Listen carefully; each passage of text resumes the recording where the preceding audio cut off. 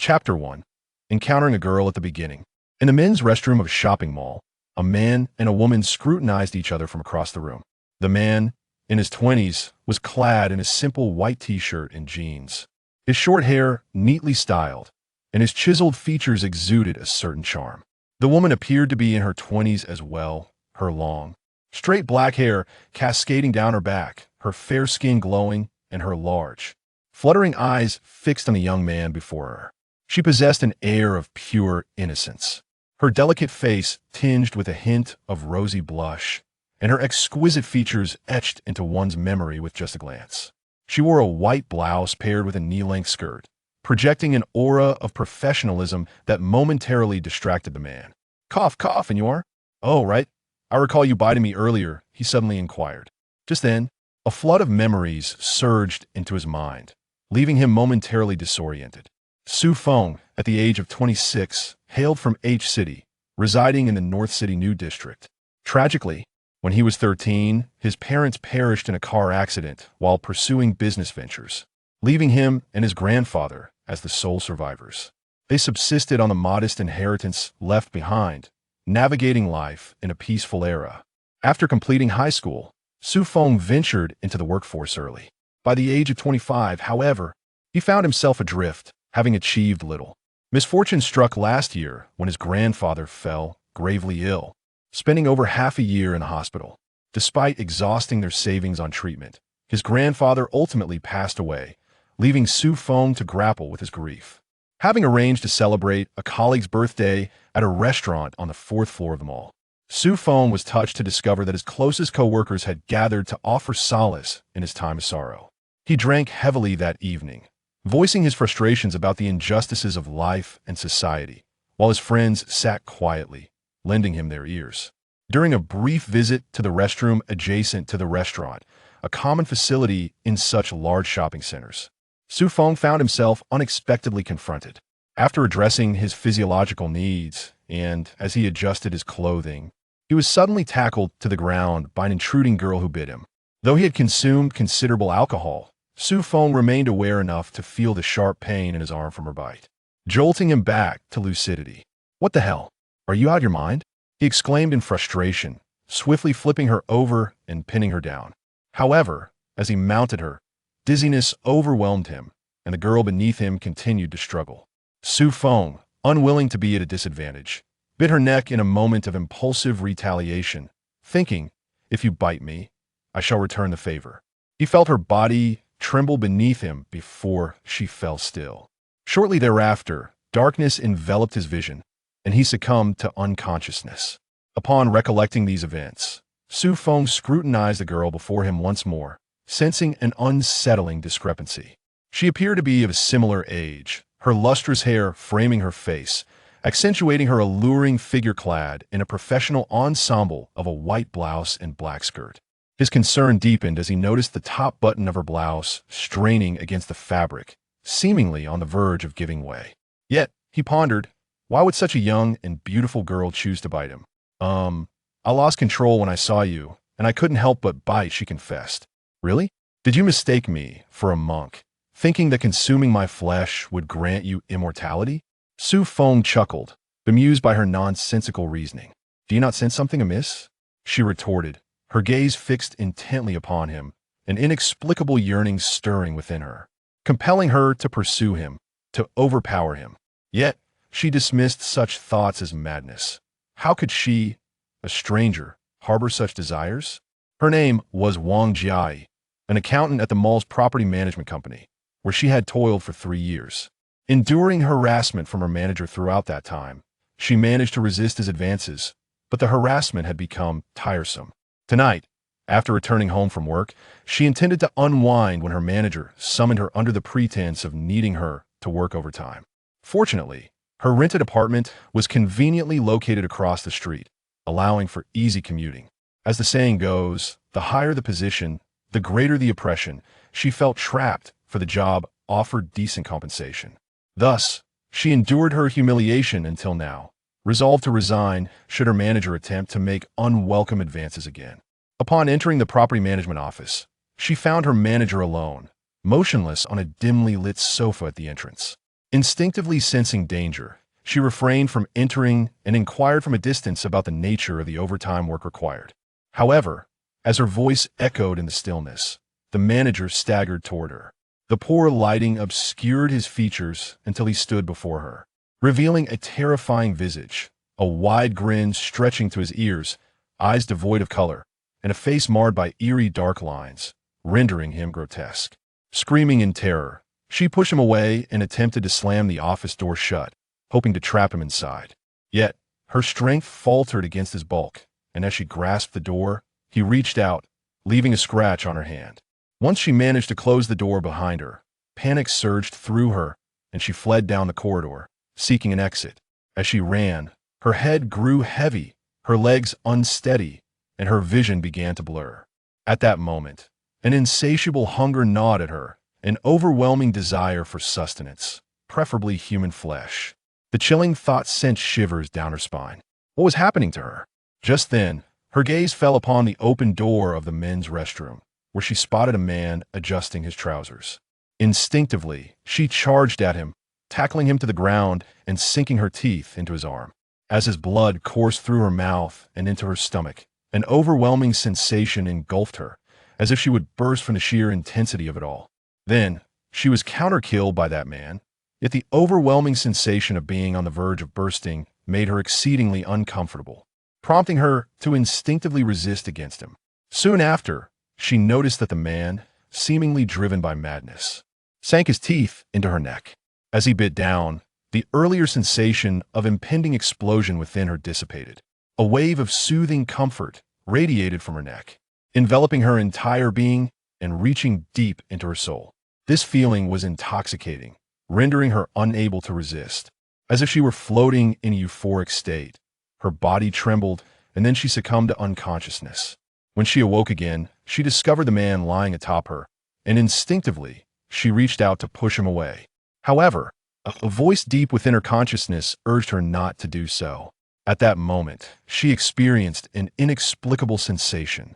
No matter what he did to her, she found herself devoid of any desire to resist, as if it were a natural state of acceptance. Consequently, from the moment she regained consciousness, she lay there silently on the ground, waiting for him to awaken. Then, he stirred, and the events that followed unfolded as previously described. Chapter 2. In the restroom of a shopping mall, Su Feng and Wang Jia found themselves locked in a silent stare, scrutinizing one another. After a brief moment, Su Feng could no longer endure the silence and broke it with a tentative greeting. "Hello, are you all right?" "I'm fine," Wang Jia replied, her gaze lingering on the man before her. An inexplicable sensation stirred within her, an inner voice urging her not to depart from his presence. Yet, she did not recognize him, and there was an unusual feeling about him, akin to an irresistible attraction, much like one feels towards food. But why? Su Feng, too, experienced a peculiar sensation, one that suggested this stunning woman before him was something he inherently possessed. Yes, something that belonged to him. He rubbed his temples, still feeling the remnants of a headache. Suddenly, a thought struck him. Before he had lost consciousness, he recalled a voice echoing in his mind, announcing that a system had been activated. A system? Am I dreaming? He pinched himself discreetly. It hurt, confirming it was no dream.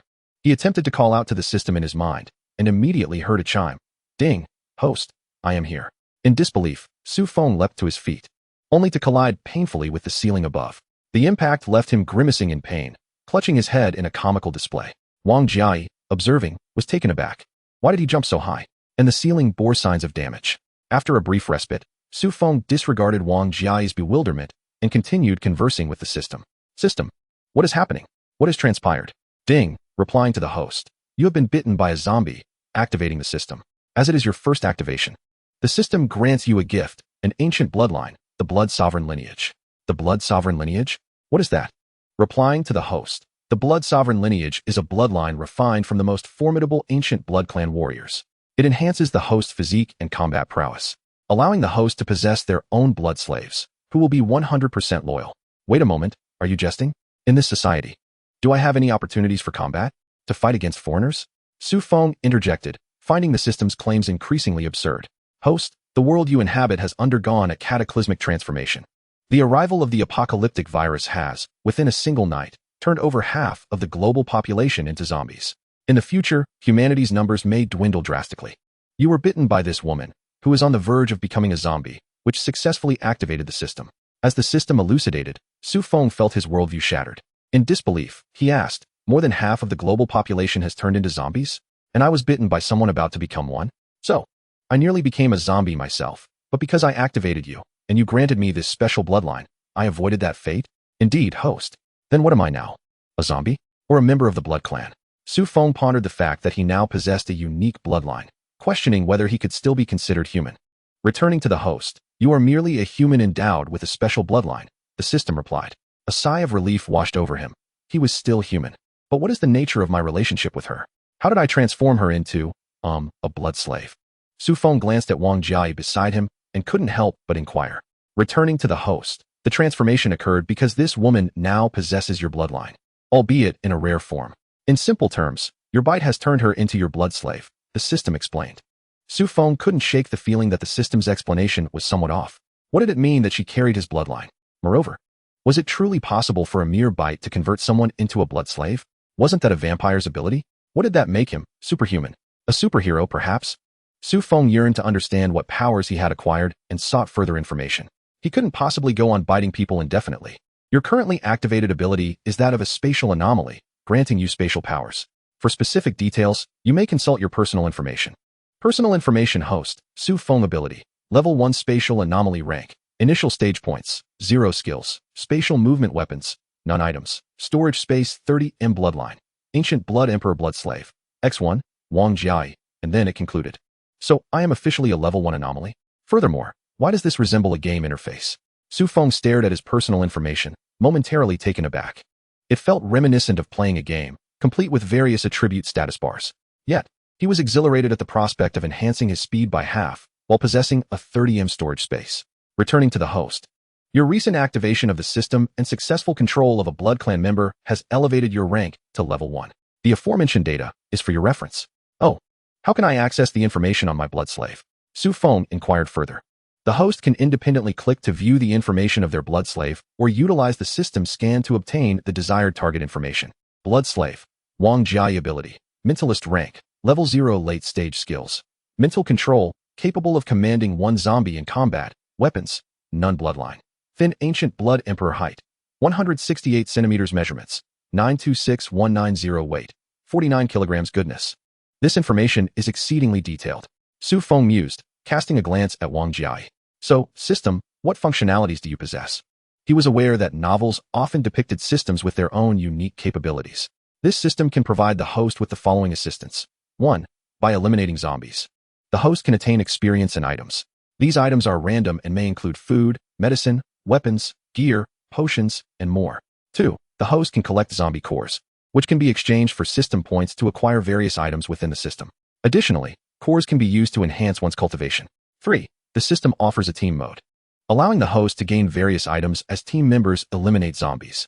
This function is truly remarkable. Su Feng, upon completion of his observations, was exceptionally exhilarated. Just moments ago, he pondered whether he could acquire something from the demise of a blood slave, and now he had received a definitive answer. What specific capabilities does the ancient bloodline possess?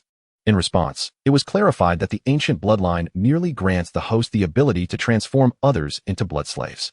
Once a target becomes the host's blood slave, they will never betray the host, and their affinity will be instantaneously maximized, while all else remains unchanged.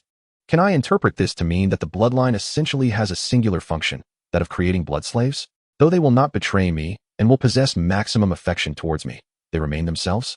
Indeed, host, and furthermore, if the host does not disclose the current circumstances to the blood slave, she will remain oblivious to her new status as a blood slave. Su Feng found himself at a loss for words. However, was this not a fortuitous development? At the very least, it provided him with a means of control over others, albeit an imperceptible one. His initial reverence for the term ancient bloodline diminished, as he once believed it to possess extraordinary powers. He then turned his gaze towards Wang Jiai, who was quietly awaiting his response. Upon noticing his movement, she remained silent, her eyes fixed upon him as if anticipating an explanation.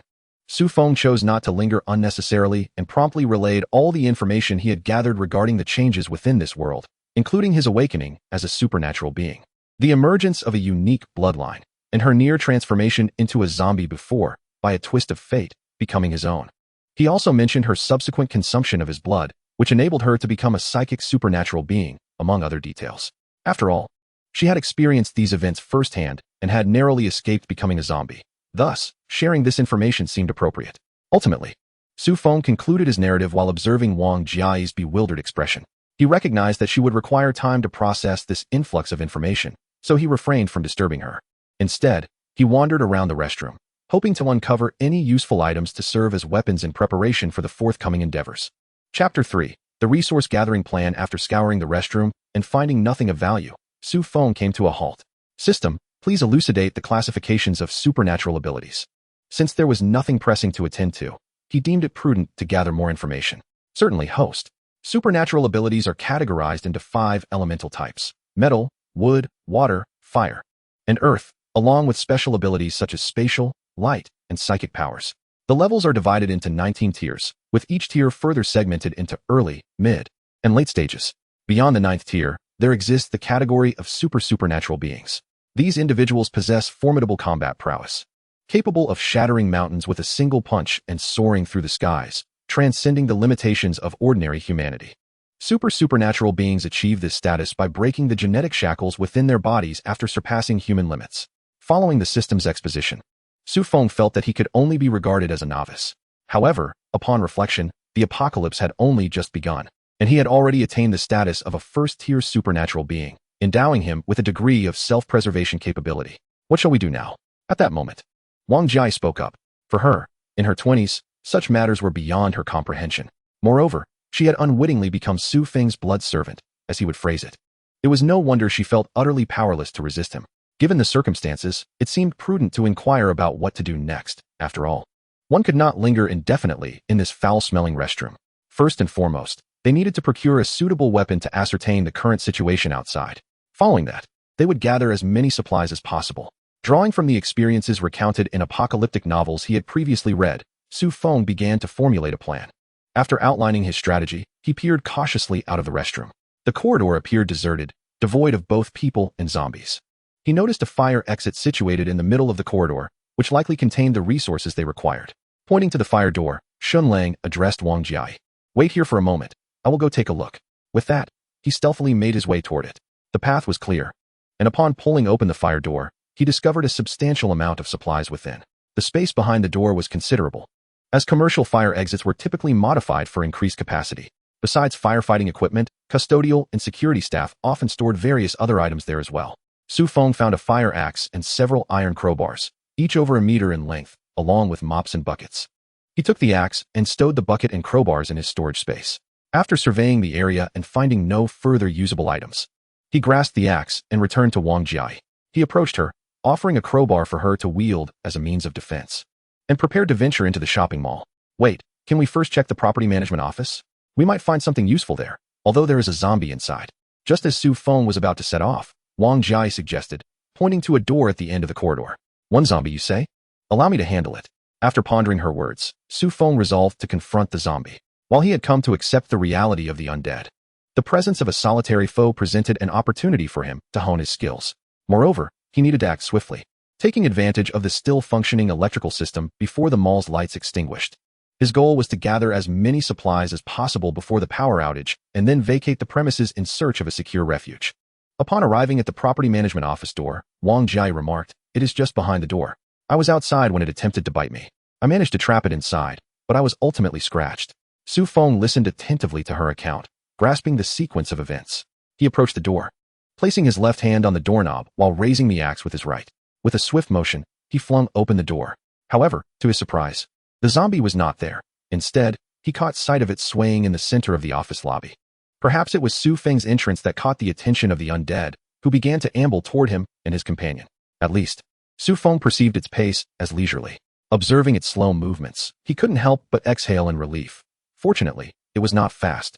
Gripping his axe, he approached the creature. This was his inaugural encounter with a zombie, and he felt a mixture of exhilaration and trepidation. However, after he swiftly severed the zombie's head, his anxiety dissipated. It appeared that the current zombies possessed neither the speed nor the strength to match his own. Ding. Congratulations, host. You have earned 1 point and received a box of mineral water, 24 bottles, X1. Upon vanquishing the zombie, the rewards were promptly transferred into his storage space. Wang Jiai, Witnessing Su Feng efficiently dispatch the undead, entered and promptly closed and locked the door behind her. She then began to gather supplies within the office. Su Feng cast a curious glance at her. Logically, one would expect a girl to be terrified by such a gruesome scene, yet she displayed no signs of fear. Unbeknownst to him, despite being a girl, Wang Jiai was also his blood slave, and as long as she was by his side, fear was an alien concept. Su Feng dismissed further contemplation and approached the decapitated zombie's head, recalling the system's mention of crystal cores being useful for upgrades and exchanges. Therefore, the zombie's crystal core must surely reside within its head. He raised his axe and split the skull open, revealing a white crystal the size of a peanut. Congratulations, host. You have acquired a common zombie crystal core. Would you like to exchange it for points? Exchange. Congratulations, host, you have gained 1 point. Su Feng couldn't help but grumble. A single crystal core was worth only 1 point. However, the ability to earn a point for each zombie slain, coupled with the potential to exchange crystal cores for points, was still quite advantageous. He then joined in the gathering of supplies. After more than 10 minutes, they had collected all usable items from the office. Su Feng selected a few practical tools, along with some snacks and beverages brought by the employees, discarding the rest. Yet, when he turned and saw Wang Jiai cradling several laptops, he couldn't stifle a laugh. What use would those be in a short while? He smiled and remarked to her, "You won't need those." Upon reflection, Wang Jiai agreed and set the laptops aside. The mall comprised 5 floors. The 4th floor was filled with dining establishments. Although there were numerous supplies, lingering too long was unnecessary. The 2nd and 3rd floors were dedicated to clothing, and they could gather some garments as they passed through. The 1st floor was rather disorganized and not their focus for exploration. Their primary goal was the basement level, where the supermarket resided. That location harbored the most resources, and the supermarket's storeroom was their ultimate target. Su Feng outlined their forthcoming actions to Wang Jiai. However, before proceeding, he paused to mention, "I need to stop by the restaurant. I have a few friends there. Regardless of their presence, I must ascertain the situation." Wang Jiai remained silent, quietly listening from the side. She felt more suited to be an executor, as many decisive matters eluded her understanding. After Su Feng finished speaking, he approached the office door, leaning against it to listen to the sounds outside. Once he confirmed that the area was secure, he opened the door slightly to peer outside. He was meticulous in his actions. Without absolute certainty, he would refrain from taking risks. Observing no immediate danger through the crack, he opened the door wider and proceeded toward the corridor's exit, with Wang Jiai trailing closely behind him. The restaurant where Su Feng had previously dined was just around the corner of the corridor. As today was not a weekend, the mall was relatively uncrowded, sparing him considerable trouble. Upon reaching the corner, Su Feng cautiously craned his neck to survey the area before retracting it and speaking to Wang Jiai. "There are not many zombies wandering in the main hall. When we go out, tread lightly and stay close to me. We will enter directly through the restaurant's entrance. I notice there are only 5 or 6 zombies in the dining area, which I can handle." After giving these instructions, Su Feng turned and swiftly stepped outside, quickly entering the restaurant after a few strides. The mall's restaurants were designed without walls, merely separated from the outside by half-height glass partitions. Upon entering, Su Feng took the initiative to attack, dispatching the few zombies in the hall with remarkable efficiency. He then crouched down to observe the outside, ensuring that the commotion had not attracted any wandering zombies. Satisfied, he began to collect the crystal cores, amassing 6 in total, which earned him 6 points. His storage space also filled with various items as the zombies fell: 20 pounds of pork, 20 pounds of beef, and 2 cases of mineral water. After gathering the crystal cores, he led Wang Jiai to the doorway of the private dining room, where he had previously eaten. He pushed on the door, but found it unyielding. A surge of joy filled him. There must be someone inside. Gently knocking, he heard a female voice from within. "Who is it?" The voice was deliberately hushed, revealing her awareness of the precarious situation outside.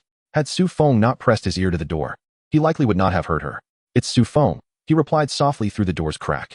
Following his words, he distinctly heard something fall inside the room. Shortly after, an object was dragged away from behind the door, likely the very thing that had obstructed his earlier attempt to push it open. The door then opened slightly ajar, revealing a breathtaking face, albeit one that appeared worn and haggard. Chapter 4. Rescuing a Disciple, Li Qingxue. As the door slowly opened, the owner of the beautiful visage lunged into Su Feng's arms, tears streaming down her face. Yet, she did not weep aloud. She was acutely aware of the dire circumstances outside, feeling intense fear, but maintaining a semblance of rationality. This woman was Lin Qingxue, a former colleague of Su Feng's.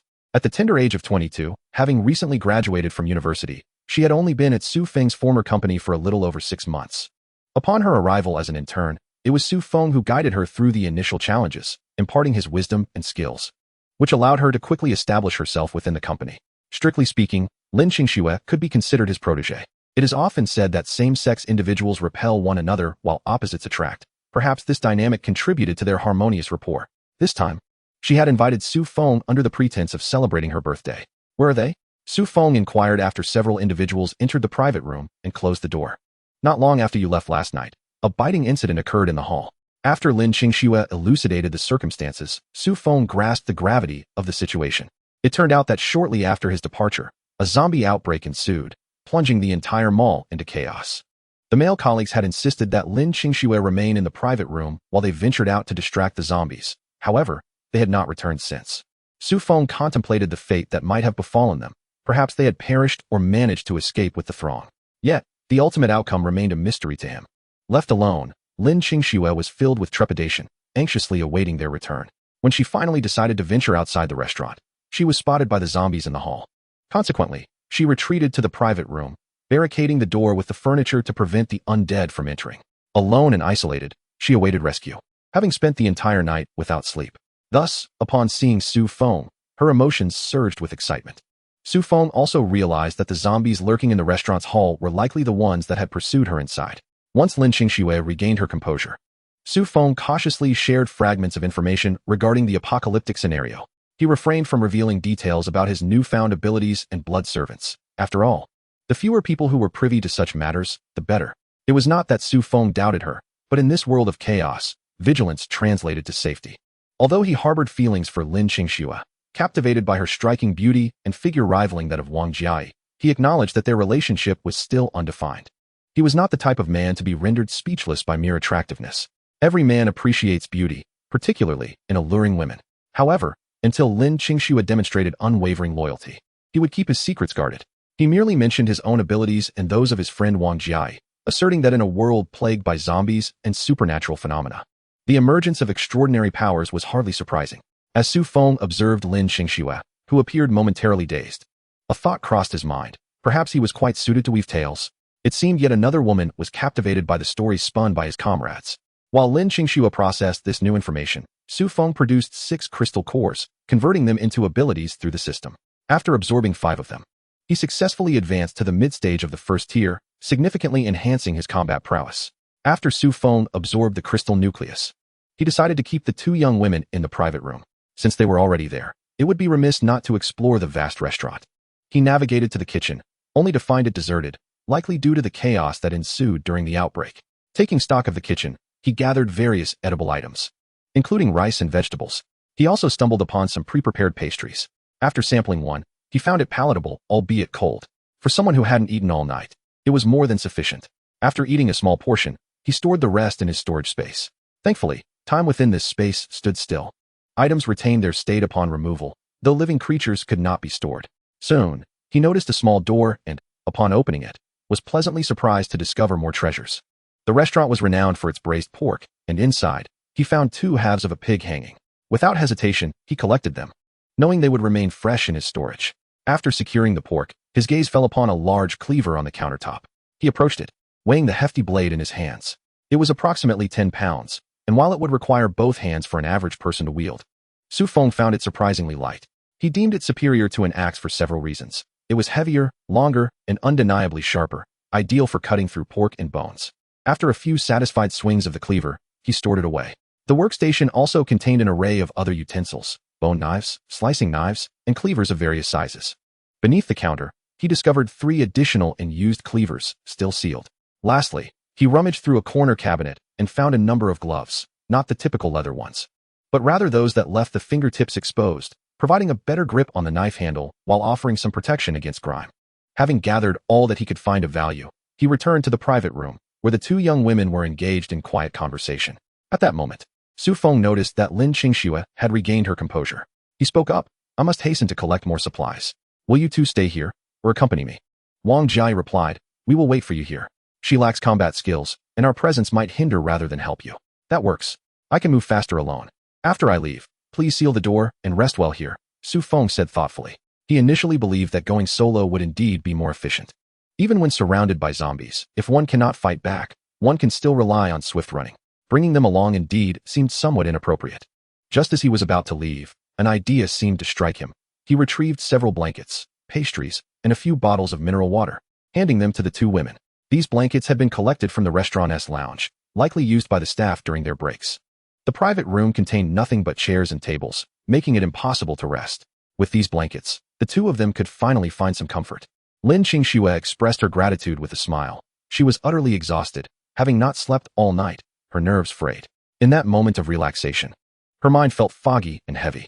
Su Feng, on the other hand, donned gloves on both hands, each wielding a machete, and elegantly pushed the door open, his striking silhouette causing the two women to gaze in awe. Following the walls of the mall, Su Feng cautiously approached the emergency exit. He had no intention of descending the central escalator, which would surely expose his presence. Thus, he opted for the stairway of the emergency exit, a far more secure choice. The mall had only 4 floors, and he quickly reached the 3rd floor via the stairs. However, upon pushing a door, he discovered it was locked. After several futile attempts with different doors, frustration welled up within him. How careless! What kind of safety door is locked from the inside? He muttered as he continued downwards. Chapter 5. Entering the supermarket, Su Feng proceeded down the stairs to the basement level. Since the 3rd floor door was inaccessible, he decided to head directly to the supermarket on the basement level, planning to gather clothing from the 2nd and 3rd floors once the chaos had settled. Standing behind the door of the emergency exit on the basement level, he slowly pulled it open just enough to peek outside. To his dismay, he spotted 2 zombies wandering in the corridor, one male and one female. Their ages were indiscernible, but judging by the female zombie's attire, she appeared to be quite young. Surely, an older individual wouldn't be dressed so provocatively. Ah, seductive zombie, Su Feng thought, feeling a twinge of embarrassment, yet his hands moved swiftly. He widened the door's gap, squeezed through, and then carefully closed it behind him. In a single, fluid motion, he dashed forward, slipping between the 2 zombies. And with a swift strike, their heads rolled to the ground. The entire process was seamless. Indeed, the machete was formidable, requiring little effort. Su Feng smacked his lips in admiration. Ding! Congratulations, host, you have earned 2 points, received a red potion, and obtained the black iron grade weapon, blood drink knife. What? Such valuable rewards? 2 at once. Was it his impressive maneuver that garnered such prizes, or was it the swift decapitation of the 2 zombies that triggered multiple rewards? Su Feng hurried back to a safe spot, sheathed his machetes, and drew forth a long, black-red blade. Weapon, blood drink knife grade, black iron vampiric ability, can absorb the blood of slain foes, restoring 5 points of stamina to the wielder. Introduction, the blood drinking blade. Measuring 108 centimeters in length and weighing 25 gene, is forged from fine iron. It is sharp and durable, making it an excellent tool for butchering pigs. Su Feng gazed at the description of this blade in silence, perplexed by its designation as a pig slaughtering knife. However, its attributes far surpassed those of his own machete, making it perfectly suited for his current needs. Moreover, defeating a zombie would restore 5 points of stamina, transforming him into a veritable killing machine. After all, if he could deplete a zombie's stamina to less than 5, it meant he could slay continuously, maintaining his stamina at peak levels. Once he calmed his excitement, he retrieved a vial of potion. Potion, red vial potion grade, ordinary effect. Instantly restores the stamina and injuries of a level 0 ability user. The potion's description was straightforward, and Su Feng inhaled sharply. Wasn't this akin to a health potion from a game? But, alas, it only worked for level 0 users? System, does this red vial potion have no effect on my current level? Yes, host. The red vial potion can restore 50 points of stamina for users 1 level higher, but will have no effect for those 2 levels above. Understood. Su Feng then reviewed his current status. Personal information. Host, Su Feng ability, spatial manipulator level, mid-level 1 points, 9 skills, spatial movement weapon, blood drinking blade, black iron grade, capable of absorbing the blood of slain foes and restoring 5 points of stamina. Bloodline, ancient blood emperor blood servant, X1, Wang Jiai, items, storage space 30M. Ordinary red vial potion X1, level 0 crystal core X3. Indeed, there were some changes in his information, and he now possessed 9 points. It appeared he needed to slay more zombies, as they posed little threat to him at present, and could potentially yield valuable loot. The term spatial movement sounded appealing, yet it merely increased his speed by half. How splendid it would be to have instantaneous spatial teleportation. After collecting the crystal cores, Su Feng mused. After all, he was a spatial manipulator. In novels, such abilities were often portrayed as extraordinary. Yet here, it seemed merely superficial, only a title without the accompanying prowess. Shaking off these thoughts, Su Feng gripped the blood-drinking blade and peered towards the lobby on the first basement floor. It appeared there were at least 20 zombies, though thankfully they were somewhat dispersed. He knew he had to eliminate them before he could enter the supermarket. Calculating the distance from his current location to the supermarket entrance, and the number of zombies along the way. He noted that there was not an overwhelming tide of zombies, and then he stepped out. Su Feng deliberately made a noise, and the nearest zombies, upon hearing it, staggered towards him. Without hesitation, Su Feng accelerated his movements and charged at the approaching zombies. With swift, decisive strikes, he dispatched them with remarkable ease, barely impeded in his advance. The distant zombies, alerted by the commotion, began to rush towards him. Thus, Su Feng had no time to collect crystal cores, focusing all his mental energy on combating the zombies.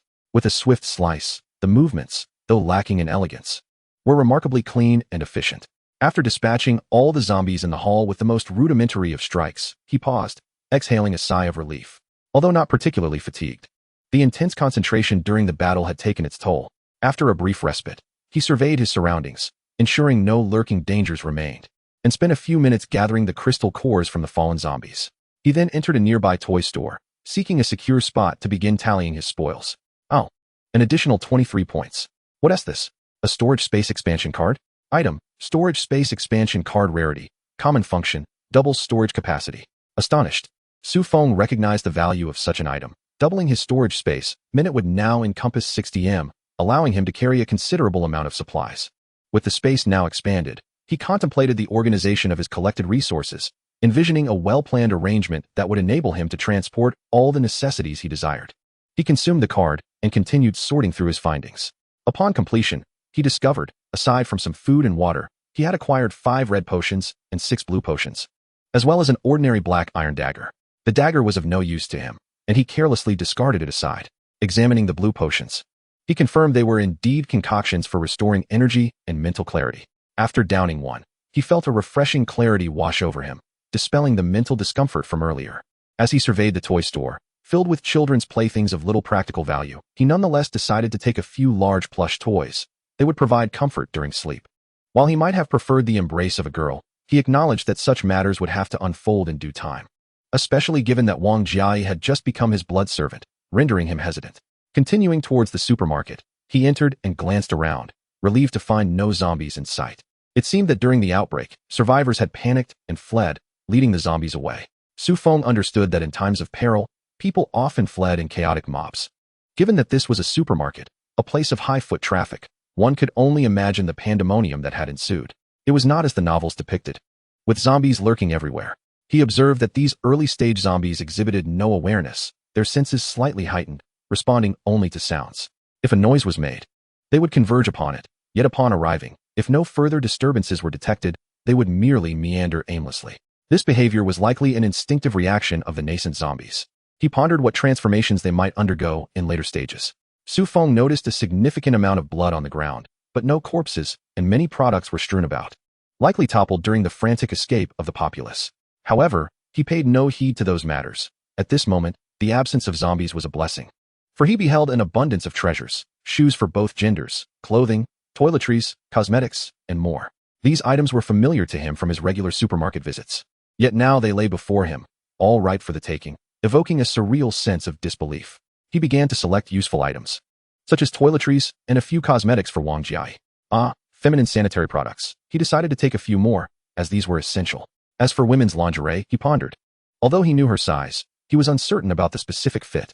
Ultimately, he resolved to gather several pieces, allowing her to choose what she preferred. He could not neglect his blood servant, for she might accompany him for a lifetime. He sought men's athletic shoes in his size, but then thought it prudent to take several pairs, as well as some women's sneakers. In the end, he discovered a multitude of items he wished to claim. Yet he was aware of his limited storage space, prompting him to cease his selection. In this apocalyptic world, the most crucial resources were not these luxuries, but rather food. After all, one could survive without clothing, but without sustenance, survival was impossible. He ventured deeper into the supermarket, knowing that in the produce section, there was a door leading to the storeroom, which was the primary objective of his visit. Along the way, he encountered a wealth of provisions, dried goods, eggs, duck eggs, and tofu, all of which he collected, including an array of seasonings. He gathered everything that did not occupy excessive space. In that moment, Su Feng resembled a fortunate individual, seizing everything of value with abandon. However, just as he was nearing the storeroom door, a thunderous roar echoed, followed by an overwhelming sense of danger that set every nerve on edge and sent shivers down his spine. Instinctively, Su Feng tightened his grip on the blood-drink knife, directing his gaze toward the source of the sound. Chapter 6. Supermarket Showdown. Soon, Su Feng beheld a corpulent zombie, towering over 2 meters, bellowing at him while charging forward. Moving slightly faster than an average human. Trailing behind were 4 to 50 ordinary zombies. But their sluggish pace created a considerable gap between them and the massive zombie in front. Species: zombie level, level 1 elite description. Evolved from ordinary zombies through consumption. A power-type mutated zombie. Upon reading the information about this zombie, a chill coursed through Su Feng's body. A power-type mutated zombie? Engaging in a direct confrontation would be unwise. A single blow could inflict severe damage. Yet, its slow speed presented an opportunity to exploit. Having assessed the data on the mutated zombie, Su Feng swiftly devised a strategy. As a supernatural being endowed with the Blood Emperor's lineage, his speed and strength surpassed that of ordinary practitioners. However, Su Feng understood that confronting this formidable zombie in a battle of strength was futile. He needed to swiftly eliminate this creature, otherwise, he would soon find himself besieged by an oncoming horde, which would undoubtedly pose a significant threat. Resolute in his decision, Su Feng charged toward the corpulent zombie. As he made contact, the zombie swung a powerful fist at him. Prepared for this, Su Feng ducked low and darted beneath its arm. In that fleeting moment, his blood-drinking blade struck the zombie's calf, severing it instantly. With a thunderous roar, the zombie stumbled forward and collapsed to the ground. Seizing this opportune moment, Su Feng pivoted and thrust his blade into the creature's neck, twisting it savagely until its head was separated from its body. As the system rewarded him for vanquishing the obese zombie, the horde was already upon him. With no time for contemplation, he brandished his blood-drinking blade and plunged into the throng of undead. At that moment, Su Feng resembled a valiant warrior, moving with grace amidst the chaos. Dispatching zombies with ease as they fell before him like autumn leaves, unable to impede his relentless advance. While Zhao Yun wielded a silver spear, Su Feng commanded a bloodied blade. After he felled the last of the zombies, he was drenched in their ichor, a gruesome testament to his battle. Coupled with the aura he exuded, he appeared undeniably fearsome. Pausing to survey the area, he reflected, indeed, the vegetable section of the supermarket always attracts the largest crowds. This mutated, rotund zombie likely consumed numerous survivors here before its transformation occurred. After ensuring the vicinity was secure, he began to clear the battlefield. However, after searching the head of the fat zombie extensively, he found no crystal core, leaving him perplexed. Despite this, he did not dwell on it for long, merely feeling a twinge of disappointment. Once he had collected the remaining cores, he entered the warehouse, locking the door behind him. Leaning against the door, he gradually sank to the ground, not from exhaustion, but due to the after-effects of his first encounter with such a multitude of zombies. After all, he was merely a young man in his 20s, living in the peace of the 21st century, and had never before faced such bloodshed. It was only natural for him to feel a lingering trepidation. At this moment, his heart raced far faster than usual, and he trembled slightly. It was not merely fear. It was akin to the adrenaline rush experienced during a brawl, where one charges forward recklessly, thoughts a chaotic blur. Yet, after the fray, the emotions that surfaced often left a bitter aftertaste. Perhaps it was fear, perhaps regret. A torrent of delayed realizations overwhelmed him, momentarily clouding his consciousness. Su Feng was indeed in such a state. Despite his commendable combat prowess and a mindset fortified by his abilities, he still needed time to acclimate to the harsh realities of such violent encounters. It is indeed thanks to this blood-drink knife, which serves as an infinite red potion. Nay, even more formidable than a mere red potion. With the demise of a single zombie, Su Feng can restore his vitality by 5 points, enabling him to continue his battle with unwavering strength. After spending 4 to 5 minutes compelling himself to regain composure, he began to assess his spoils. Ding! Congratulations to the host for the first kill of a level 1 elite zombie. You have obtained 1 level 1 red potion, 1 level 1 storage space expansion card, and a set of level 1 protective attire. Congratulations, the host has acquired 1 level 1 crystal nucleus. Upon scrutinizing the rewards from the slain, mutated zombie, he discovered a trove of valuable items, which instantly uplifted his spirits. The level 1 red potion, undoubtedly befitting his current status, would fully replenish both his vitality and injuries. The restoration of vitality was inconsequential. It was primarily the injuries that concerned him, as he was uncertain if another bite from a zombie would lead to infection. Such treasures were indeed vital for survival. As he continued to examine the details of the other rewards, he came upon the storage space expansion card. Item: storage space expansion card grade. Level 1 function. Can expand storage space by 10-fold. 10-fold. My original space is already 60 m. Now it can be expanded to 10 times that? Wouldn't that make it 600 m? He pondered, calculating a space of 20 meters in length, 10 meters in width, and 3 meters in height. It would amount to a substantial area. If filled to capacity, it would yield an immense quantity of resources. If he could transport all the food and drink from this supermarket, along with other useful items, even if he could not carry everything, he would still be able to store a significant amount. After all, this supermarket regularly catered to the needs of numerous residents in the surrounding communities. Use it immediately. Then I'll return to gather everything I had my eye on, Su Feng thought joyously, his gaze shifting to the other items. Combat attire, protective jacket, protective pants grade, ordinary description, made from special materials, waterproof and dustproof. With this, one need no longer worry about their clothes getting dirty. That's it? Why are there no attributes? Just ordinary clothing? He mused, though he found its functionality quite impressive. After all, he was currently drenched in zombie blood. With this new attire, he would no longer fret about contamination from the blood of the undead. Swiftly, he discarded his soiled garments, and, after cleaning himself with some bottled water and a towel, donned the newly acquired clothing. That's why I couldn't find the crystal nucleus. It was collected by the system. Once dressed, he continued to sift through his rewards, soon spotting the mutated crystal nucleus. However, he chose to store it for the time being, as time was of the essence.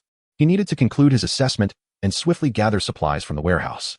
Upon completing his review, Su Feng noted that the remaining rewards included several bottles of red and blue potions, along with a standard black iron-grade longsword, while the rest comprised various food items. He rose directly and commenced his operations within the warehouse. The entire space spanned over 800 square meters, with items meticulously arranged upon the shelves. He was unreserved, taking everything that could be of use.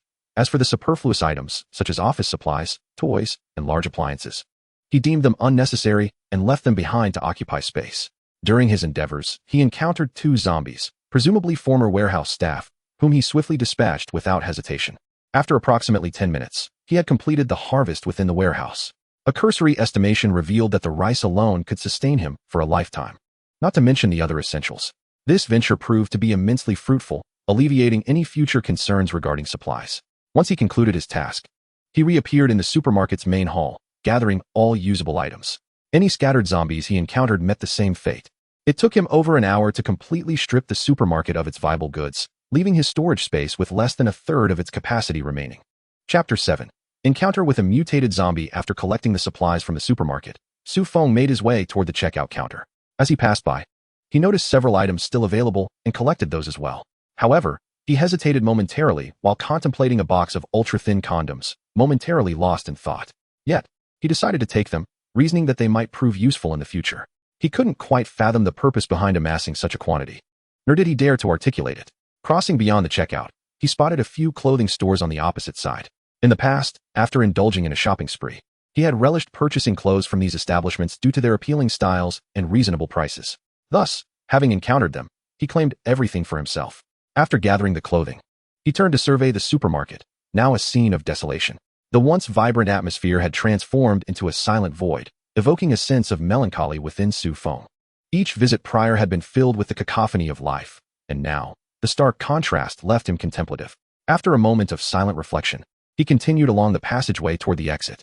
Along the way, he occasionally collected useful supplies, mindful not to take everything. He recognized the possibility of other survivors arriving to scavenge, believing in the virtue of leaving a path for others. It was not merely a matter of generosity. His storage space was dwindling. He still intended to explore the second and third floors for commonly used clothing, wary that if he filled his inventory, he would be unable to accommodate anything further. As he traversed the desolate mall, a chill crept over him. However, it was precisely due to the mass exodus of people at the onset of the apocalypse that most zombies had been lured out of the mall, resulting in a relatively low presence within. Otherwise, even if yesterday had not been a weekend with a modest flow of patrons, sealing off the mall would have meant encountering a far greater number of obstacles. As Su Feng reached the corner, he chanced upon a shop selling watches. In the past, after visiting the supermarket, he would often pause here to admire the timepieces, despite being unable to afford many of them. However, this did not deter him from indulging in a visual feast. Entering the shop, he circled the counter, scrutinizing the array of watches, both for men and women. I ought to acquire a few. In the event of a power outage, a watch remains an essential tool for keeping time, he mused. Subsequently, he gathered the watches that caught his eye into his storage space, including several women's models, intending to select one for Wang Jai later. After all, having turned her into his blood slave, although not by intention, he felt a responsibility to treat her kindly. This blood slave was not one who had been bitten and thus enslaved outright. Rather, once she became Su Feng's blood slave, an innate sense of absolute obedience would arise within her, ensuring her loyalty. Thus, his current objective was to continually grow stronger and gather more companions, the nature of his future lifestyle remaining uncertain. Additionally, he picked up several tool sets, pondering their purpose, certainly for watch maintenance. Otherwise, wearing a large watch might prove impractical. These were indeed fine items that appealed to men. He then noticed another display case near the door, showcasing a variety of exquisite lighters. Every smoking man desires a stylish lighter, something to flaunt while lighting a cigarette. He collected them all. As a smoker himself, Su Feng had previously spent a few dollars online for a subpar rechargeable lighter, which had broken after just over half a month of use. This was precisely why he had ventured out from the supermarket checkout and taken a leisurely stroll. At the end of this street lay the supermarket's service desk, which was conveniently located beside a tobacco shop, Su Feng's second objective on this lower level. As a smoker, he could forego meals, but not a day without a cigarette. For him, even half a day without one was unbearable. After amassing those exquisite lighters, Su Feng continued toward the end of the street, encountering various other shops along the way, though few piqued his interest, so he did not linger. However, as he approached the service desk, some items from nearby shops caught his attention, compelling him to pause for an extended period. He found himself in a women's boutique specializing in intimate apparel, overwhelmed by the assortment of delicate garments. Ultimately, he gritted his teeth and decided to take them all, reasoning that he might be able to sell them to others later. With his collection complete, he hurriedly made his way to the service desk, feeling as if he had committed a secretive act. At the service desk and tobacco shop, he acquired over 1,000 cigarettes, spanning various brands, without any particular selection. After all, having cigarettes to smoke was already a blessing, regardless of brand preference. Once he concluded this venture, Su Feng began to devise his next course of action. Next, he was about to ascend to the second and third floors. The second floor housed women's apparel, while the third was dedicated to men's fashion. His initial destination would undoubtedly be the second floor, but prior to that, he needed to ascertain the situation there. Su Feng cautiously made his way up the escalator, slowly approaching the second floor. Upon reaching the second floor, he swiftly darted into a women's clothing store adjacent to the escalator. Peering through the shop, he noticed that there were only a few wandering zombies in the hall, though he remained uncertain about the potential congregations in other corridors. After surveying the central hall, he let out a slight sigh of relief, intending to gather a selection of garments from several branded stores before proceeding to the third floor. However, he wondered whether other streets might be swarming with numerous zombies, a situation that remained beyond his observation. He chose a few upscale women's boutiques, collecting several outfits he deemed appealing, along with some women's shoes. Before making his way up the escalator to the third floor, there was no need to gather excessive items. After all, the clothing he had collected would likely suffice for Wang Jiai for years to come. Upon arriving at the third floor, he was astonished to find the central hall devoid of any zombies. Su Feng felt a twinge of confusion, but soon realized the logic behind it. The third floor, typically less frequented due to its focus on men's clothing, likely saw its patrons flee in the face of such dire circumstances. He confidently browsed several stores that caught his eye, selecting various pieces of clothing suitable for himself before preparing to return. After several hours away, he was concerned about Wang Jiai and the potential dangers she might face. Moreover, he needed to ensure their safe exit from the mall. Time was of the essence. With a level 1 mutated zombie already appearing in the supermarket, who could guarantee that more wouldn't follow? The mall was vast, and he had barely explored 1/10 of its area. What uncertainties lay in the remaining sections? With these thoughts in mind, he made his way up the escalator to the fourth floor.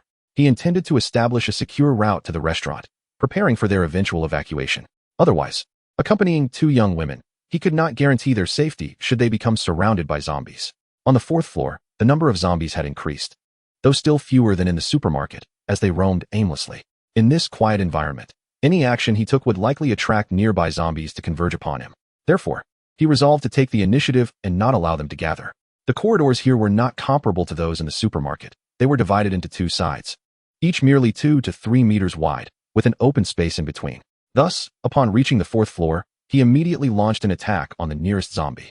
He encountered no danger or obstacles, given his current prowess. Dealing with these ordinary zombies was akin to a crushing victory. Just as he finished dispatching the zombies on this side, a shadow suddenly lunged at him from a nearby self-service restaurant. The speed was astonishing. Had he not previously acquired the bloodline, enhancing his own speed, he doubted he would have even been able to perceive it clearly. In the fleeting moment when the shadow descended, he instinctively retreated a step, narrowly evading its assault. Quickly, he distanced himself and discerned the form of the undead creature that had attacked him. It was a diminutive male zombie, approximately 1.6 meters tall, now crouched in the corner, its milky white eyes fixated on Su Feng, or perhaps it was more apt to say it was listening. Species, zombie level, Tier 1 elite description, an evolved variant of the ordinary zombie, This creature is characterized by its swiftness.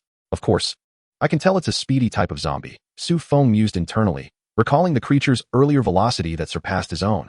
Chapter 8. A dominating battle. Having absorbed the information about this swift zombie, Su Feng remained unfazed. After all, fortune favors the bold. With his current capabilities, annihilating it posed no significant challenge. Gripping his blood-drinking blade tightly, he summoned his strength. As the zombie lunged at him once more, he unleashed a powerful strike. Cleaving towards it, the instant the blade met the zombie, Su Feng felt a splash on his face, prompting him to instinctively shut his eyes. Upon reopening them, he beheld the now bisected form of the diminutive zombie sprawled on the ground. My goodness, this blade is truly sharp. Dispatching zombies feels akin to slicing through vegetables. He yearned to commend himself for this apparent triumph, for it indeed resembled a one-sided battle. However, after contemplation, he opted to attribute the majority of the glory to the blade. Without it, he doubted he could have concluded the skirmish so swiftly. Zombies, as long as their heads remain intact, will persist in their attacks. Even without limbs, they continue to writhe across the ground, inching ever closer. Thus, possessing a formidable weapon is paramount for effectively dispatching zombies. Naturally, the presence of a firearm would likely render the encounter even more decisive. Yet, firearms present their own complications. The noise they produce tends to attract nearby zombies, drawing them in like moths to a flame. These insights were gleaned from novels, tested in the crucible of reality, affirming that zombies indeed rely on sound to navigate. Suddenly, a series of thuds echoed from the first floor. Su Feng leaned over the glass railing to peer down, discovering that 3 zombies had fallen. 2 of them met the ground headfirst and perished instantly. The third, however, had landed otherwise, sustaining 2 broken legs but remaining alive. Crawling with its hands in a desperate attempt to move, Su Feng glanced across the expanse to see several zombies on the opposite side, also attempting to scale the 4th floor railing, only to plummet to the 1st floor with a thud. He found their antics amusingly foolish. Why not take a turn instead of insisting on a straight path? It seemed they were oblivious to the alternative. What a waste. All those points, gone just like that. He briefly checked his score, noting he had accumulated 112 points thus far. The ordinary blue and red potions numbered around 30 bottles, alongside 92 ordinary zombie cores, including 2 first-tier cores. This implies that the experience gained from slaying those 2 first-tier zombies amounted to 10 points each. As for the other common items dropped, he deemed it unnecessary to examine them further, as his inventory overflowed with resources, rendering such trivialities inconsequential. Su Feng pondered whether absorbing all these cores would enable him to transcend to second-tier strength. Remarkably, less than a day into this apocalypse, he could potentially become a second-tier ability user while amassing such an impressive stockpile of supplies. How extraordinary! Suddenly, he noticed an unusual black iron longsword materializing within his space. He retrieved it with anticipation. Weapon, Qingguang's sword level, black iron function, an exquisitely sharp blade that, when wielded, enhances the user's mental strength by 10 points. Description: the sword weighs 19 kilograms, with a blade length of 0.72 meters and an overall length of 1.12 meters. Its blade thickness is 0.5 centimeters. Crafted from refined iron, making it an impressive accessory for display. Upon reviewing the sword's attributes, Su Feng felt it was tailor-made for Wang Jiai, elegant, lightweight, and remarkably sharp. However, it was not intended for her to flaunt. Rising to his feet, he resumed wielding the blood-drink knife, diligently clearing the zombies from the hall. After dispatching the last zombie, he tallied his efforts. Having slain a total of 21 zombies, he had thoroughly purified the central hall on the 4th floor. Among the dropped items, he acquired additional blue and red potions. Although no other special items emerged, Su Feng felt a deep sense of satisfaction. After redeeming the ordinary zombie cores, his points reached 133, and he accumulated 113 ordinary cores. Peering down from the 4th floor, he surveyed the safety around the central escalator for a moment before making his way to the restaurant. Upon reaching the door to the private room, he gently knocked twice and announced his presence, prompting Wang Jiai's voice from within. Coming, coming. The door then opened, allowing Su Feng to squeeze inside. He switched on the light, and, upon confirming that nothing amiss transpired with the 2 women, he exhaled in relief. The drowsy Lin Qingxue instinctively shielded her eyes as the light flickered on. Once she acclimated to her surroundings and caught sight of Su Feng, bloodied and battered, a soft gasp escaped her lips. Then, as if recalling something, she quickly covered her mouth, her gaze towards Su Feng a mix of concern and trepidation. It's nothing. This is just zombie blood, Su Feng reassured her with a glance, remaining silent as he produced a bottle of mineral water and a fresh towel to cleanse himself. Turning to Wang Jiai, he stated, I have a blade here that perfectly suits your attributes. Please, take it. With that, he retrieved a stylish dark green blade from his storage space and handed it to her. As a psychic ability user, Wang Jai immediately sensed a wave of clarity coursing through her body upon acquiring the sword. This exhilarating sensation filled her with joy. Now, with this weapon in hand, their retreat would undoubtedly be safer. Wang Jai gazed at Su Feng's beaming expression, choosing to remain silent. However, Su Feng could sense the exhilaration coursing through her veins, leaving him somewhat speechless. Could this individual possibly be a violent maniac?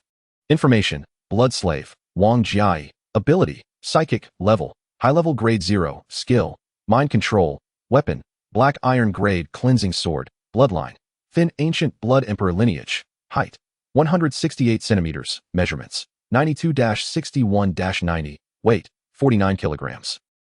With the absorption of additional crystal core energy, I can ascend to a grade 1 ability user, Su Feng mused as he scrutinized Wang Jai's data. After contemplating, he produced 10 crystal cores and instructed her on their usage. Wang Jai then seated herself to the side, commencing the absorption of the crystal cores. Lin Qingxue, observing this scene, felt a pang of envy as she looked at Wang Jai. Noticing her expression, Su Feng addressed her. These can only be utilized by ability users. You have yet to awaken your powers. Once I conduct some experiments, I shall consider whether to grant you access. Su Feng found himself at a loss for words regarding his inexpensive apprentice.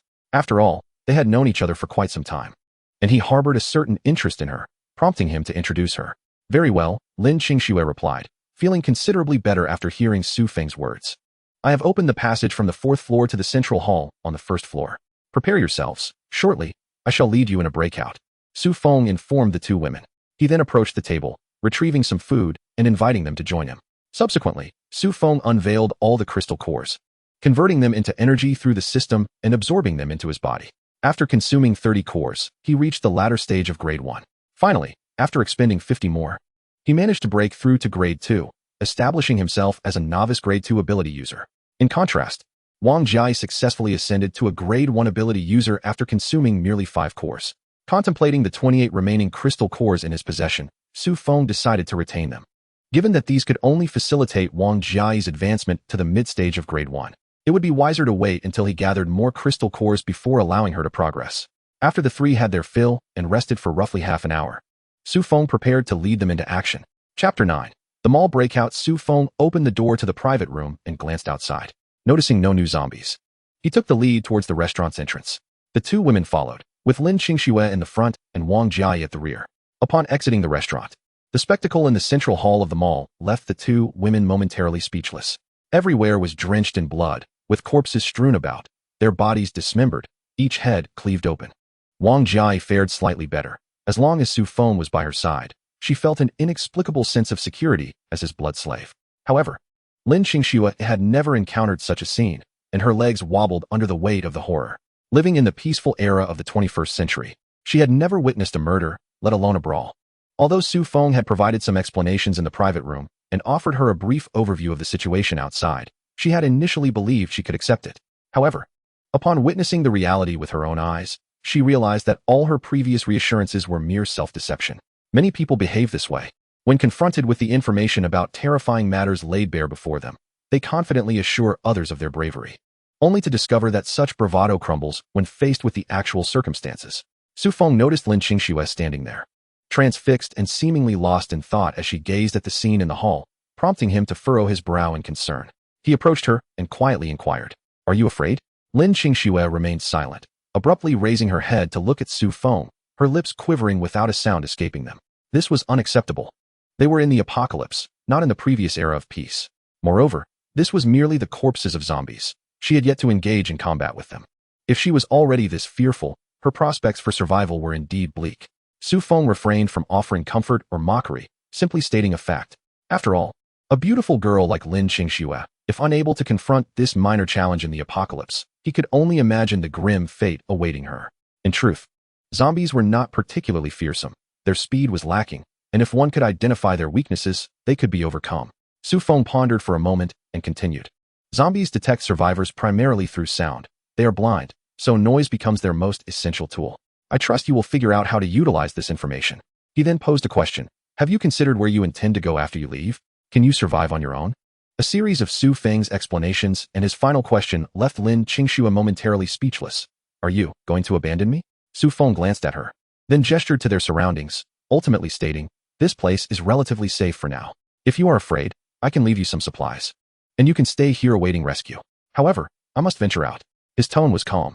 He was not a savior, nor did he possess the desire or ability to assume such a role. He simply wished to survive. His current care for Lin Qingxue stemmed solely from their prior connection. Should she choose to accompany him, he might consider continuing to protect her. Yet, given her present state, he had reason to believe she would be more of a burden, one that could potentially drag him and Wang Jia into despair. Su Feng's thoughts were few. He only wished for stability and survival, for it was only in living that one could afford to contemplate other matters. "If you are willing to follow me, I will do my utmost to keep you safe. Trust me. However, you must consider carefully. Following me means facing thousands of zombies, and I cannot guarantee your safety. Yet, should you choose to stay behind, I will not protest. Do you understand my meaning? This world has changed. It is no longer the peaceful era we once knew. This is merely a prelude to confronting the undead. When faced with humans intent on killing, what would your perspective be? If you wish to accompany me, you must heed my every command. I will not save anyone. You must remain silent. If I do not permit you to flee, you shall stand still. Do you understand?" Su Feng's tone remained calm, for he knew that the most terrifying aspect of the apocalypse was not the zombies, but rather humanity itself. He felt fortunate to have read numerous novels about the end times, which imparted invaluable lessons about what actions to undertake and what to abstain from. Master Lin Qingxue regarded the man before her, as if transported back to her early days as an intern. It was Su Feng who had used this very tone and demeanor to instruct her on her duties, guiding her on what was acceptable in the corporate realm. This man had taught her how to establish her footing within the company swiftly. At this moment, she suddenly felt a wave of courage wash over her, reminiscent of her initial days at the office when every face and task instilled fear. Yet, she had a remarkable mentor who accompanied and safeguarded her. During that period, she felt invincible as long as he was by her side. Perhaps this was a form of attachment. Thus, she resolved to follow him, learning the survival skills necessary for the apocalypse, much like her experience in the corporate world. Su Feng trembled slightly at her calling him master. It had been a long time since he had heard that title, and it evoked a sense of nostalgia, gratification, and a hint of bitterness. Being a mentor was challenging, and being a mentor to a beautiful woman was even more so. Did she truly comprehend her choice? He understood that when Lin Qingxue uttered the word master, her decision became clear. Observing her nod, Su Feng chose to remain silent, handing her a dark sword for self-defense. The blade weighed over 10 pounds. Far too heavy for Lin Qingxue. He had previously given Wang Jia a sword, but hers possessed superior attributes. This illustrated the disparity between ordinary individuals and those with abilities. An ordinary person wielding a weapon of great quality could not fully harness its potential. Su Feng led the way, with Lin Qingxue in the middle and Wang Jia bringing up the rear. The trio swiftly descended from the 4th to the 2nd floor, encountering no zombies along the way. Upon reaching the 2nd floor, Su Feng observed the few wandering zombies in the distance, then glanced back at the two women, his intentions unmistakable. Wang Jia said nothing, gripping her sword as she cautiously approached. Lin Qingxue, catching Su Feng's gaze averted from her, felt a pang of disappointment and followed Wang Jia closely. In the central hall of the 2nd floor, only 3 zombies remained, targets Su Feng had refrained from hunting earlier. This presented an opportune moment for the two women to witness the reality of combat and to practice for their impending retreat, gaining some experience in the process. Wang Jia stealthily approached the nearest zombie, stopping when she was approximately 5 meters away. Taking a deep breath, she raised her sword and swiftly swung it towards the zombie's neck. The creature, hearing the noise behind it, turned just in time for its head to part from its body. Zombie blood erupted forth, splattering Wang Jia's face and chest, momentarily leaving her in a state of disarray. Upon sensing the commotion nearby, the two approaching zombies staggered towards them. Lin Qingxue, who trailed behind, witnessed Wang Jia swiftly and decisively eliminate one of the zombies. A wave of fear washed over her, yet simultaneously ignited a competitive spirit within. As she beheld the two advancing zombies, she gritted her teeth, tightened her grip on the sword, and charged forward. Upon engaging the foremost zombie, she saw its hand reaching out to grasp her. Instinctively, she swung her sword, severing the creature's right arm. However, as the blood splattered onto her, she momentarily froze in shock. In that fleeting moment of distraction, the zombie raised its remaining left hand and continued its relentless advance towards her. Paralyzed by fear, she stood there in a daze, uncertain of her next move. Just as the grotesque hand was about to grasp her, a chilling thought crossed her mind. It's over. I am doomed. Chapter 10. Escape from the mall. Just as Lin Qingxue braced herself to close her eyes and await her fate, a deep voice resonated behind her. Cut. To her astonishment, she witnessed the zombie's head grotesquely detach from its body, collapsing lifelessly to the ground. This was a new skill acquired by Su Feng after reaching level 2, spatial cutting. With this ability, he could instantaneously slice the target from a distance, cleaving it in two at the point of impact. Su Feng approached her without uttering a word, swiftly delivering a kick to another zombie's abdomen, sending it crashing to the floor. He then returned to Lin Qingshue's side, observing her stunned expression and calmly instructed, "Finish it." Regaining her senses, Lin Qingxue did not scream or cry. Instead, she silently stood up, trembling, and approached the fallen zombie that had yet to rise. With a decisive swing of her sword, she ended the creature's existence, delivering a fatal blow to its neck. After dispatching the zombie, she turned to Su Feng, searching for any sign of disappointment in his eyes. "There are crystal cores within the zombies' heads. You two should extract them," Su Feng stated after glancing at Lin Qingxue. Without hesitation, both women proceeded to hack at the nearest zombie's head, suppressing their overwhelming nausea as they retrieved the cores and handed them to Su Feng. "Feel free to vomit. The more you do it, the more accustomed you will become," Su Feng remarked, observing the pale faces of the two women as they fought to contain their revulsion. They had been holding back, fearing Su Feng's disappointment. As office workers in the 21st century, they had never even killed a chicken, yet now they were tasked with slaying zombies. The fact that they had managed to suppress their disgust until this point was commendable. Su Feng did not wish to push them too hard, as that could lead to adverse effects. He believed that as long as they followed his guidance, he could gradually teach them the necessary skills and help them build their courage over time. As the two women finished their conversation, they approached Su Feng, who was intently examining a shop. They instinctively turned their gazes toward it. Wang Jiai scrutinized Su Feng with a peculiar expression, while Lin Qingxue, her cheeks slightly flushed, shyly averted her gaze. Once Su Feng returned his attention to them, he noticed their expressions and felt a twinge of guilt. Awkwardly rubbing his nose, he suggested, "Ahem. Would you like to select some clothing you fancy? Shall we go inside?" Wang Jiai raised her hand, revealing a delicate, jade-like finger, pointing at the shop Su Feng had just been observing.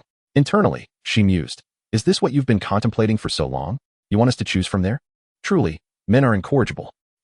No, I meant to say that there are numerous women's garments around. I previously selected at random. Now I'm merely asking if you wish to choose something else. If not, we can set off," Su Feng explained, feeling somewhat embarrassed by Wang Jiai's assumption. "You have 10 minutes. I'll check the situation downstairs. Meet me back here in 10 minutes. Wang Jiai clearly did not believe Su Feng's explanation, and feeling uncomfortable under her scrutinizing gaze, he hastily descended to assess the route. Watching Su Feng's retreating figure, Wang Jiai couldn't help but chuckle, a sound that brightened the entire space. Lin Qingxue, who was observing, was momentarily taken aback. "Sister Jiai, you are truly beautiful. Come, follow me. I will help you pick out some exquisite items." Wang Jiai glanced at Lin Qingxue's curvaceous figure, and an idea sparked in her mind. With a smirk, she grabbed Lin Qingxue's hand and led her away. Upon reaching the first floor, Su Feng surveyed the distribution of zombies. The hall was relatively devoid of them, with the majority congregating outside the western exit. This exit led to a plaza, a common thoroughfare for shoppers leaving the mall. Through the glass doors, he could see a throng of no fewer than 1,000 zombies meandering about the plaza. Even Su Feng, who considered himself quite formidable, found himself gasping at the sight. If he were alone, equipped with his blood drink blade and capable of a fight, he could potentially escape if things turned dire.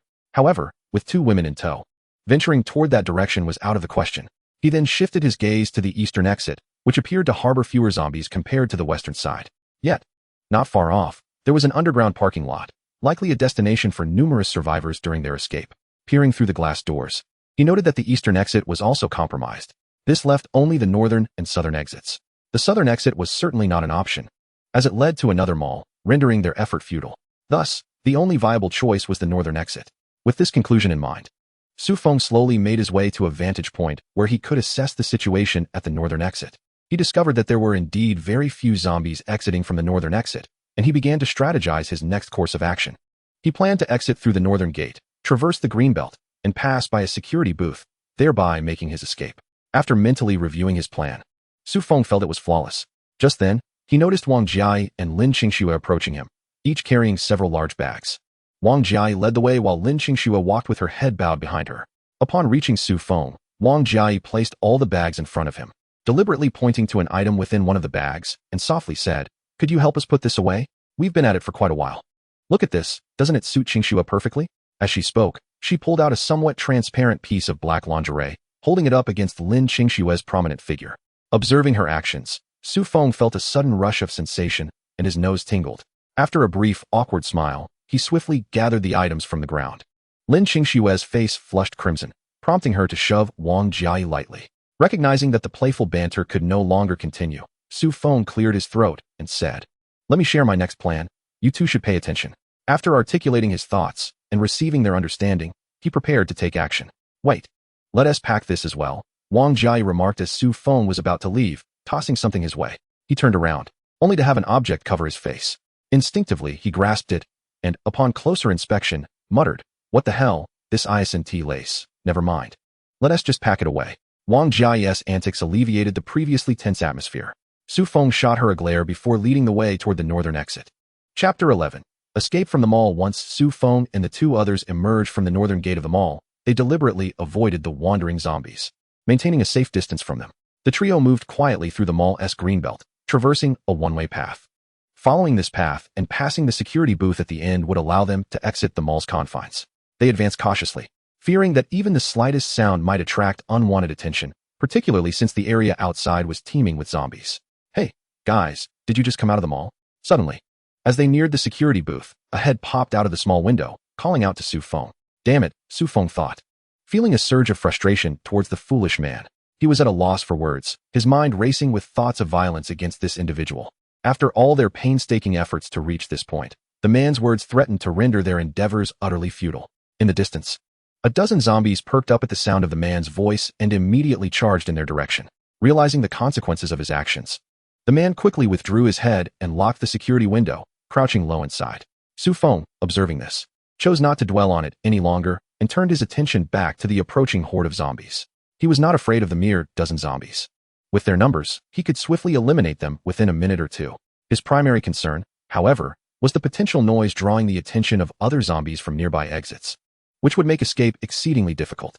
Suddenly, his gaze fixed on one particular zombie, more specifically, on the keys dangling from its waist. He had previously noticed this zombie swaying in front of a gleaming BMW X6, its driver's door slightly ajar. He had contemplated the possibility of finding the car keys, but he was acutely aware of the slimness of that hope. Who knew where the owner had fled? Without the owner, the keys would remain elusive, rendering his thoughts mere fantasies. Yet, at that moment, he observed that this zombie was indeed adorned with car keys, clearly for ostentatious display. Moreover, it had just emerged from the vicinity of that BMW. Could it be that this zombie was the car's owner? Subsequently, Su Feng instructed the two women, announcing his intent to take matters into his own hands. As a second-tier ability user, his prowess far surpassed that of these first-tier zombies. He navigated effortlessly through the horde, wielding his blood-drink knife, dispatching one zombie after another, and even managing to unleash a slicing attack that eliminated distant threats. In less than 2 minutes, he had silently eradicated the dozen zombies.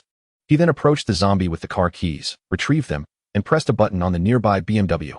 Indeed, it responded. He signaled to the two women and slid into the driver's seat of the BMW. He did not pause to collect crystal cores, not out of disdain, but due to the urgency of time. Once the two women were in the vehicle, Su Feng started the BMW. The engine's purr was remarkably subdued. Such was the quality of luxury vehicles. With a swift motion, he shifted into gear and accelerated seamlessly. However, as he neared the security booth, a man abruptly stepped in front of the car, determined not to move unless Su Feng halted. "Hey, buddy, take me with you." "No, please save me," the man pleaded, blocking the exit. Su Feng had no intention of indulging him. It was this very man who had nearly plunged them into crisis moments before. Did he truly expect Su Feng to assist him now? Did he think himself deserving of such a favor? Su Feng pressed down on the accelerator, hurtling toward the man, causing the two women in the back seat to instinctively close their eyes. The man, taken aback by Su Feng's unwavering approach, felt his calves tremble in trepidation. Yet, he stubbornly refused to move, skeptical that Su Feng would genuinely run him over. As the BMW drew ever closer, his anxiety mounted, and at the last moment, he dove to the side, narrowly avoiding the impending collision. As he rose to his feet, the vehicle had already crashed through the security room's barrier and continued on, paying him no heed. In a fit of rage, he cursed, "Wretched beings, I wish you all a miserable death. Perish." His voice echoed loudly, drawing the attention of distant zombies who began to converge towards him. Realizing the impending danger, the man quickly covered his mouth and retreated into the security room. As for what fate awaited him thereafter, Su Feng chose to disregard it. It was not his concern if someone sought their own demise. The car swiftly entered the main thoroughfare, and the three passengers, gazing out the windows, fell into a contemplative silence. After a brief interval, Su Feng parked the vehicle in a safe area along the road, turning to the two women and inquiring, "Do you have any plans moving forward? Are there still people at home?" "My sister is still at home. I wonder how she is faring," Wang Jia responded. Her implication was clear. She wished to return and rescue her sister, though she was uncertain whether her sibling remained human. I doubt anyone is left at my home. I called my mother last night. She told me not to return, and then... Lin Qingshue's voice caught in her throat. She recounted how, at the onset of the apocalypse, she had been at a restaurant when she spoke with her mother. On the other end, her mother had expressed concern about her father's deteriorating state and urged her not to come home, followed by her mother's horrific scream. After that, all contact was lost. After a moment of silence, Su Feng addressed Lin Qingxue gently, "My condolences. However, you must strive to survive. It would honor your mother's concern for your safety." Then he turned to Wang Jia and asked, "Where do you reside? Regardless of your sister's current condition, we must go and check on her." To Su Feng, Wang Jia felt like one of his own, and he felt compelled to assist her family, if only to see for himself. Otherwise, he feared Wang Jia would endure great suffering in the days to come. "I live in the Ruihui community, Building 9. Unit 6 on the first floor. When I left last night, my sister was home. I'm certain she didn't go out," Wang Jia explained, noting that her sister was a streamer, engaged in a live broadcast at that time, making it unlikely for her to have left. "Oh, you reside in the Ruihui community? I rented there for over 2 years, and am quite familiar with it. Building 9? Let me think." Su Feng mused, recalling the layout in his mind. Building 9 is located on the western side of the community, near Mengqing Road. We can scale the wall from that side to avoid the main entrance. I can only imagine the state of the community now, so we must be extra cautious. The Ruihui community is quite expansive, featuring over 20 buildings, each 33 stories high, with well-maintained greenery and facilities like artificial lakes. The occupancy rate was around 90%. Given that the apocalypse erupted during the night, conditions within the community were likely dire. Scaling the wall from the roadside would provide direct access to the base of Building 9, significantly reducing complications. "All right, I'll follow your lead. Thank you." Wang Jia expressed her gratitude, her face illuminated with appreciation. Although she accepted the reality of being Su Feng's blood slave, she felt a profound joy in her heart at his willingness to accompany her in the quest to rescue her sister. "It's nothing. We are all on the same side. Your sister is akin to my sister," Su Feng replied nonchalantly, causing Wang Jia's cheeks to flush, while Lin Qingxue observed with a hint of envy. Chapter 12. The homebody must rise to power. After Su Feng spoke, he resumed driving, heading towards Mengqing Road, which was not far away. He circled around the community and soon arrived at their destination. Between Mengqing Road and the community's boundary lay a greenbelt, adorned with a lawn and vegetation rising 3 to 4 meters high, planted specifically to mitigate the noise from the road. Su Feng maneuvered the vehicle into a gap within the foliage, effectively concealing it. Once the three alighted from the car, Su Feng approached the community fence. Gazing at the towering barrier, constructed from long metal rods welded together, the fence stood over 3 meters high, with sharp points at the top designed to deter climbers. This feature, however, sparked a flicker of concern in Su Feng's mind. He recalled a news story about a woman who had taken a shortcut home by scaling a similar fence, only to suffer a grievous injury from its sharp spikes when she lost her footing at the apex. The report had stated that her injury might adversely affect her future fertility. As this thought crossed his mind, he instinctively glanced at the two women beside him. Wang Jia, noticing Su Feng's gaze and the menacing spikes above, appeared to have an epiphany, casting him a reproachful look. "It seems rather high. We might not be able to climb it," Lin Qingxue remarked, oblivious to the subtle exchange between Su Feng and Wang Jia. Without replying, Su Feng approached the fence, gripping 2 steel bars with both hands and exerting all his strength to pull them apart. To his surprise, he managed to move the rods. Realizing his own strength was greater than he had anticipated, he continued to apply force until the barrier formed an oval-shaped passage, wide enough for a person to slip through. He deftly squeezed through the opening, entering the community. Wang Jia and Lin Qingxue looked at Su Feng with admiration before following him through the passage. Upon entering the community, Wang Jia pointed to a building ahead and whispered, "It's that one. Should we head straight over?" "Wait, you both hide behind that trash can. I'll go ahead and scout," Su Feng advised, prioritizing caution despite his own lack of fear. Unbeknownst to them, a pair of indifferent eyes observed their every move from one of the 9 buildings. Chunlei, a resident of Ruihui community, was a novelist, though he hesitated to call himself one. He had penned a few novels in his spare time, posting them on a literary website, earning slightly more than the average author. Last night, as the apocalypse erupted, he had been at home, engrossed in his phone, scrolling through Douyin. Suddenly, a cacophony of screams erupted within the community, leaving him in a state of bewilderment. However, he dismissed it as a mere quarrel or a fight, an occurrence not entirely unheard of, though infrequent. He was aware that in such situations, it was prudent to refrain from indulging in the spectacle, lest he attract unwanted attention. Yet, as time passed, the screams persisted and intensified. accompanied by strange roars and cries of monster and zombie. This provoked a sense of disdain within him, prompting him to step onto the balcony to ascertain the source of the uproar. Upon reaching the balcony, he beheld chaos below. Figures darted about, some sprinting while others staggered in pursuit. For a moment, he was momentarily dazed, questioning whether this was some sort of game, an implausibility given the sheer number of participants. Shortly thereafter, he witnessed a woman stumble and fall during her frantic flight, unable to rise. The pursuer lunged at her, sinking their teeth into her flesh, and her screams echoed throughout the community. To his horror, he observed as one of her arms was brutally torn away. In that moment, he understood that this was no game. Something catastrophic had transpired. After a brief period of observation, he was struck by a chilling realization. This was eerily reminiscent of a scene from the apocalyptic zombie novel he had once penned. Gazing beyond his balcony towards neighboring complexes, he discerned that similar horrors were unfolding. On the roads, vehicles occasionally collided, and from them emerged both those transformed into monstrous forms and ordinary individuals, injured yet alive, who soon engaged in a bloody melee. Wherever his gaze fell, scenes of chaos and carnage played out. A wave of primal fear surged through him, paralyzing his thoughts.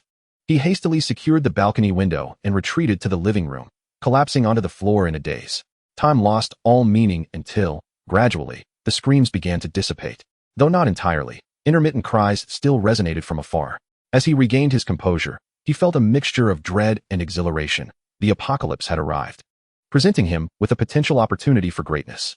During the creation of his zombie narrative, he had often contemplated the prospect of thriving in a world turned upside down, envisioning himself as a formidable leader, carving out his own domain amidst the chaos. Thus, unlike others, his thoughts were consumed with strategies to establish a foothold within the community, to seize territory, and ultimately to command a legion of followers, living a life akin to that of an emperor. The mere thought filled him with joy, as if he had already grasped that existence. With renewed determination, he began to assess the provisions in his home, contemplating his next moves as he surveyed the scant supplies that would barely last 2 days. At that moment, a series of knocks echoed from outside the door, accompanied by a voice urging, "Open the door, let me in." He recognized the voice belonged to Wang Mei, the wife of the newlywed couple next door. Without much contemplation, he peered through the peephole to confirm her identity before opening the door to admit her into his home. Once inside, Wang Mei hurriedly shut the door, leaning against it as she slowly sank to the floor in tears. Chen Lei observed Wang Mei, noting that she bore no visible injuries and was strikingly beautiful, with a perfectly alluring figure, embodying the essence of a captivating young woman. Previously, he had only dared to steal glances at her, never taking the time to truly appreciate her beauty. Now, before him, he couldn't help but gaze a little longer. Indeed, it was no wonder that many claimed that youth often overlooks the value of a woman, mistaking her for mere treasure. After understanding the situation, he learned the backstory. Wang Mei and her husband had been dining at home when her husband went to the restroom and failed to return. Halfway through her meal, she heard a horrific scream from the community. Upon inspecting the situation, fear gripped her as she discovered her husband desperately clawing at the bathroom door, bloodied fingers betraying his panic. In that instant, she feared he had transformed into one of the monsters lurking in their neighborhood. In a state of alarm, she bolted from her home, first knocking on the door of Unit 01, but received no response. She then knocked on Chen Lei's door.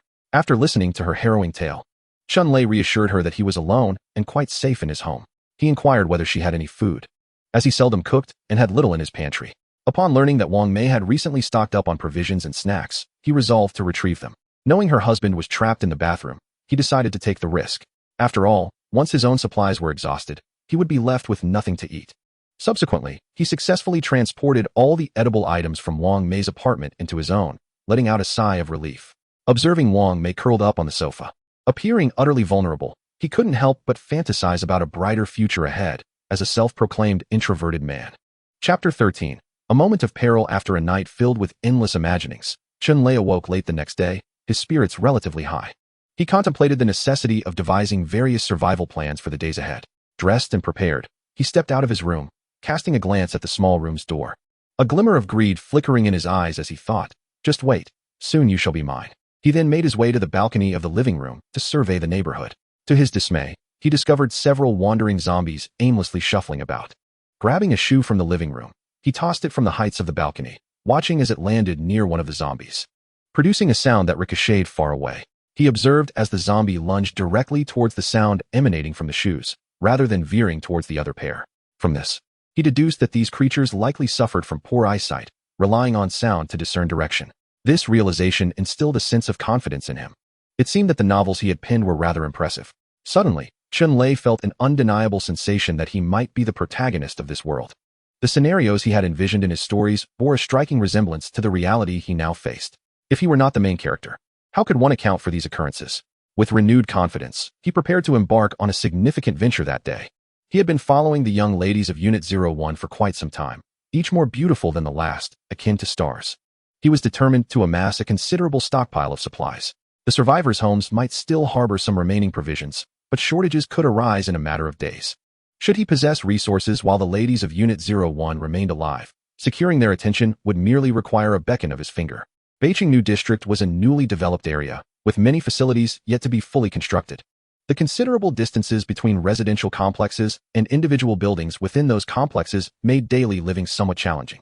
Apart from the shopping mall from which Su Feng and his companions had just emerged, the only other option was a newly established market over a mile away. The distance rendered shopping inconvenient, and various issues compounded the difficulties. Consequently, nearly every ground floor of the buildings in Beijing New District housed a small supermarket, offering a variety of foodstuffs, snacks, and essential household items. If he could acquire those supplies, it would serve as capital for his future endeavors. Chun-Lei found himself daydreaming about his grand ambition for the day, to seize control of a ground-floor supermarket. While he indulged in these thoughts, he suddenly noticed a vehicle pulling up beside the community's fence, from which emerged two women and a man. Due to the distance, he could not discern their features, but one of the women bore an oddly familiar silhouette. Moments later, he witnessed the man effortlessly bending a steel rebar, thick as 2 fingers, to create an opening in the railing. His instincts kicked in. Could this individual be a mutant? He couldn't help but recall the myriad of superhumans he had crafted in his writing. A wave of pressure washed over him. If such a person existed, what role could he possibly play?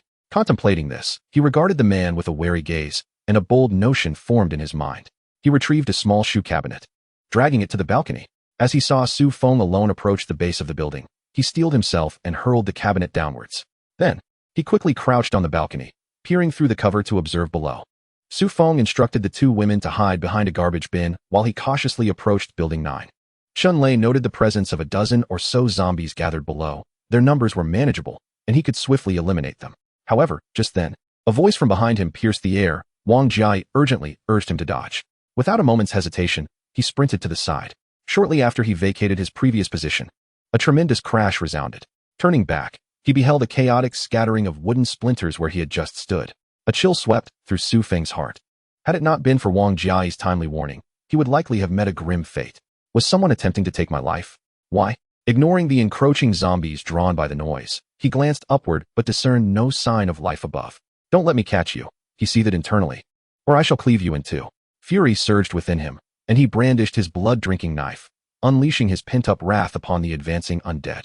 Once he had dispatched the zombies, he looked up briefly and made his way to Wang Jia and her companion, inquiring, "Did you see from which floor it was thrown?" Wang Jia lifted her gaze and replied, "The 9th floor, Unit 03.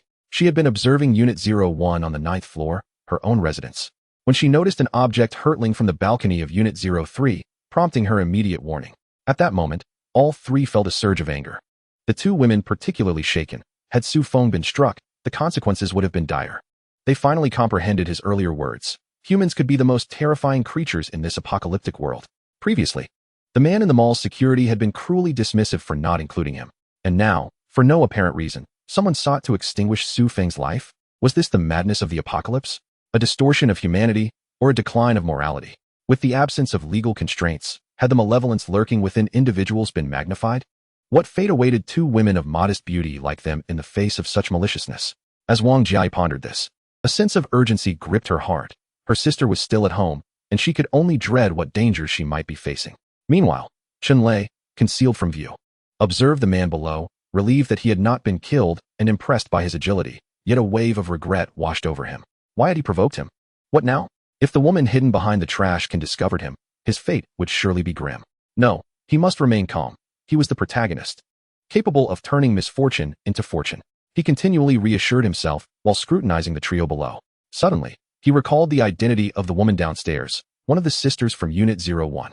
Her return indicated that someone was still inside, offering him a chance to devise a plan to have them open the door. He seized a fruit knife from the coffee table, slipped it into his pocket, and hurriedly opened the door, racing to the entrance of Unit 01. He knocked fervently, calling out, Open the door quickly. We're here to rescue you and your family. Are you all right? After speaking, he pressed his ear against the door, straining to hear any sounds from within. He could distinctly hear footsteps approaching the door, the rhythm of which was entirely normal and not reminiscent of a zombie's gait. Thus, he took a step back, a faint smile gracing his lips, for he was aware that the person inside was peering through the peephole. We are here to rescue you. If you doubt my words, take a glance at the balcony. Your family is downstairs, dealing with the zombies. I will first ascertain whether you have transformed into one of them. If you haven't, I will notify them to come up. Should you have become a zombie? I have already prepared my excuses, Chun-Lei thought, sketching a few gestures towards the peephole. He then heard the sounds behind the door recede, likely heading to the balcony to assess the situation. At that moment, anxiety gripped Chun-Lei's heart. He feared the man downstairs. If the door to room 01 did not open, he would have to devise another means of escape. He was increasingly convinced that the man possessed extraordinary abilities. Hadn't he witnessed the sudden appearance of that knife in his hand? Moreover, the manner and speed with which he dispatched the zombies were clearly beyond the capabilities of an ordinary person. As he pondered these chaotic thoughts, the lock on room 01 emitted a soft click. Almost immediately, a stunningly beautiful face appeared. Without hesitation, Chun-Lei forcefully flung the door open and, before she could react, pressed a fruit knife against the girl's neck. Not a sound, or I shall end your life. Observing the evident shock on the beautiful girl's face, he wasted no time and seized her, dragging her into his home. He was acutely aware of how crucial this girl was to his survival. Chapter 14. The Twins? Downstairs at Building 9, Su Feng and Wang Jiai exchanged a few brief words before preparing to escort the women upstairs. Just then, a loud shout emanated from the opposite building. Hey, the one below, please help me. The three turned their gaze toward the sound, spotting a figure clinging to a window in the middle of that building. The person's features were obscured, but the voice belonged to a man who sounded somewhat elderly. Lin Qingxue glanced briefly before turning her attention back to Su Feng. He, disinterested, turned to leave, but was soon interrupted by several more voices calling out. Hey, young man. Lend us a hand. I saw how adeptly you dispatched the zombies. Could you perhaps assist us with the ones here? Indeed, with your prowess, you ought to aid us. The vulnerable ones. How about you come protect us?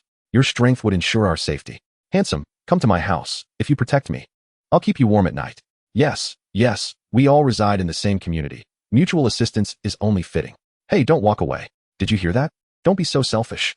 The commotion stirred by the shoe cabinet that had fallen from the 9th floor, coupled with Wang Jiai's urgent warnings, drew numerous survivors to their windows to assess the situation. Witnessing Su Feng's fierce and decisive actions against the zombies, they could not help but cry out for help. Yet, this is the nature of humanity. When the number of those seeking assistance increases, some begin to regard it as a matter of course. Due to their transformation into a marginalized group, discontent brewed within them. Witnessing others excel, they sought assistance while simultaneously yearning to vent their emotions. Why should this handsome gentleman, a resident of Building 9, extend his aid to us? After all, we have our own community to protect. Many residents leaned over their balconies, observing the situation below. When they discerned that individuals from the opposite building desired Su Feng's help, they instantly objected. Indeed, why should they not protect their own? This was their community, and they believed it was only right to safeguard their own interests. Dear sir, do not heed their words. I am the general manager of the Jiang Group. If you protect me during this calamity, I shall offer you a lucrative position once it passes. I am the owner of a 4S dealership. Protect me, and I shall gift you a luxury vehicle. Various voices erupted between the two buildings, drawing the attention of the surrounding zombies who began to converge. Su Feng and his companions disregarded them and proceeded directly into the entrance of Building 9. After dispatching several zombies obstructing the stairwell, Su Feng, along with the two women, ascended the stairs. They noted that the elevator was out of service, possibly due to a power outage or other reasons. Thus, they had no choice but to climb. Fortunately, Wang Jiai's residence was on the 9th floor. Had it been the 33rd, it would have been an arduous ascent. The two women kept close to the left wall of the staircase, while Su Feng walked alongside them, leaning against the right wall as they moved upward. He was concerned that upon reaching each floor's safety door, a zombie might unexpectedly emerge and bite one of the women. Such a loss would be intolerable. Su Feng firmly believed that only he could bite these young ladies. No zombie would have that privilege. After several minutes, they arrived at the 9th floor. Su Feng stepped out first, noticing the corridor was devoid of zombies, and beckoned the two women to follow. Wang Jiai rushed out immediately, upon seeing her door ajar. A chill enveloped her, and tears streamed down her face uncontrollably. What should I do? There's no one inside, and my sister is missing. Crying, Wang Jiai dashed back into her home. After searching thoroughly and finding no one, she collapsed into Su Feng's embrace, weeping. Su Feng surveyed Wang Jiai's house, noticing no signs of blood or the stench of zombies. Releasing her, He inspected a bedroom. The bedding was disheveled, clearly indicating someone had recently occupied it. He reached out to feel the covers. They still held warmth, suggesting that the occupant had left not long ago. He turned to Wang Jiai and remarked, "The bedding retains warmth, suggesting your sister just got up. Moreover, since we encountered no one on our ascent, it is evident she did not come down. The most likely scenario is that she was taken." Su Feng pondered whether the noise he had made downstairs had drawn her sister's attention, prompting her to open the door to greet them, only for something to have gone awry in between. "Wait, you mentioned that items were being thrown downstairs from this floor?" Su Feng suddenly inquired. "Yes, indeed. Apartment 03 on the 9th floor. What? Are you implying that the residents of Apartment 03 have taken my sister?" Wang Jiai was remarkably astute, instantly comprehending Su Feng's intent. There was a significant likelihood that he had observed my skills from upstairs and feared retribution, thus resorting to the abduction of your sister, Su Feng deduced. "Then let us hasten to rescue her," Wang Jiai exclaimed, attempting to rush outside. Su Feng firmly grasped her, calmly inquiring, "Are you truly determined to go?" He intended to eliminate the perpetrator, despite the fact that he had taken Wang Jiai's sister hostage. Su Feng was resolute in his pursuit of vengeance against that individual. He would not allow a person who had unjustly plotted against him to continue existing. Rest assured, his abduction of your sister is likely merely a means of self-preservation, rendering her temporarily safe. That man is already condemned to death in my eyes. If you wish to proceed, I shall allow you to witness the peril of this post-apocalyptic world." With that, Su Feng cast a glance at Lin Qingxue. His meaning unmistakable. He wanted her to accompany them. He then brandished his blood-drink knife and strode outward. The two women hesitated for a moment, steeled themselves, and followed suit. They did not wish to burden Su Feng, and they were also eager to grow. The path to growth inevitably entailed numerous discomforts, yet they understood that acceptance was essential. Upon arriving at the door of Unit 03, Su Feng turned back to glance at the two women, feeling a sense of satisfaction. He raised the blood-drink knife, aimed it at the lock of the door, and struck fiercely. The metal yielded as if it were mere paper, cleaved effortlessly by his blow. Following this, Su Feng delivered a powerful kick to the door, sending it crashing open. He strode boldly inside, with the two women trailing behind him. Upon entering the living room, Su Feng was momentarily taken aback. He discovered Wang Jiai bound to a chair, a slightly plump man crouching behind her, brandishing a fruit knife against her throat. "What is this?" Su Feng glanced over, then back at Wang Jiai, internally exclaiming, "Good heavens, how cliché. Are they truly playing the twin card?" Double the joy. Lin Qingxue, too, appeared stunned, her gaze flitting between the two, equally astonished to learn that Wang Jiai's sister was indeed her twin. Wang Jiai, noting their shock, quickly clarified, "This is my sister, Wang Jiayan. We are twins," her eyes filled with concern for her captive sibling. "Very well, you are twins. That is impressive.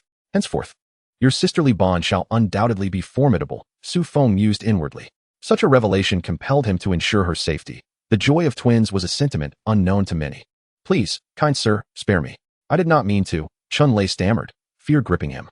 An overwhelming sense of regret washing over him as he beheld Su Feng's imposing demeanor, terror rising from the depths of his being. Su Feng did not respond to his pleas, instead addressing the direction of the small bedroom. He had heard voices emanating from within upon entering. I know nothing. Please don't kill me. I'm from Unit 02. My husband has turned into a zombie, and I could only seek refuge here. I am unaware of his actions. I beg you, do not take my life." As Su Feng's voice faded, a trembling woman in her 20s emerged from the dimly lit bedroom, her tone quivering with trepidation.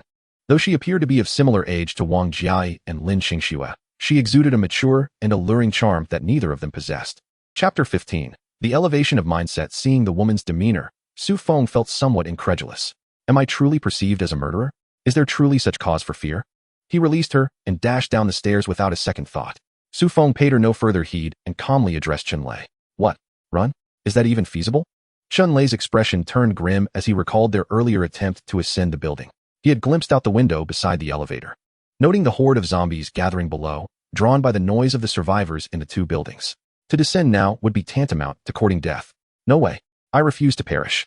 I have a hostage. You will comply with my demands, or I shall take her life. We can die together if need be." Chun Lei snarled, his visage twisted in menace. "Oh, is that so? Together in death? Then by all means, go ahead." As the words left his lips, Chun Lei's head was severed from his body, his corpse flying backward onto the balcony. Blood gushed from his neck like a fountain, instantly staining the white floor a deep crimson.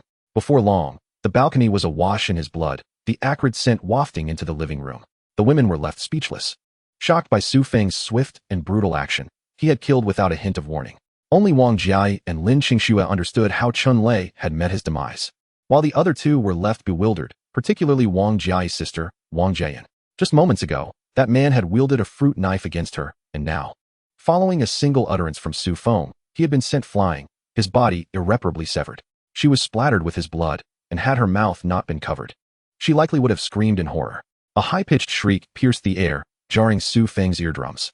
He turned to glance at the woman at the bedroom door, who, upon meeting his gaze, instinctively covered her mouth in sheer terror and sank to the ground, inching backward. All right, it's done. Go tend to your sister. She appears to have fainted. Su Feng had intended for Wang Jia to free her sister, but upon turning back, he realized with dismay that she had indeed lost consciousness. With that, he exited the room and approached the staircase, lighting a cigarette and inhaling deeply. Internally, he was grappling with turmoil.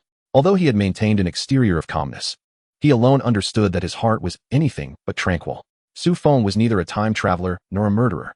He was simply a young man living in the 21st century during peaceful times. This was his first act of killing. Despite having previously advised the two women to exercise utmost caution in dealing with humanity during the apocalypse, he had prepared himself for the eventuality of taking a life. Upon taking action, he realized that the reality diverged starkly from his expectations. It was indeed a living being.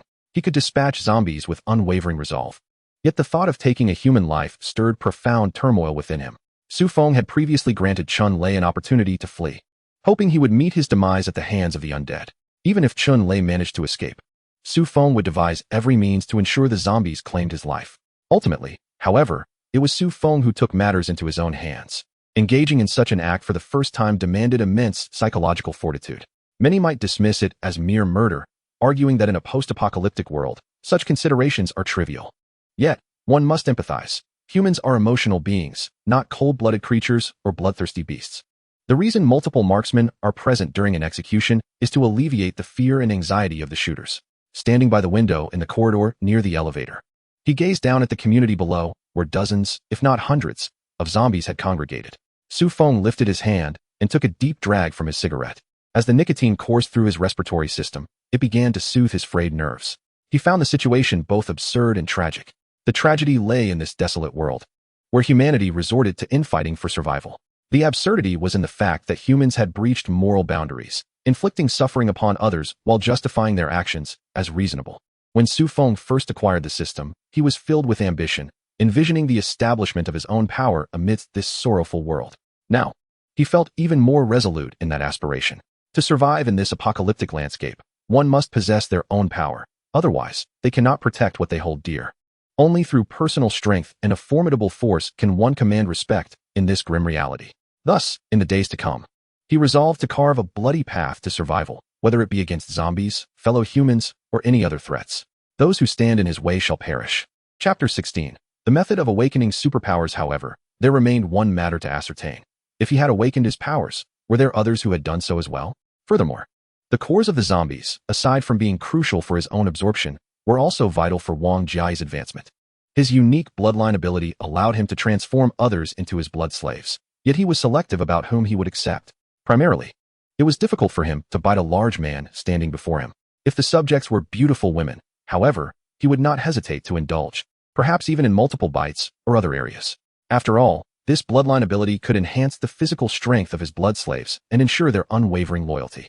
The more blood slaves he amassed, the greater his power would become. Su Feng pondered extensively, smoking several cigarettes in succession. Eventually, he discarded the cigarette onto the ground and made his way towards room 03. Upon entering the living room, he noticed that the corpse on the balcony had been covered with a bedsheet.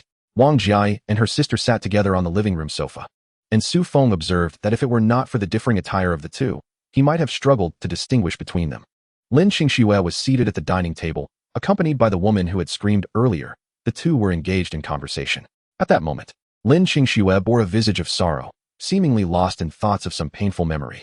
Upon Su Feng's entrance, the four women turned their gazes towards him, though Wang Jian and the aforementioned woman clearly exhibited signs of trepidation. Master, this is Wang Mei, Jia's neighbor. Her husband has turned into a zombie and is currently locked in the bathroom, Lin Qingxue introduced, and Su Feng learned of Wang Mei's predicament. Yet his expression remained largely unchanged. Such occurrences were rampant in this post-apocalyptic world. He felt neither compelled to intervene nor inclined to do so. You are Wang Mei. Do you live next door?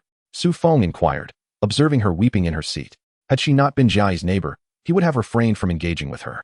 Yes. My husband has turned into a zombie and is still locked in the bathroom. I came here seeking help, but I never expected. Wang Mei's voice faltered, and tears streamed down her face. Alone and bereft of her husband's protection, she had no choice but to seek assistance from others. However, she had not anticipated that the man she turned to would harbor intentions of harming Su Feng. In the span of just over a day, she felt as though the entire world had transformed. Without uttering a word, Su Feng stepped onto the balcony and unceremoniously disposed of the corpse, which was soon devoured by the zombies below with a resounding thud. Upon returning to the living room, he stated, "Let us gather the supplies here. We are heading to Wang Jiai's residence." Shortly thereafter, the group had finished their preparations and made their way to Wang Jiai's home, with Wang Mei following closely behind. "What are your plans moving forward?" Su Feng asked, directing his gaze towards her. I do not know. I am uncertain where to go," Wang Mei replied, her voice tinged with despair. Where could she possibly go? Home. That place was now occupied by her husband, transformed into a zombie. Even without that, how long could she hope to survive in this desolate world? Just as Wang Jiayin was about to voice her thoughts, Wang Jiai gently pulled her back and shook her head, leading her to refrain from further comment. "Is the system present?" Su Feng inquired after a moment of silence. "Host, I am here," the system responded. "Can you inform me what conditions are required for the awakening of abilities in this apocalypse?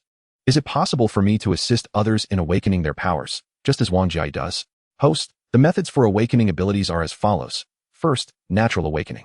Second, using the awakening potion available in the system shop with a success rate of 100. Third, consuming a zombie crystal core with a success rate of 30. After reviewing the 3 methods for awakening abilities, Su Feng accessed the system shop and noted that the awakening potion cost 10 points each. In other words, he would need to eliminate 10 zombies to earn sufficient points to help one individual awaken their powers, with the crystal cores being an additional consideration. A standard crystal core offered a mere 30 success rate, whereas 10 points were required to obtain a potion that guaranteed a 100 transformation into an ability user. By this calculation, it seemed rather unprofitable. However, upon reflection, the probability of failure in the evolution at 70 is indeed quite daunting. If such odds were true, many would undoubtedly opt for the method of 100 rather than gamble with their lives. Nonetheless, the awakening elixir that one possesses will not be freely given to others. It is reserved solely for one's own. Su Feng contemplated his future plans, realizing that his team could not include ordinary individuals. Even if there were some, it would be prudent to wait until he had established his power in the later stages. Now that there was a method for a 100% awakening, he felt that the subsequent construction of his team would be swift, provided there were willing participants. After all, in this apocalyptic world, to survive requires formidable self-preservation abilities. The allure of awakening extraordinary powers is immensely compelling. Even if one must sacrifice something, many would still choose that path. If one cannot even survive, what use is there in clinging to certain possessions? Of course, there may be some unyielding individuals, but as time progresses, such people would become increasingly rare. Chapter 17. Su Feng, I present you 3 choices. Rest here for a moment. I need to speak with you outside. Su Feng instructed Wang Jiai and the others before leading Wang Mei away. Wang Mei wore a sorrowful expression, her eyes devoid of color, yet she did not resist. After all, if she evaded this time, what of the next? Upon arriving at Wang Mei's home, Su Feng surveyed the surroundings, locating her bathroom, and without hesitation, he opened the door and swiftly dispatched the zombie within. The entire process concluded before Wang Mei could fully comprehend what had transpired. I offer you 3 choices. First, you may remain here, and perhaps rescue will come. Second, consume this crystal core, which grants awakening to extraordinary powers. Third, join my faction, where you will also gain extraordinary abilities, yet you will have to sacrifice certain freedoms. After speaking, Su Feng settled onto the sofa in Wang Mei's living room, awaiting her response. Upon hearing his words, Wang Mei's eyes sparkled with newfound hope. Are you saying that I too can awaken extraordinary powers and become powerful like you? She inquired eagerly, approaching Su Feng. Su Feng nodded, lighting a cigarette, remaining silent. If I consume this, crystal core, will I definitely become an extraordinary being? Although exhilarated, she was not naive. She needed clarity on certain matters. There is a 30% chance of successfully awakening extraordinary powers and a 70% chance of failure. What are the consequences of failure? To become a zombie, Su Feng replied calmly. Upon hearing this, Wang Mei's excitement gradually subsided. This was a gamble with her life. A success rate of less than 1 in 3. If I join you, what must I do? Ultimately, she chose not to gamble with her life and instead inquired about the terms of joining Su Feng. I will ensure that you attain a 100% awakening as an extraordinary being. While my method will grant you extraordinary powers, it will also cost you your freedom. You will still be yourself, but must obey my commands. However, I will not compel you to engage in any unethical actions, Su Feng reasoned. As he intended to establish his own faction, bringing her along would not be an issue. Moreover, she is a loyal subordinate, so why not? It is not merely her mature and alluring charm, nor is it her voluptuous figure that captivates him. He simply desires to establish a formidable influence, nothing more. The crux of the matter is that she possesses culinary skills. It is said that after her marriage, she has devoted herself to being a homemaker. Su Feng expressed that both Wang Jiai and Lin Qingxue are individuals he intends to cultivate into key players. Thus, in the future, having a trustworthy companion who can cook is indeed essential. All right, I shall join, Wang Mei declared resolutely after a moment of contemplation. Excellent. You will find yourself fortunate for this choice, Su Feng replied, a faint smile gracing his lips. His team had grown stronger, and how could that not bring him joy? His delight stemmed solely from the fact that Wang Mei could cook, nothing else. Extend your arm, Su Feng instructed, preparing to enhance her abilities. However, first, he needed to claim her as his own, to mark her as his blood servant. Wang Mei did not fully comprehend his intentions. Yet since she chose to join his ranks, she felt unable to refuse his request. She extended her arm, and Su Feng grasped her hand, rolling up her sleeve slightly to reveal her delicate, fair skin. Wang Mei, taken aback by his actions, felt a flush of embarrassment wash over her cheeks. But what followed left her in shock. He actually bit me? Why? She withdrew her hand, examining the spot on her arm where Su Feng had drawn blood. Yet there was no bleeding. Moreover, at the moment he had bitten her, she experienced an indescribable sensation, a pleasure that surpassed any prior experience, emanating from her wound and spreading an invigorating warmth throughout her body. Rather than fear, she felt a peculiar sense of shame. Was she becoming a base individual? To think of such things? Nevertheless, if he truly desired her, she would not object. With her cheeks still flushed, she cast a furtive glance at Su Feng before lowering her gaze again. Chapter 18. The first encounter with Wang Jian. It is not surprising that Wang Mei harbored such thoughts. Su Feng, at this moment, possessed the bloodline of the Blood Emperor. Those whom he had bitten experienced an ecstasy that penetrated to their very bones, accompanied by a willingness to submit. Su Feng retrieved a clean bowl, exchanged it for a vial of awakening potion, poured it into the bowl, and then cut his finger, allowing a few drops of his blood to mingle with the potion before offering it to Wang Mei. Without a hint of hesitation, Wang Mei accepted his command, devoid of any inclination to refuse. She grasped the bowl and drank it down in one swift motion. Almost immediately, she sensed a monumental transformation within her, as if something within her were striving to break free, yet it felt extraordinarily pleasurable. The exquisite pleasure that coursed through her very soul instantaneously enveloped her entire being, compelling her to emit a delightful cry of ecstasy, followed by an uncontrollable convulsion, ultimately leading her to collapse weakly onto the sofa. Upon hearing Wang Mei's voice, Su Feng felt a rush of warmth flood his cheeks, prompting him to believe he could no longer remain in the vicinity. He suggested that Wang Mei recline on the sofa and gradually acclimate to her newfound state. With one hand grasping the lifeless body of the zombie and the other igniting a cigarette, he leisurely exited Wang Mei's residence. Standing in the stairwell, he inhaled the fragrant smoke while observing the corpse he had discarded below. The surrounding zombies, upon hearing the noise, gathered curiously, but their interest waned as they recognized the fallen figure as one of their own. What has happened to her? As Su Feng indulged in his cigarette, a melodious voice floated from behind him. Turning to behold Wang Jiai's sister, Wang Jian, he reassured her, she's merely awakening her abilities. She may not yet be fully adjusted. Casting a glance at Wang Jian, he felt a fleeting sense of disorientation. She was strikingly similar to her sister. He nodded in acknowledgement, a silent greeting exchanged between them. Oh, Wang Jian remarked, scrutinizing the man before her. Su Feng had left a profound impression on her, decisive in his actions, yet not indiscriminately violent. He had offered chances to others, yet some chose to cling to their fates. Earlier, she had overheard her sister speaking of Su Feng's exploits, a solitary figure conquering a shopping mall and amassing an array of supplies, an extraordinary ability user who, against all odds, had led two young women to safety without a single casualty. Moreover, he had breached the defenses of their community and, in a moment of desperation, had taken a life to save another. For young women like herself, Su Feng's heroic deeds were more than enough to stir a subtle affection. Moreover, Wang Jian found Su Feng rather handsome, devoid of the predatory glances that others often cast her way, coupled with the tidbits shared by Lin Qingxue. Revealing that he was currently unattached in this apocalyptic landscape, she pondered how one could encounter such a remarkable individual. As a young woman, she found herself developing an unusual sentiment towards this man before her, perhaps that of a damsel in distress awaiting the arrival of a dashing hero, leading to a series of melodramatic events. Though cliched, the notion was undeniably appealing, provided, of course, that this hero was indeed strikingly handsome. Otherwise, the outcome might diverge entirely. She surmised that Su Feng embodied such a character.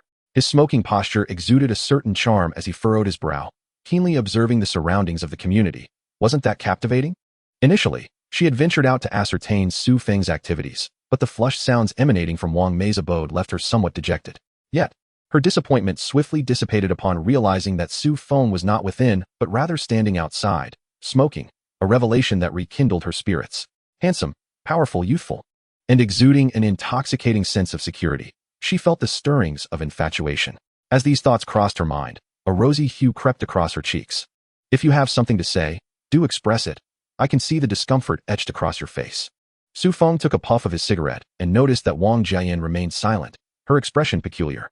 Unable to contain himself, he spoke up. Observing her flushed cheeks as she looked down, seemingly at a loss for words, made Su Feng feel quite uncomfortable. Women are indeed troublesome. Why can't they express their thoughts directly? What is she holding back? Su Feng's abrupt remark interrupted Wang Jiayin's reverie, prompting her to ask, I heard you haven't had a girlfriend? Why do you ask? Su Feng replied, somewhat perplexed. Am I really that much of a lone wolf that you need to point it out? Should I interpret this as a subtle mockery? It was no surprise. A straightforward man without any romantic history. How delightful. With this thought, Wang Jiayin found herself once again lost in her musings. Seeing her pose a question, yet remain idle thereafter. Su Feng shook his head and muttered, what a nuisance.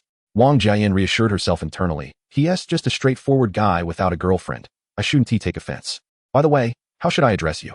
You don't seem older than me. Should I call you Brother Feng? Or perhaps Little Brother? Wang Jiayin observed Su Feng's silence as he continued to smoke, which irked her slightly.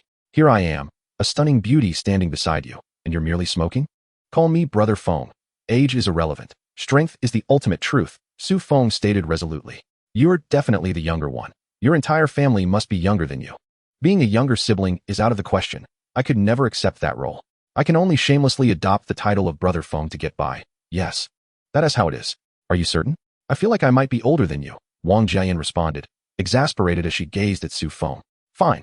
If you want to be the older brother, so be it. That way, I'll appear younger. Absolutely certain, I will never be the younger brother.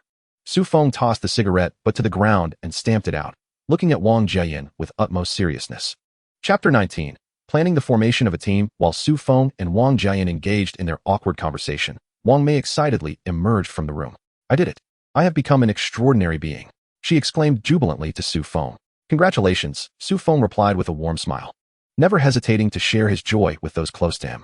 Checking the information, Blood Slave, Wang Mei ability, Space Manipulator level, high-level grade 0 skills, Space Storage 20M, Spatial Movement Weapon, None Bloodline, Thin Ancient Blood Royal Line Height, 163 centimeters measurements, 90-60-95 weight, 52 kilograms. A space manipulator, just like myself? It seems she is indeed a prime candidate for our endeavors. Are these statistics genuine? They are impressive. After reviewing the data, Su Feng's gaze inadvertently wandered to Wang Mei's well-endowed figure. As the old saying goes, a woman with ample curves is surely destined for motherhood. I wonder if that holds any truth. Meanwhile, Wang Jiayin, witnessing Wang Mei's exuberance, couldn't help but feel a twinge of envy. Why hadn't she awakened any extraordinary ability? Listening to my sister, I have learned that she too has awakened a special ability. I shall inquire shortly about the nature of her awakening. Additionally, I must ask Wang Mei how she came to her own awakening.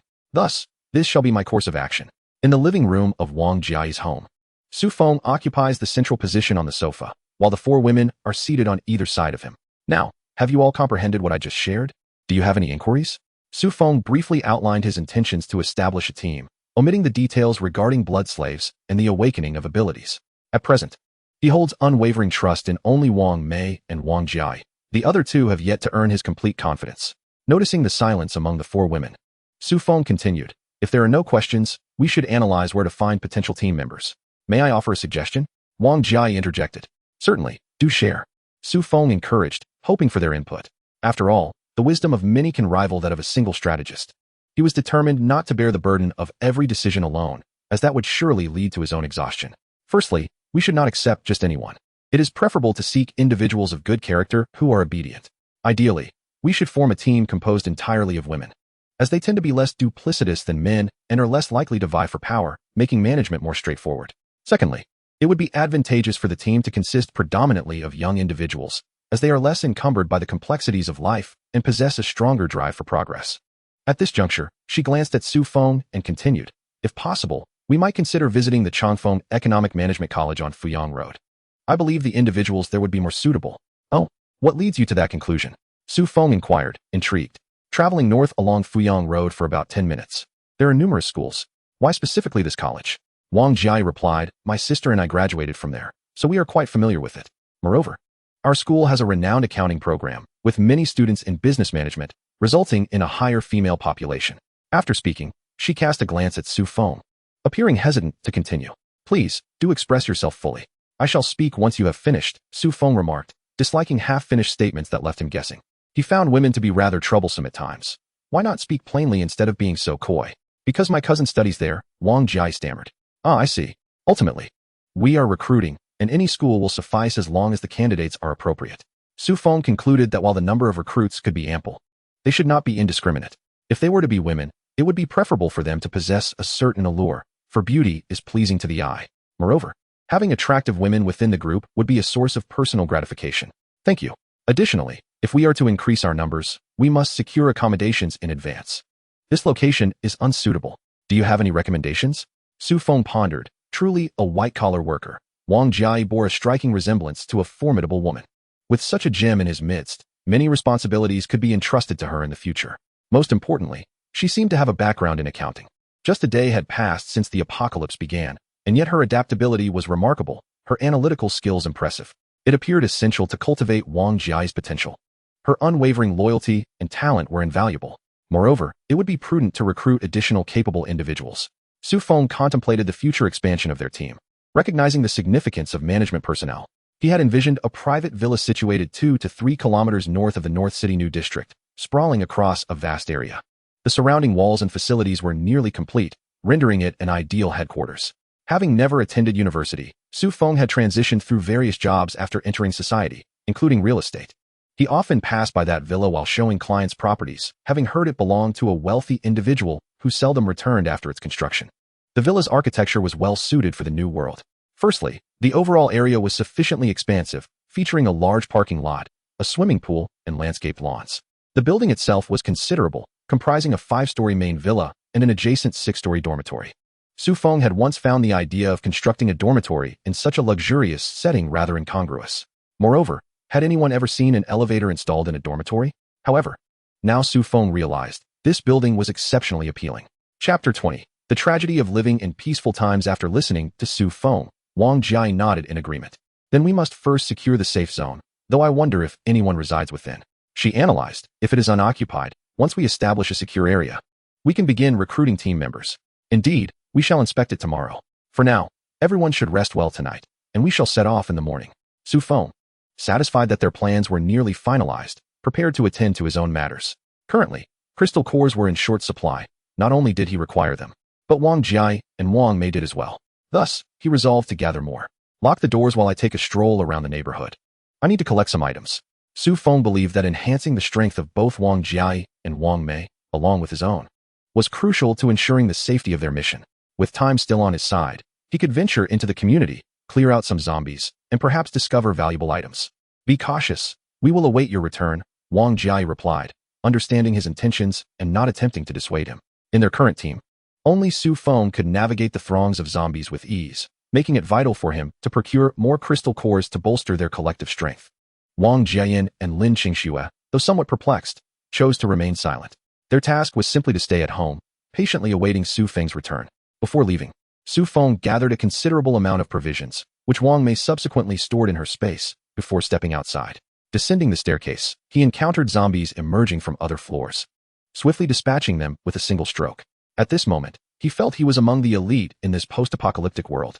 Thus, while the zombies were still manageable, he aimed to collect useful items to enhance his team's overall strength, laying the groundwork for establishing his own faction in the future. In his earlier plans, he had refrained from sharing his ultimate goal with the women. Su Feng possessed a team mode that allowed him to obtain various resources from the zombies he defeated. He foresaw that as the apocalypse intensified, resources would inevitably become scarce. If he managed to build a formidable force by then, wouldn't he be able to engage in trade with the remaining survivors? Not to mention the potential profits from medicines and weapons. Even food supplies alone could yield substantial riches. However, this ambition hinged on one crucial condition. He must be able to safeguard these resources. If he failed in that regard, any business venture would be futile. In this apocalyptic reality, many ill-intentioned individuals lurked, ready to seize what he had earned. Upon reaching the ground floor and observing the horde of zombies outside, he charged into their midst. This time, however, he was cautious, keenly aware of the situation above.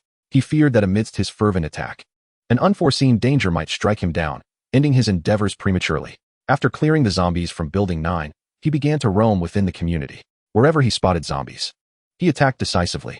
Upon arriving at the community square, the sight before him was almost unbearable. Bloodstains, severed limbs, and countless zombies wandered aimlessly across the plaza. The apocalypse had erupted during the night, and this square, bustling with life after dark, had been a gathering place for women dancing and families with children at play. The square had only 2 entrances, narrow water bridges that accommodated no more than 3 people side by side, while the rest of the area encircled a pond. He could only imagine the chaos that ensued when the apocalypse first struck. Yet, such thoughts were beyond his current focus. He was determined to clear more zombies and gather valuable items. After a brief assessment, he began his approach, methodically advancing from the entrance. Wow, that young man is incredible. Moving effortlessly among the zombies. How impressive. In the midst of his zombie-slaying fervor, a plump woman in her 20s leaned out of a window in an adjacent building, gazing at him with admiration. Man, he's amazing. But if I had a knife, I could do that too. Perhaps it was the sound of the girl's voice that prompted a head to peek out from the window above. While praising Su Feng, he also took the opportunity to assert his own prowess.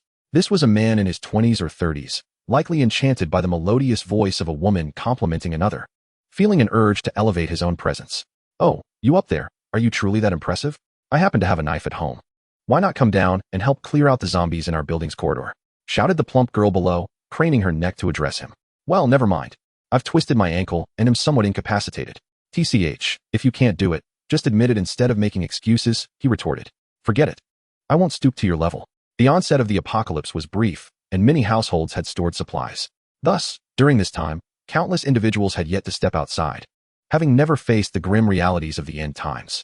They were still engaged in trivial chatter, devoid of any sense of impending danger.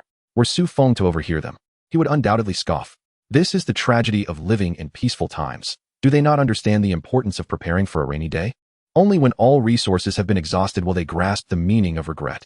Su Feng pondered that while the zombies currently moved slowly, it did not imply they would not evolve. Would humanity only realize their folly when the time came? Regretting not stockpiling supplies earlier? Regretting not uniting with more survivors at the outset? Regretting not stepping outside to enhance their abilities? There were countless regrets. And Su Feng could only utter one phrase. The apocalypse is brutal. Cherish what you have while you can. Chapter 21. An unexpected encounter. Many of the current survivors had not contemplated these matters. They believed that as long as they remained safely at home, they could await the nation's rescue, entrusting their lives to the government. While this sentiment is not entirely unfounded, it must be contextualized. In such dire circumstances, do they truly believe the state can eliminate every threat in a city in a short span of time? Moreover, the military is likely in disarray. The apocalypse does not discriminate based on identity. It is fair to say it is both fair and unfair, depending on one's perspective. Can they truly rely on government assistance? With the apocalypse upon them, do they think there are no soldiers who have succumbed to becoming zombies? What would happen if an encamped military unit were to be wiped out by a horde of zombies? Thus, Su Feng's experience taught him that one must take control of their own life. Continuously enhancing one's strength and building one's own faction is the key to surviving in this harsh new world. As the last of the zombies fell to his blade in the square, Su Feng paused, surveying his surroundings. He exhaled softly, feeling his body. He was not fatigued. It was merely the prolonged state of mental tension that left him somewhat uncomfortable. This blood drink knife was indeed remarkable, restoring his stamina even as he dispatched the undead. Such was the wonder of slaying zombies. At times, he felt an overwhelming impulse to rush to the mall and, with a swift strike, eradicate the thousands of zombies that lurked there. The potential spoils would surely be bountiful. However, after a moment of contemplation, he dismissed the thought. After all, who could ascertain whether among those countless undead, there existed formidable mutated variants? Safety was paramount.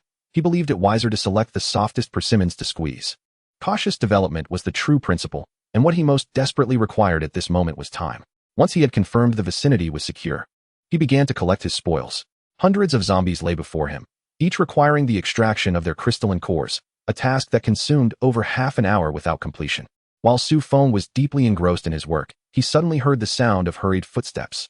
Rising to investigate, he spotted 3 individuals frantically approaching, pursued at a distance by dozens of zombies. Are they attempting to use me as a human shield? Su Feng pondered, his gaze fixating on the approaching trio, a glint of murderous intent in his eyes. "Brother, you must be a resident of this community as well," called out a robust man in his 30s, who approached with enthusiasm. "I saw you battling zombies from afar and was quite impressed by your prowess. What do you want?" Su Feng inquired, maintaining a calm demeanor. "Greetings, brother. I am Lin Tian, also a resident here, formerly a fitness coach," he began, but was interrupted by a slender man beside him, who pointed at the encroaching horde. "Boss, the zombies are closing in. Brother, you see the number of zombies approaching. Might I borrow your knife to deal with them?" Lin Tian requested, his eyes fixed on Su Feng. "Oh, so you covet my blade." Su Feng realized their true intention. After a long session of dispatching zombies, he too desired a moment's respite. Perhaps engaging in a game with them would alleviate his boredom. He had always enjoyed games in the pre-apocalyptic world, especially in these dire times. If they dared covet his weapon, he would not be so lenient with the dead. He had tasted blood before. "Brother, as fellow residents, you possess such a fine knife. Why not lend it to our leader? Join us, and I assure you a life of luxury," the previously vocal man urged Su Feng. "Oh, and what if I refuse?" Su Feng replied, his expression remaining tranquil, though internally he speculated on their next words. Would they express anger and resort to intimidation? "Don't be ungrateful. Had it not been for your fine knife, do you think we would treat you with such kindness? Be sensible and hand over the knife, or else." Indeed, his prediction proved accurate. Su Feng noted that most antagonists seemed to follow this familiar script. "And what if I choose not to?" he responded, unfazed by the man's threats, his tone remaining flat. "Boss, why are we wasting time talking to him? The three of us together, are we to fear this kid?" Finally, the silent man among the trio could no longer contain himself. "Brother, as you can see, we are living in apocalyptic times. Surviving alone under such circumstances is exceedingly difficult. It would be wiser to join us and surrender your weapon. I assure you, your safety will be guaranteed." The man remained somewhat apprehensive. Who could truly know if this individual was as they presumed? If he were a wolf in sheep's clothing, that would indeed pose a significant problem. "I can thrive on my own. Why must I join your ranks and relinquish my weapon to you?" Su Feng found the situation somewhat amusing. Villains often play their roles with a cast of characters, a facade of righteousness that has persisted through the ages. "You? Do you not realize that my leader was once the national champion in Sonda? Do you truly believe you can surpass my leader?" The slender man boasted about his leader's achievements. "Oh, a Sonda champion? Quite impressive. By the way, have you ever engaged in underground fighting?" Su Feng scoffed at him. "Underground fighting, you say? Are you seeking death?" The slender man exploded at Su Feng's words. "Seeking death? Do you dare to kill me? Are you not afraid of the police apprehending you?" Su Feng regarded the slender man with a mocking glint in his eyes. "Ha ha ha, how amusing. You seem oblivious to the current state of affairs. This is an apocalypse. Is murder even a crime? If I were to end your life, just wait and see if the law would intervene. Indeed, you appear quite young, still believing this is a time of peace? Foolish, utterly foolish, how ridiculous. My dear brother, are you perhaps lacking in mental faculties? Hand over the weapon and return home to drink your milk." Hee hee. The three of them exchanged insults with fervor, nearly digging up Su Feng's ancestors in their tirade. "What will you do if I refuse?" At this moment, Su Feng felt a waning desire to continue this charade. He had resolved to swiftly eliminate these individuals. They lacked any semblance of decorum or rhythm befitting their roles. "Oh, we, the three brothers, are quite furious, and the consequences will be severe." Upon Lin Tian's command, the three encircled Su Feng. They intended to resort to brute force. Chapter 22. Equipment Upgrade Card. Su Feng observed the advancing trio with an air of calmness and remarked, "Are you angry? Well, what does that have to do with me? I can no longer contain myself." Finally, provoked by Su Feng's indifferent tone, the slender man charged at him. As the man lunged forward, Su Feng effortlessly swung his blade, striking directly at the man's chest and sending him flying back. Lin Tian, witnessing his comrade's abrupt flight, felt a shiver run down his spine, a foreboding sensation creeping in. Such a casual strike wielded such immense power? Had his chest been cleaved open? As Su Feng approached, wielding his weapon, Lin Tian began to panic. Prior to the apocalypse, the four brothers had gathered at his home for drinks, but after the outbreak, one of their comrades had transformed into a zombie. The three did not hesitate and swiftly dealt with their zombified brother. However, they were unsettled by the upheaval outside. After spending a night together, they engaged in mutual discussions. After all, they were men, each harboring a sense of self-importance, and thus they ventured out. Upon dispatching a few zombies, their confidence surged, and upon returning home, they began to devise their next course of action. They envisioned establishing a sanctuary for survivors, where the three of them could reign as tyrants, leading a life of perfection. Meanwhile, the diminutive man wandered to the window to smoke and spotted Su Feng in the square, dispatching zombies with remarkable skill. Initially, they were in awe of Su Feng's prowess, But soon they discerned that the true power lay not within Su Feng himself, but in the extraordinary weapon he wielded. Consequently, the trio conspired to seize the knife from Su Feng, convinced that possessing it would enable them to vanquish more zombies, gather resources more swiftly, and ultimately amass a following to live the life they desired. However, Lin Tian soon realized that reality deviated significantly from their aspirations. This seemingly frail young man possessed immense strength, having incapacitated one of Lin Tian's brothers with a single strike. Fear gripped him. He had yet to experience the life of a tyrant and did not wish to meet his demise. "Brother, my apologies, we shall take our leave." "Leave? Where to?" Su Feng interjected, blocking their escape route. "This path is impassable. Perhaps you might consider the route over there." He gestured towards the approaching horde of zombies, his voice calm. "Please, brother, don't. We're all from the same community. You cannot do this." Lin Tian exclaimed, a cold sweat breaking out as he glanced back. "I can go. Or I can come after you." Su Feng raised the knife in his hand. He held them in contempt, regarding them as mere bullies devoid of any real skill. It was likely they would soon engage in further nefarious deeds. While Su Feng was no saint, he found little hesitation in dealing with such scoundrels, believing they were more suited to serve as fodder for the undead. "Sir, you cannot kill us. Murder is against the law. Surely, you wouldn't want to become a wanted criminal?" Lin Tian invoked the law, hoping to instill some caution in Su Feng. "Oh, did I kill you? Who witnessed it?" "I could easily claim you fell to the zombies," Su Feng replied with a devilish smile, sending Lin Tian into a cold sweat. This was no feeble opponent. He was undoubtedly a ruthless individual, and Lin Tian found himself at a loss for a retort. Lin Tian was perplexed as to how Su Feng, despite his youth, remained so composed. Since their approach, Su Feng had not displayed any signs of anger or agitation. Had Su Feng been privy to Lin Tian's thoughts, he would surely have remarked, "I have no need to be angered by those on the brink of death." As the horde drew nearer, Su Feng kicked each of them away, sending them careening into the throng of zombies, where they quickly met a grim fate. Cries of terror and the sound of flesh tearing filling the air. Su Feng then proceeded to dispatch the remaining zombies, continuing with his collection efforts. Once he concluded his business there, he turned to make his way back, eager to assess his bounty. Upon arriving at Wang Jiai's floor, Su Feng chose not to enter but instead stood by the window next to the elevator, lighting a cigarette as he began to assess his recent gains. He had successfully vanquished a total of 516 zombies, which was quite an impressive haul, earning him 516 points and crystal cores. He had also amassed nearly 200 potions of both red and blue varieties. To his delight, he had obtained a storage expansion card, which was quite remarkable. Additionally, he had acquired 2 swords with commendable attributes and 3 long knives of decent quality. Goodness, with such an abundance of ordinary black iron weapons, he could easily equip a team of 50.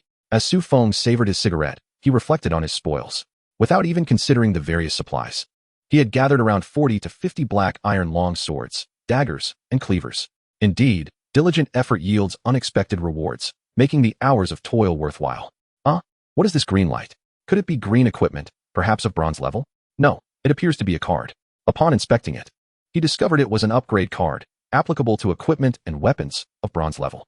Description: this upgrade card, formed from the concentrated death energy of numerous zombies, can elevate any equipment or weapon below the card's level to match it.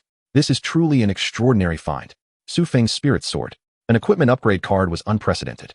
His blood drink knife was particularly effective against hordes of zombies, and he had always believed it sufficient for the task at hand. However, as the zombies' levels increased, their defenses would likely follow suit. At that point, it was probable that his black iron blood drink knife would become ineffective. The existence of such a card implied that he could continuously upgrade his blood drink knife. With this thought, his worries began to dissipate. System: why is my drop rate so low right now? Su Feng queried, perplexed. After all, he had just slain over 500 zombies, yet the items dropped were mostly mundane.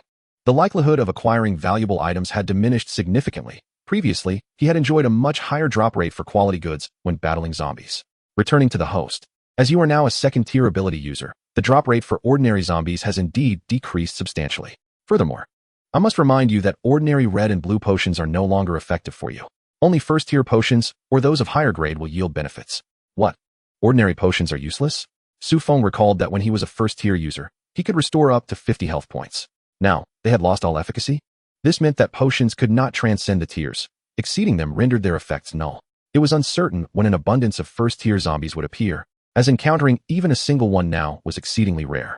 If anyone overheard such thoughts, they would undoubtedly scorn Su Feng. We haven't even ventured outside yet. And here you are wishing for all zombies to transform into first-tier ones? It is utterly inhumane, shockingly audacious. After briefly perusing the instructions for using the equipment upgrade card, he promptly retrieved the blood drink knife and affixed the upgrade card to its blade. Subsequently, the card emitted a vibrant green light that penetrated the knife. Shortly thereafter, Su Feng heard the knife emit a melodious chant, its blade transforming to a deeper shade of crimson.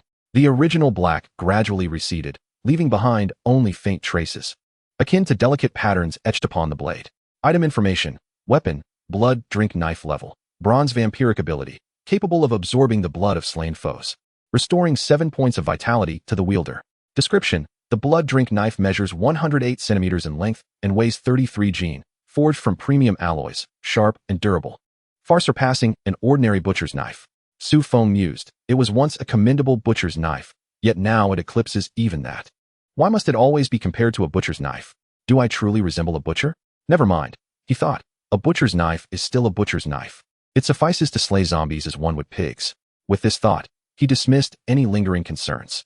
After utilizing an ordinary storage space expansion card, he consumed a blue potion to replenish his mental energy. Once he finished his cigarette, flicking the butt away, he cheerfully approached Wang Jiai's doorstep and knocked on the door.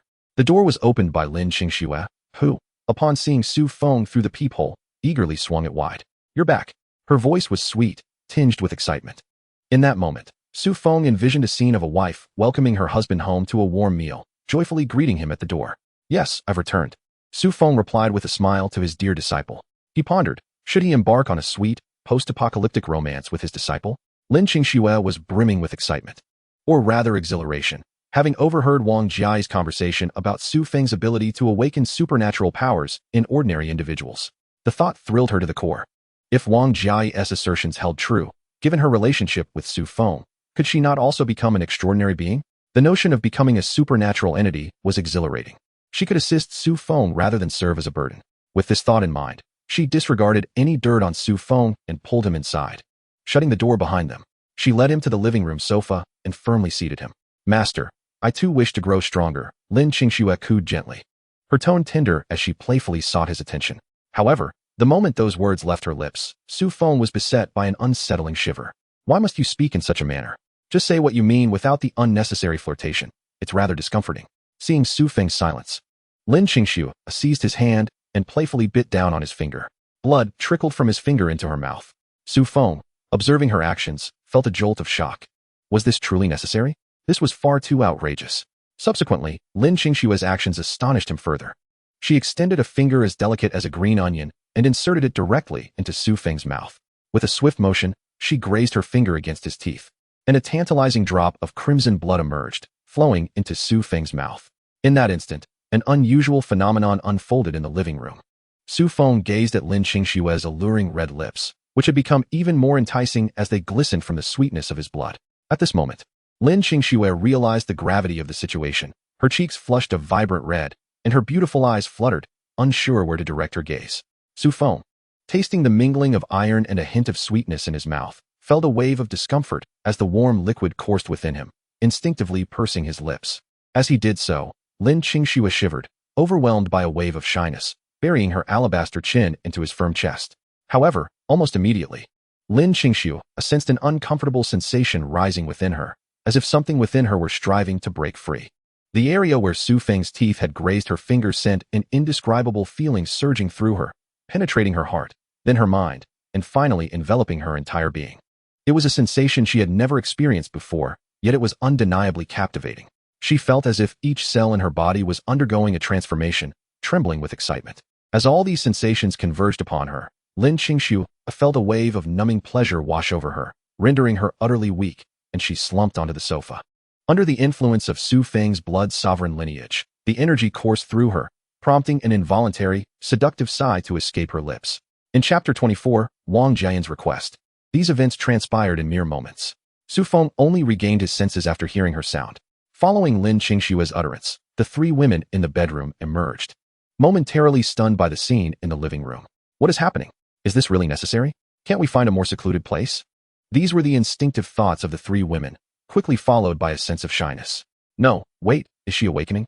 Wang Mei was the first to perceive the situation, possessing experience unlike the other two who remained utterly oblivious. Awakening? What a foolish notion. Su Feng found himself at a loss for words. unable to comprehend why someone would willingly choose to become his blood servant. This was a first for him. However, did she truly understand the consequences of her actions? More importantly, how did she know that this would grant her power? While it could indeed enhance her physical abilities, it had no correlation with awakening any supernatural powers. Moreover, she had ultimately sacrificed herself in the process. Nevertheless, Su Feng felt an inexplicable joy swelling within him. He promptly exchanged a vial of awakening potion from the system's store and withdrew his finger from Lin Qingshue's mouth, administering the potion to her. As the liquid entered her, Lin Qingshue's body convulsed even more, akin to reaching a pinnacle of ecstasy, her form trembling involuntarily, albeit not excessively.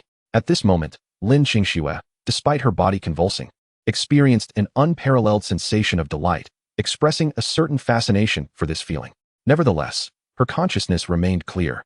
She became acutely aware that, before so many witnesses, she was emitting shameless sounds, igniting a desire within her to burrow into the earth. Yet, she found herself powerless, as her body was beyond her control. Moreover, this sensation was undeniably pleasurable, was it not? In the innocence of humanity, she thought, this is not my voice. By nature, I am good. It is not I. Lin Qingxue resolutely closed her eyes, adopting the philosophy of out of sight, out of mind, while incessantly reciting the three-character classic in her mind. However, the sounds escaping her lips did not cease. Su Feng lifted Lin Qingxue from his embrace and laid her gently on the sofa, gazing at his foolish disciple with exasperation. How could she dare to conduct such an experiment on herself, having gleaned only the faintest semblance of knowledge from somewhere? It was truly foolish. Did you even inform her of the consequences? Su Feng looked at Wang Jiai in disbelief. I only mentioned it to my sister, without discussing the repercussions. Wang Jiai replied, playfully sticking out her tongue, feeling somewhat embarrassed. Realizing the situation, she instantly grasped the cause and effect at play. Lin Qingxue was biting Su Feng's fingers and had even shoved one into his mouth. Was this not the quintessential act of becoming a blood slave? Wang Jiai, unable to resist her sister's pleas, had shared her awakening process with her, albeit with some alterations. It transformed into a narrative of nearly becoming a zombie, wherein Su Feng awakened his abilities after drunkenly biting into his own neck. She had hoped this would dispel her sister's aspirations of awakening powers, knowing all too well that her sister detested pain and would never resort to such a method. However, to her astonishment, her sister interpreted this as, first, the necessity of biting Su Feng, second, the need to be bitten by him. Only through the convergence of these two elements could one become a mutant. Upon observing her sister's neck, she noted a series of bite marks, which, though mostly healed, were still discernible upon close inspection. Ultimately, she inadvertently caught sight of the bite mark on Wang Mei's arm, solidifying her suspicions. Yet, when she attempted to convey her thoughts to her sister, she hoped Lin Qingxue would not overhear, which led to the current predicament. Understanding the sequence of events, Su Feng felt a sense of bemusement. What on earth was happening? Fortunately, both Wang Jiai and Wang Mei were utterly loyal to him. Otherwise, if such matters were to spread, he could only imagine the throngs lining up daily, waiting for their turn, saying, "You bite me, and I shall bite you." At that point, not a single piece of his flesh would remain intact. Shuddering at the thought, Su Feng found it utterly terrifying. Could you perhaps assist me as well?" A soft, mellifluous voice suddenly chimed in. Su Feng looked up to find it was Wang Jiayin, prompting him to glance at Wang Jiai, fully aware of the implications. Wang Jiai was the first person to follow him. He did not wish to hastily acquiesce to her sister's request without her consent. This was akin to entrusting her life to him, placing her very existence in his hands. After catching Su Feng's gaze, Wang Jiai glanced at her sister and, after deep contemplation, finally lifted her head and said, "Please help her." "All right," Su Feng replied. "If you are indifferent, why should I concern myself? I am merely delighted to assist." He then turned to Lin Qingxue on the sofa and suggested, "You ought to return to the bedroom to awaken. After all, the awakening process can be somewhat troublesome. We cannot have her lying on the living room floor, can we?" Wang Jiai stole a glance at Lin Qingxue on the sofa, her cheeks flushing with embarrassment. She resolved not to behave like her, as it would be too shameful. However, as all operations concluded, she shamefully realized that she was still quite young. Thus, two melodious voices filled the air, resonating from the bedroom and the living room, creating a lively atmosphere in Wang Jiai's home. The three bystanders blushed at the vibrant exchange between the two enchanting young women. Chapter 25. Enhancing the team's overall strength in the living room of Wang Jiai's residence within the Ruihui community, Su Feng and his companions sat upon the sofa. Wang Jiai and Lin Qingxue still bore a hint of rosy hue on their cheeks, enhancing their already exquisite beauty. "Since this matter has unfolded as it has, I shall speak plainly," Su Feng remarked, glancing at Lin Qingxue and then at Wang Jiai. You are all aware of my abilities, primarily stemming from my bloodline. I hope this information remains confidential. After speaking, he shot a stern look at Wang Jiai. Wang Jiai, feeling somewhat bashful, lowered her gaze. Yet, as if recalling something, she raised her head to glance at her sister and then smiled at Su Feng. The implication was unmistakable. I have provided you with such enchanting beauties as blood servants, 2 of them, no less. So what do you have to complain about? Ahem, well, since you have all become my people, there is no need for me to withhold anything from you, Su Feng continued. Tonight, I will enhance your powers, ensuring our future endeavors are conducted with greater safety. Wang Jiai's smile made Su Feng feel a bit bashful. After all, her unintentional actions had led him to gain 2 beautiful blood servants. It would be inappropriate for him to voice any objections at this point. Qingxue, you possess ice abilities, while Jiayan, you wield wood abilities. Conveniently, I have 2 sword blades here for you both to use. Su Feng produced 2 black iron-grade blades, having previously provided a suitable sword to Wang Mei after her awakening. He believed that for women, wielding a sword appeared more graceful than using a knife. Here are 100 crystal cores for each of you. Absorb them all tonight, and strive to become second-tier abilities by tomorrow. Su Feng waved his hand, and a plethora of zombie crystal cores appeared on the table. After distributing the cores to each individual, he urged them to return to their cultivation. The 4 women were to become his allies in the future, rather than him serving as their aide. Thus, any enhancement in their strength was a welcome gain. Once the 4 departed to practice, Su Feng began absorbing the crystal cores himself. Originally possessing 589 cores, he was left with fewer than 200. He wondered if the remaining cores would propel him to the 3rd tier of abilities. After absorbing all the crystal cores, he managed to barely break through to the latter stage of the 2nd tier, but not enough to ascend to the 3rd tier, leaving him somewhat disheartened. Suddenly, he recalled that he still had 2 mutated 1st-tier crystal cores, which harbored greater energy than ordinary 1st-tier zombie cores.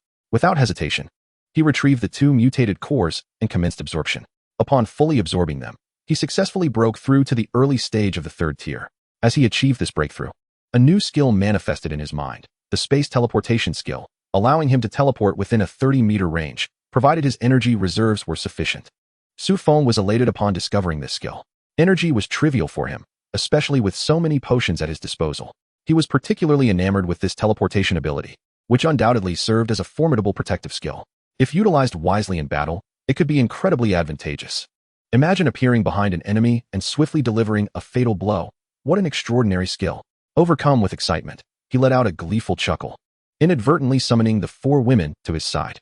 Wang Jiai and the others stared at Su Feng, who lay on the sofa, grinning foolishly, momentarily at a loss for words. What was wrong with him? Wasn't he supposed to be absorbing crystal cores? Had he become dazed from it? Wang Jian inquired. I don't know, but it looks rather frightening, Wang Mei replied timidly, feeling somewhat intimidated by Su Feng's demeanor. What are you all doing? Why aren't you continuing your cultivation? Su Feng suddenly noticed the 4 standing nearby, a hint of confusion in his voice. Master, what are you laughing about?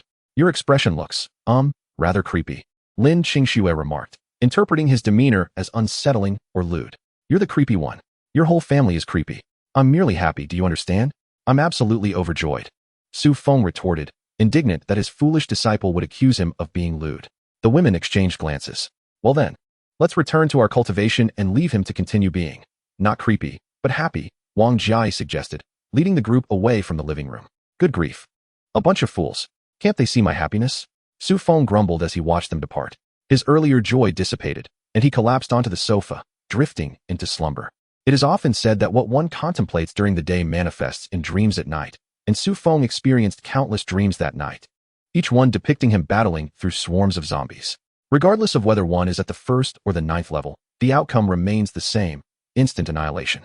He believed himself to be a being capable of conquering everything, even the very air itself. Ultimately, he stood atop a lofty peak, surveying the empire he had built, and erupted into a wide grin. Yet, a sharp clap shattered Su Feng's reverie. Sitting on the floor of the living room, he rubbed his sore bottom, staring in bewilderment at his foolish disciple before him. Are you out of your mind? Why did you hit me? Master, are you all right? Lin Qingxue gazed at Su Feng with a look of grievance. What could possibly be wrong with me? Su Feng seethed with anger, having been abruptly pulled from a delightful dream by her slap. The sensation was akin to being startled midstream while urinating, leading to an abrupt interruption, an excruciatingly uncomfortable experience. I merely saw you grinning lewdly, eyes shut and drooling, and I thought you were in a state of delirium, Lin Qingxue protested, feeling wronged. Early in the morning, she had risen to use the restroom, only to be startled by Su Feng's foolish laughter from the living room. The fright had caused her to lose her focus.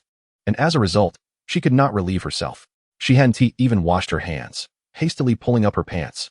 She dashed out to find Su Feng sprawled on the sofa, eyes closed, wearing a lecherous grin. Believing her master had truly lost his wits, she rushed forward and struck him to the ground with considerable force, perhaps fueled by her irritation.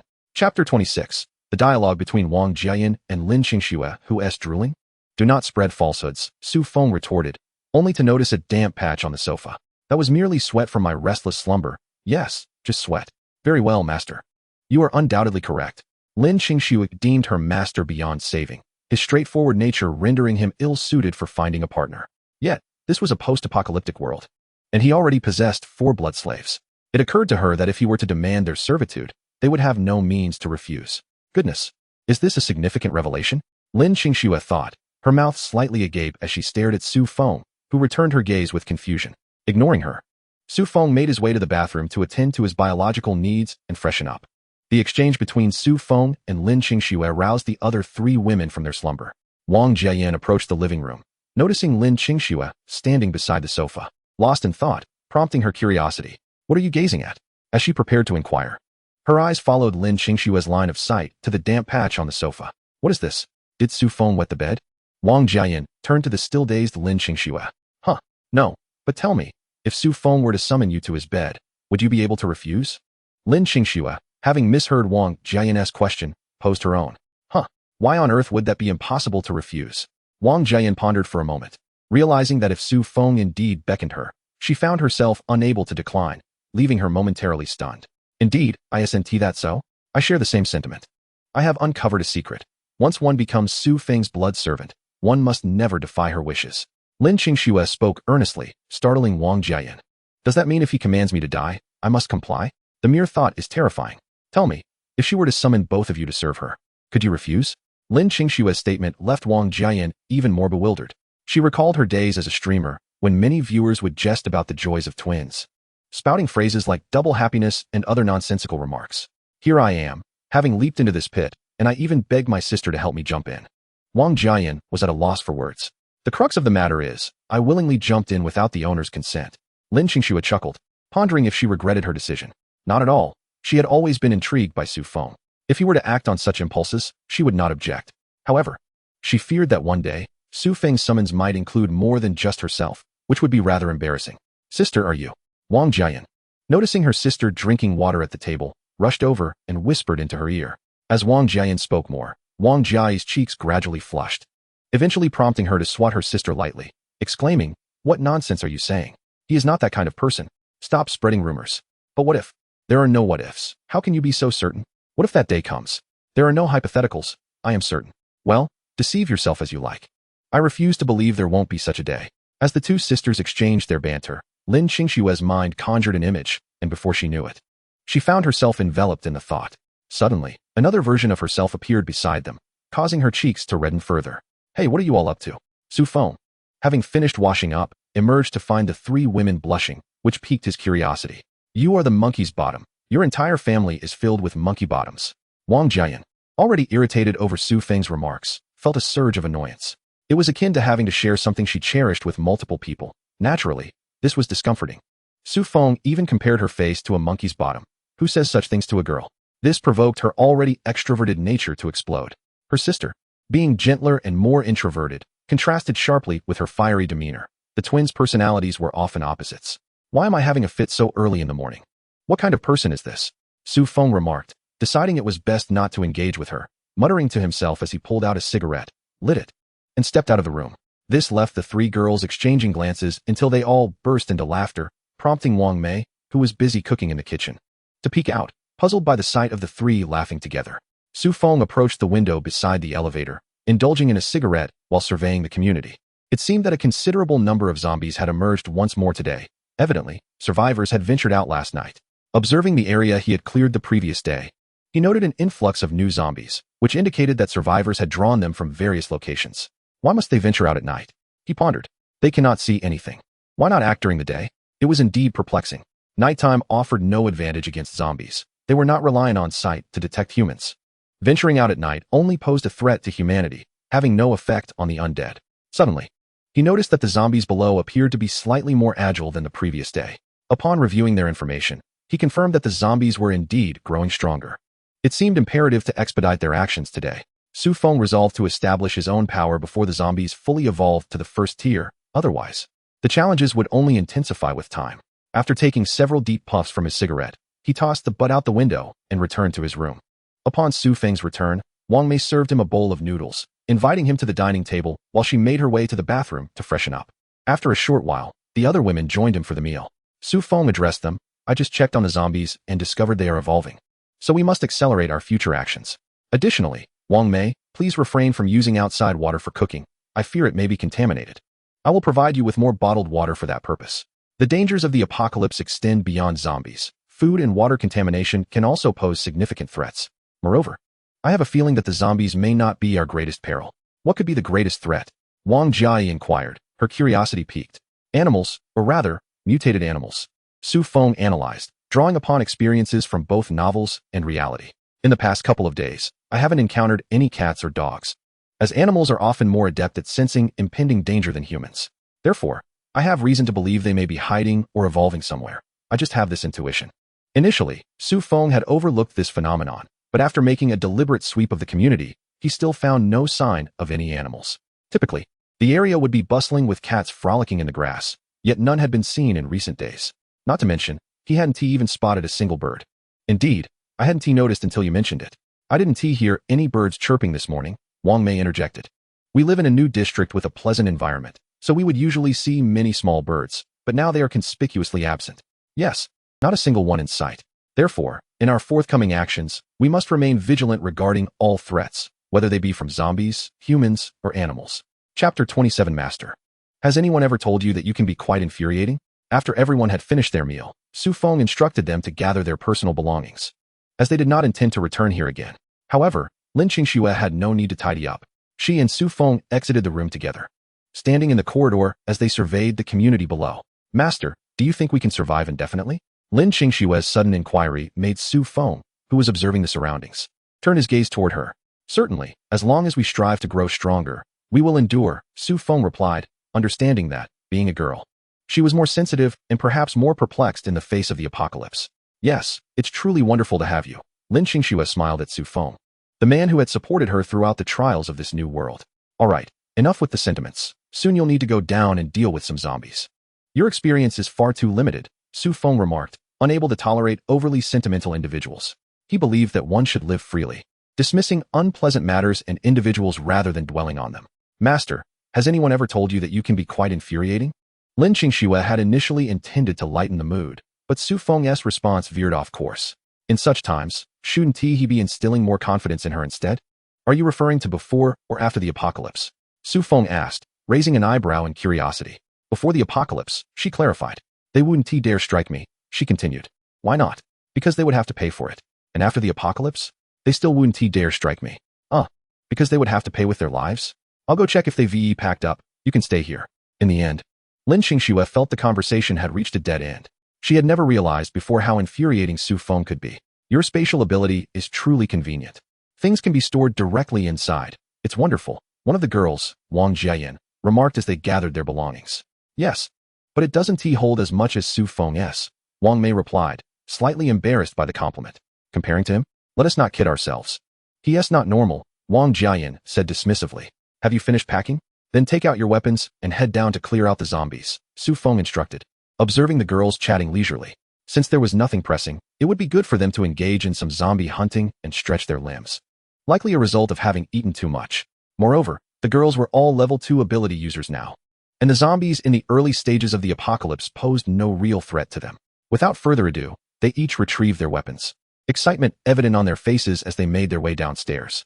Su Feng followed leisurely behind, a cigarette dangling from his lips and a bottle of mineral water in hand, relishing the fact that he didn't have to deal with the zombies himself.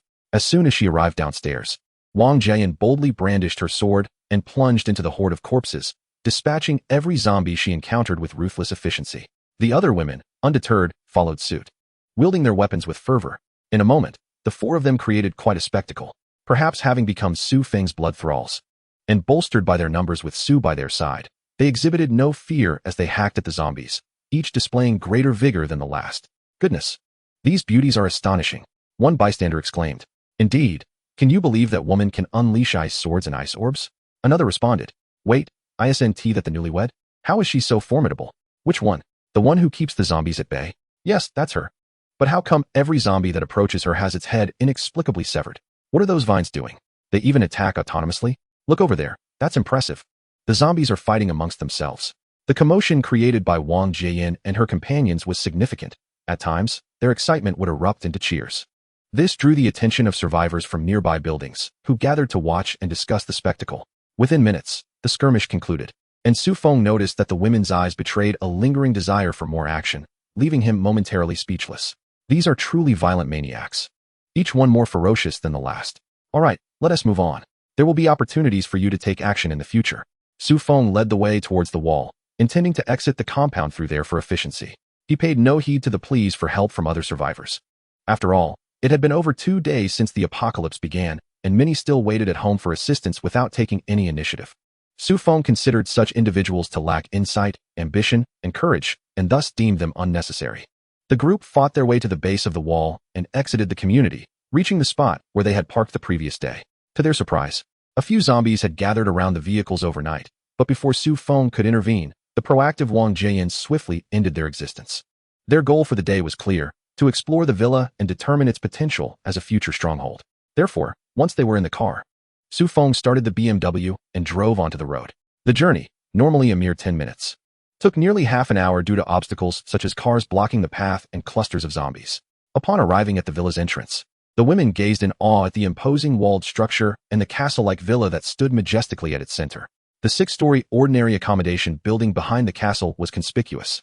Although plain in comparison to the castle, it still exuded a sense of luxury when juxtaposed with the residential complexes outside. Wow, it's stunning, Wang Jian exclaimed, her eyes sparkling as she surveyed the villa. Not only was she captivated, but the other women shared similarly enthralled expressions.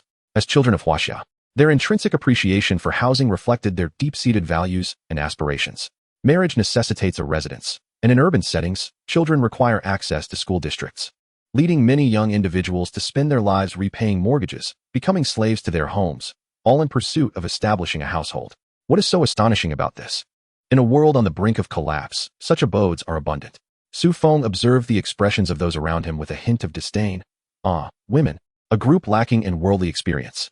Chapter 28. The Villa's surprises. The villa's grand entrance stood over 3 meters high, meticulously crafted from steel rods the thickness of a few fingers, forming an exquisite dragon motif that exuded an air of grandeur. The door was locked, effectively barring Su Feng and his companions. He scrutinized the imposing entrance, noting that the lock comprised a robust circular steel plate. Although he was confident that his blood-drink blade could potentially cleave through the lock, he refrained from doing so. After all, this place might serve as their future stronghold. Damaging the lock would only lead to their own inconvenience. Instead, he opted to scale the door, effortlessly vaulting over it.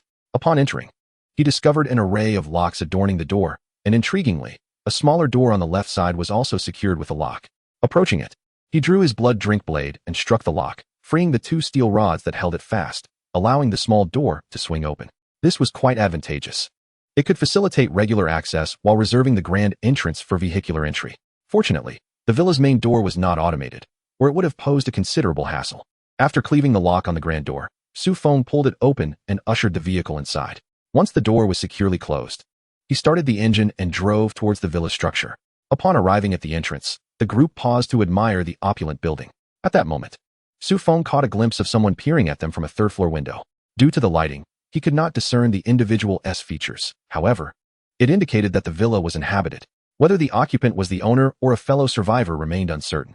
Turning to the women still examining the villa, Su Feng remarked, "What? Is someone there?" Wang Mei interjected, "Should we still go in to investigate?"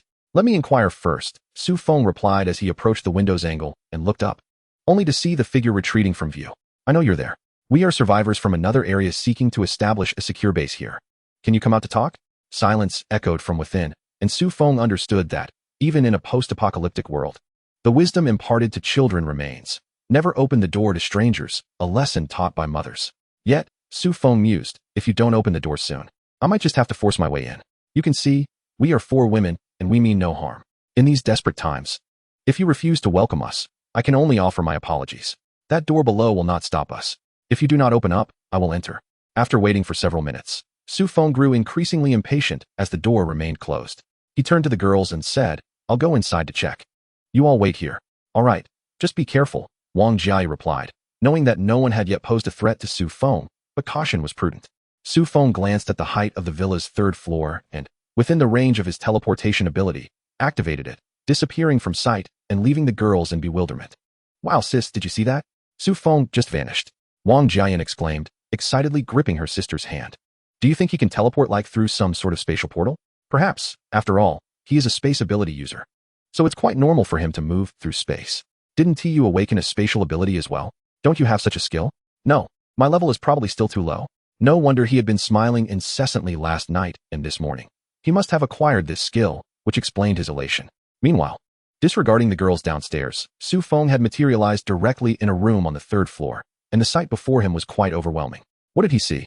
A girl of about 17 or 18 years, clad in a daring three-piece outfit. Yet, that was not the crux of the matter. What truly astonished him was her youthful visage combined with an ample physique. Su Feng could discern that her striking curves far surpassed those of the four girls downstairs.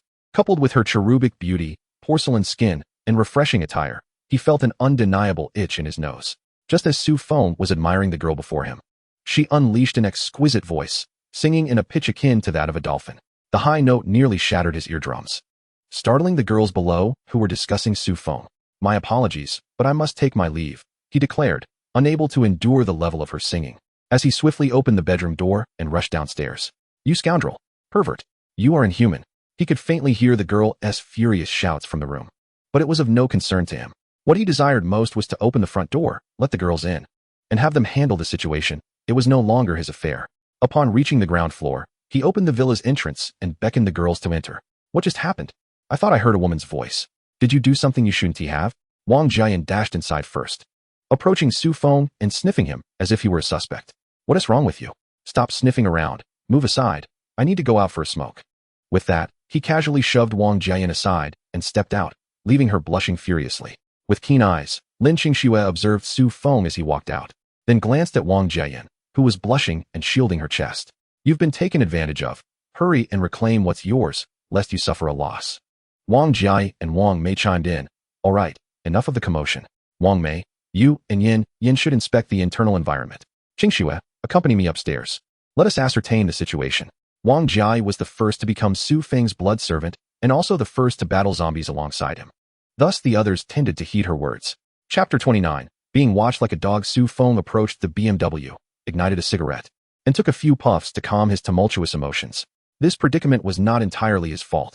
After all, he was merely in his early 20s, a time brimming with youthful vigor.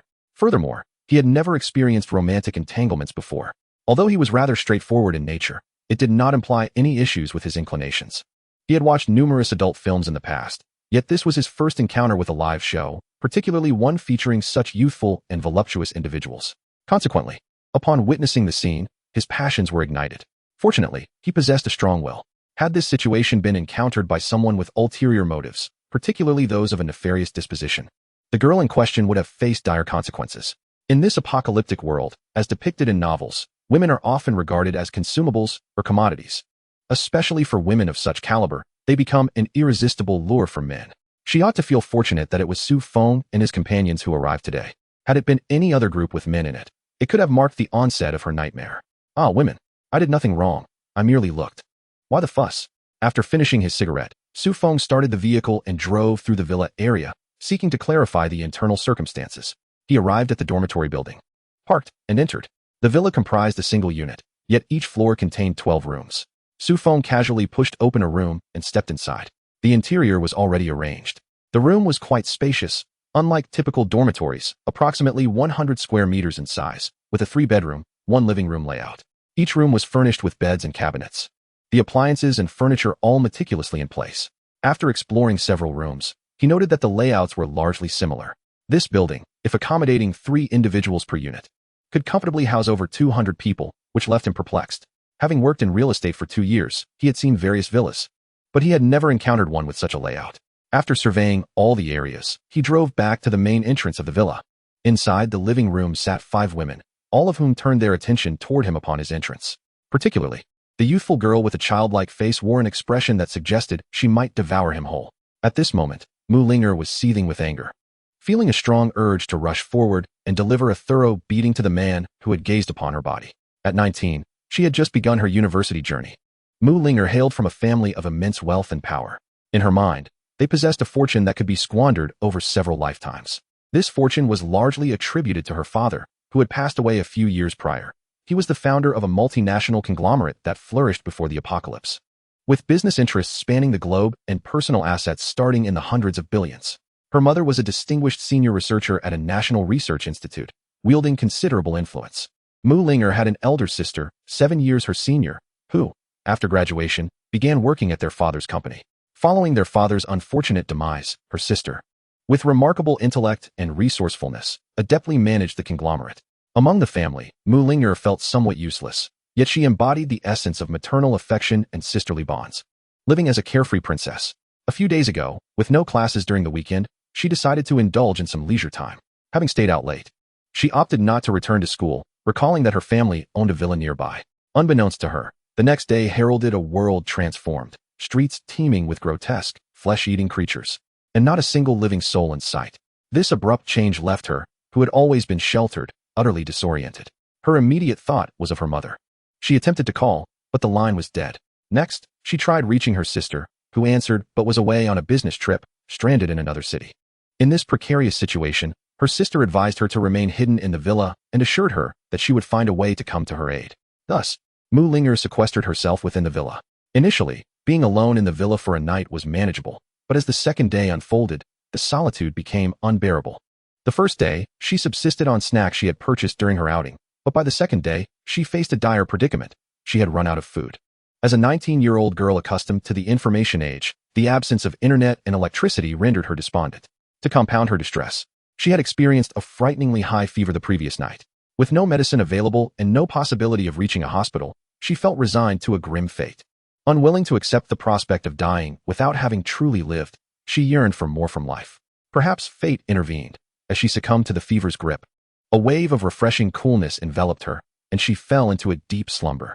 Upon awakening that morning, she discovered an extraordinary transformation within herself, a feeling beyond description accompanied by an influx of unfamiliar knowledge. She had awakened an extraordinary ability.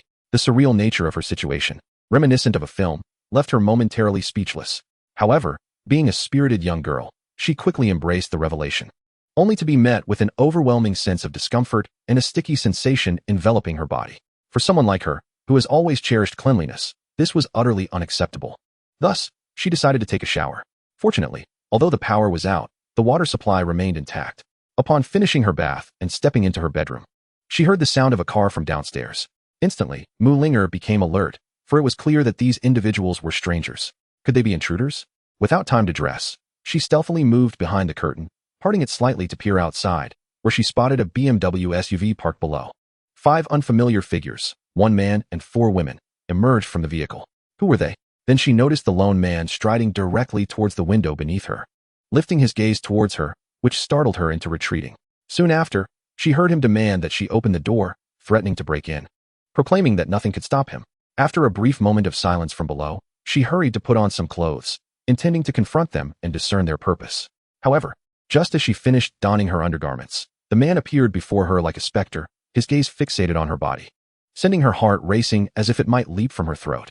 Instinctively, she let out a scream that could rival a world-class soprano. In a flurry, the man dashed away. Recovering from her shock, Mu Linger seethed with rage, unleashing a torrent of invectives. Ultimately, it was the arrival of Wang Jiai and others, along with subsequent revelations, that followed. Yet, upon seeing Su Feng, her ire surged anew. Her 19 years of innocence had been so brazenly snatched away by this man. Though he possessed striking looks and an imposing presence, she resolved to dismiss it, chalking the encounter up to a mere glance from a dog. Chapter 30. Su Feng, you 2 sisters are unwell.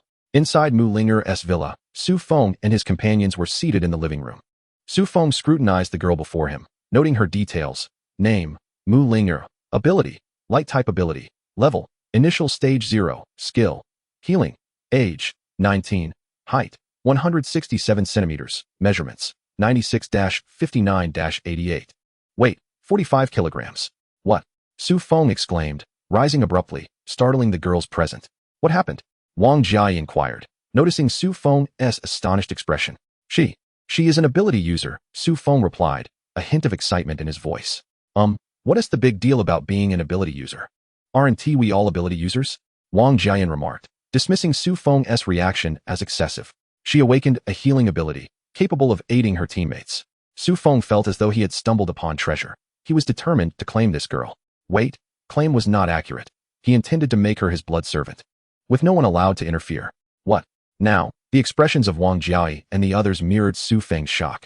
After becoming ability users themselves, they had garnered some understanding of such matters. However, the presence of a healer within their ranks could significantly enhance their combat prowess. Are you a healer? Wang Jian instinctively uttered her thoughts, then fixated her gaze upon a particular aspect of the other person. No wonder it was so substantial. It turns out you are a healer. Mu Linger was utterly bewildered by the reactions of the others. Indeed, she had awakened her extraordinary abilities. Yet she remained oblivious to their application. Observing their expressions, she wondered if she was, in fact, a remarkable being. However, the healer profession seemed to lack any combat prowess. I do not know how to utilize it. Ultimately, Mu Linger voiced her current predicament, recognizing that these individuals were undoubtedly her seniors. Oh, you have merely begun your awakening. It is true that your abilities cannot yet be harnessed. Once you level up, it will be possible, Su Feng patiently elucidated, displaying considerable forbearance towards such extraordinary individuals. How does one level up? Mu Linger inquired, expressing her genuine concern. Well, why not join our team? We shall cover your resources for leveling up, Wang Jiai suggested enticingly. If they could recruit a healing profession into their ranks, it would be immensely beneficial. What does that mean? Mu Linger asked, her face etched with confusion. Are we forming a team? Are we going to battle through dungeons? Indeed, it is as such. We are now in the apocalypse, Wang Jiai explained, grasping Mu Linger's hand with a reassuring demeanor. However, why did she continue to hold her hand so tightly? Lin Qingxue approached Su Feng and whispered, Master, we must secure her. She absolutely needs to join our team. If not, perhaps you should bite her. The eagerness in her demeanor left Su Feng speechless. Was this how one recruited members? Simply pouncing upon what one desired. Nevertheless, this approach seemed rather effective. No. What was he even contemplating? It was better to ascertain the situation before proceeding. If she willingly joined, that would suffice. If she hesitated, then they could discuss alternatives. So, the world is currently perilous? And there are zombies? Those monsters on the streets are called zombies? I see. They resemble those depicted in films. Mu Linger reflected. However, I currently possess no capabilities. Wouldn't my joining you merely hinder your progress? After hearing Wang Jiai's explanation, Mu Linger realized it aligned closely with her own thoughts. Yet, she wondered if her current abilities would permit her to join them. You need not worry about that. We are all at least tiered extraordinary beings. Whereas you have yet to reach the first tier. Once you level up, your strength will be formidable, Wang Jiai reassured her. Well then, I shall join your team. Mu Linger felt comforted by the presence of 4 young women, all of similar age, believing it far better than being alone. Then, we must readjust our subsequent actions. Su Feng concluded, recognizing that Mu Linger's addition would significantly enhance their future endeavors, though her current level remained too low. Today, we shall rest here and set out tomorrow. Soon, we will venture out to gather crystal cores, and first, we shall elevate her level, he declared. Yes, I concur. Once Linger possesses a certain level of strength, our future endeavors will be much safer. Are we going to battle monsters? Take me along. Mu Linger exclaimed eagerly. Muling Air felt deeply touched upon hearing that everyone was going to collect crystal cores to upgrade her. However, did collecting crystal cores imply battling monsters? How exhilarating. As a spirited girl, no. As an adorable young lady, I must participate. Yes, I will definitely take you along, but we must first attend to some matters. Wang Jiai gazed at Muling Air with sparkling eyes. Yet this scene felt rather peculiar. Muling Air also sensed something odd, but could not pinpoint the source of her discomfort.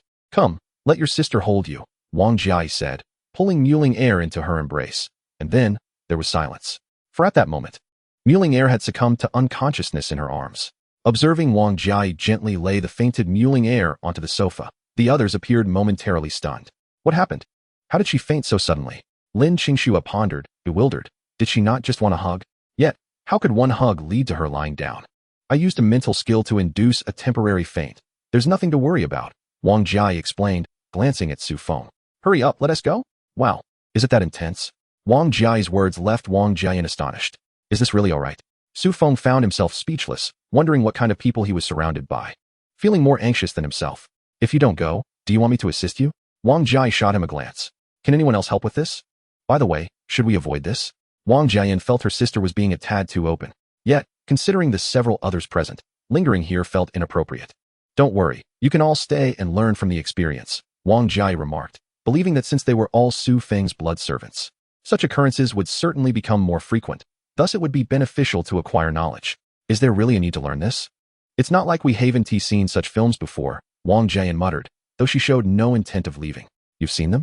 Wang Jia recalled her sister's experience, realizing the truth. Don't make wild claims.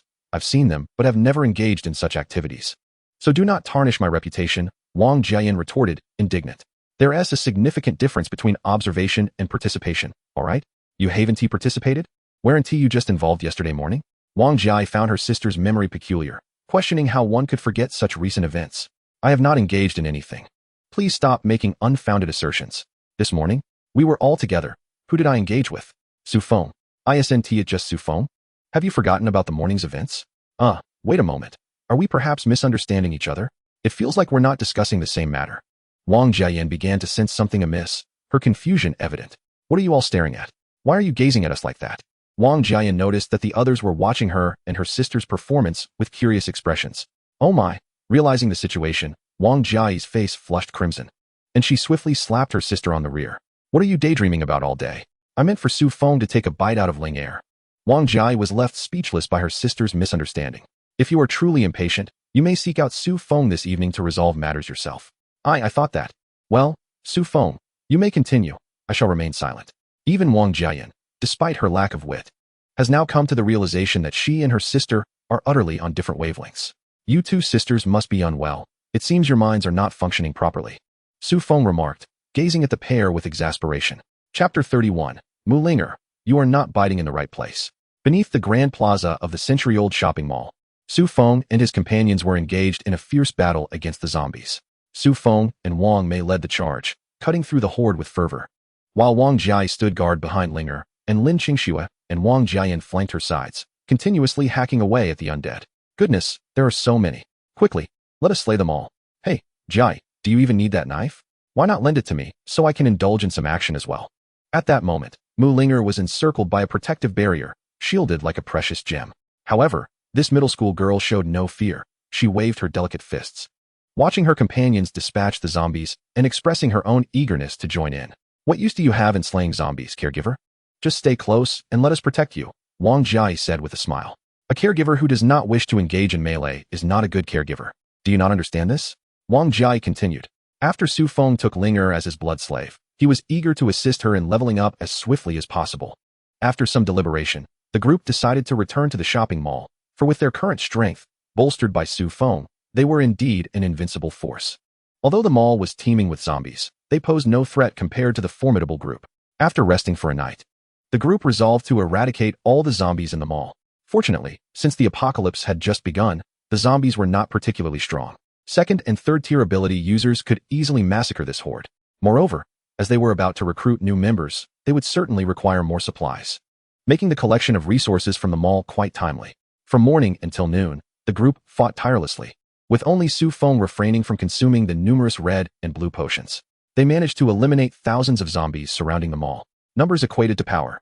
The four members focused solely on slaying zombies, while the other two collected crystal cores.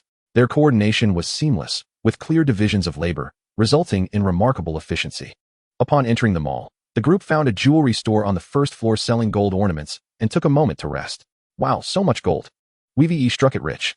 Oh, but it seems gold isn't of much use now, Wang Jiayan exclaimed upon seeing the dazzling array of jewelry, initially rushing forward, only to realize that having so much of it was pointless.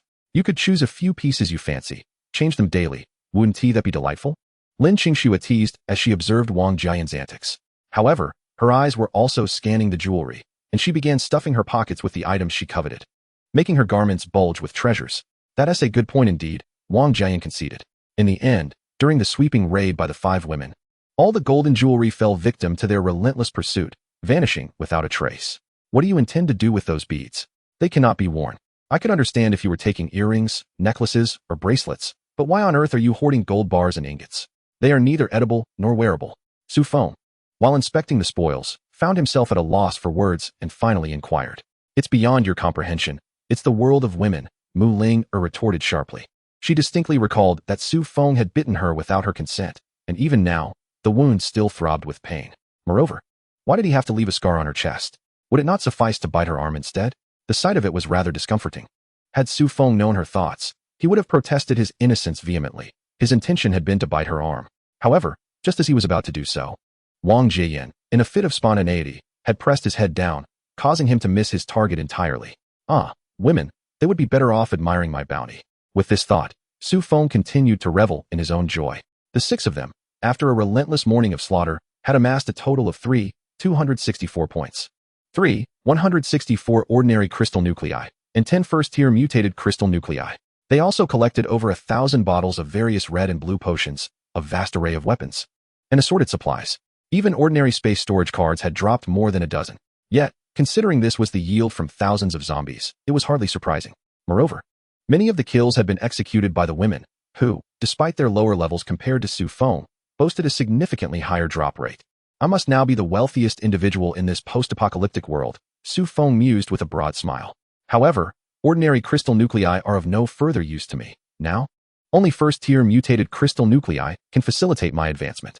Jia Yi and her companions are all at the second tier, and each would require approximately 300 crystal nuclei to ascend to the third tier. Thus, the 4 of them would need a staggering 200 nuclei.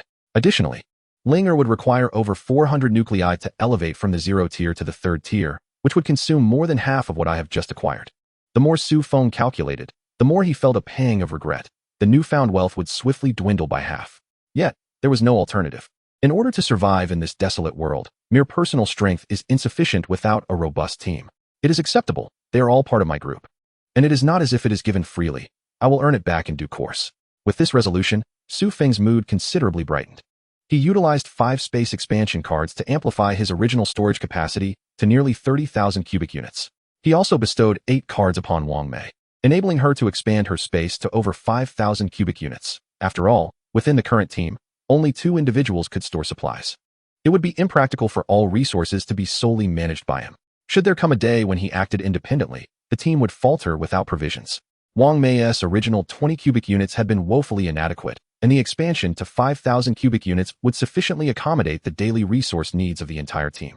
A group of individuals unleashed a whirlwind of chaos within the shopping mall, leaving nothing but emptiness in their wake. Wherever they tread, they seized every item of interest. As Ling succinctly put it, eliminate, acquire, and burn. Though burning is unnecessary, extermination and acquisition suffice. Ultimately, after more than 2 hours of relentless scavenging, they had stripped the entire mall, including the adjacent furniture and appliance store, of all usable goods.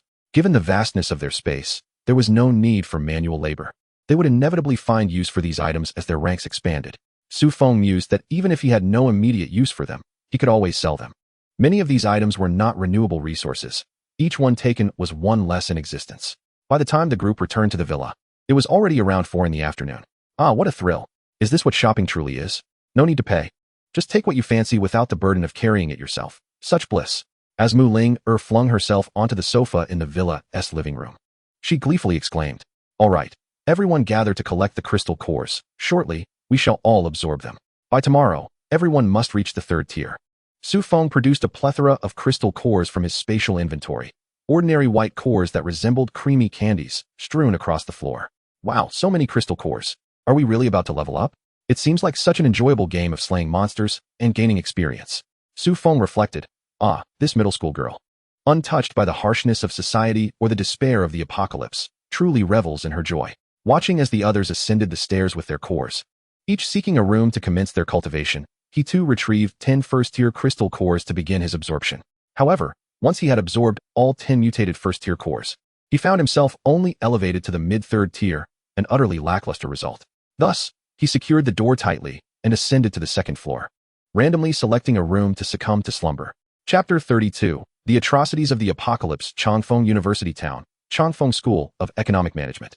At this moment, the entire campus could only be described as a scene of utter devastation. Countless zombies roamed the playground, while vast hordes congregated beneath the teaching buildings. The onset of the apocalypse had struck shortly after the evening classes had concluded, leaving many students lingering in classrooms to chat or meandering about the grounds. The outbreak caught this group of students off guard, leading to many being infected before they even comprehended the gravity of the situation.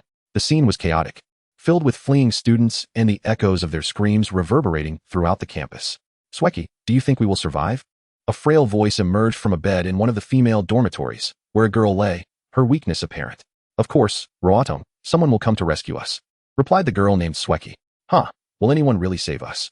Just yesterday, a dozen boys came to our aid, but now they have transformed into those monsters. The girl named Sweki said, her words trailing off uncertainly. In this dormitory, only 2 girls remained, Jo Roatong and Li Sweki. 3 nights ago, prior to the cataclysm.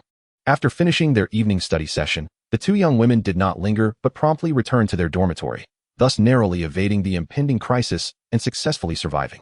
However, what lay ahead was their true test. The initial emergence of the zombies left them both in a state of bewilderment. Fortunately, Li Sweki quickly regained her composure and secured the dormitory door.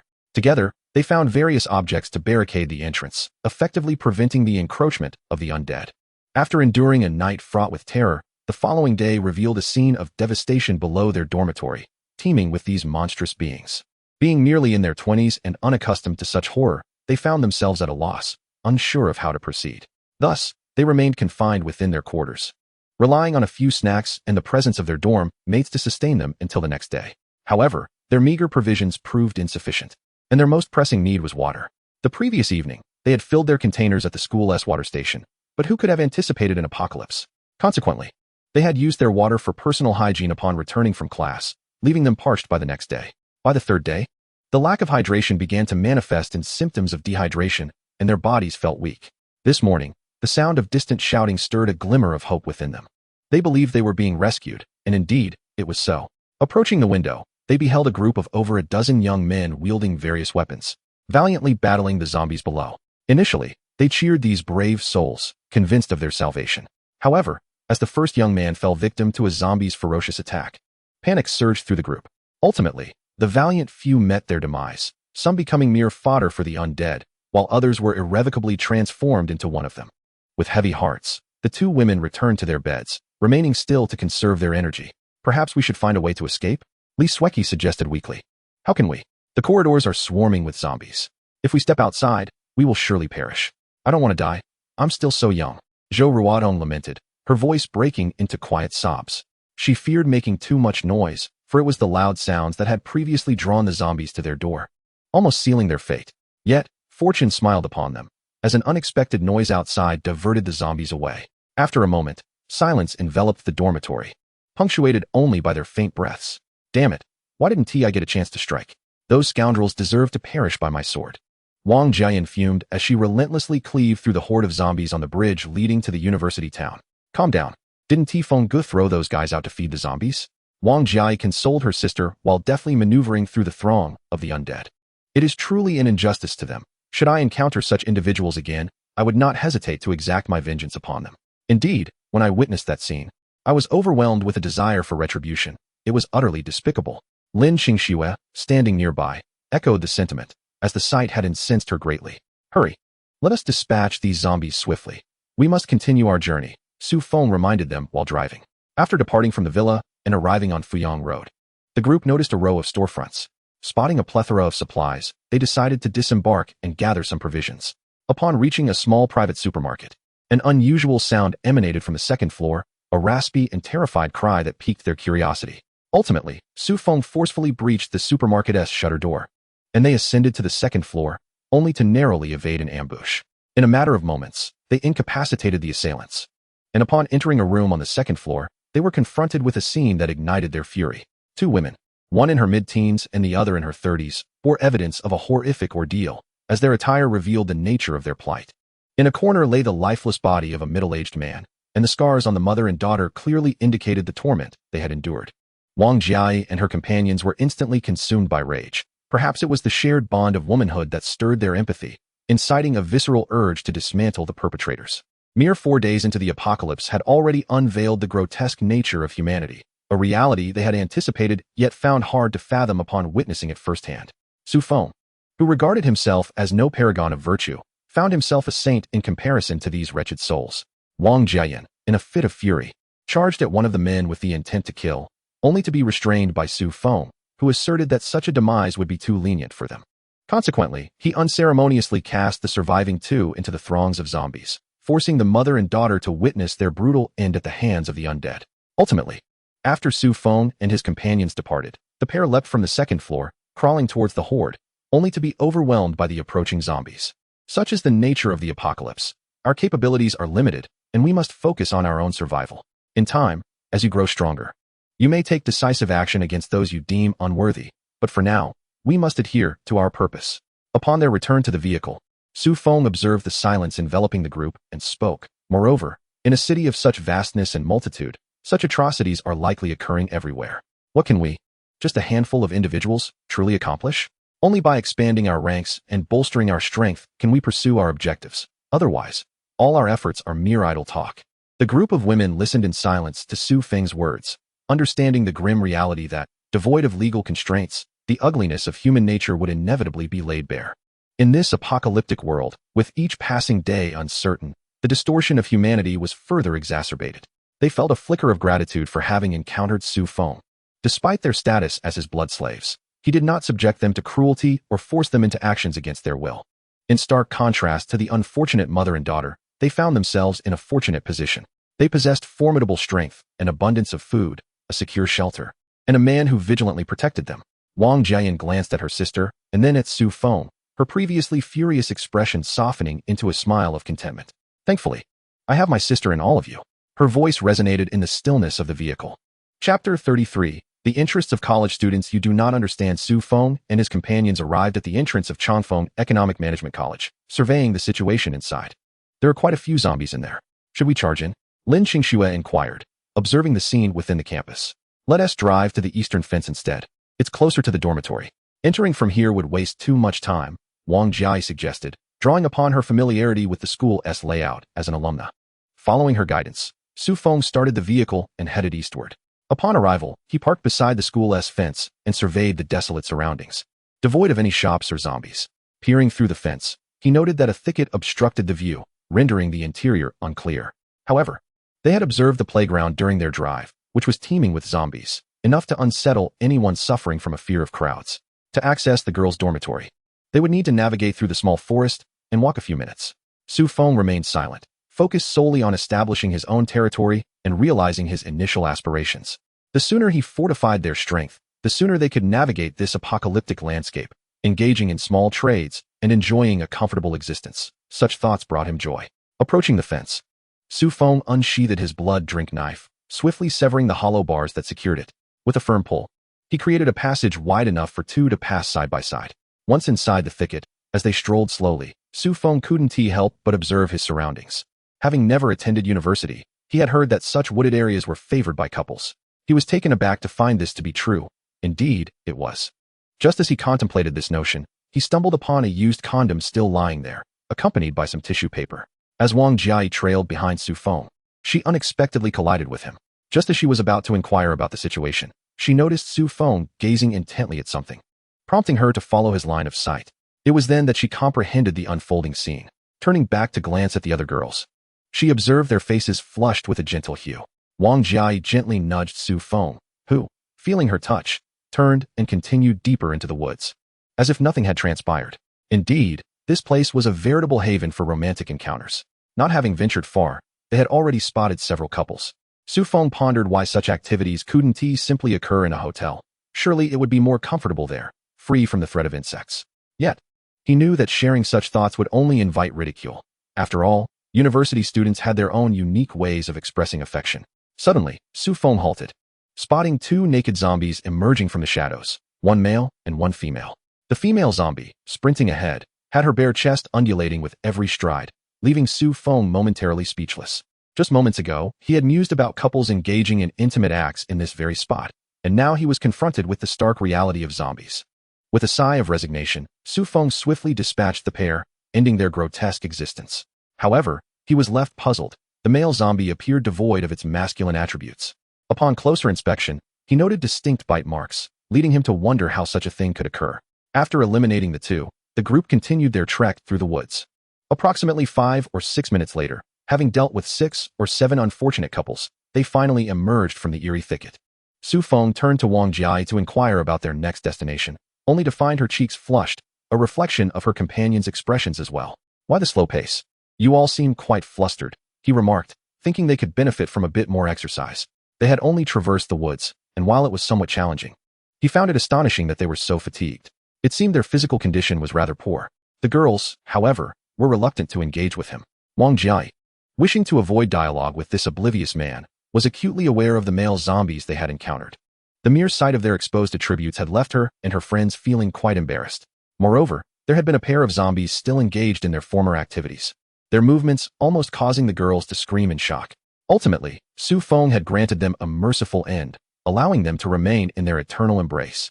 What a peculiar situation, Su Feng muttered to himself, gripping his blood-drink blade, and proceeded in the direction indicated by Wang Jiai, leaving a few bewildered girls in a state of disarray.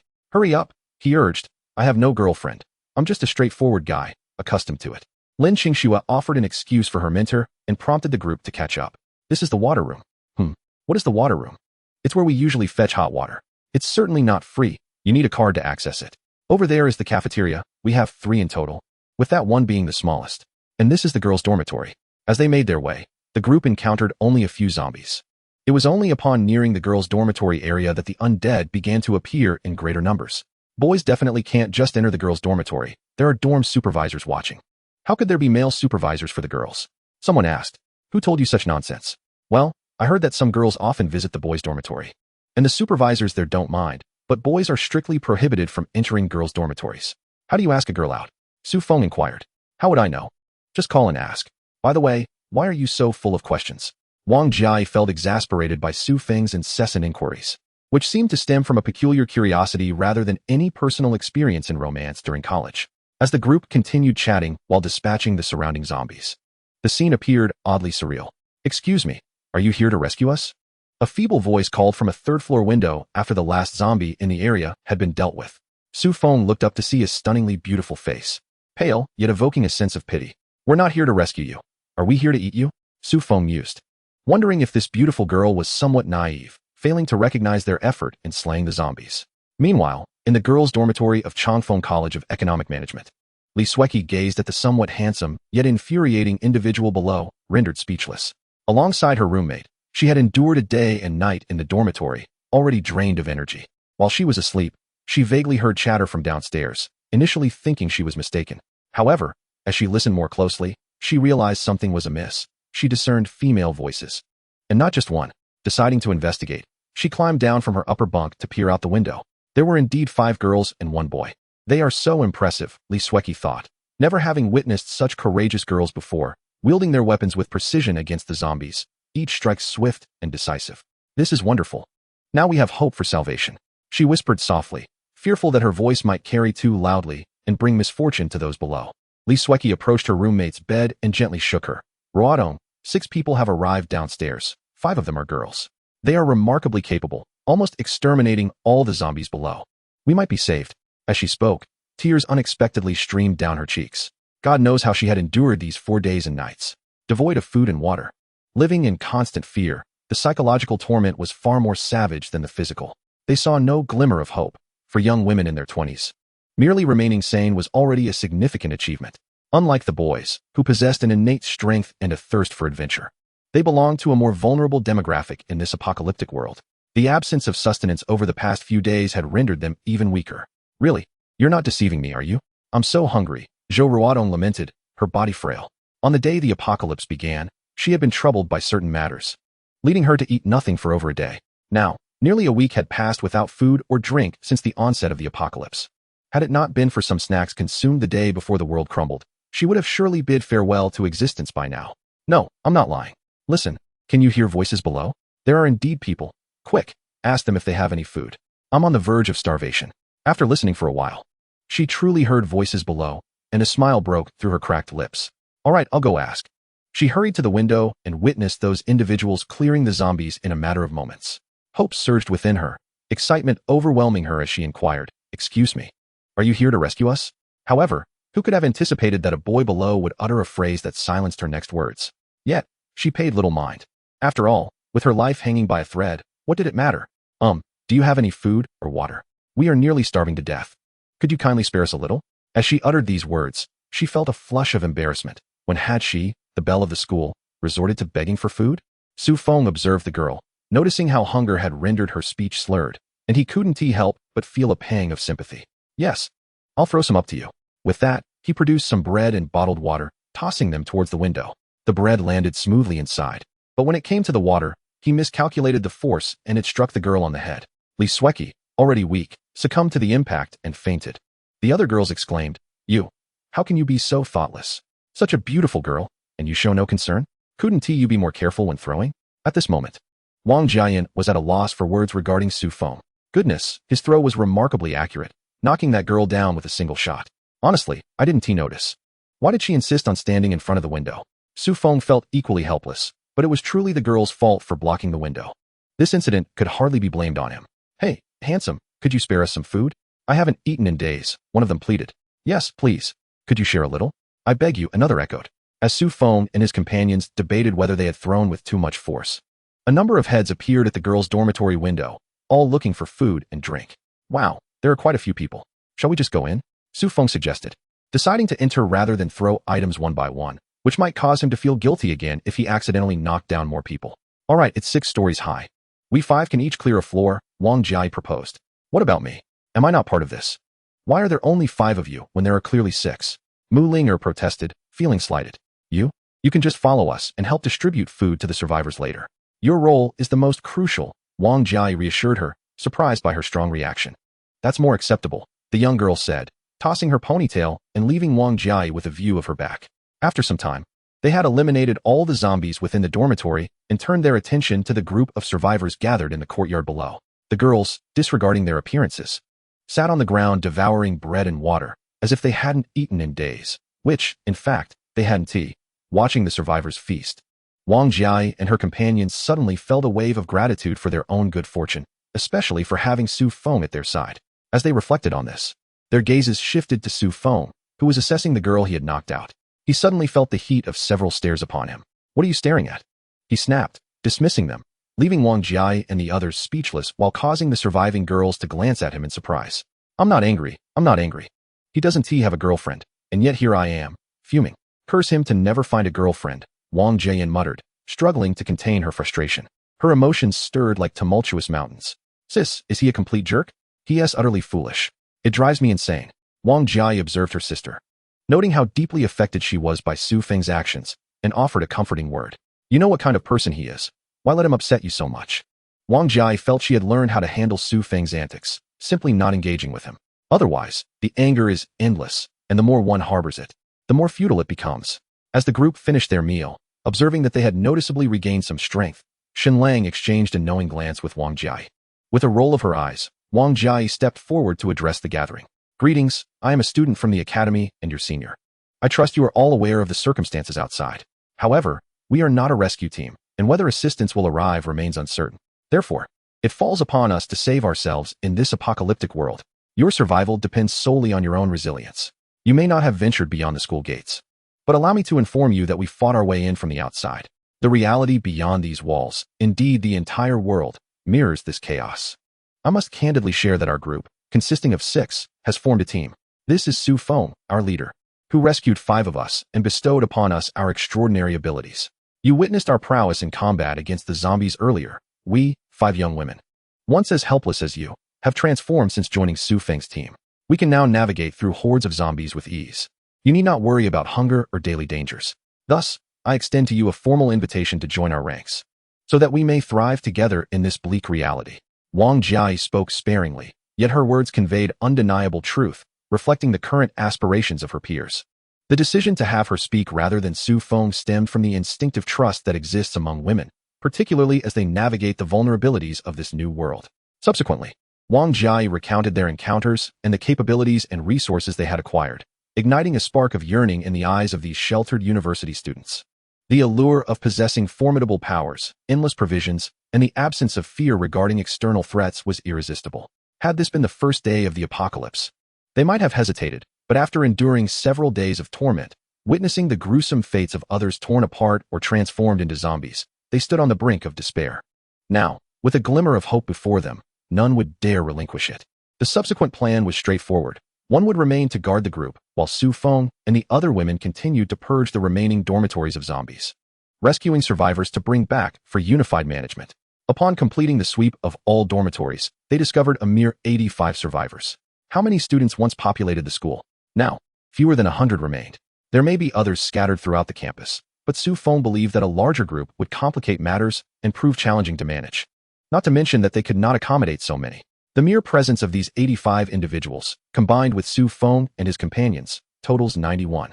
A situation that leaves him in a state of exasperation, pondering how he might escort them back. The thought of rescuing others seems almost insurmountable. As nurturing their potential will require time and effort, he decides to focus on the present.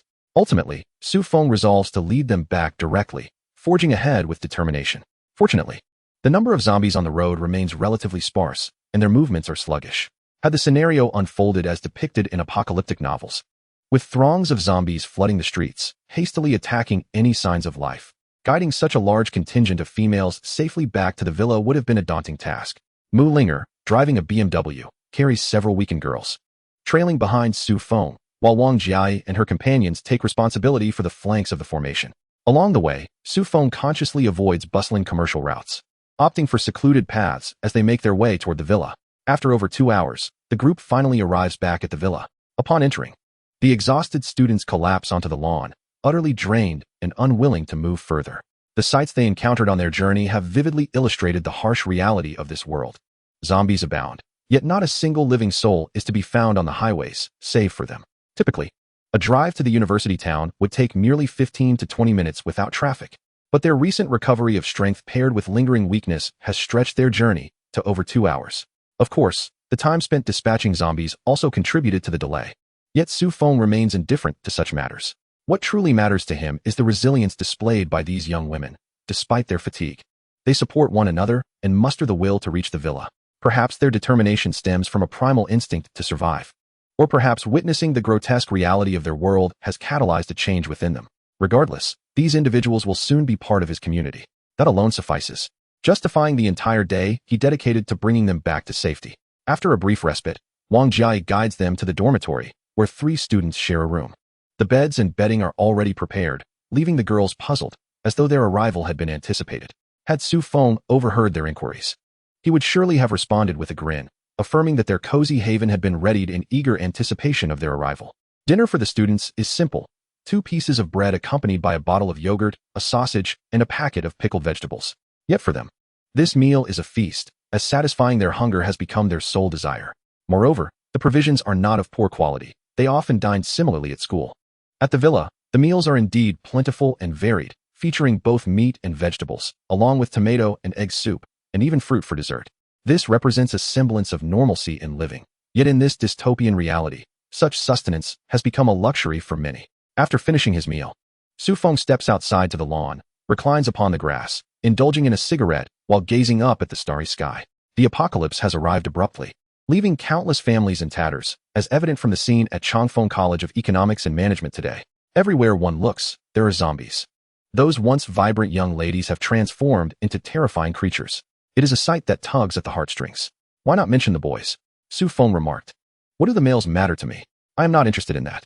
A soft sound of footsteps graced his ears, delicate as they tread upon the grass, and soon, a pair of pristine thighs appeared before Su Feng. They were indeed fair and appeared smooth, though he pondered what they might feel like to the touch. It is worth noting that it is not yet summer. Isn't it rather chilly to dress this way? Yet, how could he understand that for these young women, the desire to showcase their beauty transcends the chill? Otherwise, why would some liken certain women to cold-blooded creatures? Lin Xingxue stood beside Su Feng, observing her somewhat unrefined mentor as he fixated on her legs. A mixture of secret delight and shyness stirred within her. In this desolate world, having lost her parents, the man she has been following, despite his often blunt demeanor, has become her lifeline. Without him, she might have succumbed to becoming a zombie herself or perished unnoticed in some restaurant corner. These past few days have significantly altered her perspective. Previously, following Su Feng may have been merely a means of survival, accompanied by a semblance of dependency. Now, she perceives Su Feng as her anchor. Humanity, being inherently social and emotional, tends to rely on one another after spending time together. This is especially true concerning the opposite sex, as attraction naturally draws them together. Chapter 36. Do we really need to bite all 85 girls? Lin Xingxue relishes her days with Su Feng, despite them being spent almost entirely in combat against zombies. Yet, his presence makes her feel that life persists. Today, She was profoundly affected upon witnessing a group of female students, each one weakened by hunger. She could only imagine the fate that awaited her had Su Feng not returned to find her at the restaurant. Perhaps she would have been rescued by a kind-hearted stranger, enduring a fate akin to that of the mother and daughter duo. After all, she is a girl, one who is not unremarkable in appearance. In this bleak world, the plight of women is far more tragic than that of men. Their innate vulnerabilities become glaringly apparent in a society devoid of law, humanity, and kindness. While some formidable women may emerge, they are certainly few in number, far outnumbered by their male counterparts. Lin Qingxue paid no heed to Su Feng's gaze. If he wished to look, he could do so, as long as he remained by her side. She gradually settled beside him, mimicking his posture as she reclined on the grass. After casting a glance at the starry sky, she turned her gaze back to Su Feng, whispering, "Master, it is truly wonderful to have you." She is genuinely kind-hearted, not merely due to the bond of servitude. Why utter such words? It's a sign of idleness. Just as Su Feng was engrossed in the allure of her legs, they vanished, and an unsettling remark sent chills down his spine, prompting him to speak up. Lin Qingxue. Yet, she bore no anger. She had grown accustomed to it, understanding Su Feng's nature far better than the other women. Thus, she had adapted, or perhaps, had long since become accustomed to being scolded. In the days prior to the apocalypse, while at the company, she often faced his remarks. Initially, it would irritate her. But over time, she learned to accept it. She discovered that although Su Feng lacked emotional intelligence and experience in charming women, he was not a bad person. As long as one treated him well, he would reciprocate with even greater kindness. Therefore, when Su Feng resigned to care for his ailing grandfather and ultimately lost him, she took the occasion of her birthday as an opportunity to reach out to him, wishing to offer some comfort. Perhaps it was for this reason that Su Feng returned to the restaurant to seek her out. Lin Qingxue gazed up at the heavens, where the stars shone exceptionally bright. Humanity had refrained from tormenting this world for 4 days, allowing the once invisible elements of the sky to re-emerge. The villa was situated far from the urban sprawl, and the air was somewhat refreshing. If not for the faint scent of decay, living here would be a pleasant choice. She yearned to lie there indefinitely. But you would end up drenched like a rat, Su Feng replied, having overheard her. He looked up at the sky, which had been adorned with stars, now slowly shrouded by encroaching clouds. It's going to rain. Let us return and indulge in our little games. Su Feng stood up, dusting off his trousers, and noticed Lin Qingxue extending her delicate hand towards him. Without a second thought, he reciprocated with a high five. Let us live well. Then, oblivious to her adorably bewildered expression, he made his way toward the villa's entrance. Fool, Lin Qingxue muttered, watching Su Feng depart in silence. She climbed to her feet, brushed off the dust, and followed suit. Master, wait for me. Her voice faded gradually, disappearing within the confines of the villa. The first rain of the apocalypse could be described as a torrential downpour. Before long, many low-lying areas of the city were submerged. In the pitch-black night, the surviving inhabitants huddled in corners of the city, oblivious to the bizarre spectacle unfolding across the globe. All the zombies emerged onto the streets, raising their hands to the sky, relishing the first rainfall of the apocalypse. They neither roared nor stirred in chaos. As if guided by an unseen force, they stood silently in the deluge. Representing sin, they seemed to believe that this heavy rain could cleanse their malevolence. Not only the zombies, but across fields, forests, and the ocean, various animals and fish also appeared, basking in the downpour of the apocalypse. When Su Feng opened his eyes, daylight had already broken. After a moment of pause, he rose to his feet. Today is filled with numerous tasks, among which the arrangements for the group of students are of utmost importance.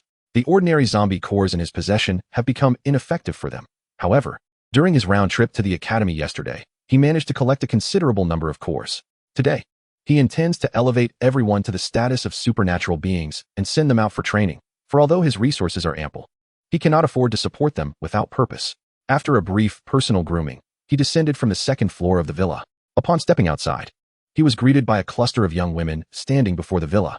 While not all of them were exceptionally beautiful, they were certainly a sight to behold, comprising mostly of familiar faces from years past.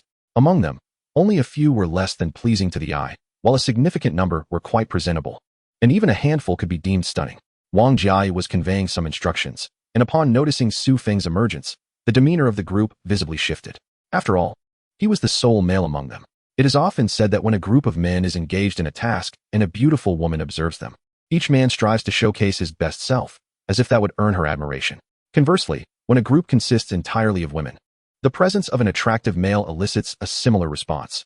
This is an instinctual reaction, a natural law. It is only in the mingling of genders that passion can truly flourish. Su Feng inquired about the group, learning that several among them were already supernatural beings, albeit of a rather ordinary variety. The rest were mere mortals. Today, should he awaken their powers? Upon noticing the changes in the young women, Wang Jia approached Su Feng and whispered, "You handle the arrangements. I'll bring you the awakening potions shortly." Su Feng expressed his reluctance, stating that with so many individuals present, it would be too exhausting to manage. Therefore, he decided to delegate the responsibility to Wang Jia, confident in her loyalty. "However, you will be quite busy today," she remarked, her expression somewhat peculiar, as if she found amusement in the situation. "What do you mean?" Su Feng inquired, puzzled by her gaze. Wang Jia clarified, "We can handle the awakening, but we cannot simply grant them these powers without any conditions. Should they grow strong and choose to abandon us later, it would be a grave loss. Therefore, you must ensure that each one of them is bound to you." Her implication was unmistakable. Su Feng was to bite each of the young women, transforming them into his blood slaves. This would allow him to cultivate them without the fear of betrayal. Su Feng contemplated this, recognizing the difficulty of controlling hearts. After all, who could guarantee that those not bound to him would not turn against him later? Yet, the thought of biting 85 young women was daunting. Chapter 37. The busy Su Feng realized he would have to undertake the arduous task of biting each one, and the thought alone made him uneasy. It is not fear of pain that troubles me, but rather the fact that these are all young ladies, whom I can only approach superficially, leaving me with a sense of discomfort. However, considering that they are part of my own team, should a traitor emerge in the future, it would be a tremendous waste of the resources invested thus far. Therefore, I shall treat this as an exercise in fortitude.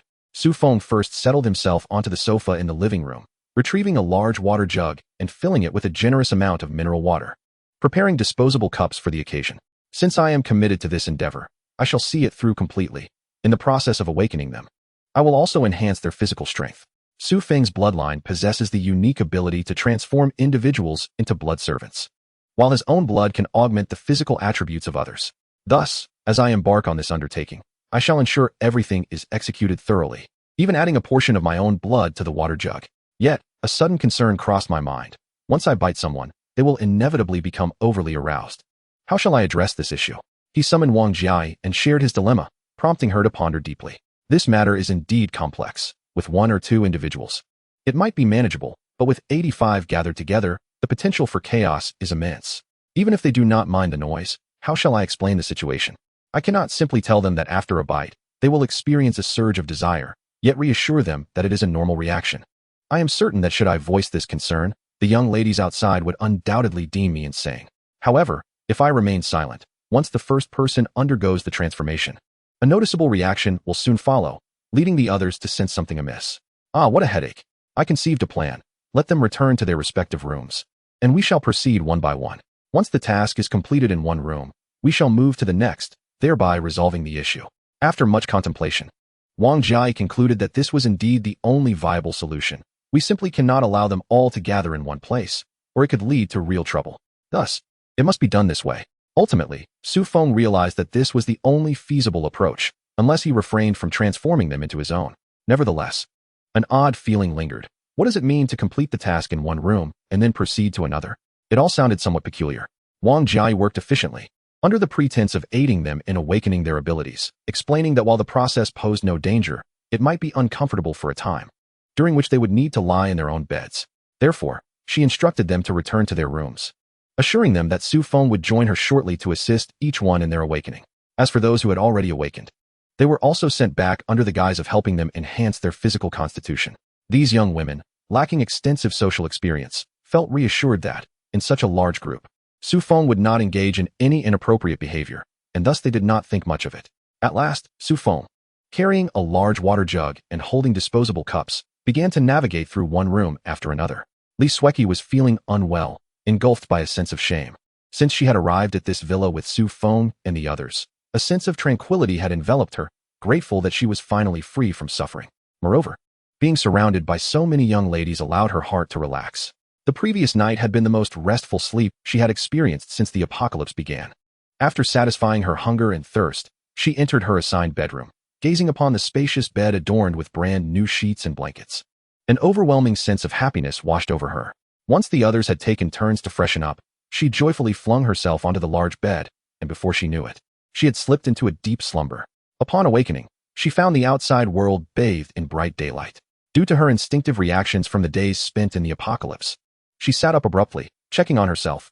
Yes, she was still alive. However, as she surveyed her surroundings, it dawned on her that she seemed to have been rescued. The stark contrast to her previous life, where she had once been a little princess before the end of days, left her momentarily disoriented. Not long after, she heard the faint sounds of two individuals weeping in the living room. Peering through the door, she discovered her roommate Zhou Ruodong and another girl, huddled together on the sofa, tears streaming down their faces. Perhaps alerted by the noise, Zhou Ruodong turned her head, and upon seeing Li Sueki, her voice trembled as she spoke. Sueki, we have been saved.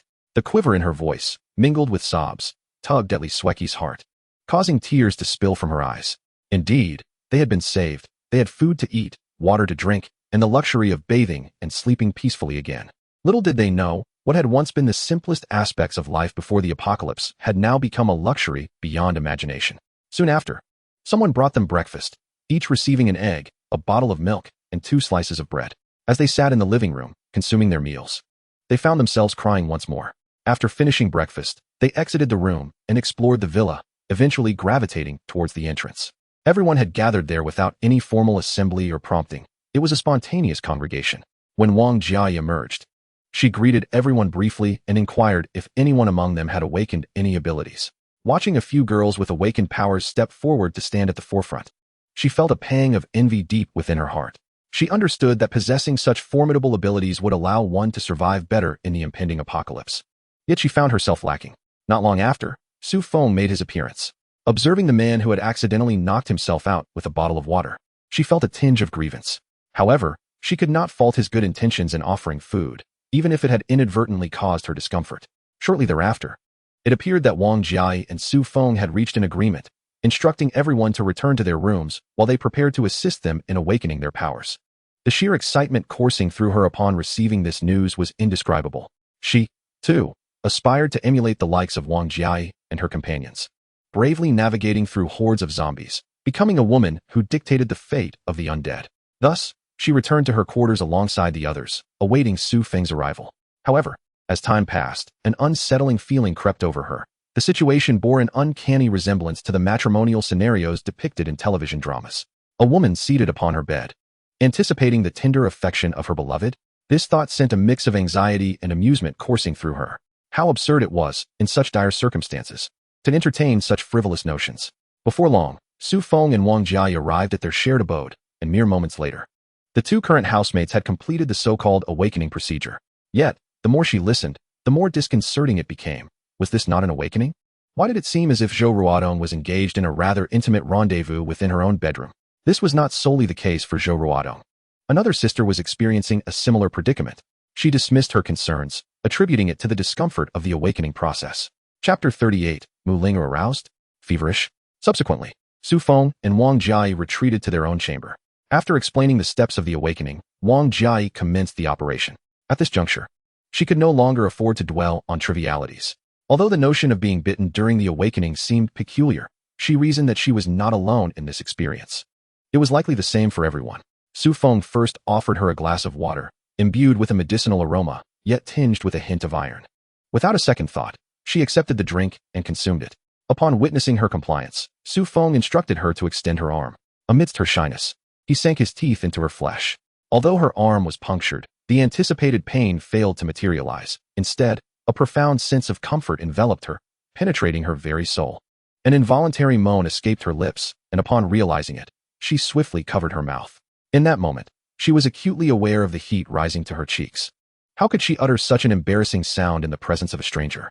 Fortunately, Su Feng and Wang Jiai did not linger, promptly closing the door behind them as they departed. Once they had left, she could no longer contain herself. The effects of the medicine and Su Feng's blood coursing through her made her feel utterly overwhelmed. She lay on her bed, burying her head beneath the covers. Unable to withstand the sensations that had overtaken her, the sounds she made causing her to feel a deep sense of shame. At last, she comprehended why her 2 housemates had been so vocally expressive in her bedroom. Was this not, in essence, a call to passion? Although she was a woman, it did not imply ignorance of such matters. Nowadays, college students, regardless of gender, must surely have discussed such topics within the confines of their dormitories. Who among them had not secretly indulged in viewing risque videos in the privacy of their rooms? After all, in the monotony of university life, such distractions were a means of survival. After enduring an unusual war, she finally felt at ease, a boundless energy coursing through her veins. making her believe she could strike down a bull with a single punch. Subsequently, she prepared to step outside, but when she reached for the bedroom door, she inadvertently yanked the doorknob and locked from the door itself. The force of her action propelled her backward a few steps, and the door swung open on its own. Just then, Zhou Ruotong emerged from the room, her mouth agape at the sight. "You did this?" Zhou Ruotong exclaimed, astonished. She too had awakened her own abilities, albeit of the water element. Yet what on earth had Li Sueki awakened? Had she truly dismantled the door? "I merely pulled gently, and it ended up like this," Li Sueki replied, coming to her senses as she looked at the doorknob and a piece of wood in her hand, feeling rather bewildered. "What kind of ability have you awakened? Your strength is immense. You won't turn into some kind of strongman, will you?" Zhou Ruotong teased. "Strongman? Please. I am a woman." Li Sueki internally scoffed. "No, I can sense that I have awakened a metal-based ability, yet I do not understand why my strength is so great," Li Sueki confessed, equally perplexed.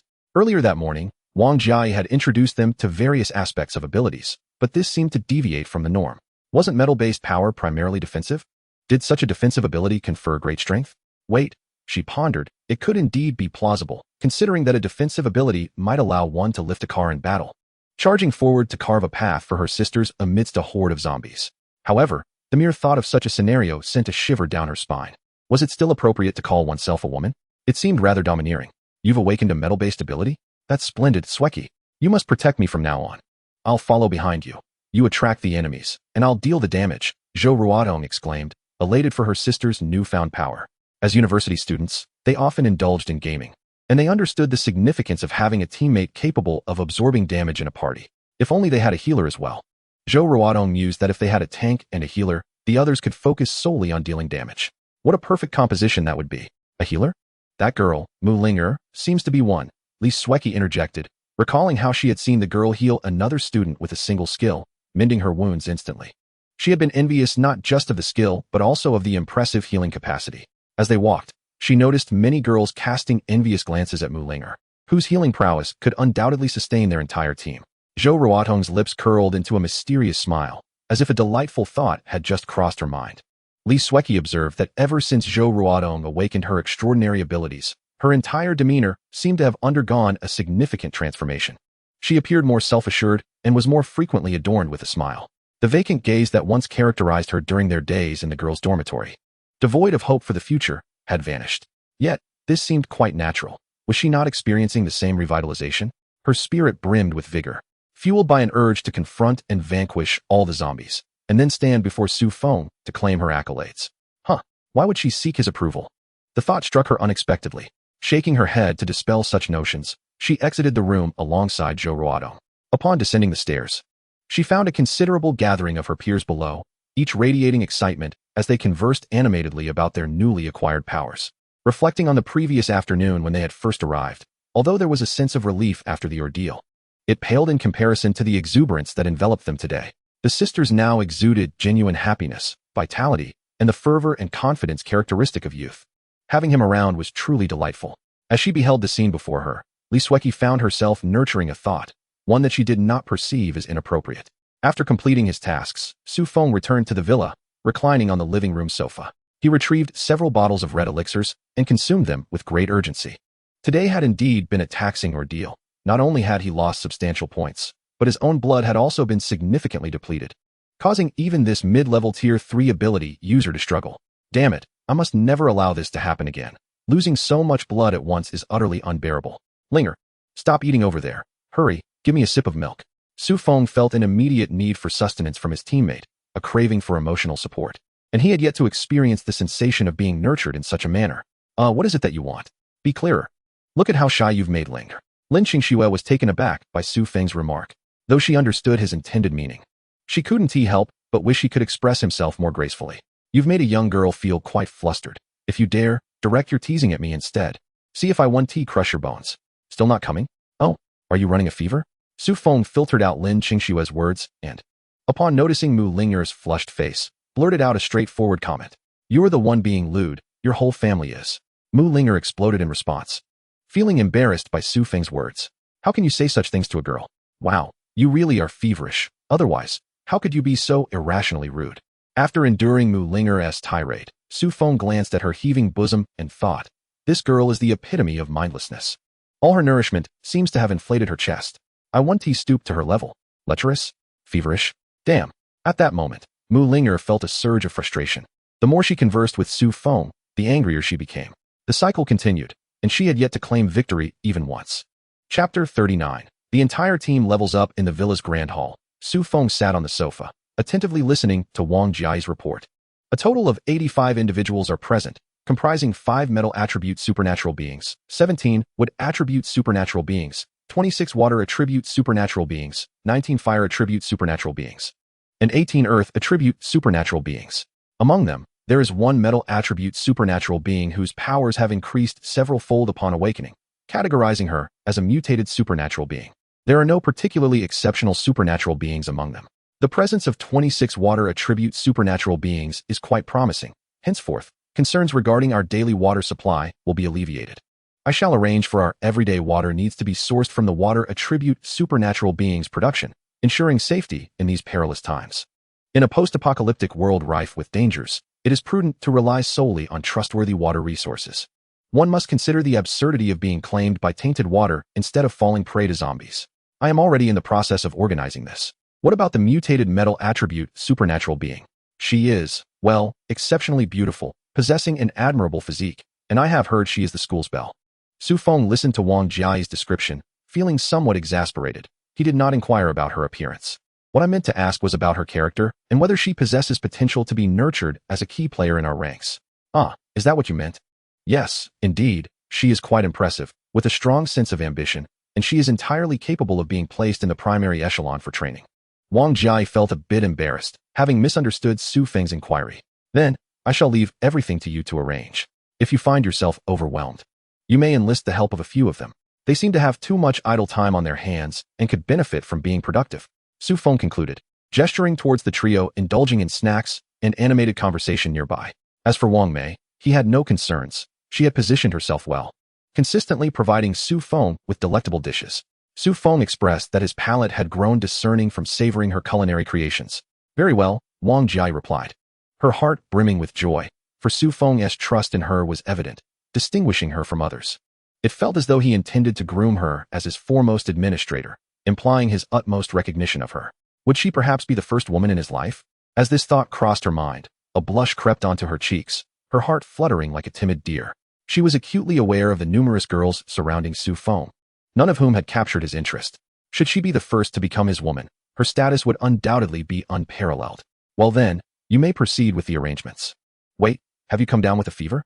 Things seem rather peculiar of late, Wang Jiai. It appears that the task of becoming his woman is indeed formidable. However, who says that one must wait for him to take the initiative? As if a realization dawned upon her, Wang Jiai appeared resolute, then ventured out to fulfill her tasks. Su Feng observed the 3 girls idly passing time and shook his head, stepping out through the villa's entrance. With a series of swift movements, he exited the villa area and arrived on the street, prepared to survey the surroundings. However, upon his appearance, the nearby zombies seemed to sense something amiss. One by one rushing towards him. Something feels off.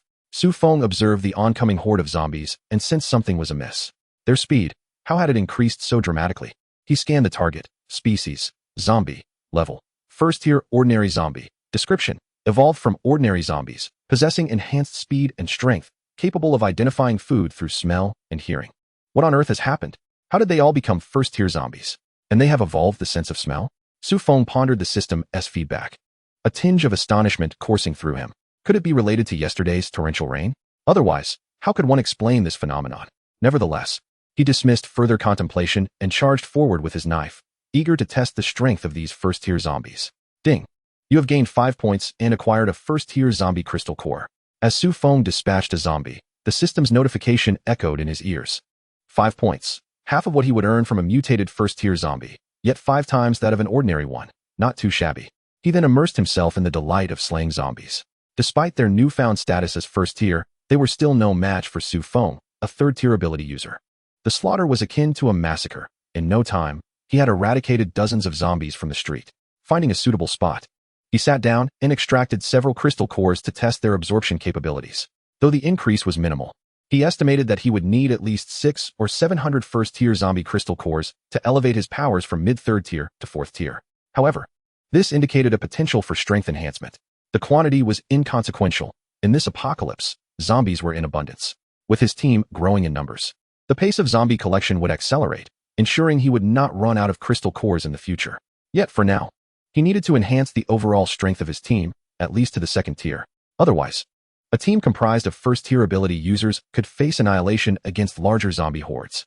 Fortunately, the majority of zombies were now first-tier, which would significantly hasten the team's progression, as first-tier zombie crystal cores possessed far greater energy than their ordinary counterparts.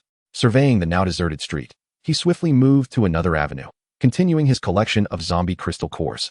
This commercial district, adjacent to the villa area, was not frequented by large crowds, allowing Su Feng to clear the entire area in just over an hour. Much of that time was spent seeking out zombies, and once he confirmed that no more remained, he returned to the villa. In total, Su Feng had collected 126 first-tier zombie crystal cores, with over 1,000 additional first-tier cores at his disposal, ready to facilitate upgrades for his companions. Calling for Wang Jia, he gathered all the ladies together, inspecting the team before him with satisfaction. At the very least, they exhibited tangible changes. Each wore an expression of excitement, in stark contrast to the lethargic atmosphere of the previous day. "You two, step forward." Su Feng gazed at the two young ladies standing before him and beckoned them to step forward, preparing to conduct an experiment. "What are your names?" he inquired. "Li Sueki and Zhou Ruodong," the two girls replied, their eyes brimming with respect for Su Feng, who had instilled in them a glimmer of hope and a sense of purpose to persevere. "I intend to conduct an experiment. You will absorb these crystal nuclei," Su Feng stated, handing 10 ordinary crystal nuclei to Zhou Ruodong and a first-tier ordinary zombie crystal nucleus to Li Sueki, instructing them to absorb them on the spot. Without hesitation, the two girls began the process under Wang Jia's guidance. Before long, Li Sueki finished absorbing her crystal nucleus, yet she did not advance in rank. Su Feng tossed her another nucleus, encouraging her to continue. After approximately 10 minutes, both girls ceased their absorption simultaneously. 10 ordinary crystal nuclei can elevate a 0-tier supernatural being to the first tier. 2 ordinary first-tier nuclei can achieve the same. However, how many are required to ascend to the second tier? Su Feng pondered, continuing his experiments. He provided Zhou Ruodong with 100 ordinary crystal nuclei. Recalling that Wang Jia and her group had used around 100 to level up previously, he then bestowed 20 first-tier ordinary crystal nuclei upon Li Sueki. The two girls spent nearly an hour absorbing their respective nuclei, successfully advancing to the second tier of supernatural beings. With this newfound data, Su Feng retrieved all ordinary and first-tier crystal nuclei from the space and entrusted them to Wang Jia for distribution among the group of girls to facilitate their upgrades. While it was possible to elevate them all to the second tier, achieving a uniform first-tier status was also commendable. Ultimately, with the aid of 554 ordinary crystal nuclei and 116 first-tier nuclei, Su Feng's cohort of female students successfully ascended. To ensure a balanced team, Wang Jia arranged for 3 water and wood supernatural beings to reach the second tier, while 4 fire and earth attributes also advanced to the second tier, leaving 5 in the metal category, all at the second tier.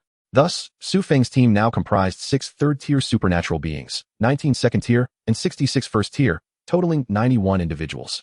Within just over a week since the onset of this apocalypse, he had assembled such a formidable group. While it might not dominate every territory, it certainly represented a formidable force. Chapter 40. The Stirring of Various Factions. Herein, the names referenced are solely for narrative purposes, not related to reality, and are entirely fictional. In H-Fei City, at the military garrison base, the valiant soldiers stationed in the provincial capital of Huizhou had eradicated threats within their ranks. "Captain Xiao, I have compiled the casualty figures." A soldier approached a middle-aged officer with a grave expression. "Report the data," the officer commanded. 3 battalions originally had 500 personnel, with 605 brave soldiers having fallen, 52 severely injured, leaving 843 remaining.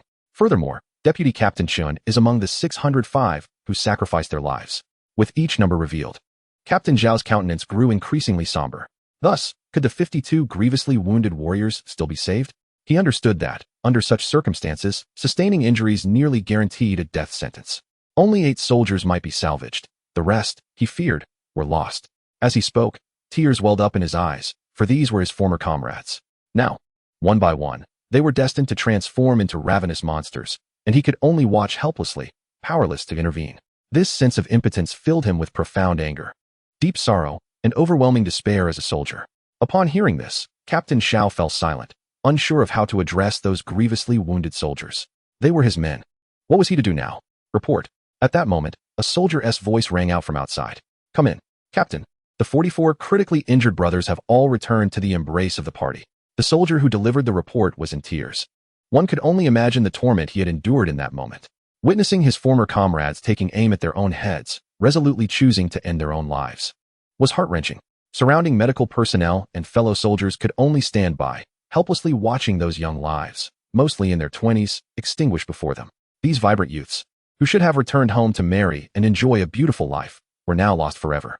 How deeply sorrowful must it be for the surviving comrades to witness their brothers in arms choosing such a fate? Did they depart peacefully? After a prolonged silence, Xiao Jun's hoarse voice broke the stillness. Brothers, they departed quite peacefully. At that moment, the soldier could no longer discern the world around him, as his vision was obscured by tears. Ensure they are buried properly, and summon the 3 battalion leaders for a meeting. His regiment, consisting of 3 battalions, had once been fully staffed with a total of 500 soldiers before the apocalypse. Now, including all officers, only 851 remained. However, as the highest commander of this regiment, his duty was not to wallow in grief, but to rescue the citizens of Hefei City. A fierce battle loomed in the urban area, one that might lead to the annihilation of their regiment. Yet this was the very essence of a soldier's duty. An army exists for the people and must fight for them. Nevertheless, 851 soldiers were woefully inadequate for a city boasting a population of over 9 million. Who could fathom how many zombies now roamed the streets? Previously, they had managed to clear the surrounding undead, but just this morning, it seemed as if all the zombies had evolved, their speed greatly enhanced, and they had developed a keen sense of smell. Thousands of zombies surged forth. Even a minor scratch could spell doom. How the hell are we supposed to fight this? Xiao Jun cursed under his breath, lost in thought, when 3 men, aged around 30 to 40, entered the room. These 3 were the battalion leaders under his command. Yesterday, everything was fine, but today, alas, all has turned dire. The losses we have incurred are immeasurable, taking away many of my brothers. Enough, old Chun, let us refrain from further lamentation, as we are all burdened by sorrow. Old who do you know? I witnessed my brothers taking their own lives, and in that moment, I felt a deep despair wash over me. The man cursing is Chun Xiaofeng, a straightforward individual, known for his loyalty. The one referred to as Old, who is another battalion commander, Hu Donghai, who approaches matters with a calm demeanor. There is also Liang Zhiyong, who has remained silent, lost in his thoughts. Let us all take a moment of silence. Xiao Yong does not blame Chun Xiaofeng. He understands the pent-up frustration that everyone feels, with no outlet for their anger. In the aftermath of this catastrophe, how many new humans do we have? Please compile a list of names and abilities and present it to me. Furthermore, the zombies in our vicinity have been largely cleared away. We must now deliberate on how to cleanse the city of the undead and rescue the surviving civilians. Commander, this task is exceedingly challenging. Our numbers are dwindling. Liang Zhiyong, who has been seated quietly, speaks up to remind them. We must rescue them regardless. Even if we are left with but a single soldier, we shall fight to save them. Xiao Jun is filled with rage, not directed towards Liang Zhiyong, but rather a fire within him that has no outlet. These are our fellow countrymen, defenseless and in need of our help.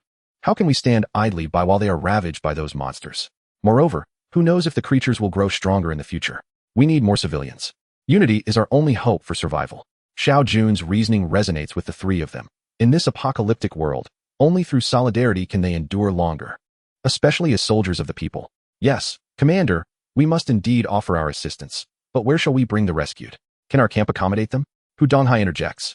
Recognizing the pressing nature of the issue, where will they house the rescued?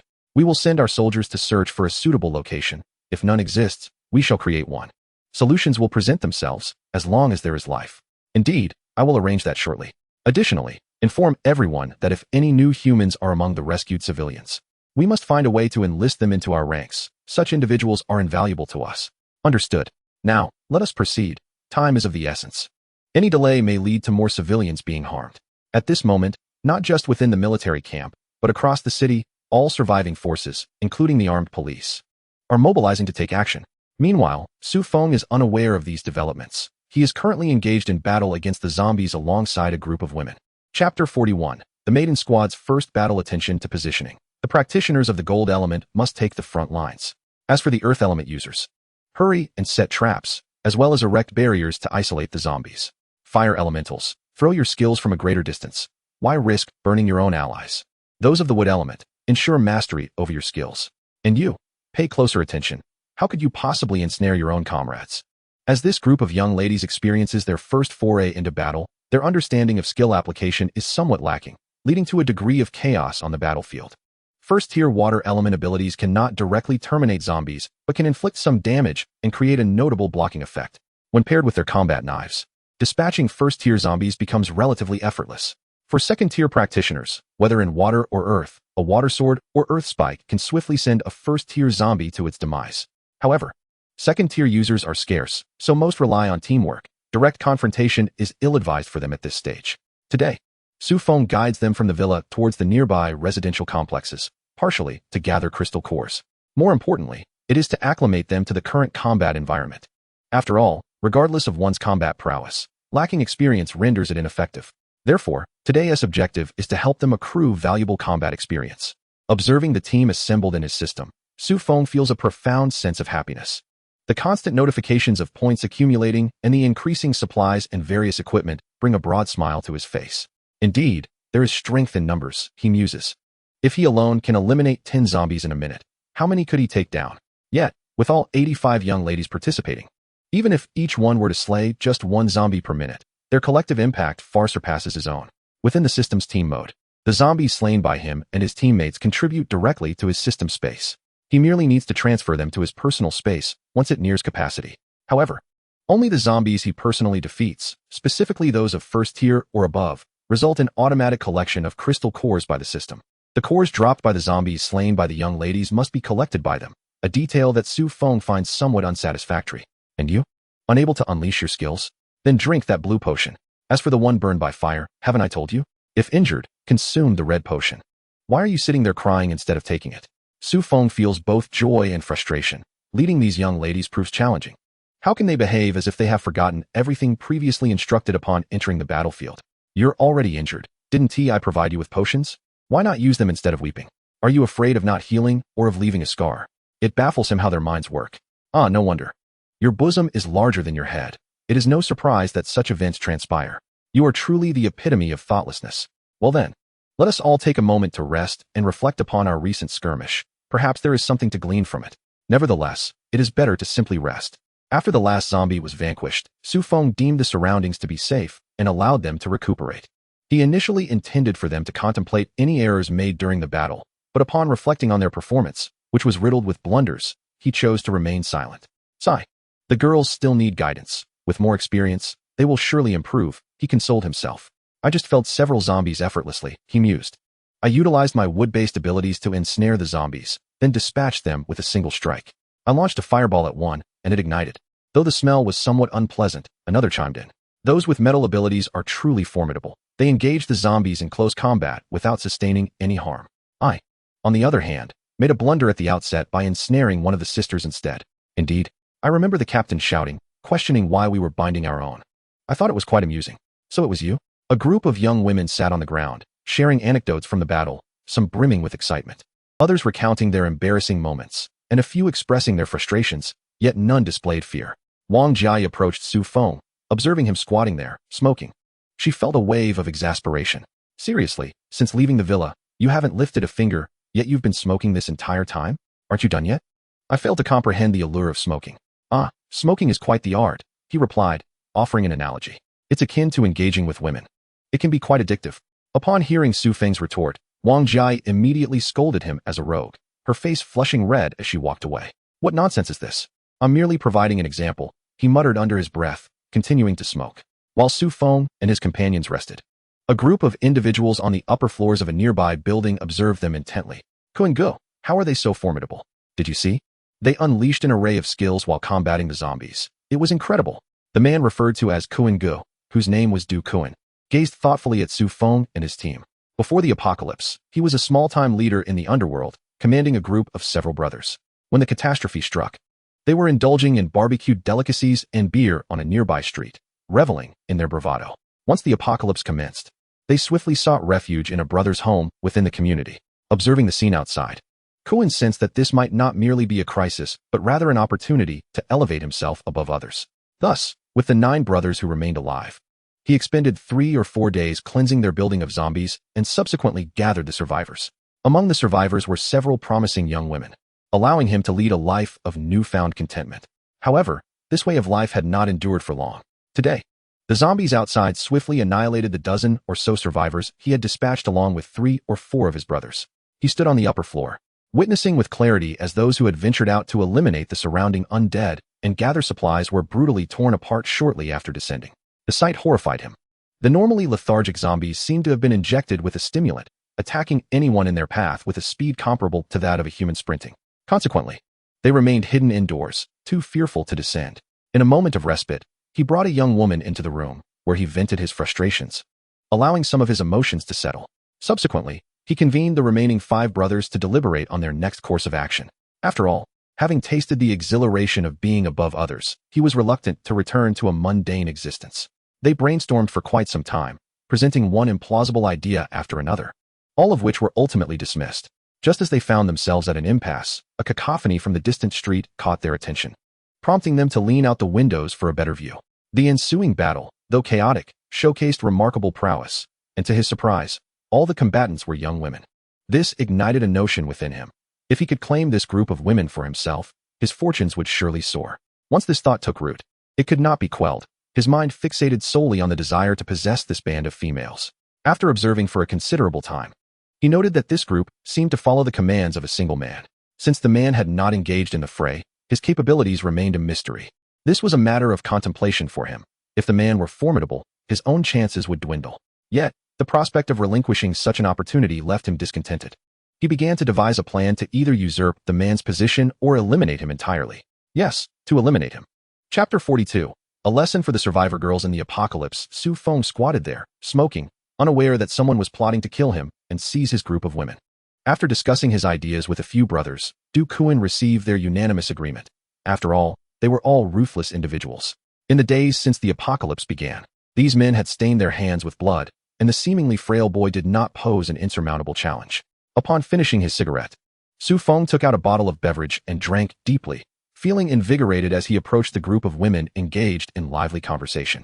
Today, their task was straightforward: eliminate all zombies within this community and gather useful supplies. Each community in North City was expansive, adorned with lush greenery. Since his future plans involved commerce, both supplies and survivors were indispensable. Clearing the zombies from each community would not only yield crystal cores to enhance their team's combat strength, but also provide a safe haven for the survivors. Thus, he can realize his dream of becoming a merchant in the apocalypse. Establishing a survivor base in such a world undoubtedly requires considerable time, and he does not mind providing some conveniences for these individuals. After all, one can only benefit oneself by benefiting others, cannot they? Duke, they have come to our community. I can't believe they are actually seizing our supplies. Outside the community, there is a row of storefronts filled with various supplies. Su Feng's approach is to take everything he can. However, this encroaches upon Du Kuan's interests, further solidifying his desire to eliminate Su Feng. It's fine, let them take it. In the end, both the people and the goods will belong to us. Although this group appears formidable, they are merely a collection of young individuals, lacking in social experience and adeptness in dealings. There is no need to resolve the issue with brute force. Employing some underhanded tactics can easily incite them to turn against one another, thus allowing him to reap the benefits. Upon entering the community, Su Feng and his group divided into 4 teams and began to clear the zombies from all directions. They toiled until noon, barely managing to eliminate all the zombies within the community. The teams gradually began to regroup towards the center, followed by a considerable number of survivors. While the women in each team paid no heed to them, the survivors were free to follow, as their legs belonged to them. Su Feng observed this scene, his brow slightly furrowed, hoping they would not court disaster otherwise. After a brief watch, he diverted his attention, sitting in a pavilion within the community, awaiting the assembly of his team. Young ladies, you are truly remarkable. Watching you slay zombies was incredibly brave. Indeed, you are so young, yet so formidable. Wang Jiai led her team at the forefront, flanked by 2 middle-aged women who showered her with praise. However, she remained silent, simply walking ahead. Not only she, but the other 3 teams were also followed by numerous survivors of varying ages, most of whom were weak and frail. Only a scant few retained the stamina of a normal person. Captain, the mission is accomplished. Once the teams had gathered at the rendezvous point, each leader reported the status of their respective groups. Thank you for your hard work. Let them rest for a while. Su Feng chose to ignore the survivors congregating around him. He was neither a savior, nor did he intend to play the role of a saint. So he refrained from engaging with them. The surrounding survivors, witnessing this formidable group of women addressing the young man as their captain, were somewhat astonished. However, the trials they had endured during the apocalypse had inflicted much suffering upon them. Seeing a glimmer of hope for survival, none wished to relinquish that chance. Young man, you are their captain, right? A woman appearing to be in her 40s could not help but inquire. She was eager to leave this place and follow this group, believing it to be her best chance for survival. Is there something you need? Although Su Feng was reluctant to engage with them, he felt it necessary to exhibit at least a modicum of politeness, befitting a youth of the 21st century. Seeing how capable you all are, might I accompany you when you return? I am willing to undertake any task, cleaning, dishwashing, mopping, or laundry, whatever is required. Surely, you must need assistance, right? Just provide me with a meal, and I shall be content. The words of the middle-aged woman momentarily stunned Su Feng. He had presumed that such women would be difficult to deal with, yet this one displayed remarkable insight into the situation, immediately praising him and offering to take on the more arduous chores. Su Feng reflected on this. It was indeed a burden for the young women who fought outside only to return and toil further. If someone could look after their daily needs, it would be a welcome relief. Just as he was about to speak, another woman in her 30s chimed in. Indeed, young man, I can manage these tasks as well. My daughter is also adept at many household chores. Please, consider taking us along. As she spoke, she tugged at a 6 or 7-year-old girl, and both knelt before Su Feng, bowing their heads multiple times. This left Su Feng somewhat speechless. Despite the apocalyptic circumstances, he was not the type to dominate women, and such a display was beyond his comfort. Please rise. There is no need for this, he urged.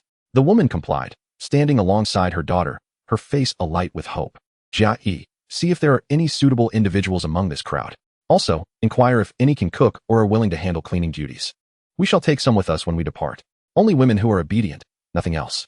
With that, he lit a cigarette, diverting his attention. Wang Jia began her task, scrutinizing the group, asking questions, and making selections, which caused an uproar among the survivors. They had initially believed that the arrival of these young women signified their salvation, yet they found that not only were men excluded, but some young and attractive women were also being chosen to leave. Why are we not included? What is the meaning of only taking women? One man protested.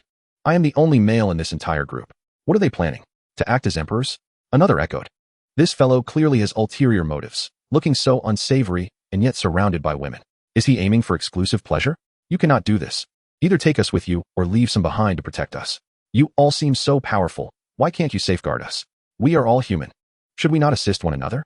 As these dissenting voices began to rise among the crowd of nearly 200 survivors, chaos erupted, filled with various grievances and insults.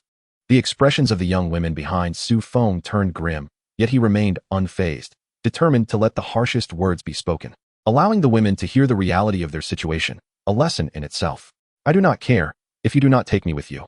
None of you shall leave today. A burly man in his 30s exuded an overwhelming presence. With so many capable individuals among you, why can't you extend a hand to us? He declared. Today, you face two choices. Either lead us forward together or remain here to protect us. He then turned to another. And you, a grown man hiding behind a girl while she confronts the zombies. How shameful. The previously mentioned man began to lecture Su Feng. Ladies, look at this man. He possesses nothing of value. If you follow him, you may endure untold hardships. Instead, why not stay here and collectively establish a base in this community to aid more survivors? In time, you shall all be hailed as heroes. He grew increasingly fervent, resembling a seasoned orator. However, as he spoke, the young women behind Su Feng remained unusually silent, watching his performance with rapt attention, mistaking their quietude for engagement. The man felt a surge of excitement. Chapter 43. The fierce ladies. At this moment, Du Kuan felt a thrill in his heart. He believed that these young ladies endured great hardship battling zombies daily. And what woman does not cherish beauty? Would they not prefer to adorn themselves splendidly rather than engage in gruesome combat? Moreover, being under the thumb of a man who contributes little must surely cause them discontent. Ladies, you must be exhausted from slaying zombies daily. Do you not yearn to wear lovely dresses and live in a carefree environment? He continued. Look at him. What can he possibly offer? Scrawny and ineffectual. Would you truly allow him to dominate you? Join us. We have a community of 100 or 200 individuals. Together, we can establish a sanctuary for survivors. Strength lies in numbers, and with your formidable skills, we can forge a robust and secure living space. As he spoke, Du Kuan faltered, realizing that many of the women were gazing at him with a mixture of derision and amusement, their expressions increasingly mocking. Gradually, all the women fixed their disdainful glances upon him, causing him to feel quite unnerved. Indeed, ladies, follow our leader, and let us all strive together. Yes, indeed. As their leader lapsed into silence, 4 or 5 men emerged from the crowd of survivors. While they lacked the imposing stature of the first, they appeared far from weak, presenting no signs of hunger or deprivation, as if the apocalypse had not altered them at all. Dispose of these nuisances, Su Feng remarked to Wang Jia. his tone flat and devoid of emotion, as though discussing refuse. What do you intend to do? Du Kun exclaimed, observing Wang Jiai and several young women encircling his group of 6, effectively blocking their escape. He had just heard very clearly that the man spoke of eliminating them. What does that imply? Are they to kill a few of their own? Do you really think that your strength grants you the right to act without consequence? We number nearly 200. Do you intend to slaughter us all? Upon hearing Du Kuan's words, the crowd of survivors began to stir with unease. How vexing. These despicable scoundrels. Su Feng observed the unrest among the survivors, his anger bubbling to the surface. Listen carefully. I shall speak only once. Those among you who have been bullied by them, step forward. Do not fear. Today, they shall meet their end. As Su Feng's words hung in the air, an eerie silence fell over the crowd. What could this mean? Was there more concealed beneath the surface? I have been bullied. They toyed with my wife until her death. And they beat me daily, forcing me to slay zombies. I am worthless.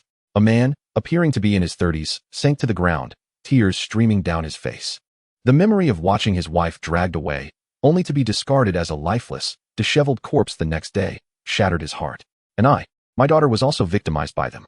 Oh, my poor daughter, she was merely 12 years old. Mother, forgive me. A woman, seemingly in her 40s, cried out.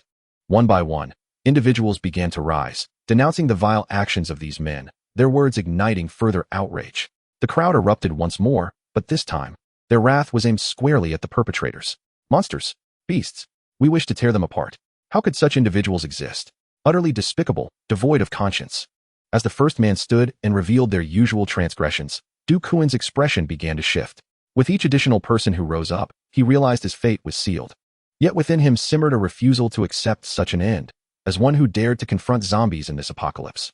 Should he not be entitled to some semblance of reward? Am I not human? Who are you to judge? I lead my brothers in battle against the undead, gathering supplies to sustain them. Am I not entitled to some benefits? Should I merely support you while you act as if you are royalty? Such a notion is preposterous. This is the apocalypse. Understand that it is not the life we once knew. To survive, must one not sacrifice something? He laughed derisively. Du Kuan felt no remorse. This was the apocalypse, and to thrive alongside others, one must contribute. Observing the survivors silenced by his words, he scoffed dismissively. There are rules in this harsh new world. Those who follow me must prove their worth, or else I shall not support idlers.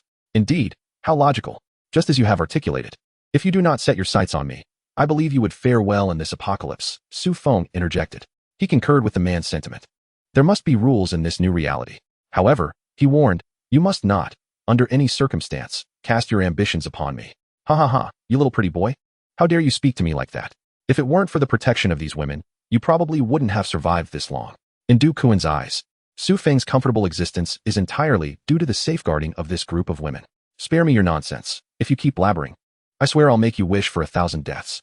Wang Jiayan, with her fiery temperament, could not tolerate anyone disparaging Su Feng, for he is the man she has claimed for herself. How could a wretch like you look down upon him? Furthermore, having witnessed the plight of that mother and daughter on the second floor of the store, her hatred for such despicable individuals runs deep. Indeed, it was he who risked his life, fighting his way from North City to the university town to rescue us. You, vile creature, know nothing of his valor. Among the group of girls, there were many with fierce personalities, and upon hearing someone attack Su Feng, they were incensed. How could this be? He is clearly not just a pretty boy. Du Kuan felt a chill run down his spine. The most terrifying realization dawned upon him. This man is no ordinary individual. To hell with you, pretty boy, may you perish.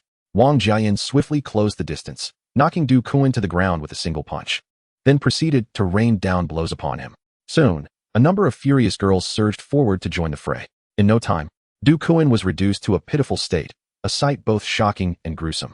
Good heavens, what a pack of violent maniacs. What is this madness?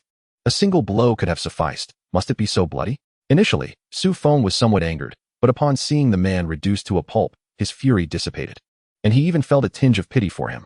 Meanwhile, Wang Jiai and her companions swiftly dealt with the other men before continuing their search for suitable candidates. This was an opportunity provided by Su Feng. They had to choose wisely, for those they selected would spare them from household chores in the future. As Wang Jiayan put it, she would rather face zombies every day than wash clothes, cook, or clean. This sentiment resonated with nearly all the girls, who, having gained extraordinary abilities and experience in slaying zombies, now found the thrill of combating the undead far more exhilarating than mundane housework. If Su Feng were to discover their thoughts, he would undoubtedly chastise them for their insanity. However, upon reflection, they were indeed quite mad, and their affliction was severe. Have you ever seen such young, beautiful, and delicate girls who prefer not to stay at home, but instead choose to associate with zombies? Moreover, they laugh and chat merrily in the midst of such bloody chaos, feasting without a care? Chapter 44. A Small Goal. The entire university town. After the girls selected their survivors, Su Feng stepped forward. We have formed our own team and are not a rescue squad. If you wish to survive, you must rely on yourselves. With so many people here, forming a team and acting together will increase your chances of survival. This is what he can currently do, and it is a matter of mere convenience for him. He is neither inclined to lead this group of individuals nor capable of accommodating so many within his ranks. On one hand, his team cannot support such a multitude, and on the other, the diversity in age and background among these people renders them difficult to manage. Furthermore, he harbors no intention of establishing a survivor base. Rather, he believes it would be more prudent to alert them to the necessity of forming their own base, allowing him to engage in trade with them. If they wish to survive, they must confront the zombies and venture out to gather supplies. This is their hope for survival. However, should they amass a sufficient number of zombie cores, he possesses an abundance of food that they could exchange for. The apocalypse has only recently set in, and the zombies are not yet formidable. This presents a prime opportunity for them to hone their skills. If time passes and the zombies grow stronger while they remain unmotivated, death will be their only fate. Having articulated this, he is confident that among these survivors, capable individuals will emerge to lead them to safety. Ultimately, Su Feng instructed Wang Mei to leave them with some food and provided them with his address before departing with the young women. Having recruited around 20 logistics personnel, they were no longer suitable for training, so Su Feng led his team back to the villa base. At the base, he and Wang Jiai deliberated and decided to divide the team into 4 smaller units, each led by Wang Jian, Lin Qingxue, Wang Jiai, and Wang Mei, with Mu Ling remaining flexible. Daily, 3 of the teams would venture out along different routes to hunt zombies and collect cores, while one team would remain to guard the base. This strategy significantly enhanced their mobility. Though it posed some risks, it was the most effective and expedient method of advancement. Crucially, the base would also be manned, alleviating concerns about potential intrusions.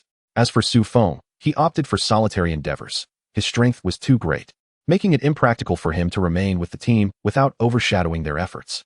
His combat capabilities would render the young women largely redundant in any encounter. Thus, he deemed it essential to operate independently. This autonomy suited him, allowing him to move swiftly, scout the surrounding area, gather additional supplies, and potentially discover other survivor bases or promising individuals worthy of cultivation. In the afternoon, after the young women had organized their respective teams, one unit was formed into 2 shifts to ensure the base's security. The remaining teams were dismissed by Wang Jiai to rest. After dinner, Wang Jiai, clad in a light nightgown, ascended to the 2nd floor of the villa, where Su Feng's room was located. Su Feng was poring over a map of H-Face City, meticulously marking each district and road. He was strategizing the direction of his team's development, as his future focus would be on commerce. Therefore, his team would primarily engage in trade or be en route to do so. His first objective was to establish control over H-Face City. Achieving this would elevate his team's overall strength to a significantly higher echelon. At that moment, he finally possessed the means to venture forth. For his ambitions extended far beyond the confines of this urban district. They encompassed the entirety of the nation. Feng, what are you pondering? Jiai, I am contemplating the future trajectory of our team. I have set a modest goal for myself. First, to secure control over H-Face City, thereby enhancing the strength of our team before we embark on broader endeavors. Su Feng then unfurled a map of China, spreading it across the bed, and pointed to various provinces as he spoke. Then, we shall gradually conquer these regions, if feasible. Su Feng cast a glance at the world map nearby, his breath quickening. Yet he refrained from lingering on it. He folded the map of China, leaving only the H-Face City map on the bed. He understood that one must be grounded in reality, and that endeavors should be approached step by step. Aiming too high and taking overly ambitious strides could lead to disastrous consequences. The entire Sifeng County boasts a population of approximately 790,000, a figure that includes every resident from towns and villages. During my tenure in real estate prior to the apocalypse, I had come to understand this demographic. Our location in the North City New District has over 43,000 permanent residents. Even if half were to transform into zombies, that would still amount to more than 20,000. We lack the time and energy to eliminate every single zombie. After all, many survivors remain. It is prudent to leave some for them. Moving forward, our priority is to secure a passage to the university town, as that will be the focal point of our forthcoming operations. Starting tomorrow, 3 teams will venture out to establish a base near the university town. Each team must collect at least 1 female survivor from a school each day. Those who can be brought back should be while any who cannot will rest at the base overnight. Additionally, we should keep an eye out for capable female teachers to accompany us. The university town? That is indeed a monumental task. According to pre-semester statistics, this year, the entire university town has no fewer than 100,000 students. Wang Jia harbored no grievances or dissent regarding Su Feng's plans. She followed his directives without question. Indeed, a larger number of survivors will expedite our collection of crystal cores and enhance our team's strength swiftly. We must expand our ranks and fortify our capabilities before the next evolution of the zombies occurs, for that is essential for our survival. Most importantly, I have an unsettling feeling that ominous events are on the horizon. Are you referring to those mutated creatures? Yes, no matter how many zombies there are. There will come a day when they can be eradicated. The mutated animals and plants may very well become our greatest adversaries in the future. I understand. Let us hope that day does not arrive too swiftly. Su Feng gleaned from various apocalyptic narratives that mutated flora and fauna represented humanity's most formidable foe in such dire circumstances. Coupled with the current state of affairs outside, he felt increasingly confident that these suspicions were undeniably accurate. Ultimately, whether he would advance ahead or whether those mutated beings would surpass him would depend on the pace of their respective developments. After their discussion, Su Feng glanced at Wang Jia, who was seated on the bed, and couldn't help but feel a twinge of curiosity. Do you have any other matters to attend to? Are you not going to rest? You, who have gathered so many girls yet have not made a move on any. Could it be that you are incapable? As she spoke, she posed seductively on the bed, making it somewhat awkward for him to maintain eye contact. Wang Jia's words ignited fury within Su Feng. How could he possibly be incapable? Who do you look down upon? He exclaimed in anger. Is that so? Then let me put it to the test, to see if your claims hold any truth.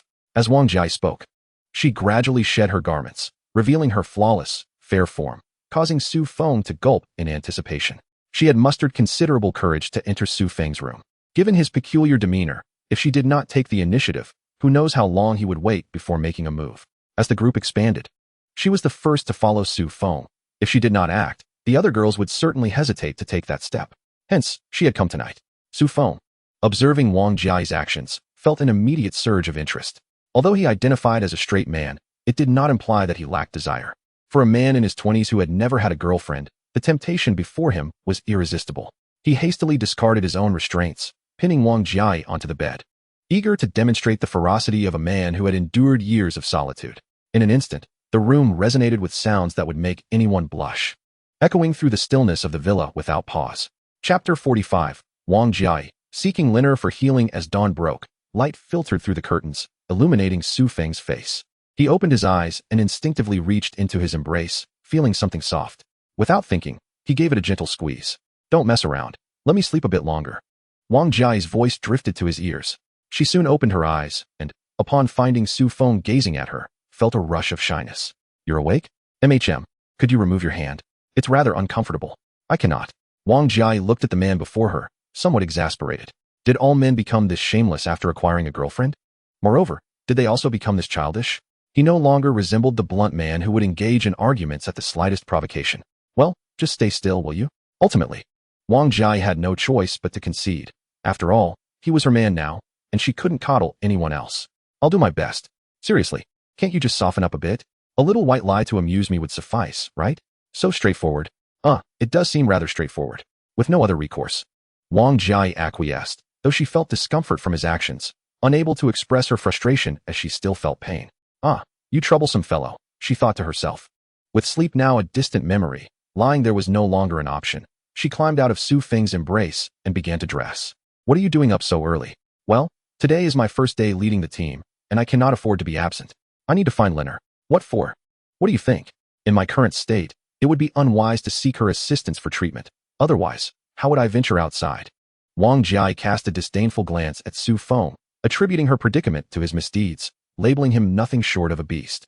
How could one be so callous as to demand multiple encounters on a girl's first experience?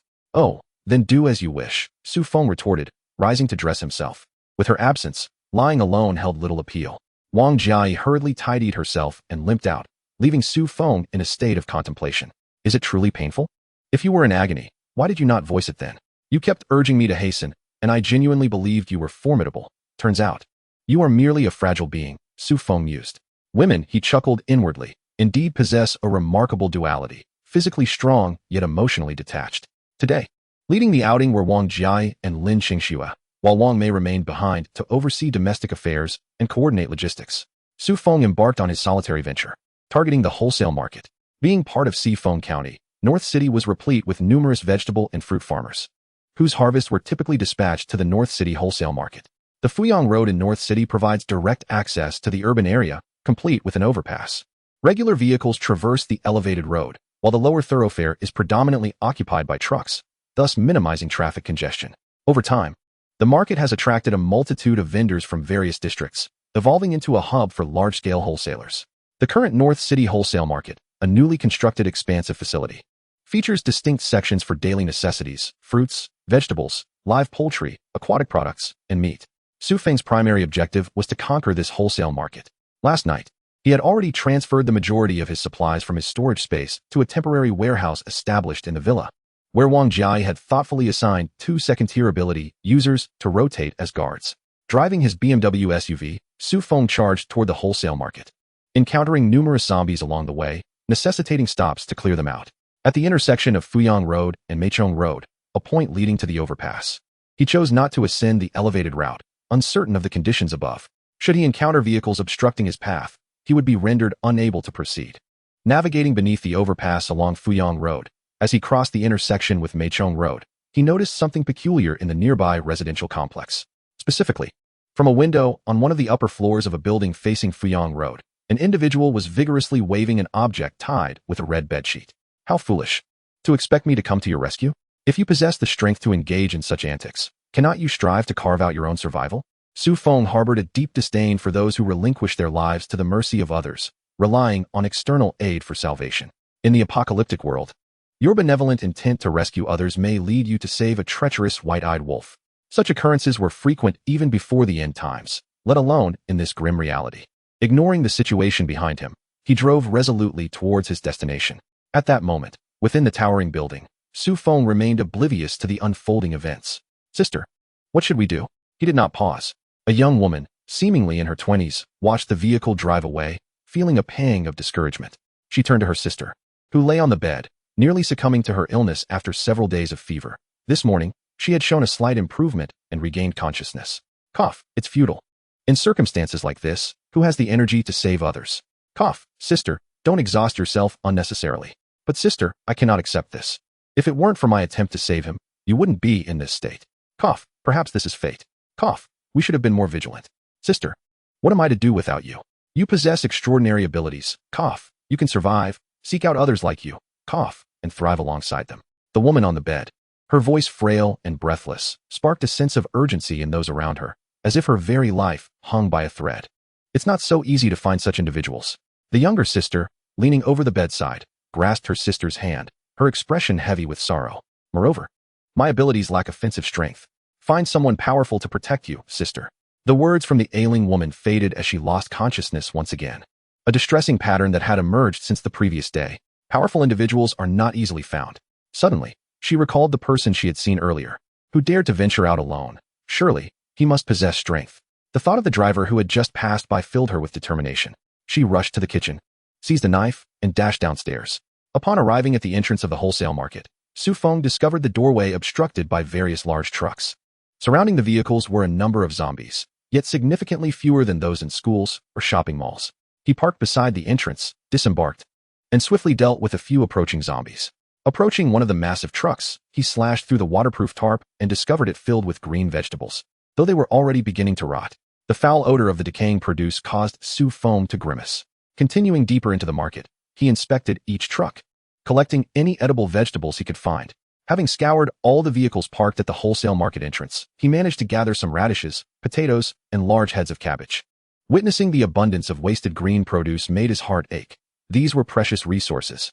As he advanced further into the wholesale market, he continued to clear out the zombies within. The first stop he made was the vegetable wholesale area. For every morsel of vegetables consumed later would mean a reduction in the stock. His storage space was already brimming with an array of rewarding supplies. Yet he intended to engage in commerce. Thus, an abundance of resources was imperative. The vegetable wholesale section was expansive, indeed the largest area within the entire market. Here, numerous small vendors congregated, operating storefronts while simultaneously engaging in wholesale and retail. It was rumored that merchants conducting business in this locale could earn no less than hundreds of thousands annually. However, in the aftermath of the apocalypse, currency had become mere scrap paper, deemed less valuable than a single cabbage. Chapter 46. The struggle within the wholesale market. Su Feng strolled through the vegetable wholesale area, surveying the scene before him. Rows of storefronts displayed an array of vegetables, meticulously arranged in neat stalls. Some stands appeared disheveled, likely a result of the chaos that ensued during the onset of the apocalypse. The vegetables laid out were, for the most part, inedible. Su Feng commenced his collection, salvaging any that remained consumable or merely wilted, yet still fit for consumption. During his gathering, he discovered that several larger wholesale establishments housed refrigeration units, within which the vegetables remained surprisingly fresh. This revelation brought him a measure of joy, as it signified a considerable increase in his impending harvest. Given the vastness of the vegetable sector, he found himself not only collecting but also combating a few zombies, which inevitably consumed a significant amount of time. After more than an hour, he finally completed his collection. Gazing at his storage filled to the brim with vegetables, a smile graced Su Feng's face. He had previously gathered supplies from a shopping mall, but the vegetable yield there had been modest. Furthermore, with future trading with other survivors on the horizon, a guarantee of quantity was essential for any meaningful exchange. Upon entering the aquatic section, he noticed a stark difference. It was his first encounter with living creatures, some of which had evidently undergone significant mutations, piquing his curiosity. Have you ever seen diminutive crayfish, roughly the size of chickens or ducks? The various fish, once awaiting slaughter, had grown to extraordinary sizes and exhibited aggressive tendencies. The shrimp were larger than lobsters pre-apocalypse, and a group of soft-shelled turtles were feasting on the corpses of zombies. This scene felt eerily more bizarre than the zombie hordes themselves. Indeed, the animals had begun to mutate. Could they truly consume zombies? What of their flesh? Was it still safe for consumption? Su Feng approached a wholesale vendor of soft-shelled turtles. Observing the densely packed creatures in the pond, some reduced to mere shells. However, the majority remained alive, and as he drew near, the previously tranquil turtles all raised their heads, fixating their gaze upon him. What is this? Do you wish to feast upon me?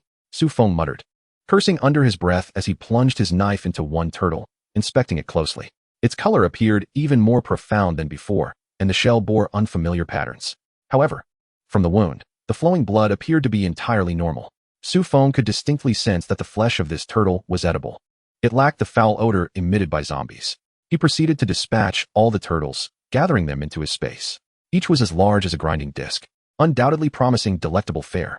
Just as Su Feng was preoccupied with collecting the turtles, a sudden whoosh pierced the air from beyond the pool's edge. Instinctively, he swung his knife.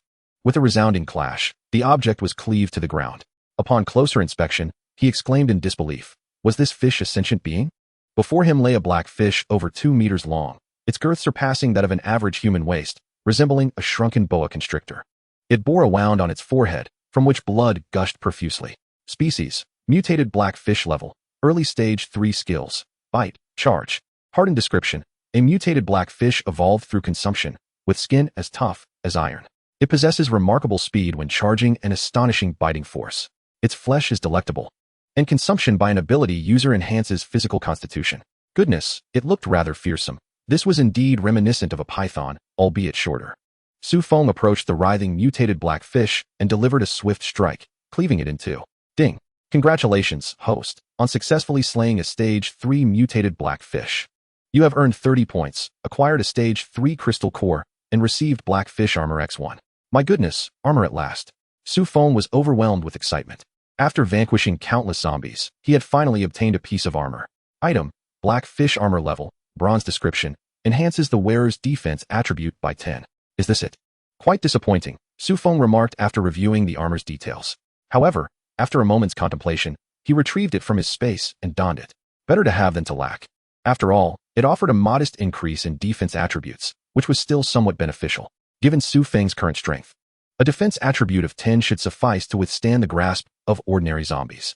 It would take considerable effort for a first-tier zombie to breach that defense. Yet, the color and pattern were utterly unsightly. He felt as if he were adorned in snake skin. The evolution of animals is indeed terrifying. In just this wholesale market, a stage 3 creature could emerge. What levels might the wild animals possess? As he continued to collect turtles, Su Feng surveyed his surroundings, lost in thought. As animals begin to evolve, they rely on instinctual consumption, and they can even devour zombies. Their rate of evolution must be swift. Most humans are still grappling with the nascent awareness of the apocalypse and will soon undergo a phase of survivor integration, discovering and enhancing their abilities. Sigh.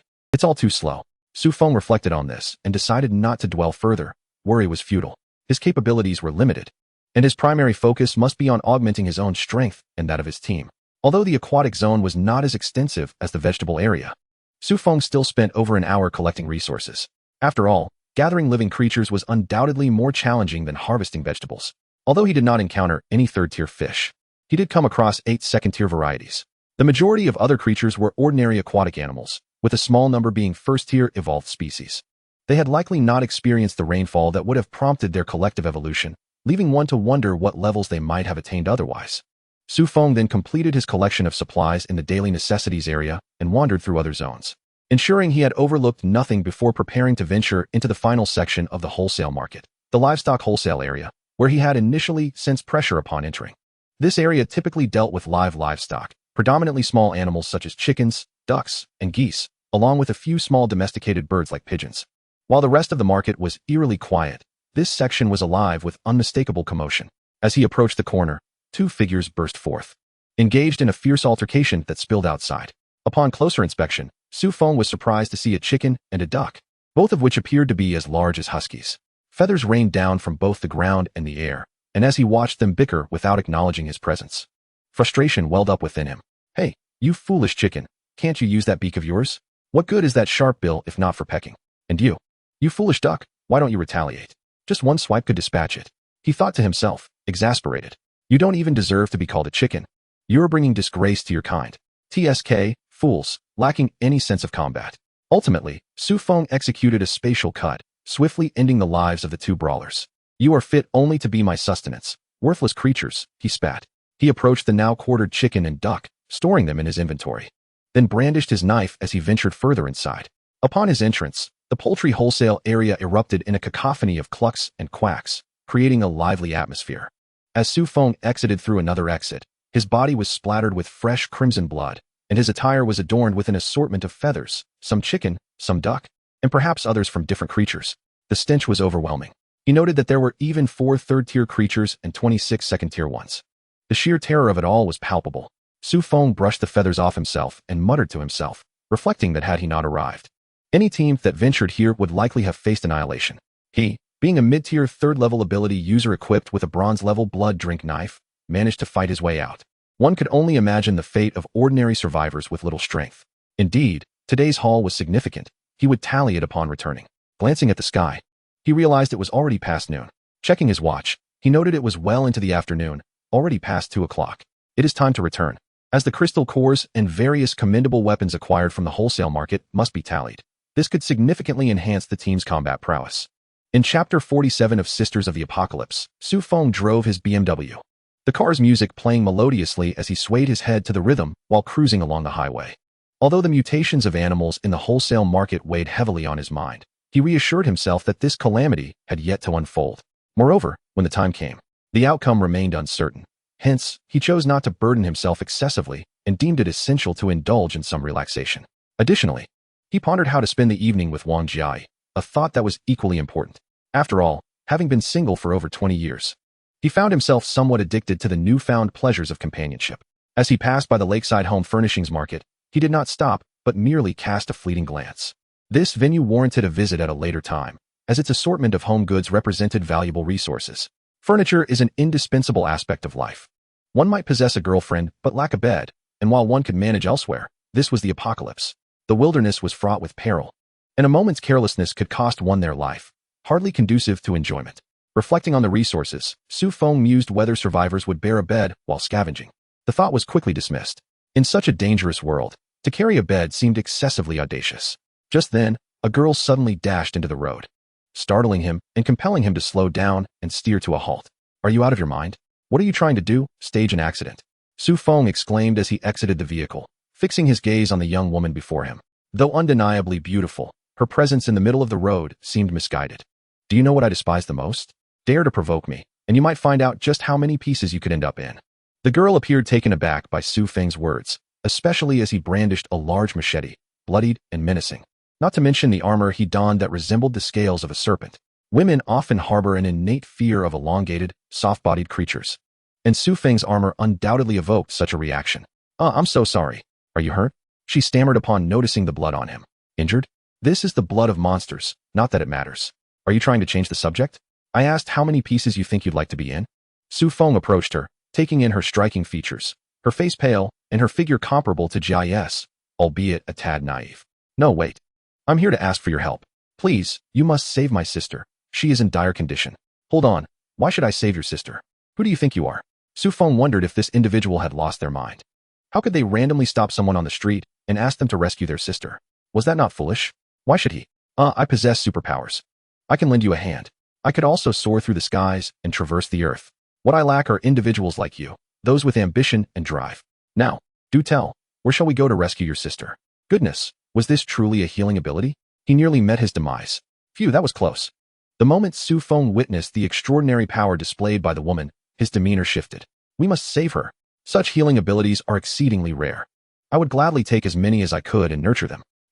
Oh, thank you. She's in that building. Su Feng glanced at the building she indicated and felt a strange familiarity. Wasn't he that the place where someone had called for help earlier that morning? Your sister is inside. Are you asking me to rescue her? I shall take you to see. All right, get in the car. Let us head over.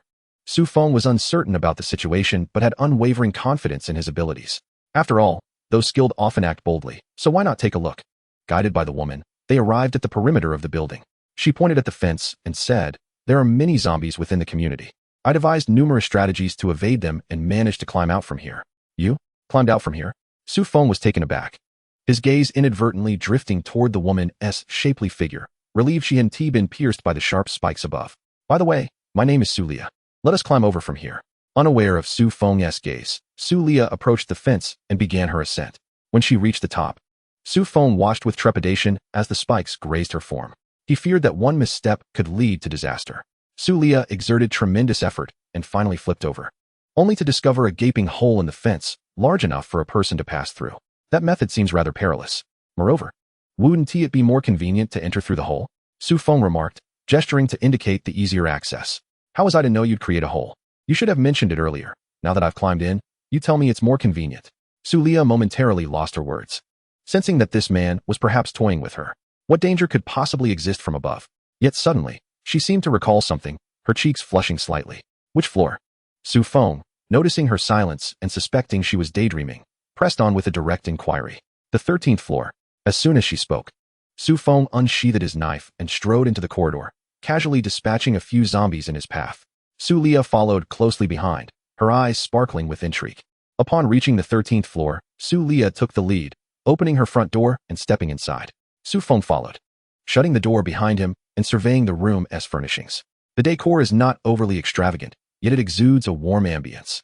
The home is well furnished with appliances, and cleanliness prevails, accompanied by a delightful fragrance wafting through the rooms. Here, Su Lia guided Su Feng into a bedroom, where he beheld a frail woman lying on the bed. Her complexion was as pale as snow, and her body trembled intermittently, her furrowed brows revealing the immense pain she was enduring. My sister has been like this for several days. Initially, we thought it was a fever, and I administered some antipyretics, but to no avail. I even attempted to heal her with my own abilities, yet it proved ineffective. I know you are powerful. Could you possibly help me understand what is afflicting my sister? Su Lia gazed at Su Feng with a hopeful expression.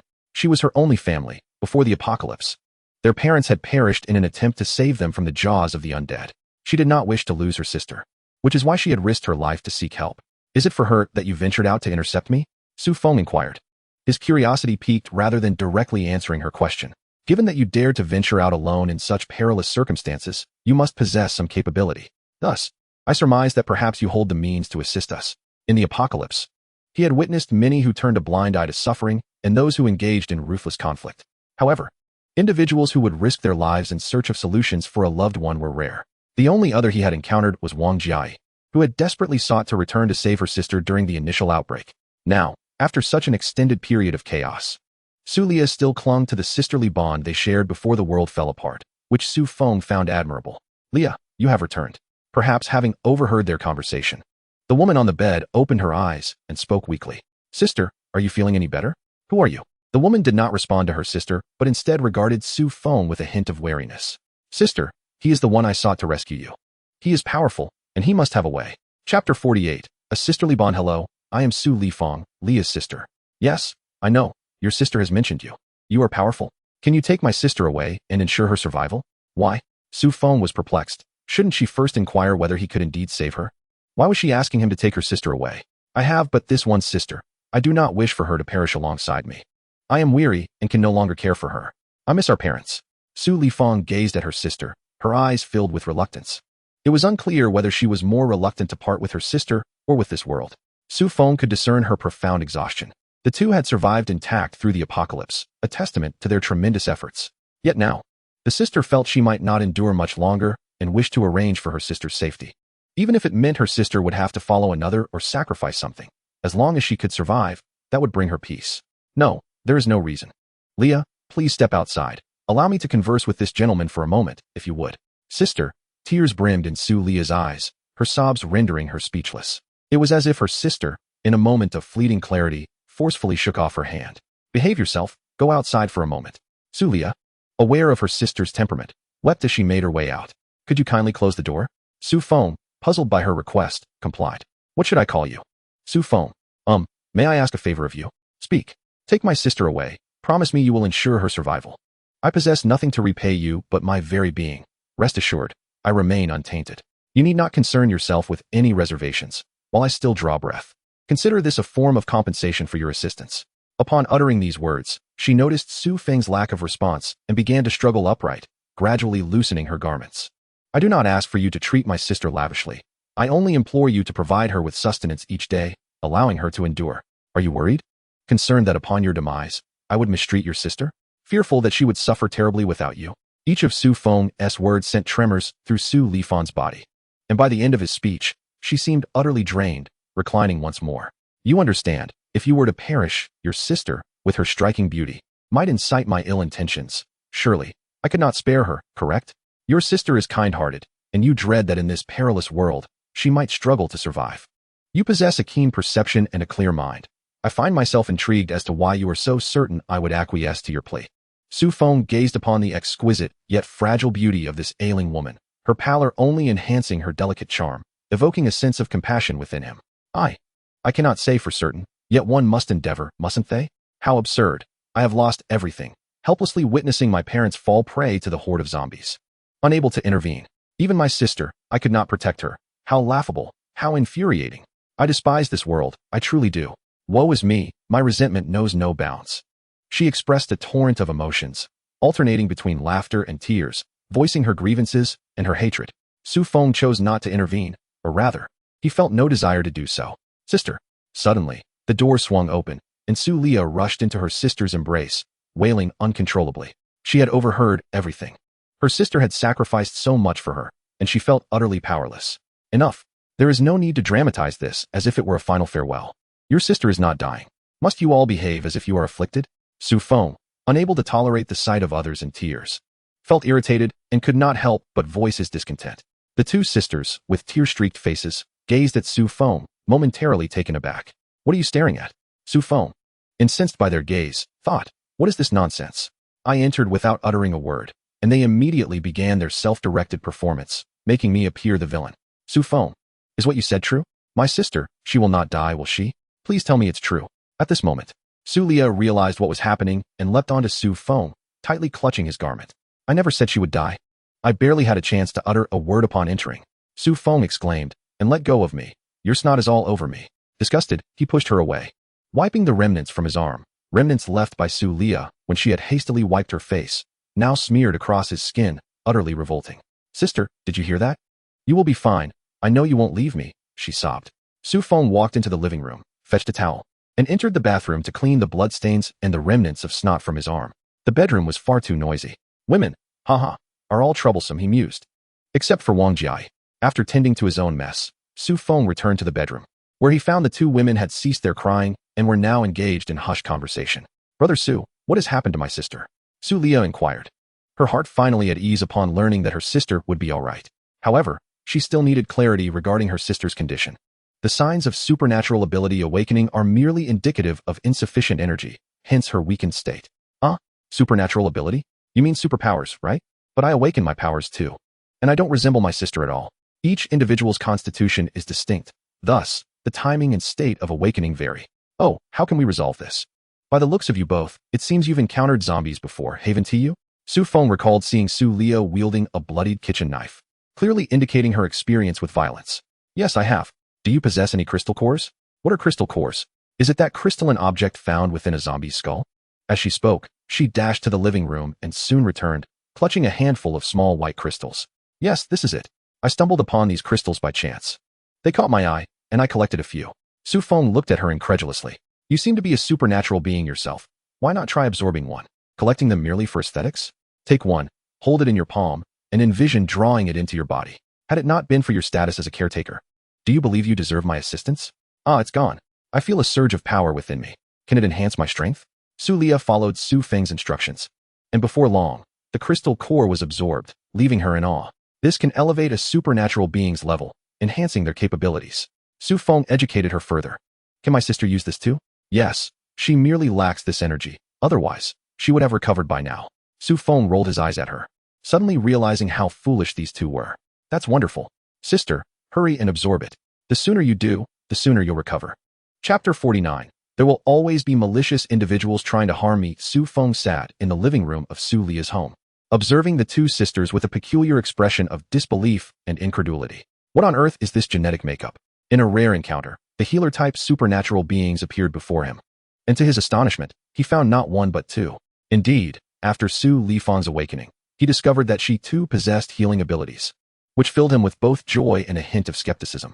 He questioned whether it was their superior genetics or virtuous character that led to both sisters awakening as healers. Brother Su, is there something amiss with the way you are looking at us? Su Lia inquired, noticing Su Feng's persistent gaze, fluctuating between delight and confusion, leaving her somewhat perplexed. No, I was merely contemplating that since your sister has also awakened, why don't you both accompany me back to the base? Mr. Su, may I inquire about the composition of your base members? Certainly. The base is entirely comprised of women, nearly 100 individuals at present. Though it is expected to exceed that number today, the exact count will be revealed upon our return. I am the sole male there, and I do not typically involve myself in affairs, usually preferring to operate independently. To elaborate, the conditions are quite favorable. There is no shortage of food and safety is ensured. Aside from the logistics personnel, everyone else possesses supernatural abilities. Su Feng understood Su Lifang's concerns, as both sisters were renowned beauties, and it was only natural to be cautious in a post-apocalyptic world. Yet, he mused that if they chose not to return with him, he would resort to force to ensure their safety. Very well, we shall accompany you back, Su Lifang declared, feeling reassured by Su Feng's introduction. After all, a group composed solely of women seemed relatively secure for them. Although Su Feng's presence added a layer of uncertainty, she believed that with so many females gathered, he would not dare to harm them. All right, please see if there is anything you need to pack. Once you are ready, I will take you away. Oh, by the way, I am a space manipulator, possessing a storage space that can temporarily hold your belongings, so feel free to bring everything you desire. Understanding that they might wish to take many items, Su Feng realized that, being women, they would likely want to gather more than just a few essentials. Given the circumstances outside, he knew that if he did not disclose his storage abilities, they might only bring a limited number of items. Thank you so much. We will start packing right away, Su Lia exclaimed, relieved that she no longer needed to fret over what to bring. She intended to pack everything of value. After more than an hour, Su Feng surveyed the living room and bedroom, cluttered with their packed belongings, and was taken aback by the sheer volume. Truly, women carried far more than men, who typically managed with a few changes of clothes and toiletries in a small bag. With the sisters' bashful expressions, Su Feng waved his hand, storing their items in the space he controlled, and prepared to depart. As they exited Su Lia's home, Su Feng led the way, gripping his blood-drinking knife, guiding the two women downstairs. Upon reaching the parking area, Su Feng's countenance darkened as he discovered that his vehicle had been vandalized. The BMW, regardless of the shattered front windshield or the broken rear glass, lay in disarray, the doors ajar, revealing a defiant young man seated in the driver's seat.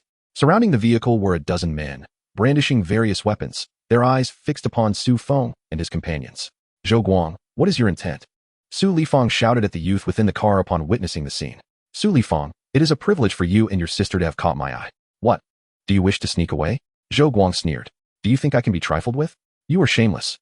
I swear, even if it costs me my life, I will not allow you to succeed, Su Lifang retorted, her chest heaving with indignation at Zhou Guang's words.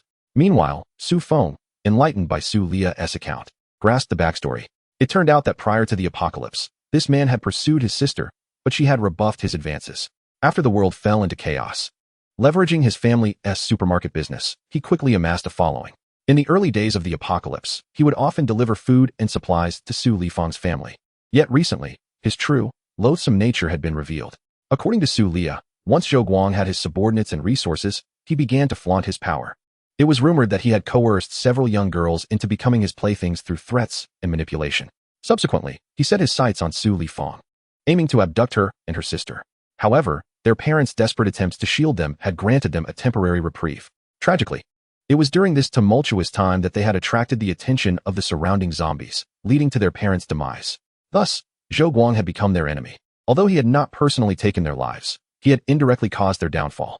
At this moment, Su Feng understood why Su Lifang's sister had behaved as she did upon his arrival. She was indeed driven by desperation. Wanna die? You still have a sister. You know, do you think that if you were to perish, it would all come to an end? I've heard that even shortly after a girl's death, certain things can still be done, Zhou Guang taunted, licking his lips with a sinister grin directed at Su Lifang, then glancing at Su Lia, and finally settling his gaze on Su Feng. Kid, you had better scram far away, or else what will you do? Su Feng had witnessed arrogance before, but never one so audacious, particularly in this apocalypse where humanity could be more terrifying than the undead, especially when the enemy's resources were yet unclear. It was wise to refrain from reckless provocation, lest one meet an untimely end. Damn it, if you don't leave now, I swear I will end you. Right, you're courting death, aren't you? This is Brother Guang, the most formidable presence in this neighborhood. Brother Guang, this kid is asking for trouble. Allow me to teach him a lesson, a burly man offered, receiving Zhou Guang's assent before approaching Su Feng, wielding a steel pipe. Kid, blame your poor eyesight for offending Brother Guang. Remember this in your next life. Yet before the man could finish his threat, or even reach Su Feng and the others, his body was abruptly severed in two. The bizarre scene left everyone present, including the previously boisterous Zhou Guang, in stunned silence. Indeed, those lacking discernment do not deserve to live, and thus, let them meet their demise. Su Feng's voice, devoid of any semblance of humanity, echoed chillingly in the ears of the onlookers. You are an awakened? You possess superpowers? Zhou Guang's voice trembled, recalling the encounter with a man who had claimed to be awakened, seeking provisions for his ventures into the world. Initially, he had refused, but after the man brutally eliminated several of his subordinates, fear compelled him to acquiesce, providing supplies for the man's departure. Fortunately, that individual had not returned to trouble them, for they would have certainly been unable to withstand his wrath. Yet, the man before him was also an awakened, and exuded a far more terrifying aura. This individual could kill with an invisible hand. Should he choose to take Zhou Guang's life, he might not even comprehend how his demise unfolded. You have vandalized my vehicle to this extent and dare to threaten me. You are the first to do so. Su Feng inquired, so? How many pieces do you wish to be divided into? And no, brother, please spare me. I was unaware you were an awakened. Zhou Guang stammered. Is that so? If I were not an awakened, would that mean your intent would be to kill me? Su Feng's words rendered Zhou Guang speechless. Indeed, as Su Feng stated, had he not been an awakened, Zhou Guang would have undoubtedly sought his death. I can compensate you. I possess ample resources. This vehicle, I will cover the cost. I have numerous other cars at home. Choose any you desire. Is that so? Let me there. Chapter 50. A meeting of three healers. Zhou Guang escorted Su Feng to his base, a rudimentary enclosure surrounding an erstwhile supermarket. The supermarket's doors were securely locked. Without a key, it was nearly impossible for anyone to enter. Adjacent to the supermarket stood a modest three-story building, indicative of a decent pre-apocalyptic lifestyle, complete with a spacious yard. As Su Feng entered the courtyard, he noted several vehicles parked within, including sports cars and SUVs. Though not of exorbitant value, the sports cars were likely worth a few million. Nevertheless, driving a sports car amidst the apocalypse did carry an air of ostentation. Ultimately, Su Feng selected two Porsche SUVs, one white and one black, vehicles he had learned about before the world fell into chaos, each valued at over $1 million. He chose both, knowing that Su Lifang and her sister could drive, intending to utilize them for future excursions. After the Su sisters drove the vehicles out of the courtyard, Su Feng swiftly dealt with the remaining individuals, leaving behind only a few female victims. As for the supplies within the supermarket, he deemed them unworthy of his attention. It was a small establishment, after all, and how many weapons could it possibly hold? He left those provisions for the survivors within the community. On Fuyang Road, Su Feng drove alone in front, while the Su sisters followed in the car behind. Upon reaching the intersection of Fuyang Road and Shanchuan Road, Su Feng steered into the local gas station. After he disembarked, he instructed the two women to remain inside the vehicle while he brandished a knife and commenced the task of eliminating the zombies at the gas station. The presence of zombies was minimal here, primarily due to the gas station's location being far from bustling areas and the apocalypse occurring during the night. Although a few individuals arrived for refueling, their numbers were scant. After spending several minutes dispatching the zombies, he also collected the supplies housed within the station. His primary objective for arriving here was to gather some gasoline. However, the fuel was buried underground, and he was uncertain whether such items could be stored in his spatial storage. After a thorough search of the gas station, he discovered the oil pipeline leading from the surface to the underground storage tanks. Placing his hand on the pipeline and concentrating, he successfully transferred the underground oil tank into his storage space. Upon inspecting the contents, he noted a cylindrical oil drum, approximately 30 cubic meters in size. He reasoned that a gas station would likely possess more than one oil drum. Ultimately, after consecutively retrieving 3 oil tanks, he ceased his search. With this gasoline secured, he felt assured about his future travels. For Su Feng, addressing transportation was an essential concern as he could not fly. Thus, he had to rely on vehicles for mobility. Fuel was a necessity for vehicles, so he prioritized resolving the refueling issue and planned to locate additional gas stations later to stockpile more fuel for ongoing travel needs. Once his tasks were complete, Su Feng approached the Porsche and signaled to the sisters beside him before starting the vehicle and heading back. By the time the trio returned to the villa, it was already past 5 o'clock. The guard stationed at the villa's gate spotted the 2 unfamiliar vehicles and did not open the gate, but instead watched them warily. Su Feng leaned out of the car and waved, and upon recognizing him, the sisters relaxed and cheerfully opened the gate. "Captain, you're back," they exclaimed. "Yes, I am. Thank you for your efforts. It wasn't too arduous. It was quite boring just standing here. It's much more enjoyable to be out slaying zombies." Su Feng observed the round-faced girl before him, unsure of what to say. He thought to himself, "You're a girl, so why resort to such violence? Well, isn't there a rotation system in place? There will be opportunities for you to go out. I'll head inside now. You can continue your duties." "Okay, Captain, goodbye." The sisters behind Su Feng gazed at the gatekeepers, each wearing bright smiles, and their somewhat intimidating conversation piqued their curiosity about the group. "Sis, look at how neat and clean they are. They don't resemble a distressed team, and everyone seems genuinely happy," indicating they likely faced mistreatment. "Yes, I noticed that. Furthermore, they showed great respect to Brother Su, calling him captain, which implies that he holds authority here. Given Su Feng's formidable strength, it was plausible for him to be the captain. However, they were left wondering whether he was the sole authority or if there were internal conflicts within the team. Well, we shall find out soon enough. As 2 cars arrived sequentially at the entrance of the villa, Su Feng surveyed the plaza before it, bustling with numerous people. "Feng, you're back," Wang Jiai exclaimed joyfully as she spotted Su Feng stepping out of the vehicle. "Yes, I've returned, and I've brought along 2 caregivers." Su Feng replied with a smile, gently ruffling Wang Jiai's hair. 2 caregivers? Are they the ones?" she asked, her curiosity piqued. "Yes, but wait. Don't run so fast." Su Feng felt a tinge of jealousy and helplessness as he watched Wang Jiai dash away to greet the pair of sisters from the other car. "Hello. I am Wang Jiai, the captain of Team 1 here. I also manage the daily affairs of our group. Welcome to our team." Wang Jiai introduced herself, extending her hand to greet the sisters, Su Lifeng and Su Lia. Hello. I'm Su Lifeng, and this is my sister, Su Lia," Su Lifeng replied, surprised to find that this girl in her early 20s was not only a team captain but also managed the survivors here, a position of considerable authority. The fact that she approached them to greet them left her quite astonished. "Hello. You must have had a tough journey. I can see the weariness on your faces. Don't worry. Now that you've joined us, you can live here peacefully." Wang Jiai's warm reception left the Su sisters bewildered. Was this truly a high-ranking member of a survivor team? One might easily mistake her for their mother. "You're too kind. We hope to rely on you in the future," Su Lifeng managed to respond, feeling somewhat at a loss for words. "Jia, what are you doing? Who are these 2? At that moment, Mu Linger and Wang Jian approached, their arrival further perplexing the sisters. One of them bore an uncanny resemblance to Wang Jiai, undoubtedly her twin sister or sibling, while the other, though silent, matched the beauty of her sister. The most striking was the girl who spoke, whose every movement seemed to sway precariously, raising concerns that she might topple over any moment. "Oh, these 2 were brought back by Su Feng, like you. They are also in the healing profession," Mu Linger stated. The mention of their shared abilities caused her eyes to light up as she scrutinized them, only to feel a twinge of disappointment afterward. Not every caregiver could measure up to her own abilities. As Su Lifeng learned that the little girl, too, belonged to the healing category, she began to assess her. However, noticing Mu Linger's incessant scrutiny of the sisters, comparing them to herself, she felt a bit exasperated. What sort of people were these? It felt rather unreliable, did it not? Was it customary to compare physical attributes upon first meeting? Despite being healers, such skills were inherently tied to one's innate talent. was it not? Did the little girl genuinely believe that awakening caregiver abilities was somehow related to such comparisons? Chapter 51. Successfully advancing to Tier 4 ability, user Su Feng observed the animated conversation taking place among the group and, finding it rather dull, turned away and headed towards his room. Upon returning to his chamber, he took stock of the number of crystal cores in his possession.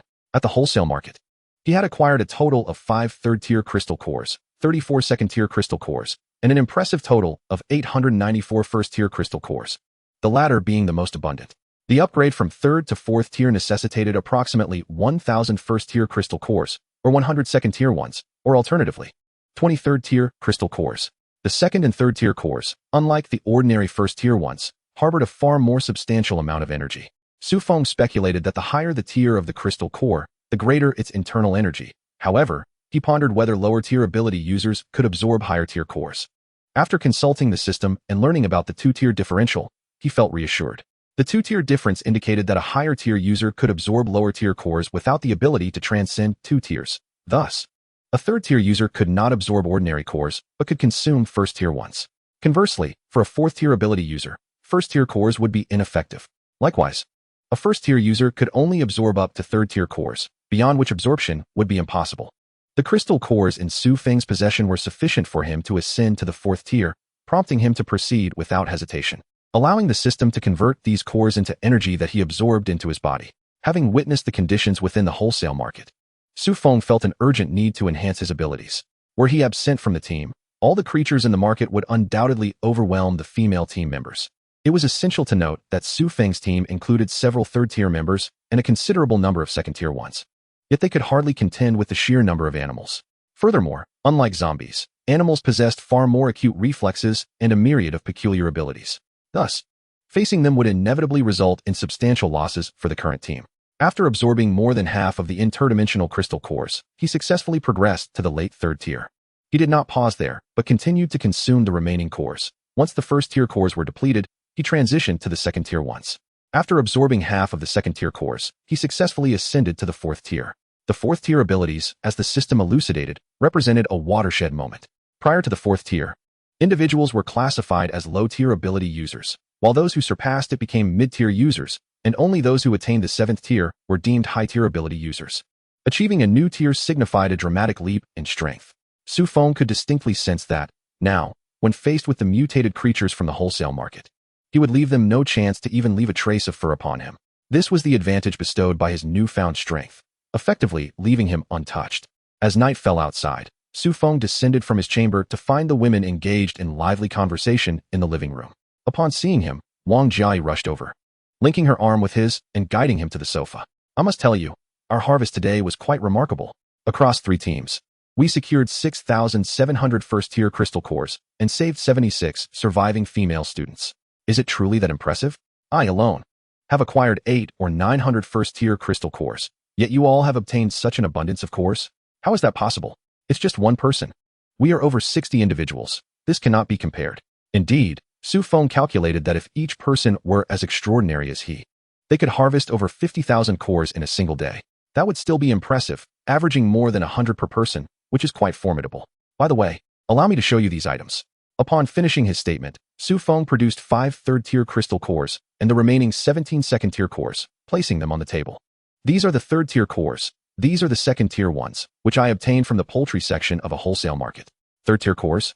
They are of the same level as mine, Wang Jiayan exclaimed, rushing forward to pick up a yellow crystal core, examining it closely. It is so beautiful, resembling a gem.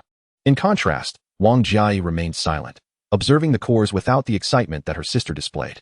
Have third-tier mutated creatures already emerged so soon? As soon as Wang Jiai's words fell, the few women who were admiring the cores also reacted. This was merely what had been discovered in a wholesale market. One could only imagine what conditions might prevail in the wilderness. Su Feng stated calmly, moreover, I have already reached the 4th tier. What? You succeeded? Wang Jiai asked joyfully.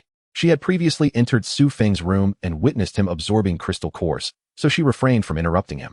However, she thought he had only recently advanced to the mid-stage of the 3rd tier and was striving towards the late stage, never expecting that he had already become a 4th-tier esper. Yes, I just upgraded. Additionally, tomorrow, I intend to elevate all 76 rescued survivors to the 1st tier. The original 66 first-tier individuals will all be upgraded to the 2nd tier. After a moment of contemplation, Su Feng continued, tomorrow, Jai, you should remain here, tonight. Take all these second-tier crystal cores and give them to that person. What was her name? Ah, yes, Li Sueki. Let her advance to the third tier first. She will lead the team going forward. We need to accelerate our progress. My plan is for everyone to reach at least the second tier within 3 days, with a minimum of 20 third tier and 5 fourth tier individuals. Only then can we possess some degree of self-defense capability. I sense that time is running short. Observing Su Feng's serious expression, the women refrained from voicing any objections. They merely needed to follow his orders. Meanwhile, Su Lifeng was somewhat astonished. These individuals are remarkably powerful, especially compared to her current abilities. Yet, not a single person opposed Su Feng's words, indicating that she had underestimated his standing in this place. By the way, Jai, take those two with you and teach them more about survival in this apocalyptic world, as well as relevant leadership experience. Yes, I have already arranged it. I will personally lead them. Su Feng's words resonated with Wang Jai. If these two caretakers could be cultivated as leaders, they could coordinate the overall situation while also providing medical assistance, becoming crucial assets to the team, as they need not engage in combat. They would have the time to direct others, ensuring the team remains informed of real-time conditions. Very well, let it be so. You all may return to your respective tasks. Su Feng began to usher everyone away, taking the blushing Wang Jai with him to play poker. Being young and spirited, he had quite the penchant for the game. Those familiar with the nuances of poker know that while one may forego alcohol, one cannot forego the thrill of the game. As they departed, the sight of Su Feng leading Wang Jai away left several young women with expressions of envy. Su Lifeng, observing their longing gazes directed at Wang Jai, found herself perplexed. Was it truly possible to feel envy over such a matter? Were these individuals perhaps overly eager? Little did she know, she would soon find herself among them. Chapter 52. Su Feng. Today's poker is a bit different. The following day, the group of young women organized into 3 teams, continuing their mission to clear zombies in the university district. After a night of rigorous training, everyone had advanced to the second tier, significantly enhancing the women's capabilities. Su Feng generously distributed some ordinary bronze-level weapons he had acquired from the wholesale market to the team leaders, confident that their haul today would surpass that of yesterday. With Wang Jai's assistance, Su Feng lost a considerable amount of blood again that morning, awakening the abilities of all the survivors they had rescued the previous day. Moreover, Su Lifeng and her sisters were not spared from Wang Jai's persuasion, as they were also turned into Su Feng's second-generation blood slaves.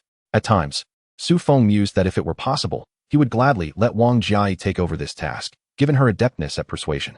However, despite numerous attempts, the system had unequivocally informed him that such a substitution was impossible. Thus, he had to undertake the task himself, albeit with a mix of pain and joy, as they were undeniably his own, loyal to the core. Sister, did you feel anything just now? Like a sudden increase in fondness for Brother Su? Yes, indeed. My heart tells me I must not betray him, right? I feel the same. Could it be that he has employed some method to control us? Leah, you're overthinking it. What method could possibly control you when you're still lively and well? But sister, this is not normal, is it? Remember how enthusiastic you were earlier, yet now you harbor no dissatisfaction?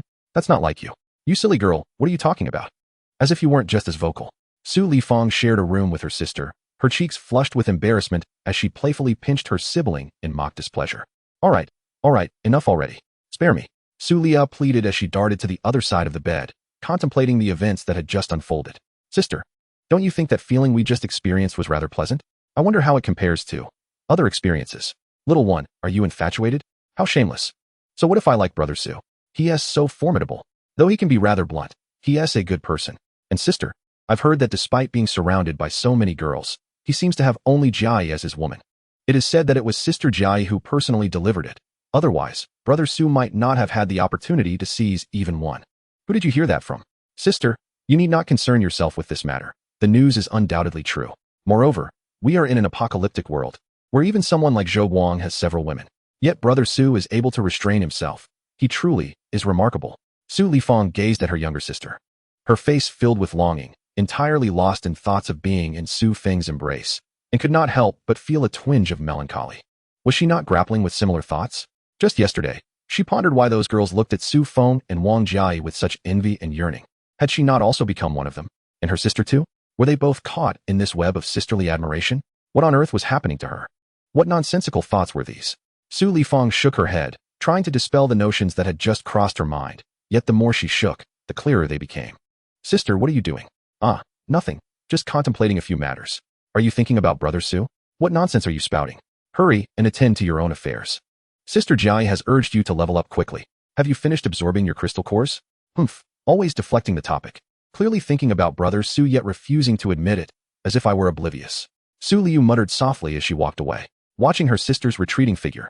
Su Lifeng felt a sense of disorientation. She was unsure of what was happening to her today, as Su Feng's image lingered in her mind. Was this the allure of a strong individual? She attributed it solely to Su Feng's formidable nature, which had prompted such a transformation within her. Beyond that, she was at a loss.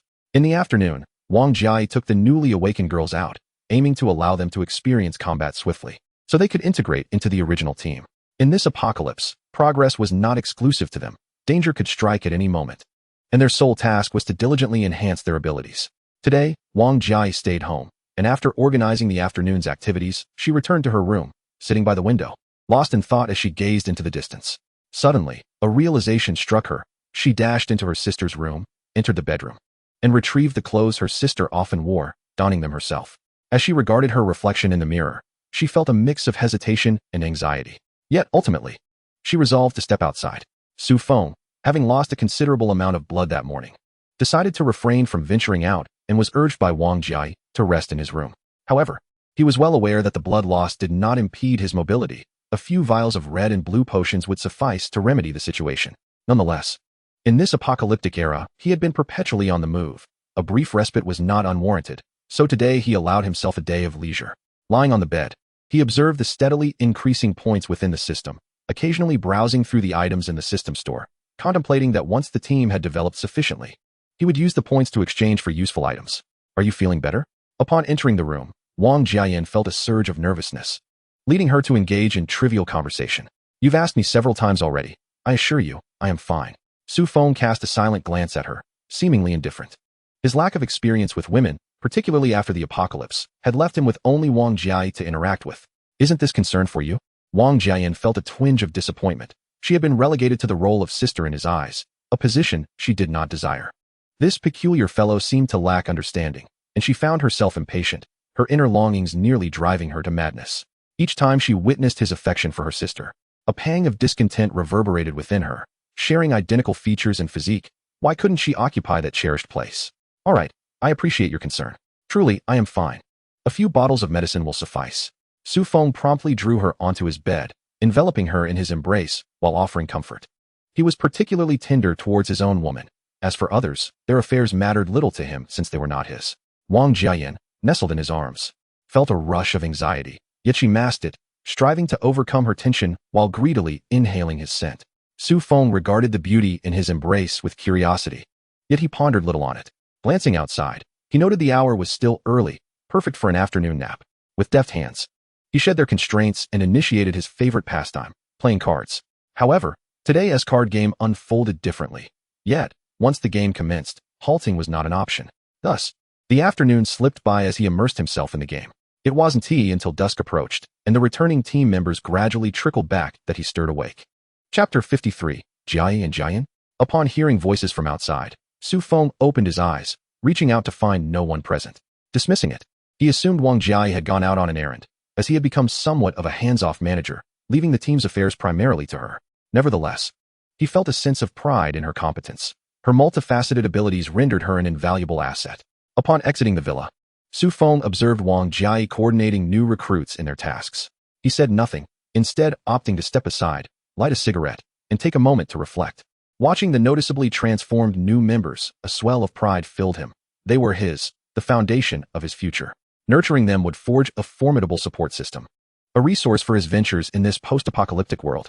After finishing his cigarette, he saw that Wang Jia had concluded her tasks and was walking toward the villa's hall with several team leaders. He rose, stretched his limbs, and joined them inside. The day's earnings had been commendable, with 3 second-tier teams amassing over 10,000 crystal cores, totaling 10,892. This was achieved even as they had yet to fully adapt to their combat capabilities. He believed that with today's acclimatization, they would likely achieve even greater success the following day. In 3 schools today, a total of 78 survivors were rescued, including 4 female teachers who could later be nurtured into leaders to guide the newly joined members. Wang Jia analyzed the day's achievements, and the few women present displayed expressions of sheer excitement. With the acquisition of crystal cores, the strength of the team would undoubtedly be enhanced. As the team's capabilities grew, the influx of crystal cores would increase as well, creating a beneficial cycle. However, the most pressing issue at hand was the inadequacy of our living quarters. Many individuals were cramped together in a single bedroom. As the number of people continued to rise, this would pose a significant challenge. After Wang Jia spoke, she turned to Su Feng, eager to hear his perspective. Immediately establish a new residence. Tomorrow, all Earth-type ability users should remain behind. This is the perfect opportunity to reinforce the villa's walls, making them taller, wider, and sturdier. The villa serves as our sanctuary. We cannot afford any mishaps here. It is prudent to expedite the construction of the walls to mitigate risks. As for the living arrangements, that can be easily resolved. We can have the Earth-type ability users construct row houses made of earth. We need not worry about furnishings. I will venture out tomorrow and bring back additional supplies. The villa's ample space can accommodate several thousand people, and given the apocalyptic circumstances, luxury is unnecessary. Su Feng articulated his thoughts directly. This indeed seemed to be the most viable solution, especially since there was no possibility of hiring people to build new structures at present. Yes, this approach is feasible and relatively simple for the Earth-type ability users. We can set this issue aside for the moment. Wang Jia concurred with Su Feng's proposal. The Earth houses constructed by ability users would far surpass ordinary earthen dwellings in terms of durability and utility. Next, the focus shifted to the rescue of female students. The longer the apocalypse dragged on, the fewer female students would survive. Tragically, many who were recently rescued had taken their own lives. Therefore, our team leader must expedite efforts in rescuing female students, aiming to search all 5 remaining students at the school by tomorrow, no matter how long it takes. Every perpetrator of harm against these young women must be dealt with mercilessly. Today, Wang Jia had overheard several leaders recount their experiences and witnessed the torment endured by some female students, igniting her fury. Indeed, we shall attend to this matter tomorrow. The leaders acknowledged the gravity of the situation and offered no dissent. I will take charge of the newly rescued students. I will introduce them to the harsh realities first, and then integrate them into your teams the following day, ensuring they adapt swiftly without hindering your progress. The batch of students rescued that afternoon displayed remarkable vigor. Perhaps their prolonged suffering in the apocalypse had fueled a fierce determination to vanquish zombies, each one more formidable than the last. Is that so? Then I must select a few to accompany me tomorrow. My team shall undoubtedly expand significantly. Wang Mei interjected with a smile upon hearing Wang Jia's words. Indeed, their performance from the moment we ventured out to confront the zombies and subsequently returned to the villa was commendable. Wait, what did you just say? Did you say you went out with the team this afternoon? When did you leave? The more I think about it, the more something seems amiss. Weren't we playing poker together this afternoon? How could I not know you left? Ah, so you went out after I let you rest in your room? Then I took them out? Jai, why are you lying now? If you went out this afternoon, then who was in the room playing poker with me? We played poker all afternoon. Su Feng expressed his disbelief at Wang Jia's apparent dishonesty, clearly eager to expose her. How sensational. Playing poker all afternoon? Is that a topic for discussion? The nearby girls looked on, shy yet curious, listening intently without leaving. What? I played poker with you all afternoon? Wang Jia asked, her face a mask of shock, as though she had seen a ghost, leaving Su Feng momentarily bewildered. Yes, indeed, could we mistake each other? Who stayed behind at the base today? Wang Mei seemed to have an epiphany. Jia, in no way. Lin Qingxue responded directly. Disbelief etched on her face as she looked at Su Feng. Master, you didn't spend the whole afternoon playing poker with Sister Jian, did you? I can't believe it. Su Feng, too, was taken aback, suddenly considering the possibility. After all, where could Wang Jian be now? Yet, why was she wearing your clothes? Su Feng voiced his query, as this was indeed quite the scandal. Are you referring to the outfit I usually wear? Yes, precisely that uniform of yours. Wang Jia found herself at a loss for words. Could she blame Su Feng? Certainly not, as he might have mistakenly perceived his sister as himself. Furthermore, she had left without informing Su Feng, which led to this predicament. This is a conspiracy, an absolute conspiracy. Sister Jian just happened to remain at the base today, while Brother Feng coincidentally rested and did not go out. Sister Jia took the team out, yet Sister Jian wore Sister Jia's clothes to lure Brother Feng into a predicament. What a clever ruse. On the side, Mu Linger, embodying a detective, observed Jia and Jian, leaving Su Feng a bit dazed. Is this the advantage of being identical twins? Lin Qingxue gazed at Wang Jia, and indeed, unless one were to focus on their attire, it would be difficult to distinguish between them. Even so, there were times when one could still misidentify them, given the numerous similar outfits they possessed. By the way, did you use protection at that time? Wang Jia's sudden inquiry rendered everyone present silent, all staring at her in disbelief. How could she pose such a bold question with such calmness? Chapter 54. Is there love in the apocalypse? Su Feng regarded Wang Jia's serious expression with confusion, pondering the relevance of such a question at this moment. Did it truly matter whether to wear it or not? Although the experience was indeed vastly different, this was hardly the appropriate context for such a discussion. At first I didn't, but later I did. Su Feng replied helplessly. Aren't you experienced in this? Why do you still need to ask me? We have always navigated life this way. A sigh of relief escaped Wang Jiai's lips upon receiving Su Feng's affirmative response. However, Su Feng found himself at a loss for words and sought an excuse to step outside for a smoke. Jia, are you perhaps misplacing your focus? Mu Linger gazed at Wang Jia, her expression one of incredulity. She yearned to inquire about the logic behind her thoughts, questioning why her perspective on matters diverged so significantly from others. What should I be focusing on then? Shouldn't the attention be on my sister rather than that other person? Don't you all think the same? Must I expose your thoughts? TCH, you all pretend so well, secretly enjoying the spectacle, aren't you? Wang Jia was acutely aware that none present were at ease. All eyes were on Su Feng, likely waiting for an opportunity. My stomach hurts. I need to use the restroom. Wait, I'll accompany you, came the reply. Mu Linger, Lin Qingxue, and Wang Mei all sought excuses to depart, fearing further ridicule if they lingered. As Wang Jia stepped out of the villa, she spotted Su Feng squatting and smoking. Feng, what's wrong? Nothing much. Just feeling a bit off. Wang Jia recognized that her sister had deceived Su Feng, likely causing him discomfort. Feng, Jiayan's actions were somewhat excessive, but you must understand. We are in an apocalyptic world, and we are all here because you saved us. We wish to stay by your side. I am not angry for that reason. Then why? Wang Jia looked at Su Feng, puzzled. I am upset because I already have 2 women, yet I mistakenly believed that one of them was you. Which feels unfair to both you and your sister. Wang Jia was taken aback. What was he thinking? She could comprehend his later words as consolation. But what did the earlier statements mean? He thought it was her, hence his anger?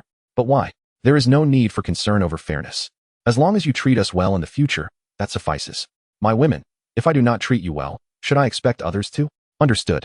While she harbored these thoughts, she refrained from voicing them, for they had played games and engaged in several rounds of poker together, marking them as companions. All right. I believe you. Let us return to dine. Wang Jia was resolute in her belief, especially considering her sister was a goddess-like beauty, and they were twins. Before the apocalypse, she had certainly heard rumors about the amusement twins could bring. After dinner, Su Feng lay on his bed, contemplating the path ahead. Time would not wait for him. As he grew stronger, so too did the dangers. The sound of approaching footsteps caught his attention, and he looked up to see Wang Jia entering the room, draped in a bathrobe and drying her hair with a towel. Jia, what's up? Nothing much. I merely wanted to clarify whether it was Jia or Jia Yin. Otherwise, like this afternoon, I would be oblivious to whom I was playing poker with. Which can be quite hurtful, you know? You surely do not think I am Jia Yin, do you? Su Feng found himself at a loss for words, opting instead to simply admire Wang Jia. Fresh from her bath, she emanated a fragrant aroma, her alabaster skin and shapely legs on full display, compelling Su Feng to raise his gaze. Speaking of which, did you not feel anything amiss this afternoon? Upon hearing Wang Jia's inquiry, Su Feng indeed recalled a certain peculiarity. At that moment, she had been utterly inexperienced at poker, allowing him to take the lead, and the game had been quite intense, starting with a challenging hand. There was a difference, for the room had been dimly lit, and he hadn't given it much thought. I just want to check on Jiayan, and honestly, what have you done to her? What do you mean by that? We were merely playing a game of poker, weren't we? It was her first time. And now look at her. She is still lying in bed. I truly don't know what to say about you. Oh, is that so? Should I go take a look? After all, she is my woman too. Perhaps not. She is likely fast asleep by now. Tonight, you must make it up to me. You've taken my sisters away. Are you satisfied now?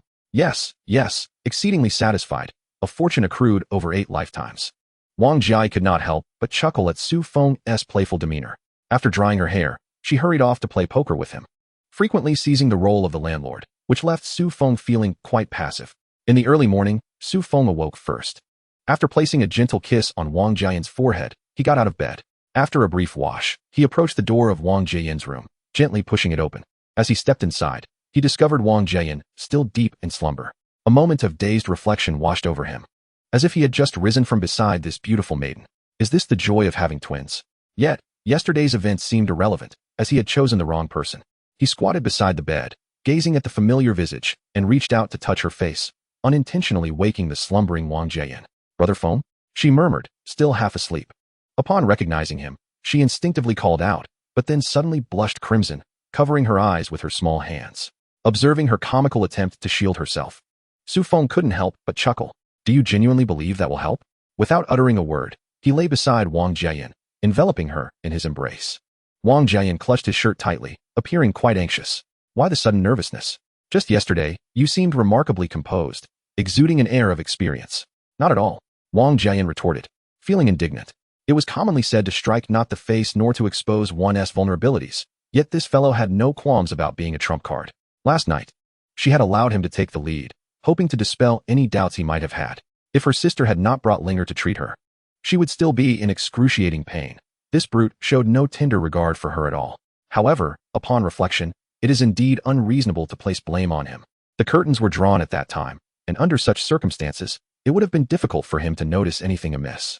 Alas, my inaugural experience with poker was rather dismal, as I found myself enduring a relentless state of torment throughout the game. Well, since we are now intimate, there is no need for us to maintain such formalities. Does it still hurt?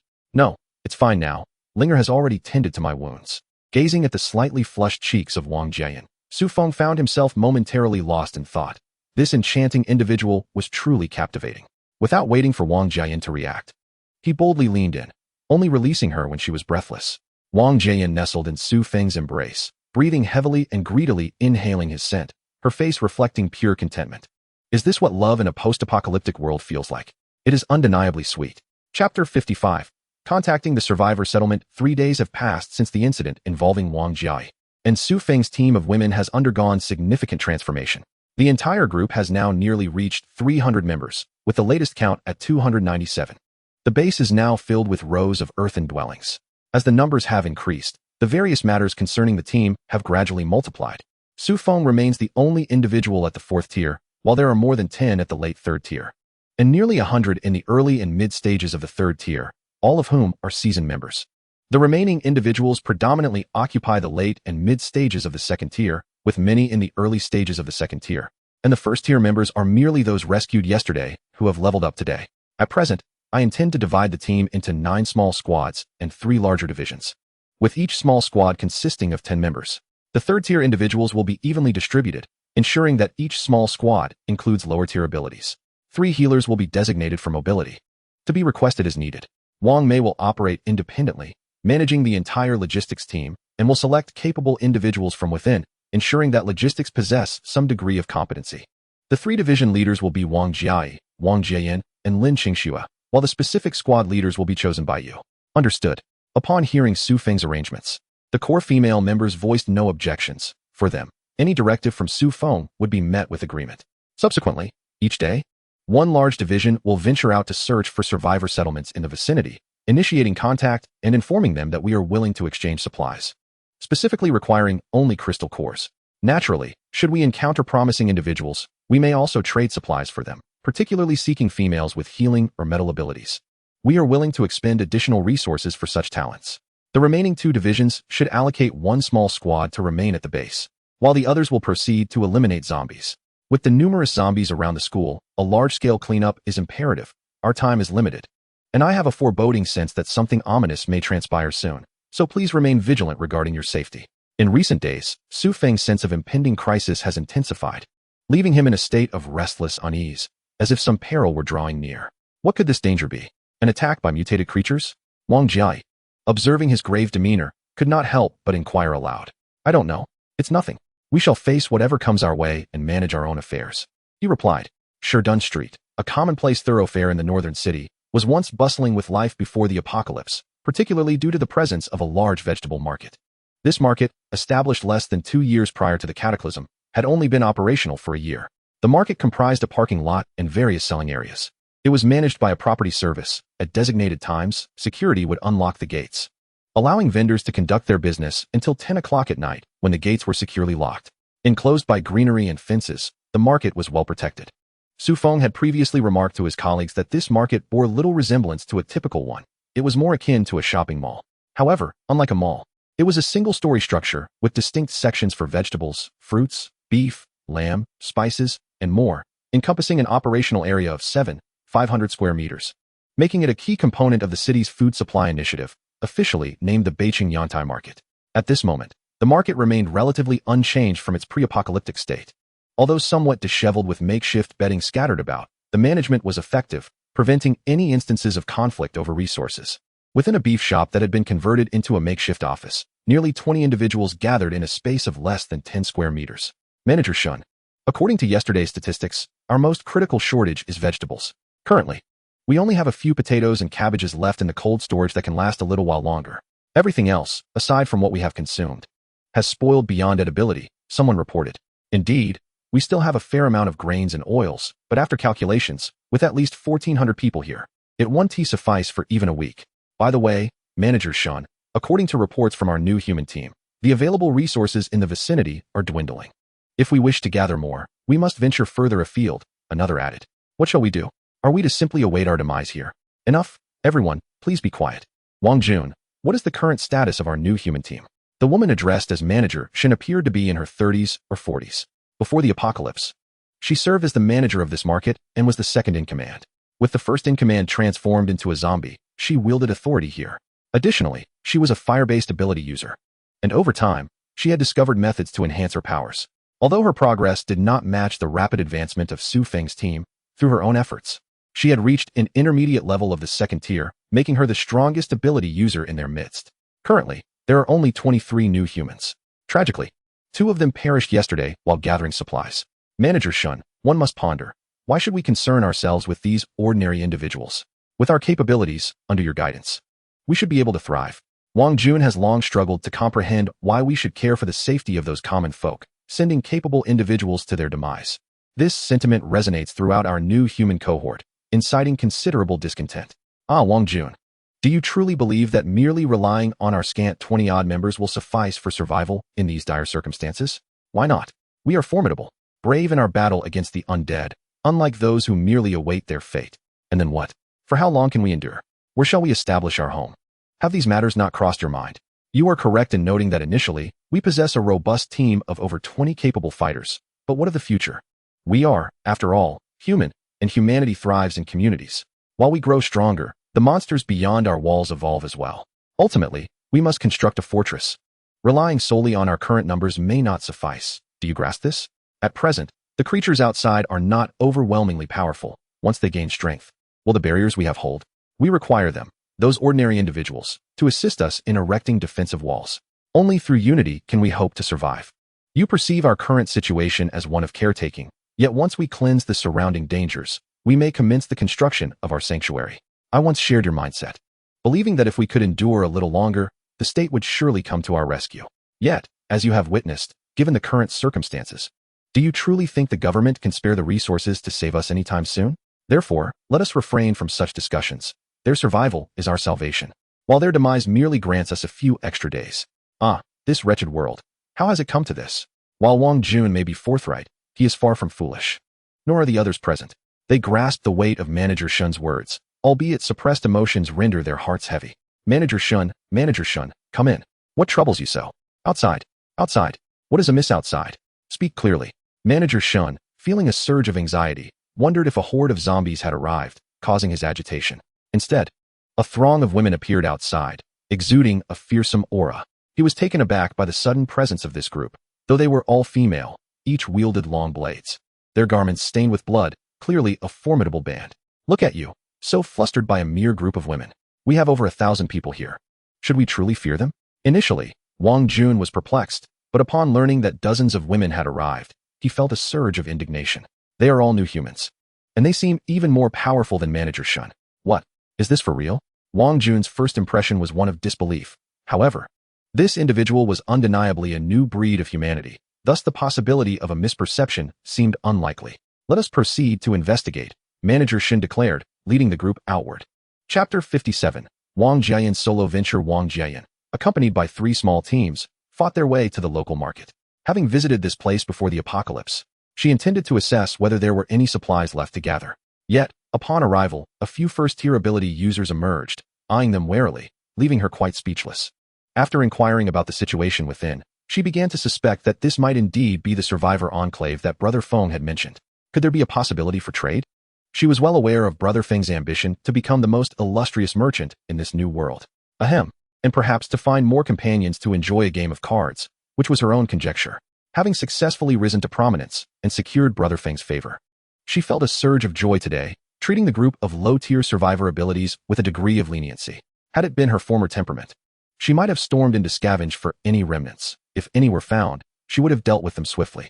Jiayan, Are there really over 1,000 survivors inside? It feels rather quiet, Ling Er inquired. We shall find out soon enough. Besides, didn't Brother Feng instruct you to stay home when possible? Why have you come out? Wang Jiayan and Mu Ling Er shared a close bond, engaging in open conversations. Mu Ling Er's presence undoubtedly had her own motives, primarily to inquire about Wang Jiayan's card games with Su Feng. Yet, being 19, she hesitated to voice her questions. If it were just the two of them, it might have been easier, but was that even feasible? Whenever she ventured out, she was never without company, as it was the team's consensus that protection and healing were fundamental responsibilities. With nothing to do, it would be dull to stay behind. I might as well join you for some fun. I prefer to remain at home, she retorted. What? Do you wish to be alone with Brother Feng? Hey, how can you say that? I see you are envious. Don't think I am unaware of your true intentions. Isn't that right, ladies? Indeed, we all know. You lot, I shall ignore you, Mu Ling Er exclaimed, her cheeks flushed like a ripe fruit, while the surrounding women erupted into laughter at her expense. Oh, it seems we have visitors. Just as the jovial banter continued, Wang Jiayan spotted a group emerging from the market and couldn't help but speak up. Greetings. Who might you be? As Manager Shin stepped forth, her astonishment grew with each step. Approaching this new team, she felt an overwhelming pressure. The aura each member exuded surpassed her own. Are you their leader? We do not have a leader here. I am merely managing things for the time being. Able to converse. Is that so? A mid-tier second-level ability user. Quite impressive. Wang Jiayan's words left Manager Shin momentarily speechless. Did she instantly discern her power level? What level might she possess? Greetings, I am Shun. May I inquire about your purpose for being here? Oh, we come without any particular aim, merely to take a look. By the way, are you in need of supplies? ISNT, that a rather odd question. Is there a survivor in this apocalypse who ISNT in one of resources? There are over 1,000 individuals here who require sustenance. How could we possibly have an abundance of supplies? I merely asked if you were in need of resources. You need only respond. Wang Jiayan, with her lively disposition, detests rambling. Otherwise, she wouldn't have so swiftly resolved to confront Su Feng. If there is something to be done, she believes in doing it without hesitation. Yes, we are indeed in dire need of supplies. How infuriating. Is it the case that one may easily suppress others simply due to greater strength? Well, that is fortunate. Shall we engage in trade then? Trade? Are we to barter supplies? What else would it entail? We possess a plethora of resources, and we can sell them to you. Whatever quantity you desire, we can provide. What do you say? Wang Jiayan felt a surge of joy if they agreed to trade. Wouldn't that signify the completion of her inaugural business transaction for Brother Feng? Thus, that evening, might she? Yes, we require supplies. May I ask how we will conduct this trade? We do not have much cash on hand. Who desires such trifles? What use are they? They are hardly worth the effort. We require what you possess, and we shall see how much you can offer. With that, Wang Jia produced several crystal cores from her pocket, both first and second tier. Zombie crystal cores. We seek only the cores, nothing else. Oh, and if you have any awakened females with metal or healing powers, they can also trade for supplies. Crystal cores, you say? We have a few, though not in abundance. Oh, not much, you say? How many do you currently possess? Fewer than 3,000. That indeed is not substantial, yet it is better than nothing. Here is the plan. Please compile a list of supplies you need, and we shall deliver them to you this afternoon. At that time, we shall exchange crystal cores for your resources. Although the number of cores is limited, this being our first transaction, further dealings will ensue, and the cores shall continue to flow into my possession. Very well, I shall arrange for someone to compile the list. By the way, may I inquire where you hail from? With over 30 survivors, why are they all endowed with powers? Initially, they referred to themselves as new humans. But upon hearing Wang Jiayan call them awakened beings, they adopted that term. Us. It's no trouble to share. We boast 300 formidable warriors, individuals like you. Second tier, are abundant in our ranks. Do you see those behind me? Most are above second tier, and nearly half are third tier. 300 warriors? Nearly half third tier? You are so powerful. May we join your ranks? Wang Jiayan's words stirred a flicker of hope among the survivors present. To join such a formidable group would ensure their safety, and moreover, they would not lack for food. Unfortunately, that is unlikely. As we mentioned, we only accept young females. Men need not apply. Is that so? What a pity. Upon hearing the refusal to join, Manager Shun and the individuals behind her felt a tinge of disappointment. However, they refrained from further requests, as the conditions had been clearly laid out. Nevertheless, should there be any young women or those who have awakened commendable abilities among you, we would welcome them to join us. Moreover, for each individual you provide, our captain has promised substantial rewards in the form of supplies. However, they must be unharmed. If they were coerced or mistreated, our weapons are lethal. I will inquire about this, and if anyone is willing, I shall inform you in due course. Manager Shin mused that, despite the slightly intimidating demeanor of this woman, she possessed good intentions. If such women were to follow them, they would likely fare much better. As a fellow woman, the existence of a protective group for women in this apocalyptic world brought her a sense of relief. Upon receiving the list of supplies needed for trade from Manager Shun, Wang Jian and her team departed with an air of grace that elicited envy from onlookers. Manager Shun, should we not arrange for more individuals to venture out and gather crystal cores? Although it bears some risk, it is comparatively easier than collecting supplies. This way, we can directly exchange with them and ensure a steady supply in the future, Wang Jun suggested, contemplating the path ahead after observing Wang Jian and her team. Indeed, confronting the current zombies is relatively manageable. While an ordinary person may struggle to slay a zombie alone, 2 or 3 working together can accomplish the task with ease. Given the multitude of individuals present, how much could be amassed in a single day? Very well, orchestrate this. Select young, robust men. Our primary endeavor henceforth will be the collection of zombies. Understood, I will make the arrangements. The arrival of Wang Jian and her companions alleviated the supply crisis, instilling a renewed sense of hope for survival among the group, evoking considerable excitement. After all, sustenance is paramount for survival, and survival heralds hope. Chapter 58, Raiding the Furniture Market, North City No. 2 High School. After the team set out, Su Feng also prepared to embark on his mission, targeting the furniture market today. With the expansion of the group, the demand for housing has surged. Many new members still lack proper bedding, and some are forced to share a single bed. To enhance the living conditions for the women, a visit to the furniture market has become imperative. Driving leisurely, Su navigated the roads, occasionally evading encroaching zombies, which he skillfully dodged. Most of the zombies encountered were still at the first level, moving at a slow pace. Some newly infected had yet to advance, thus unable to keep pace with Su Feng's vehicle. Upon reaching the furniture market, he parked directly at the entrance and promptly set about clearing the few zombies that had gathered nearby. The number of zombies here was minimal, as the furniture market typically drew few visitors. Most of the undead congregating were those that had wandered in from other locations. Consequently, Su Feng completed the task with little time expended. The furniture market differs from typical malls in that it closes earlier. By the time the apocalypse erupted, it was already after closing hours, and this place was not a hub for essential supplies. Thus, during this chaotic period, it was not overrun by hordes of zombies as depicted in novels. Su Feng arrived at the entrance, gazing at the furniture market sealed by a roll-up gate. Rather than resorting to forceful entry, he refrained, contemplating that this location might later serve as a temporary refuge for others. Employing his spatial abilities, he seamlessly entered the market, where he was met with an expansive emptiness that signaled the beginning of his scavenging endeavors. The first floor was divided into several halls, featuring items such as chairs, sofas, coffee tables, and complete furniture sets. For Su Feng, every usable item was a treasure to be claimed. He could either utilize them or sell them later, thus amassing valuable resources. As the cold weather approached, the necessity for proper bedding would become paramount, making beds and mattresses highly sought-after commodities. The first floor was vast, requiring a leisurely stroll of over 10 minutes, not to mention the time-consuming task of collecting items individually. After more than an hour, he finally completed his sweep of the ground level. The market boasted 3 floors in total, and after clearing the first, he ascended the central stone staircase to the second floor. This level was lined with numerous shops, predominantly selling complete furniture sets. Here, he encountered 2 zombie security guards, likely former staff members of the establishment. Su Feng spent more time on the second floor than the first. Although the selection was less abundant, the layout was more scattered, necessitating a meticulous approach to collection. He recalled visiting this market prior to the apocalypse, accompanying a friend who was furnishing a newly purchased home. Observing the furniture before him, he marveled at the fact that a single sofa typically cost at least 2,000 or more. Now, he could take as much as he desired, a thought that filled him with a sense of awe. Suddenly, he stumbled upon a remarkable find, a large bed. However, it was the accompanying description that truly captivated him. It was an electric bed, reputed to elevate the occupant without any effort on their part. Wow, such extravagance, he mused, noting the numerous zeros in the price. Yet, in this apocalyptic world, with power long ceased, such a contraption was rendered useless. After some contemplation, he decided to acquire it as a regular bed. It was a practical choice nonetheless. Initially, he had no intention of taking the 2-tier wooden beds designed for children, as the upper bunk was quite small and the lower bunk not much larger. However, upon further reflection, he realized they could be beneficial for many young women, providing a space-saving solution for storing their belongings.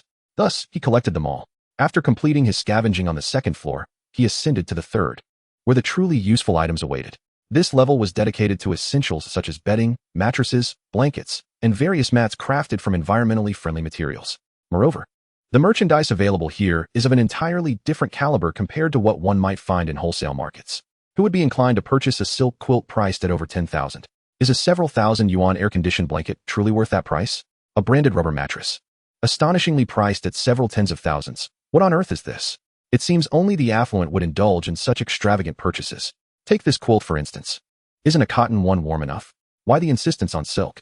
Furthermore, this so-called pure natural rubber mattress, soft and yielding, offers little comfort for sleep, and yet it is exorbitantly priced. Truly, wealth breeds extravagance. As Su Feng collected supplies, he couldn't help but express his disdain. Coming from a modest background, he found it incomprehensible why the wealthy would squander money on such impractical items. Perhaps it is merely a matter of differing values. Or perhaps they have yet to experience the true opulence of high society. He had heard of watches costing tens of millions, yet, in his own space, he possessed several that served the same purpose as mere timekeepers. But what use is it to dwell on such matters? Perhaps the world's richest have become mere shadows of themselves, victims of some unknown assailant. In a world on the brink of collapse, one must rely on strength. Without it, all is mere chatter. Though he currently possessed a modicum of power and his team was thriving, he recognized that even a small nation could easily overpower him. With your fourth-tier abilities, a single shell could send you to your demise. If one fails to suffice, I could easily unleash 5, 6, or 7 to test your resilience. Thus, Su Feng firmly defined his role as a merchant in this apocalypse, eschewing the title of a warlord. Otherwise, when the nation eventually reacts, the consequences would be dire. After gathering supplies from the mall, Su Feng made his way to the rear, where the merchant warehouses were located, brimming with finished goods. Each warehouse, regardless of size, had not escaped his attention. The supplies here would suffice not just for 300 people, but even for 3,000 or more. Once he concluded his business, Su Feng surveyed his surroundings. The zombies now gathered in clusters, a stark contrast to the earlier days when they roamed aimlessly. With their heightened senses of smell and hearing, they inexplicably gravitated towards one another. He recalled a nearby school, North City No. 2 Middle School, known for its closed management. It catered solely to middle and high school students and was reputed to be the best in the vicinity, boasting commendable graduation rates comparable to some prestigious schools in the city. With ample time at hand, Su Feng decided to explore the school, feeling that a slight delay would be inconsequential. After a drive of over 10 minutes, due to encounters with several zombies, he finally arrived at the entrance of the school. Standing at the gate, he observed a considerable number of zombies within, some notably smaller, as they were still young. However, Su Feng could not shake the feeling that something terrifying lurked within. Could it be high-level zombies? He understood that in the apocalypse, areas with a larger congregation of people were more likely to attract advanced zombies, particularly in a confined setting such as a school. The saying goes that the bold are often skilled, and as a spatial ability user, even if he encountered peril, could he not flee if he could not fight? Thus, he resolved to venture inside, hoping to collect some crystal cores and perhaps discover some promising survivors. Chapter 59. Entering the cafeteria, school survivors with a swift motion. Su Feng entered the school premises. Immediately upon his entrance, the surrounding zombies launched an assault against him. The process of dispatching these undead creatures was monotonous for Su Feng. As he methodically struck them down, one by one, he often pondered how delightful it would be to possess an area of effect attack, akin to those in video games, allowing for a sweeping elimination of foes. Such aspirations were rich in imagination, yet reality was starkly unforgiving. Su Feng could only weave through the zombies like an unyielding machine, relentlessly swinging his blade. After he had dispatched the last of the zombies in this vicinity, he glanced at the time. Over half an hour had elapsed. What did this signify? With an average of 2 seconds per strike, even if he took 3 seconds to reach the next zombie, he could slay 20 zombies in a minute. In half an hour, that amounted to approximately 600, and in an hour, 1,200. If he maintained this mechanical pace of slaughter, he could rival the entire team's output in a single day. However, even if one could calculate such figures, concerns about his stamina aside, the monotony and mental fatigue would not permit him to endure 10 hours of relentless killing. Here, he had already encountered over 600 zombies, indicating a dire situation. In a middle school, the maximum student capacity typically does not exceed 3,000, while high schools do not surpass 3,600. This institution housed both middle and high school students, so the total should not exceed 5,000. Yet, with what he had just cleared, it was already more than 1/10 of the total, and he had yet to enter the school itself. Su Feng could only imagine the scene within. Middle and high school students lacked the maturity of university students, and the apocalypse struck at night when most would have been in their dormitories, with some possibly still in classrooms. He could vividly envision the chaos that ensued, as zombies would have descended upon them like wolves among sheep, annihilating the nation's future seeds. Su Feng refrained from dwelling on the past, What had happened was irreversible. He merely wished to survive, a desire that might seem selfish. Yet it was a fundamental right of every individual. As he continued inward, slaying the zombies that crossed his path, he eventually arrived before an academic building.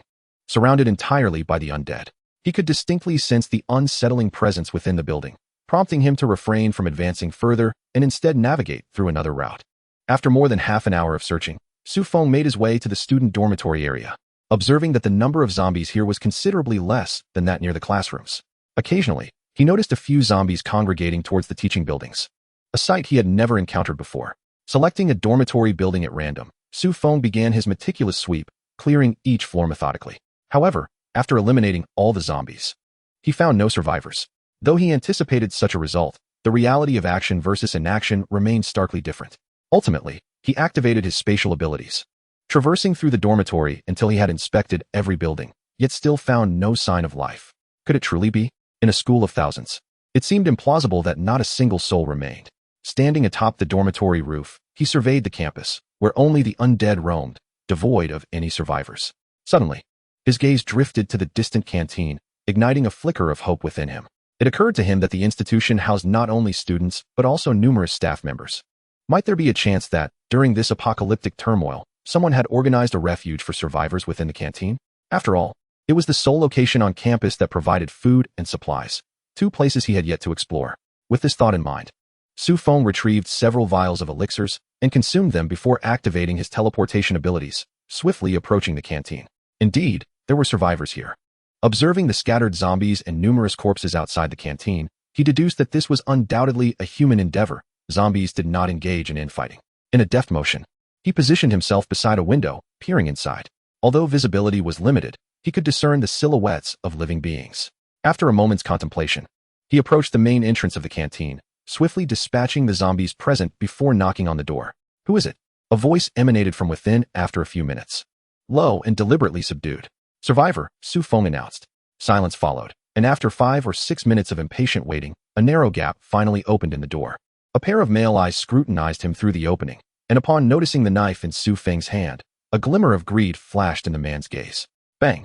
Su Feng expected the door to swing wide open, but instead, it was abruptly shut again. What was happening? Was he not allowed to enter? Irritation flared within him. He had come to offer aid, yet this individual merely assessed him before slamming the door shut. "We are no longer accepting anyone. You may leave," came the voice from inside, leaving Su Feng perplexed. Did they perceive him as just another ordinary survivor seeking refuge? Was it truly a matter of not accepting newcomers? Or were they merely fearful of having their nefarious deeds uncovered? In this apocalyptic world, while it is natural for survivors to be wary of one another, your abrupt expulsion without inquiry seems rather out of place. Moreover, this is a school filled with adults. What about the students? I am uncertain of your intentions, but you ought to leave quickly. If you attract that zombie, your fate will be sealed. Su Feng, filled with exasperation, declared, "I am determined to enter today. Can you truly hinder me?" With that thought, he ceased the trivialities and activated his skill, teleporting directly into the cafeteria. Standing in the heart of the cafeteria, Su Feng surveyed his surroundings and the middle-aged man lurking behind the door. All the tables and chairs had been pushed against the windows and doors, presumably as makeshift barricades. Along one side of the cafeteria wall, over 100 students congregated, some seated, others asleep, while a few nearby appeared to be on the brink of collapse. Yet they remained there, overlooked and unattended. "Why do you obstruct my entrance?" The middle-aged man, still concealed behind the door, furtively peered outside, when suddenly a voice from behind startled him, causing him to collapse to the ground. How did you get in?"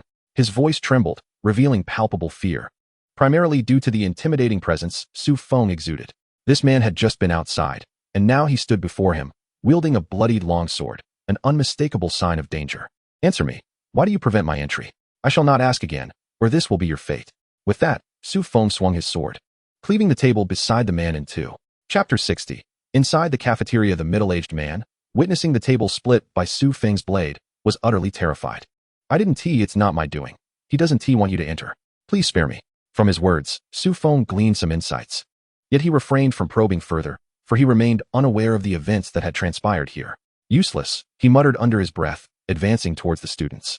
He regarded the youthful faces, boys and girls alike, their naivety evident. "Big brother, are you here to save us?" A frail voice emerged from the crowd as Su Feng scrutinized them. Upon hearing her voice, the other students instinctively distanced themselves, leaving her isolated. Su Feng observed the girl, who sat askew, obscuring her height, her face marred with grime and her hair in disarray. Before the apocalypse, she might have been a cherished princess. Now, she merely clung to survival. If her parents were alive, would they not ache at the sight of her current state? Big brother, are you here to save us? Seeing Su Feng silent, she inquired again, her voice trembling, perhaps due to the absence of her peers, which had eroded her sense of security. Indeed, I have come to rescue you. Such matters were initially of no concern to Su Feng. However, upon witnessing her eyes filled with hope and trepidation, he instinctively replied, I knew someone would come to our rescue. After uttering these words, she slowly reclined, as if the effort of expressing herself had drained her completely. Only upon receiving the reassurance she yearned for did she surrender all her strength. Su Feng approached her, gently feeling her pulse and testing her breath. She was not dead, merely unconscious. He produced a bottle of water, and under the scrutiny of over 100 yearning eyes, he lifted the girl and began to administer the water to her lips. Perhaps his actions were somewhat abrupt, for the girl, who had already fainted, choked on the water and started to cough. Perhaps I should take over? A voice interjected beside Su Feng. Turning to the source, he found a woman in her 30s, gazing at the girl in his arms with a look of profound compassion. Su Feng said nothing further and allowed her to take his place, watching as she tenderly offered the girl water. My name is Chen Hong, and I am her teacher. I have failed to protect them, she lamented, her heart heavy as she looked at the girl in her arms, then lifted her gaze to Su Feng to introduce herself. All the food here has been taken away, and the available water is pitifully scarce. We used to have a little to eat each day, but now, all of us have gone 2 days without a meal. Since the apocalypse began, the meager rations we received were barely sufficient for the growing students' nutritional needs. Ultimately, the food source vanished entirely, and one can only imagine the ordeal they have endured. Noticing Su Feng's silence, merely fixated on her, Chen Hong realized he was awaiting her to continue. We gradually escaped here. Initially, our teachers managed this place. However, a group of younger individuals arrived and seized all the food in the cafeteria. To obtain food, we must comply with their demands, and those brutes have even. At this point, her voice faltered, tears streaming down her face, prompting the surrounding students to weep as well. They require us to send a few female students daily to appease them, or else we will be deprived of sustenance. Initially, they dared not approach us directly due to our numbers, but as the student strength waned, they grew increasingly brazen. To date, over a dozen of our female students have fallen victim to their vile machinations, and they are so young. How could those brutes stoop so low? Su Feng watched as Chen Hong spoke, her words accompanied by tears, and felt a pang of compassion. Yet, what could he do? This was the apocalypse, and he could not guarantee the survival of every individual. What about him? Su Feng pointed to the middle-aged man sitting idly at the entrance. He is our vice principal. The only man who has been protecting us, she replied. The sole man amidst our plight. Oh, is it your implication that in the past, there were other men safeguarding you? She inquired. Indeed, there were 4 male instructors previously. However, one met a tragic end, while the remaining 3 succumbed to temptation and defected. From her words, it is evident that there were once 5 male teachers and 1 female teacher who were dedicated to protecting this group of students. Yet, one of the male instructors perished, perhaps while defending the students. Ultimately, of the remaining 4 men, including the principal, 3 could not resist the allure and abandoned the students. Such occurrences are regrettably commonplace in a post-apocalyptic world, where a mere loaf of bread could incite a massacre, or a morsel of food might win the favor of a goddess from a bygone era. For humanity, the choice between death and survival often leans towards the latter. Where are they? Su Feng's tone was calm, devoid of any trace of sentiment, a reflection of his utmost fury. He constantly reminded himself to refrain from being a savior, to avoid meddling in others' affairs. Yet, as a youth of the 21st century, he inherently bore the spirit of the Chinese chivalrous. Moreover, addressing those vile beings was merely a matter of swift action. Inside that office, Chen Hong pointed towards a room within the cafeteria, once the administrative hub before the apocalypse. Su Feng said little, swiftly moving to the office door, leaving his observing students astounded. With a resounding kick, he flung open the door, poised to enter.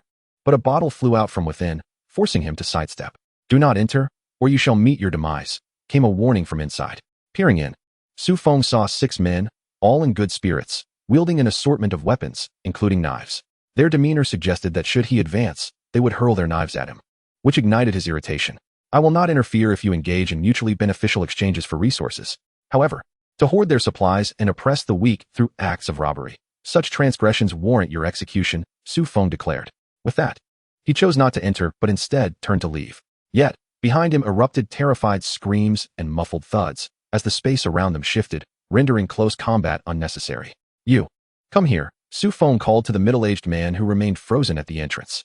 The man, having straightened his posture at Su Feng's approach towards the offenders, began to smile, a smile that soon turned to tears as he heard the sounds of terror from within. "Ah, I'm coming," he said, wiping his tears before hastily rising and stumbling towards Su Feng. "Distribute this food among them first.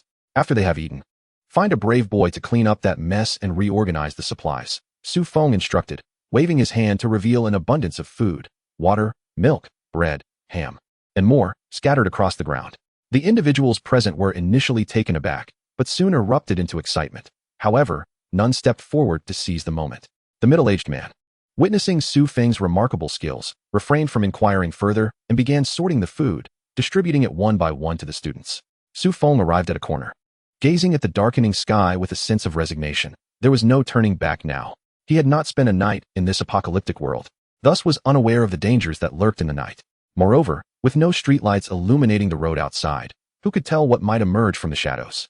It appeared that he would have to rest here for the night, causing concern for Jiai and the others. Lighting a cigarette, he took a puff and cast his gaze towards the distant teaching building, where a terrifying presence lingered. "Big brother, thank you for the food," a delicate voice called out. Su Feng turned to see a refined young girl standing behind him. Chapter 61. The young girl Su Qingling. Su Feng observed the girl, who exuded a sense of fragility and a vibrant youthful aura. Despite the unpleasant odor surrounding her, it did not invoke disgust. "Who are you?" he inquired, taken aback by her transformation from a dirty, disheveled appearance to this beautiful visage. It was difficult to fathom that her prior state had merely concealed her striking beauty. After all, a girl of her caliber, if exposed in such an environment, would likely have been mistreated by those ruffians long ago. "My name is Su Qingling. What is your name, big brother?" she asked. I share the same surname, Su Feng," he replied, surprised to discover they were of the same family line. "Can I call you Brother Feng?" she asked. "Sure," he responded. As Su Feng regarded the girl before him, he felt an absence of irritation, a stark contrast to his interactions with other girls. He recognized that many women sought him out with ulterior motives, and although this young girl likely harbored her own intentions, he felt no urge to distance himself from her, which intrigued him. "Brother Feng, your sausages are truly delicious. Thank you for saving us," she said. "It was merely a matter of convenience. No need for thanks," he replied. He had not come specifically to rescue them, nor did he intend to bring them back to the base. This was not out of indifference, but rather necessity. The base was comprised entirely of females, while here there were numerous males, most of whom were still minors. Who could predict what complications might arise from bringing them back? He certainly could not provide each of them with a bite and transform them into his blood slaves. He was no vampire. "She is the best student in our class, and she is in her senior year this year. If not for this calamity, she would surely have been accepted into a prestigious university," Chun Hong remarked as she approached, introducing Su Qingling to Su Feng. "She is the first student I managed to save, and I am acutely aware that, given the circumstances, her appearance, if revealed, would certainly spell disaster for her." Thus, Chun Hong refrained from stating it explicitly. Yet Su Feng understood that having Su Qingling dress in such a ghastly manner was likely a protective measure. "It is comprehensible." Su Feng grasped her intention. In this apocalyptic world, Su Qingling's very existence could indeed be her downfall. One could assert that, aside from her youth, her looks and figure are certainly comparable, if not superior, to those of the several women around Su Feng. In fact, she might even eclipse them in allure. It is undeniable that even prior to the apocalypse, there would have been many admirers of her type. "What are your plans moving forward? This place is far from secure. I can sense a terrifying presence within the school, one that even I do not dare to confront." This realization explains why Su Feng hesitated before charging into the teaching building. He lacked confidence, and thus chose not to take unnecessary risks. Now, he is not alone. He is accompanied by a group of allies, or rather, a cadre of bloodbound companions. Therefore, in the absence of absolute certainty, he refrains from action. What else can we do? We are at a loss. Chun Hong, after all, is merely a woman, burdened by the responsibilities she bore as a teacher before the world fell apart. She has not abandoned her students, but what can she truly do? Lacking strength and sufficient provisions, the only fate awaiting them in this environment is death.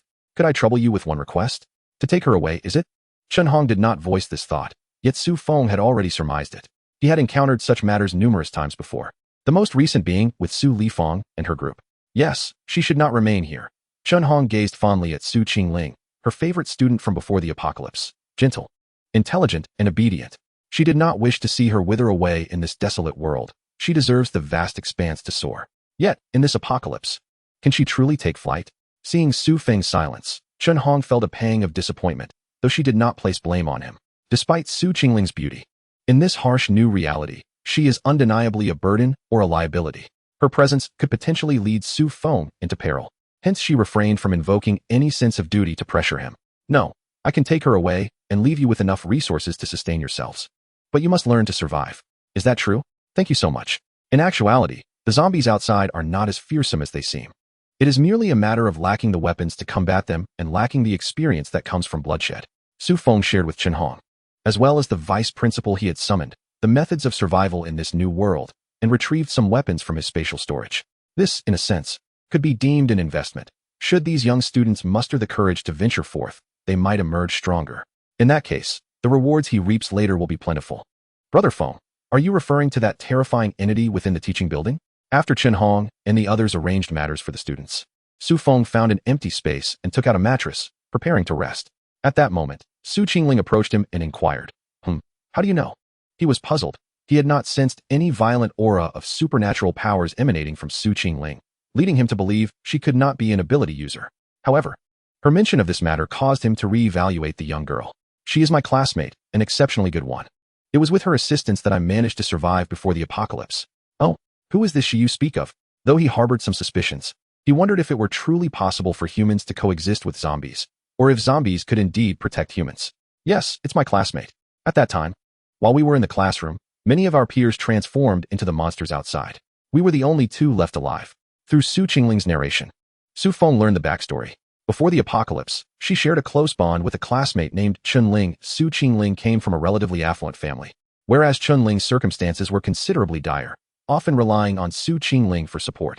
Su Qingling's amiable nature ensured she was never short of friends, and gradually, the two girls became the closest of confidants within the school. When the apocalypse struck, all the classmates had fled, leaving only the two of them in the classroom. Initially, Su Qingling was bewildered by the horrific scenes unfolding outside, but it was Chun Ling who reacted first. She swiftly barricaded the classroom doors with desks, ensuring their initial safety. However, the challenges they faced were not solely psychological. The lack of food and water soon became their greatest crisis. In a world plunged into chaos, how could two girls under the age of 18 survive in a classroom devoid of supplies? Faced with such a dire situation, their chances of survival seemed exceedingly bleak. Chapter 62. The friendship between young girls in the apocalypse within the classroom. Only Su Qingling and Chun Ling remained, with no hope of rescue. After enduring the first night, the following day came with no sign of anyone coming to their aid. Gazing out the classroom window, they beheld the gruesome scene outside. The school was overrun with zombies, and there was not a single survivor in sight.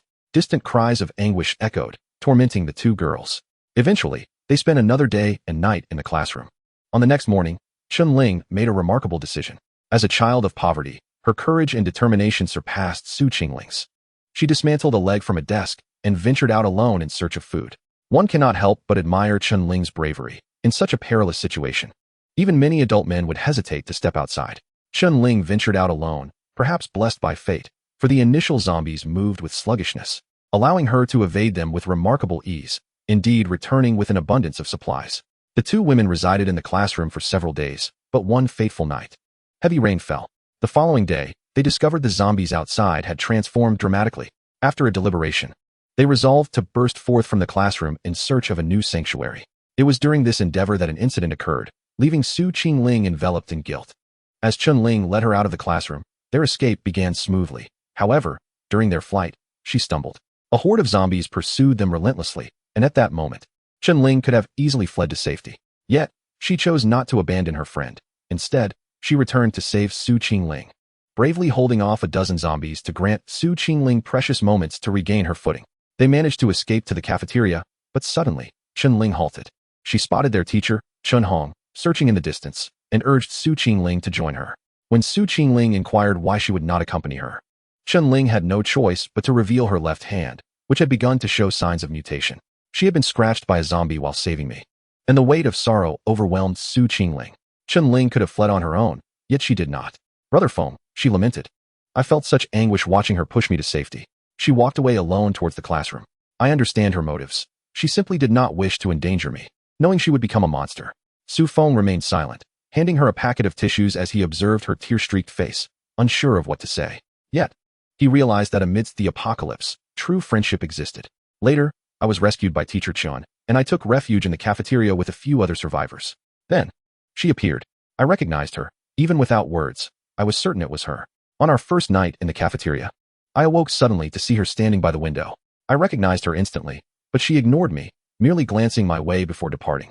Su Qingling recounted, her finger pointing towards a window in the cafeteria, her voice filled with excitement. She appeared weary, yet remarkably different, no longer bearing the grotesqueness of the creatures outside. She retained her former essence, albeit with an unplaceable shift. I rushed over to call out to her, but I noticed she was leading a multitude of zombies away from the cafeteria, directing them towards the teaching building. In the following days, the number of zombies around the cafeteria diminished significantly, a testament to her efforts to protect me, even as she remained distant. Brother Foam, do you know? The night before you arrived, she came again. I knew she had come to check on me. We were separated by just a window, yet we could not exchange a single word. I miss her dearly. Su Feng was perplexed as to why the majority of the school's zombies congregated near the classroom building. After Su Qingling's explanation, he grasped that it was likely the doing of a girl named Chen Ling. At that moment, he found himself at a loss for words. He had never encountered anything like this before, nor had he ever heard of it. Could it be that zombies retain memories from their past lives? Su Feng felt as though he were listening to a fantastical tale, yet this bizarre scenario unfolded right before his very eyes. Outside, there seemed to be no zombies present, or at least none in the vicinity of Su Qingling. However, elsewhere in the school, many still roamed. What did this signify? An unfinished business between the living and the dead? The tale of Banyangzi and Su Xian? Or perhaps a budding affection between a zombie maiden and a human girl? If not for his own intuition, no one would ever believe such a story. But what of her now? Can you sense anything? Yes, she is very quiet. I can feel her calmness, as if she is waiting for something. Waiting for what? For me? Or perhaps for me to take Su Qingling away? Could it be that she sensed my presence the moment I entered this school? Was her lack of aggression merely to allow me to approach? The more Su Feng pondered, the more plausible it seemed. The existence of a zombie and a human was often a tale of eternal conflict. Surely, a zombie of her caliber would react to him, cleansing her kind. Yet, she remained still, and in the interim, there were zombies making their way from the cafeteria to the classroom building. What could that mean? Was it a guiding sign? It seemed utterly bewildering. Brother Foam, can we take her with us? What? Su Qingling's words sent Su Feng into a frenzy. What kind of entity was that? It was a zombie, more terrifying than him. Taking her along could spell disaster for their group. I promise she won't harm anyone. She is my best friend. What nonsense is this about a friendship? You are calling a zombie your best friend? Have you lost your mind? Haven't you heard the warnings from previous lives? Beware of fires, theft, and friends, and now you have a zombie friend to be cautious of? However, after some contemplation, Su Feng considered it might be worth a try.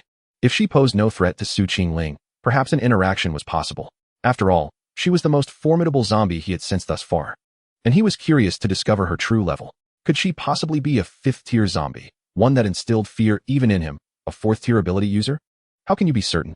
Su Qingling glanced around before leaning closer to Su Feng, whispering, "She is right outside. I can take you to meet her." Su Feng jumped in surprise, his eyes wide with disbelief. How terrifying was that? He had felt no dreadful presence outside. Yet Su Qingling insisted that the entity was indeed there. What's wrong? What is happening? Su Feng's sudden movement immediately attracted the attention of Chun Hong and the vice principal, who were busy organizing their tasks. Chun Hong hurried over, her expression filled with concern as she inquired about the situation. Whatever had caused Su Feng's change in demeanor was undoubtedly significant, and she felt it necessary to clarify the matter. It's nothing, just a sudden thought, Su Feng replied, not wanting to alarm them with the possibility of a fifth-tier or higher zombie lurking outside, which could easily obliterate them all. Are you certain she is out there? He whispered to Su Qingling after Chun Hong departed. Yes, I sensed her presence. She is indeed outside, in the woods, Su Qingling confirmed. How can you guarantee she won't attack us? She assured me. I can hear her, Su Qingling responded, her words becoming increasingly absurd to Su Feng. It sounded as if she were claiming to converse with a ghost, leading him to question her humanity. Chapter 63. The Zombie Girl, Chun Ling approaching the window. Su Feng peered outside, illuminated by the moonlight, searching the nearby woods but finding nothing. Just as he prepared to withdraw his gaze, a graceful figure emerged slowly from the thicket. Though not clearly visible, the alluring silhouette suggested a distinct femininity, accentuated by the moonlight that cast an air of mysterious beauty around her. However, rather than feeling enchanted, Su Feng was overtaken by a chilling sensation. Despite having seen nothing there moments prior, he now felt the undeniable presence of a figure, causing a cold sweat to break out along his back. If she were to charge at him, his only option would be to flee. For the sake of his own safety, he resolved to confront this individual. After all, her lingering presence would surely disrupt his sleep that night. After bidding farewell to Chun Hong and the others, he utilized spatial teleportation to arrive near the enigmatic figure. Scrutinizing her closely, Her attire was tattered, revealing swathes of pale skin, and her complexion bore no significant difference from that of a normal person. Her hands were tucked within her sleeves, concealing any abnormalities. Yet, the horrifying patterns etched upon her skin evoked a sense of terror. Remarkably, her beauty rivaled that of Su Qingling, lending credence to the adage that people tend to associate with their kind. However, the cold aura she exuded only heightened her striking presence, leading Su Feng to momentarily think of her as a high and aloof goddess. Though her figure surpassed that of Wang Jiayi and others, a youthful innocence lingered about her, making it apparent that she was quite young. "Qinling," Su Feng tentatively called out, but as soon as the name escaped his lips, he noticed a slight tremor in her form. "Su Qingling sent me," he added. And upon hearing this, Qinling stirred into action. She pointed towards Su Feng, then indicated the cafeteria, and finally gestured in the direction of the school gate. "Are you suggesting that I take her away from here?" Qinling remained silent, yet her gaze fixed intently on Su Feng, causing him to feel a twinge of unease. For he had ascertained upon his arrival that this individual was a level 5 zombie, and moreover, a late-stage one at that. He might not be able to overpower it, but escaping should be feasible. However, Su Qingling was unwilling. Upon hearing this, Qinling evidently grew anxious, stepping forward to let out a series of shrill roars, revealing her sharp teeth, which, albeit fierce, appeared somewhat endearing. "Hey, hold on. It's not that I am reluctant to take her away, but rather she does not wish to leave, or rather, it is because of you that she hesitates." Upon hearing this, Qinling's roaring ceased abruptly, her mouth agape in shock, her eyes widening noticeably. "She spoke of you to me, expressing her desire to leave with you. Otherwise, she will remain." Qinling fell silent, as if lost in contemplation. Su Feng refrained from interrupting her, pondering whether the zombie virus was more formidable or the bloodline power within him. "I have a method. Perhaps it could render you as normal as a human. Would you care to try?" In this moment of silence from Qinling, Su Feng felt a compelling urge to experiment, especially considering she was a level 5 zombie, and one whose beauty surpassed even that of Wang Jiayi and her peers. If successful, he might gain a formidable zombie companion. Observing Qinling's puzzled expression, Su Feng sensed potential and began to entice, or rather, elucidate his approach. After hearing Su Feng's proposal, Qinling was left in a stupor, her face betraying a look of bewilderment. Perhaps she was contemplating, has this person lost his mind? While it is known that zombies bite humans, it is unheard of for humans to bite zombies. How bizarre for him to speak so confidently about it. Should I? Perhaps it could work?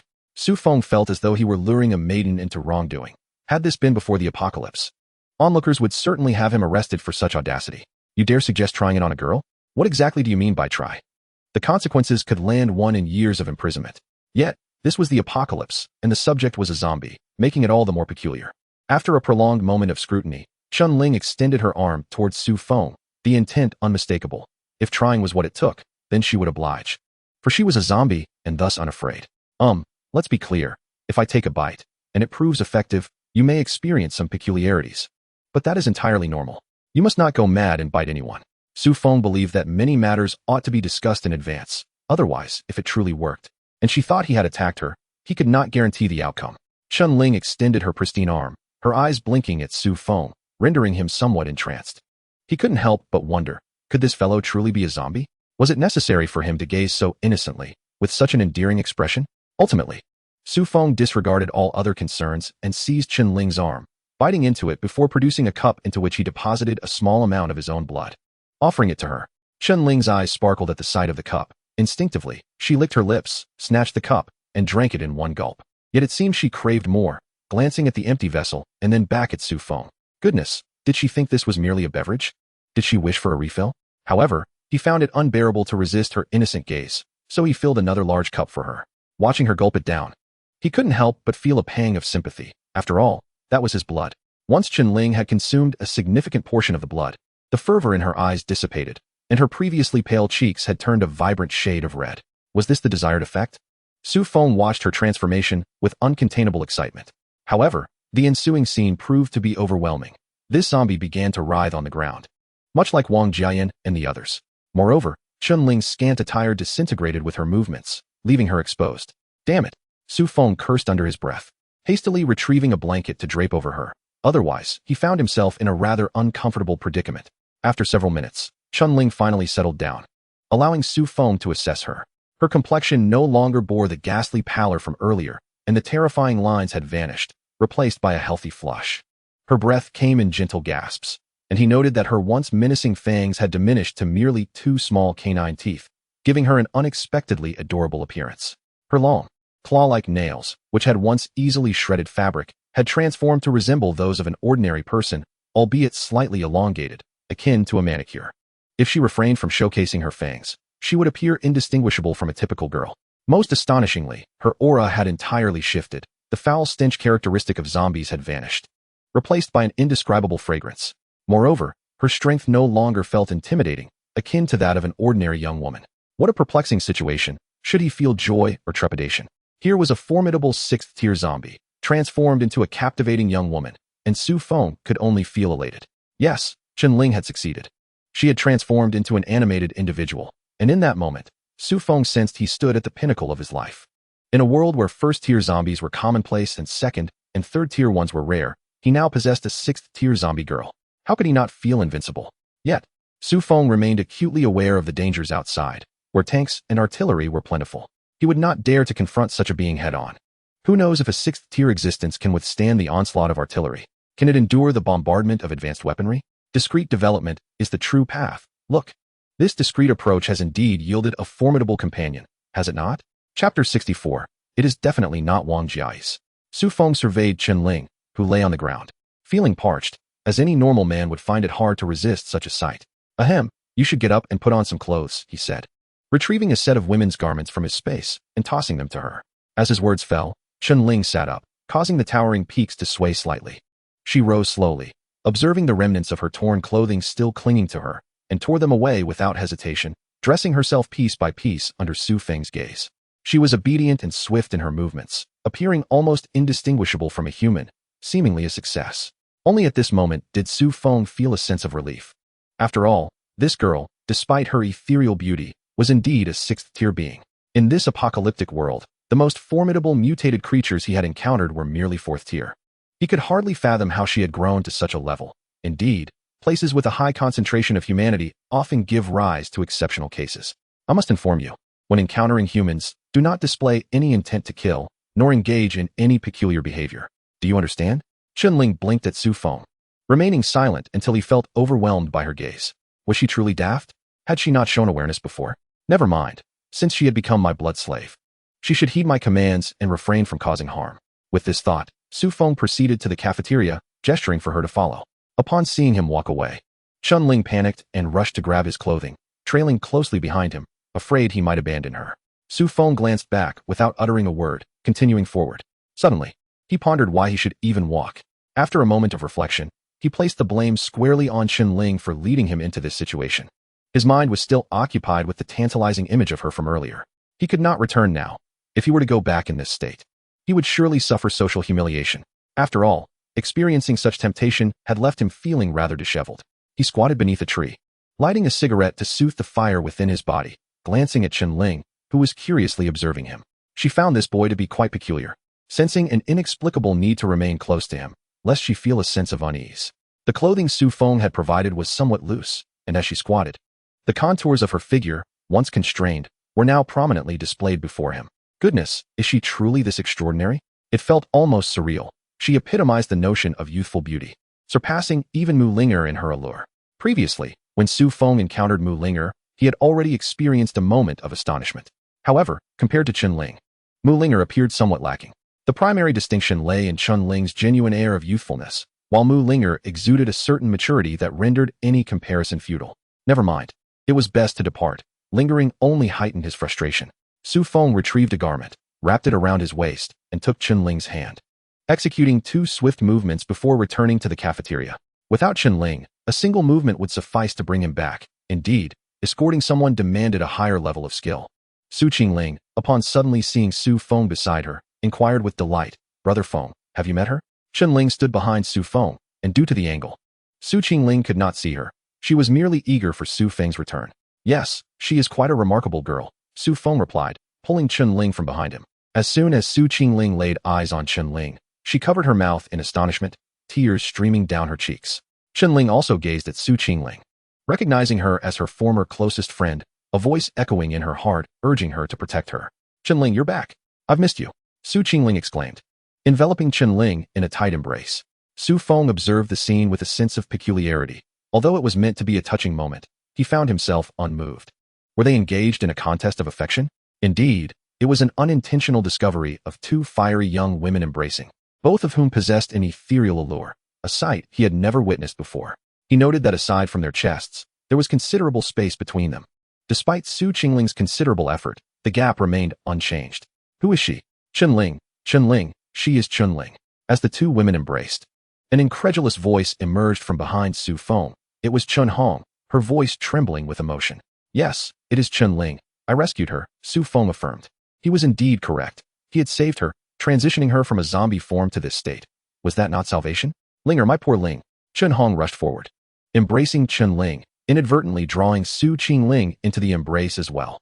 Now, three women were entangled, yet the view was obscured. Thank you. I am profoundly grateful to you for bringing her back, Chun Hong expressed. Chunling and Chun Hong shared the same surname. Chun Hong was Chunling's aunt. And the coincidental encounter was rather melodramatic, yet it was of no concern to Su Feng, who simply wished to distance himself from them. After exchanging pleasantries with Chun Hong, Su Feng sought rest. A day filled with fatigue, compounded by the recent shock, had left his nerves weary.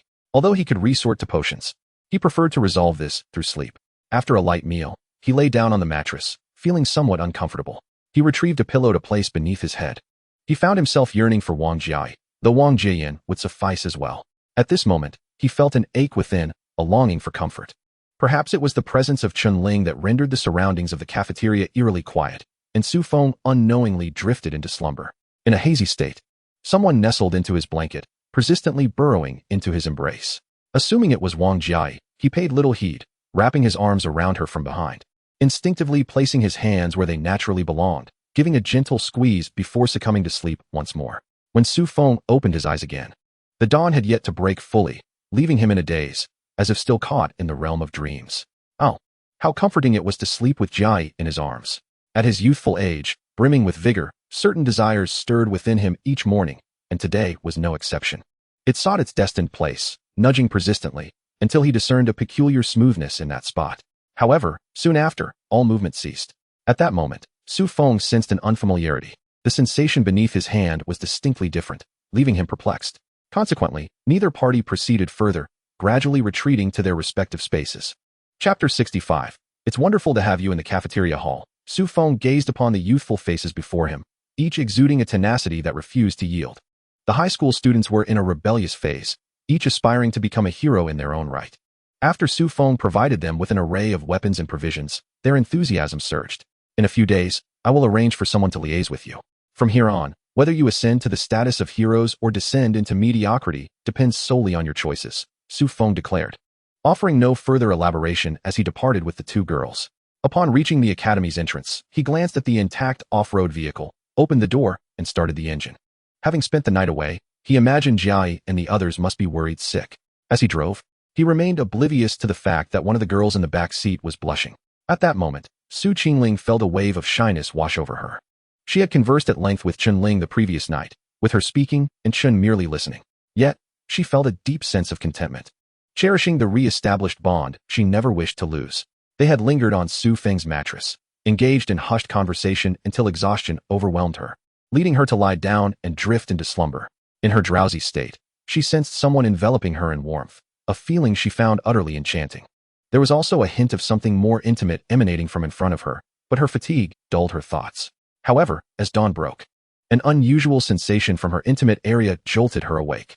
Yet, upon catching a whiff of the culprit's scent, she hesitated to act, feeling an intense nervousness since she had never experienced anything like this before.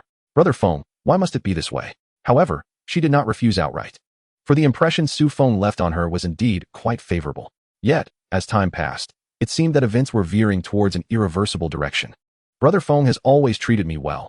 If it were him, it wouldn't be an issue. As this thought crossed her mind, it felt as if she had made a certain resolution, yet she refrained from taking any action. What is this? Has he left? But why?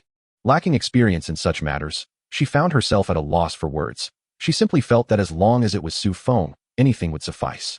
Although she had prepared herself, Su Feng did not pursue further, leaving her with a sense of disappointment. Nevertheless, she feigned sleep, waiting until Su Feng departed from the cafeteria before she gradually arose. Once up, she touched the sweat on her body, a result of her nervousness, and noticed dampness in other areas as well. It was not a significant issue, but Chun Hong had seemingly sat beside her all night. Had she witnessed everything? Contemplating this, she felt uncertain about how to face her friend, realizing that her actions with Brother Feng had occurred right under Chun Hong's nose. Was that not too brazen? However, Chun Ling merely glanced at her without revealing any unusual expression, or perhaps she simply did not care about such matters at that moment.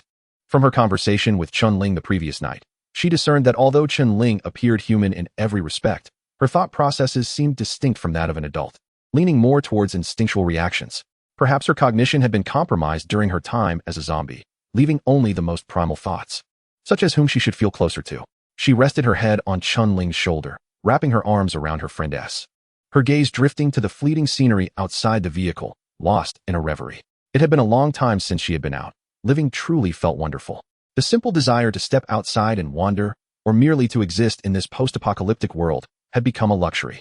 Through the rearview mirror, Su Feng observed Su Qingling, momentarily at a loss for words. He knew she had been awake during that time. Do not ask him how he knew. He simply could feel it. Although not particularly skilled in conversing with women, Su Feng was no fool.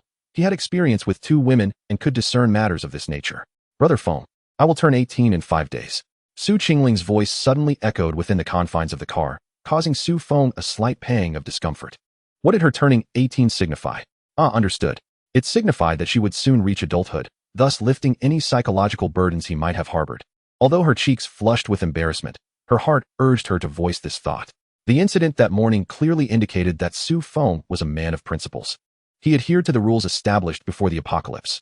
A girl was still a child until she reached adulthood, and regardless of her physical development. He could not cross that line.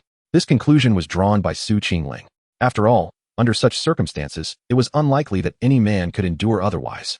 What should have been easily attainable was ultimately relinquished due to reasons that, in this apocalyptic world, had nearly been forsaken. She now confides in him that she is on the verge of adulthood, conveying that she holds no resentment towards him. Rather, upon reaching maturity, she aspires to be his partner, and nothing more. After receiving Su Feng's response, she felt a surge of joy. Her brother Feng was aware of her feelings and offered no objections or explanations, the implication being unmistakable. The moment Su Feng appeared in the cafeteria, she witnessed it with her own eyes.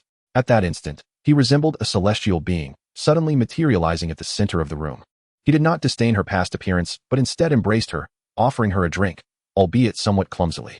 Nonetheless, she began to develop a consciousness of her feelings, and thus, Su Feng left an indelible mark upon her heart. Ultimately, Su Feng ventured out alone to confront a fearsome presence, one that even he found daunting, and rescued the person dear to him. In that moment, she succumbed to her emotions. Which young girl does not harbor romantic feelings? Which young girl lacks her own aspirations? Su Feng was the embodiment of her youthful infatuation, the person of her dreams. In her brother Feng's embrace, she felt an unparalleled warmth. This was her sentiment.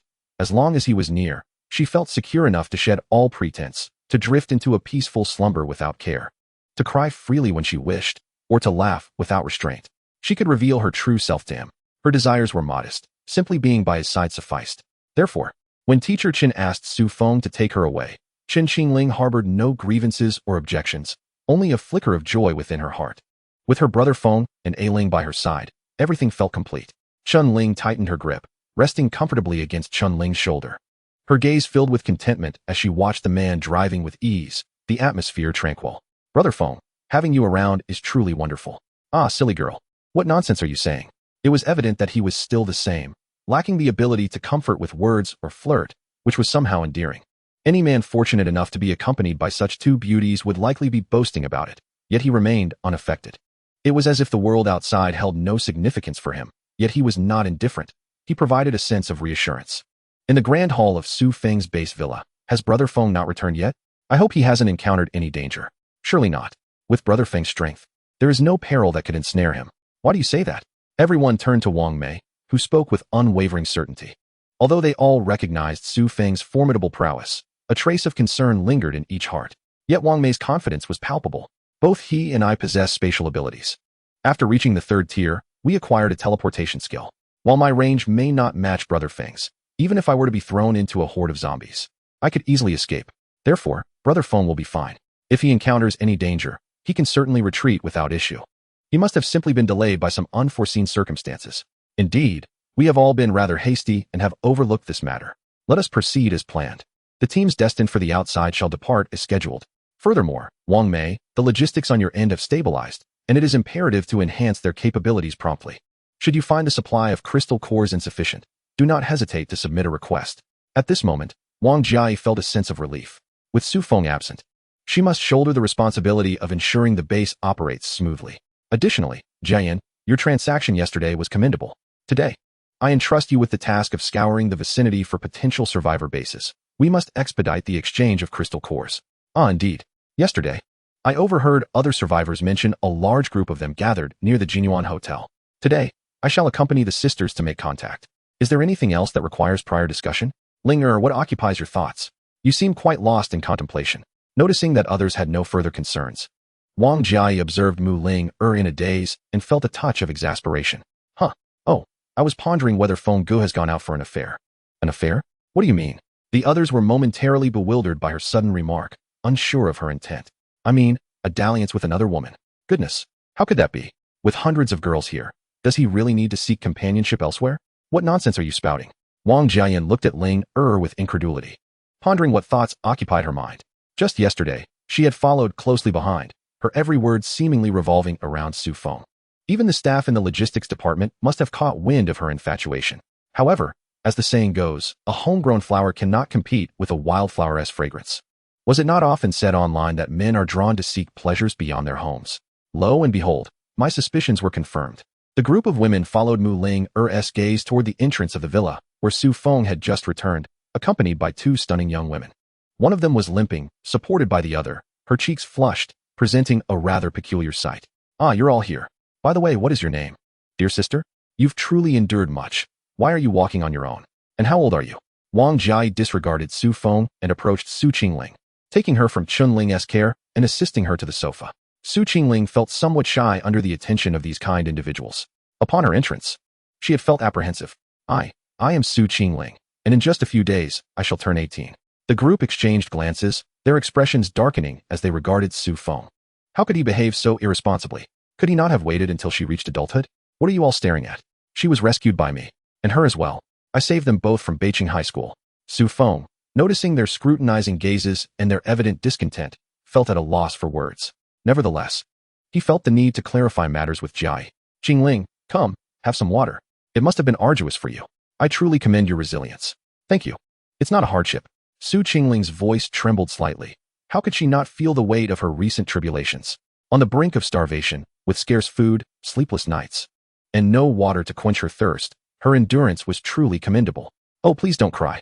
I understand you have faced injustices. Now that you are here, we are all family. If anyone dares to bully you again, just let us know. Who would dare to bully me?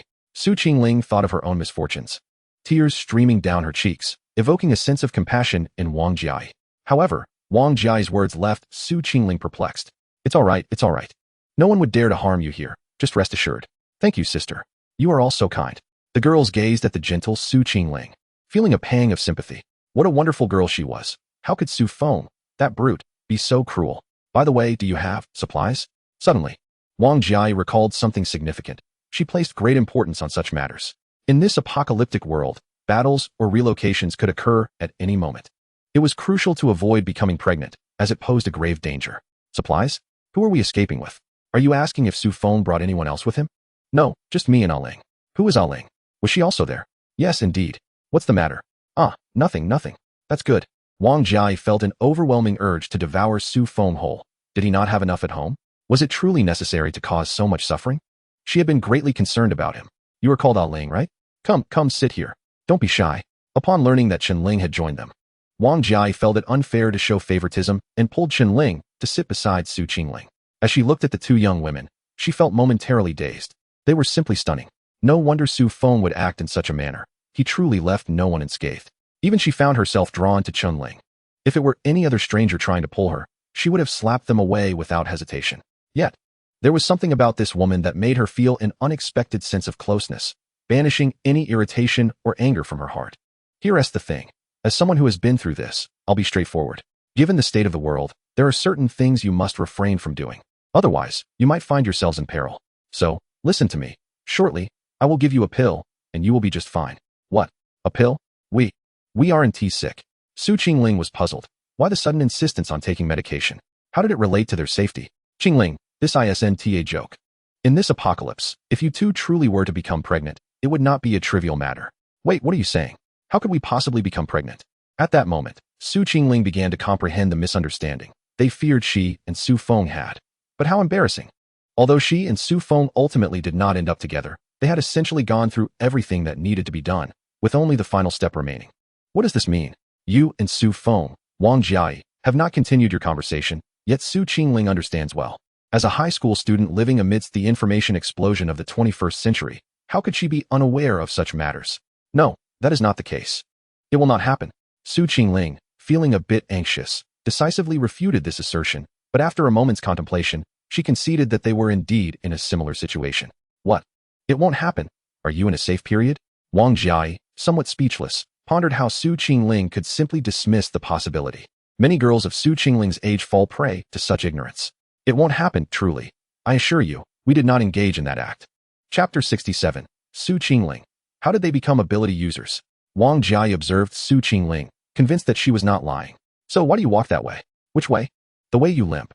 Isn't that a result of that incident? No. I mean, it happened when I got out of the car and accidentally stepped on a stone, twisting my ankle. At this moment, Wang Jiai felt a sudden sense of relief. As long as she was fine, that was all that mattered. Otherwise, she truly would not know how to handle the situation, especially considering their youth. Oh, you twisted your ankle? You should have mentioned it earlier. Look at the fuss this has caused. Hey, Linger, come and treat Qingling's ankle. She has hurt her foot. Huh, hurt her foot? Isn't it related to that incident? No, you've misunderstood. Stop talking. Observing Su Qingling nearly burying her head into her chest, Wang Jiai felt a bit embarrassed for the young girl and decided to halt Linger from continuing. Oh, all right. Mu Linger, suddenly cheerful, approached Su Qingling and began her healing spell. Wow, is it really healed? Incredible. Su Qingling was astonished as Mu Linger cast a burst of green light upon her foot, and it was instantly healed. Meanwhile, Su Feng was counting his own gains. The girls were ignoring him, leaving him with little to do but find ways to occupy his time. Oh, by the way, let me introduce you. This is Chunling. Like you. She is one of my people, but she possesses 6th tier strength. What? 6th tier? Are you joking? Initially, the crowd had no significant reaction to Su Feng's introduction. After all, the inexplicable familiarity radiating from Chunling led them to suspect that she might also be Su Feng's blood servant. However, upon hearing that she was indeed of 6th tier strength, their composure began to waver. Among all present, the strongest was perhaps at 4th tier. The gap was not trivial. Chunling, is it? Come. Sister will take you to play. My healing abilities are extraordinary, and while you might find it a bit taxing, we could become the most formidable duo. Mu Linger gazed at Chunling with sparkling eyes, eagerly taking her hand and enthusiastically introducing herself. What on earth would you combine with? If you wish to form a team, look no further than me. My combat prowess is formidable, albeit not quite as exceptional as yours. Nevertheless, I can certainly assist you. How about we team up? Sister Jian, you cannot compete with me in this regard. I am merely a healer, lacking in offensive capabilities and rather weak. I require a powerful ally. You? Weak? I am unsure which individual it is that charges directly into a horde of zombies wielding a blade. Speaking of which, as a healer, engaging in battle with zombies is quite remarkable in itself. Observing Wang Jian and Mu Linger vying for Chunling's attention, the onlookers wore expressions akin to those witnessing a spectacle. Meanwhile, Su Qingling was thoroughly delighted. After all, Chunling had transformed from a zombie, and witnessing their enthusiasm brought her immense joy. Now, you two, she will be accompanying me on solo missions from now on. I plan to take her to scout the surrounding dangers and other pertinent matters, so do not dwell on this any further. It is a rare opportunity to have a powerful assistant of the 6th tier, and Su Feng has meticulously crafted his plans. With Chunling by his side, he can venture into many places. He also intends to lead Chunling into perilous areas, such as the bustling city center, train stations, and pedestrian streets. These areas, teeming with people, are bound to harbor numerous uniquely mutated zombies, which are essential for their advancement. Most importantly, Su Feng aims to investigate the military's encampments. Given the protracted duration of the apocalypse, the army's lack of significant response suggests they may be facing challenges. If he can foster a good relationship with them or trade supplies for some firearms, wouldn't that render his base remarkably secure? Chunling, being a 6th tier entity, emanates an aura that even lower tier zombies instinctively avoid. This is a valuable asset. It would be a sheer waste to employ her in the trivial task of clearing low tier zombies. Very well then. By the way, yesterday Jian and the others engaged in a transaction with the survivors at the Manhwa Road Vegetable Market, exchanging supplies. Please keep an eye on this matter. With such a promising start, things will undoubtedly improve. Furthermore, arrange for a large team to head to Beijing Middle School today. The cafeteria there is home to several survivor students who could assist in eliminating some zombies, and they will later exchange food with us. Additionally, Wang Mei, I have gathered supplies from a furniture market, which contains numerous essential living items. Please arrange for these to be distributed among the women in the team. They must not be neglected. Furniture? How fortuitous. Our base is indeed lacking in these necessities, so I shall make the arrangements shortly. With Su Feng's provisions, the women at the base will surely enjoy improved living conditions. Brother Feng, how could there be so many ability users here? In our school, despite the multitude of people, we have never encountered anyone with such capabilities. Su Qingling was perplexed by this. Although she was aware of the existence of ability users, the sheer number present here was astonishing. I was just about to mention this matter. If you desire to become an ability user, it is certainly possible. However, I wonder if you can accept the consequences. For Su Qingling, Su Feng was reluctant to let her unwittingly become his blood slave. If she was willing, he would help her awaken, but if she was not, he would not force her. In such a vast base, accommodating her was certainly feasible, especially since she had brought him the significant boon of Qinling. After Su Feng explained the circumstances to her, Su Qingling did not rush to respond but gazed intently at him, asking, "May I wait a few days?" Why wait a few days? Su Feng was perplexed by her meaning. Was it not simply a matter of willingness or unwillingness? Could there be other options if she waited? Or was she perhaps unwilling? In a few days, I will come of age. Since I am to become Brother Feng's blood slave, I wish to give you everything I have. She understood that even if she offered Su Feng her all now, he would not accept it. This was part of his allure. Moreover, she feared that once he awakened her abilities, he might immediately throw her into the zombie clearing squads. In that case, her chances would be slim, especially considering the multitude of girls present. Earlier, in the hall, she had noticed many girls looking at Su Feng with eyes that seemed to crave his very being. Thus, she was reluctant to awaken now. "You are still young. You do not need this," he replied. "Brother Feng, I am not a child anymore. I will soon be of age. Do you not want me?" Su Qingling felt a touch of grievance. As a girl, she had expressed herself to this extent. What more could she say? "Brother Feng, you saved me, and you also rescued Aling. I only wish to follow you, asking for nothing more than your acceptance." In this harsh environment, whether she could survive remained a question. She did not want to leave regrets behind. This was not to repay him. It was simply her own desire. "Brother Feng, do you understand?" Indeed, this was a post-apocalyptic world. No one knew if they would survive to see another day. Not even he could guarantee his own survival. Given this reality, was there any need to be overly concerned? The apocalypse had its own way of life. As long as he was not the kind of person to abandon those he took in, why worry about anything else? "Very well, I will protect you from now on, ensuring that you do not perish before me." In this world, there were far too many women who depended on the strong, and he felt that as long as both parties were willing, there was no need to overthink it. Thus, he suddenly found himself filled with great expectations for the future. Chapter 68. Arrival at the military base at the exit of the Ring Road in Shushan District. Finally out. A young man drove an off-road vehicle, crashing through the toll booth barriers while muttering to himself. This man was Su Feng. On this trip, he had brought along only Chunling. Entering from the North City Ring Road and reaching the Shushan Highway exit took him nearly an hour and a half. A journey that usually took no more than 40 minutes had taken Su Feng twice that time to reach his destination. It is not merely the abundance of zombies encountered on the road, but rather the multitude of abandoned vehicles strewn across the highway. Although many can be circumvented, some vehicles remain obstinately lodged in the midst of the thoroughfare. This compels him to disembark and relocate these forsaken automobiles. Most critically, the inability to accelerate significantly hampers their progress, consuming a considerable amount of time. In the passenger seat, Chunling observes Su Feng's irate demeanor, her own expression reflecting his frustration. His anger inevitably ignites her own. Upon exiting the highway, Su Feng maneuvers the vehicle, surveying the situation in the Shushan area. The Shushan district is renowned as the most picturesque locale in the city, also ranking among the highest in property values. The residential complexes are spaced generously apart, with verdant greenery predominating the spaces in between. The district derives its name from the presence of Mount Shushan, a modest hillock, yet it is indeed a mountain, and hence the district bears its name. Within this area, there exists not only the mountain, but also a zoo. In a post-apocalyptic world, should the fauna and flora undergo mutations, this region would undoubtedly pose significant hazards. Furthermore, Shushan is also a celebrated hub for scholars in H-Face City, hosting numerous prestigious educational institutions. Nevertheless, Su Feng finds it imperative to venture here, as a military garrison is stationed in this district, serving as the base for H-Face City's troops. His team is now largely assembled. The next step involves resource integration and the initiation of trade and supplies. To ensure the safety of the young women under his protection during the early days of the apocalypse, he requires formidable weaponry.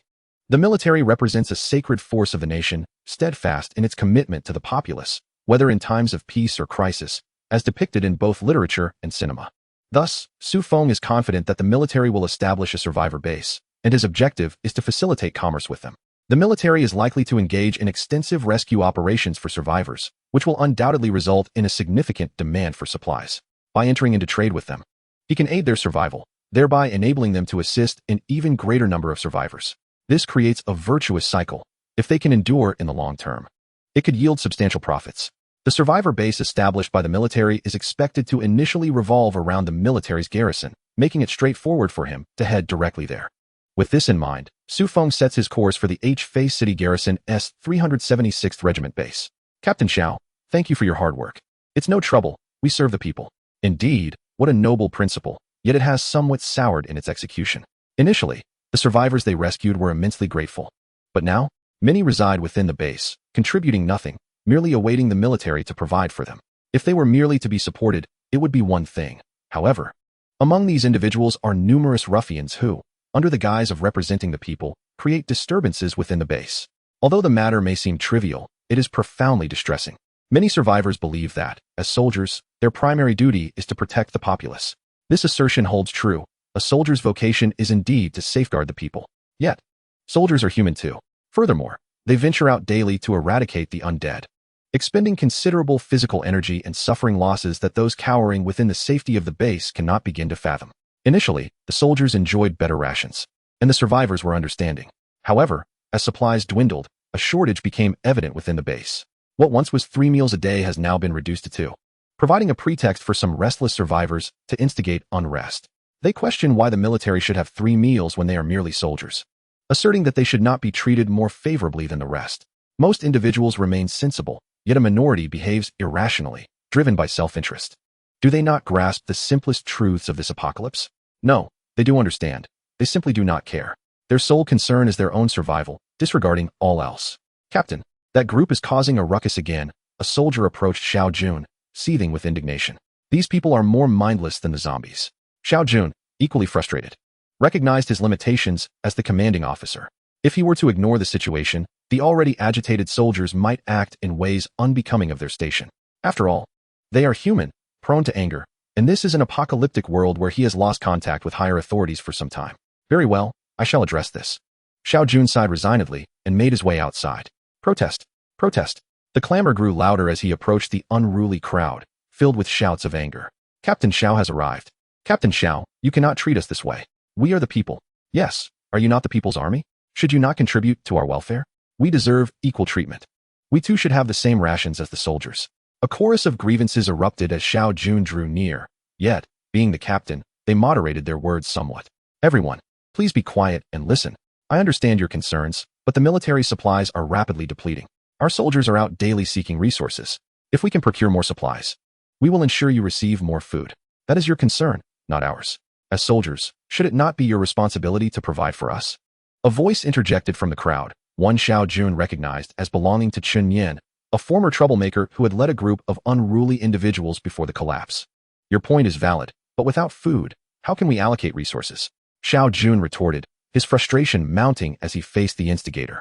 In his 30s, possessing remarkable strength, he found himself engaged in dehumanizing tasks. Were he not a soldier, individuals like him would undoubtedly be cast away. Without food, you must venture out to seek it. If you fail, it is a testament to your inadequacies as soldiers. The common folk should not endure suffering alongside you. Such behavior is unbecoming of a competent soldier. Wouldn't you agree? As his words echoed, a sizable portion of the crowd murmured in agreement, yet there were some who appeared reluctant. Observing the dissent among certain individuals, Chun Yen felt a surge of indignation, deeming their compassion excessive. In such dire circumstances, showing mercy to others equated to cruelty towards oneself. We are the common people. While you are the soldiers, your primary duty is to safeguard us and serve our needs. With so much food available outside, it is implausible that it cannot be retrieved. Thus, I suspect that you have hoarded the provisions.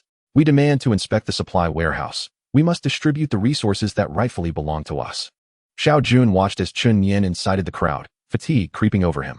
It was not that he was unwilling to open the warehouse. Rather, the food supplies were already scarce. Most critically, many firearms were stored alongside the food, and allowing such a multitude entry could yield catastrophic consequences. The warehouse is a military stronghold. Do you think entry is granted so easily? Xiao, the commanding officer, pondered whether these concerns stemmed from the fear of being discovered. If you are not afraid, why deny us access? What do you have to hide? Chun Yin's words ignited a wave of suspicion among the crowd, exacerbated by his followers, plunging the scene into chaos. Refusing entry is for your protection. If you seek to endanger yourselves, you are welcome to try. A chilling voice resonated. Though softly spoken, it sent shivers down the spines of those present. Chapter 69. A first encounter with the people's soldiers upon arriving at the military base. Su Feng gazed at the soldiers stationed at the entrance, a swell of excitement coursing through him. These valiant individuals, amidst the apocalypse, remained steadfast in their convictions. Halt! Are you survivors? Yes, we are survivors from the North City. What? Comrade, are you jesting? North City is over 30 kilometers away. You claim to have traversed that distance? Su Feng's declaration drew skepticism from the 5 or 6 soldiers on duty, who regarded him with a mix of disbelief and pity, suspecting he had been rendered foolish by the horrors of the apocalypse. Greetings, you may doubt us, but we truly come from there. Very well. We shall accept your word for now. Are you seeking protection? We will need to conduct a thorough examination before granting you entry into the base. However, rest assured, it is secure here. We will provide you with protection. One soldier, appearing to be in his 20s, after hearing Su Feng's words, opted not to engage in debate, but rather proceeded to outline the protocol for entering the base. Certainly, there are no issues with the examination. However, it seems unnecessary for her to undergo it. Does it not? Su Feng remarked, gesturing towards Chun Ling beside him. After all, she is a woman, and although you are soldiers, there exists a distinction in relationships. Ha ha, comrade, I comprehend your implication. She is your girlfriend, is she not? Rest assured, our inspection includes female officers, so you need not worry about that. Upon hearing this, Su Feng felt a tinge of embarrassment. He truly did not wish for any other male to approach Chun Ling, for she was his. And even soldiers were not exempt from his protectiveness. Being so readily exposed made him slightly uncomfortable. Ah, thank you then. Now, everyone, you've worked hard. Here are the supplies we brought along. Let us distribute them. Su Feng approached the 6 individuals, waving his hand generously, and before him appeared a plethora of provisions. Several boxes of mineral water and beverages, 6 packs of cigarettes, enough bread and dry food to sustain the 6 for a week, along with a few scattered sausages and meat sauces. The sight rendered the 6 soldiers momentarily dumbfounded. They were no strangers to storage spaces, as such exist among the new breed within the military. It was primarily Su Feng's lavish display that left them momentarily at a loss for words. Since the onset of the apocalypse, they had been the ones scavenging for food to sustain the survivors. This was the first instance in which survivors had provided them with provisions. In this scarcity, several soldiers gazed at the cigarettes on the ground with gleaming eyes, yet refrained from approaching. Comrade, you should quickly pack these away, one soldier managed to utter. And upon his words, the others exhaled in unison. The temptation was overwhelming. Well then, do not stand on ceremony. These are meant for you. And there is no reason to reclaim them. Our purpose for coming here is to engage in a trade. Trade? You are not here to seek refuge with us. Certainly not. I have my own base, and we are not lacking in supplies. Our visit here is solely to sell provisions, and it appears you are in dire need. Indeed, we are lacking. How could we not be? Come, young brother, I felt a sense of camaraderie upon seeing you. Please, step inside, and I shall introduce you to our commander. An older soldier approached warmly, wrapping an arm around Su Feng with a beaming smile, which left Su Feng somewhat taken aback. However, one could not blame this soldier. They were acutely aware of their desperate need for provisions, and the arrival of someone willing to sell supplies was exhilarating. Do not let this young brother's kindness go unappreciated. Please take these items to logistics for unified distribution. As for those cigarettes, let us keep them for ourselves. Thank you, Sergeant. The young soldiers beamed with joy, hastily tending to the provisions on the ground. Please excuse the ruckus, young brother. You can call me Old Wang. I have yet to learn your name. Then I shall address you as Brother Wang. My name is Su Feng. Su Feng held a fondness for soldiers. Many possessed straightforward natures and lacked malice, qualities he deeply admired.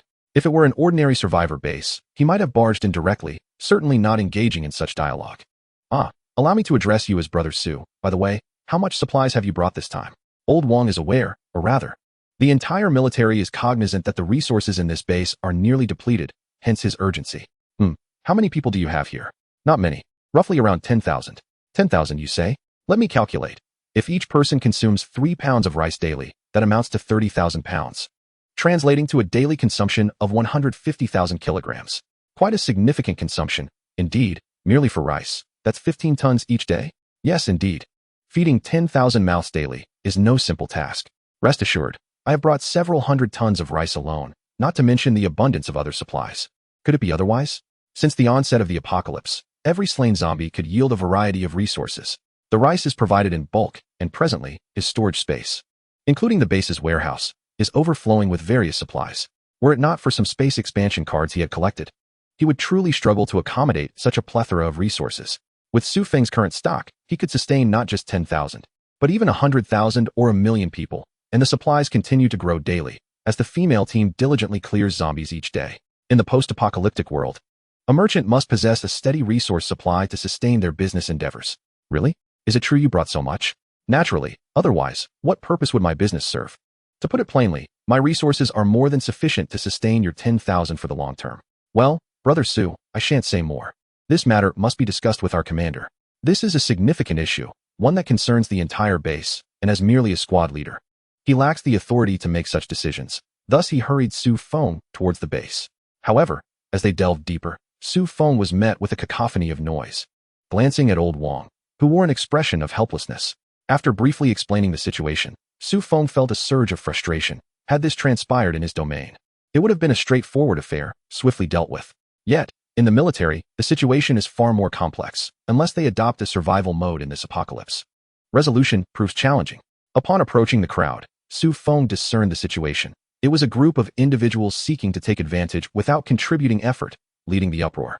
Moreover, some among them harbored grand ambitions, aiming to acquire firearms and establish themselves as rulers. A commendable aspiration, yet devoid of any real strength. Should they gain access to the armory, these soldiers are not to be trifled with. Their fate would likely be death. The question remains whether the military leaders possess the resolve to confront such a challenge. However, even if that group of people were ultimately annihilated, the soldiers and civilians within the base would undoubtedly suffer considerable losses. The intention behind preventing your entry is to safeguard you. Should you wish to court death, you may certainly attempt to do so. Contemplating this, he addressed the crowd with a voice devoid of compassion, regarding certain individuals among them as if they were already deceased. Chapter 70. Su Feng. I hereby declare, the soldiers here have retired. As Su Feng's words echoed, all present turned their gaze towards him. Who was this individual? Unfamiliar. He appeared to be an ordinary civilian. What did his earlier statement signify? Was it merely a form of intimidation? Chen Yin scrutinized Su Feng, his expression revealing that he did not recognize him, nor did he believe Su Feng to be a soldier. Suddenly, he noticed Chen Ling beside Su Feng, his eyes widening in astonishment. My goodness, what a gem. This woman, I must possess her. And that young man, I must devise a way to eliminate him. Su Feng discerned the murderous intent in Chen Yin's eyes, along with the avarice he harbored for Chen Ling. In Su Feng's mind, he had already sentenced the man to death. What do you mean by that? With so many of us here, do you really think anyone would dare to kill us? We are merely ordinary civilians. This is a military camp. Who would have the audacity to commit murder here? Chen Yin dismissed Su Feng's earlier statement, scoffing at the notion that entering would lead to death. He had done his homework and was aware that there were numerous firearms within. With over 20 brothers by his side, once they entered and seized the weapons, they could easily take the ordinary civilians hostage. The soldiers would certainly not dare to open fire. At that point, he could emerge with the weapons, establish a base, and relish a life of comfort. These people are so gullible to heed your nonsense. Would anyone with a modicum of sense fail to perceive your ulterior motives? What do you mean by that?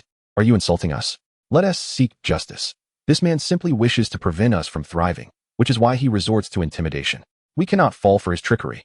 Su Feng's words instilled a sense of unease in Chen Yin. Could this man have caught wind of his plans? That seemed improbable. He had only shared his intentions with his chosen brothers, who would never betray him. If this endeavor succeeded, their future lives would be blissful beyond measure. Who would willingly forego such an existence?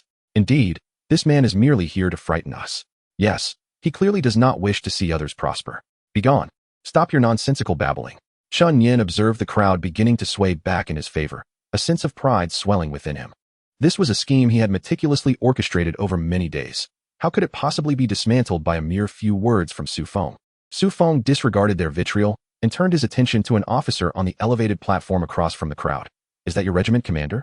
He turned to old Wang, and, after receiving a definitive reply, Su Feng offered a smile to the commander before swiftly moving to stand beside Xiao Jun.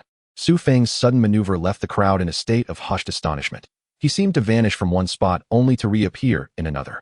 Moreover, after Su had left his original position, Chen Ling noticed his absence and grew anxious. However, upon perceiving Su Feng on the high platform, she leapt forward as if propelled by an unseen force, leaving the onlookers once again in stunned silence. Although the distance to the platform was merely 20 meters or so, The notion of a person soaring through the air was utterly bewildering to them. Xiao Jun, upon seeing Su Feng before him, felt a jolt of surprise. Yet he had already been attentive to Su's earlier words. Old Wang gestured towards him, indicating that this individual was indeed brought by him, alleviating some of his concerns. Though he remained momentarily astonished by the actions of both Su and Qinling Commander Xiao, this is Su Feng, who has come from the North City. He mentioned he wishes to discuss business with you. Su Feng, this is our Commander Xiao. Feel free to speak with him about any matters. Old Wang introduced the two before saluting and departing. He felt somewhat shaken, his legs trembling as he walked, yet as a soldier, he fulfilled his duty. Greetings. I am Xiao Jun. Hello, Su Feng. After exchanging pleasantries, Su Feng looked at Xiao Jun with a cheerful demeanor. How do you intend to resolve this situation? Do you have any suggestions, young brother? If you were to take decisive action and eliminate a few individuals, it would resolve the issue. That is unacceptable. A soldier cannot resort to violence against civilians. Then shall I take action instead? You may apprehend me afterward. It would be the most effective solution. Commander Xiao, as a soldier, you should understand the principle of sacrificing the lesser for the greater good. How can I trust you? We are soldiers. Pray tell, esteemed soldier, what is the worst outcome of allowing this situation to unfold unchecked? The chaos will only escalate, and the conditions you agree to will yield dire consequences. You should be well aware of this. Su Feng's frustration grew. This matter was not his concern.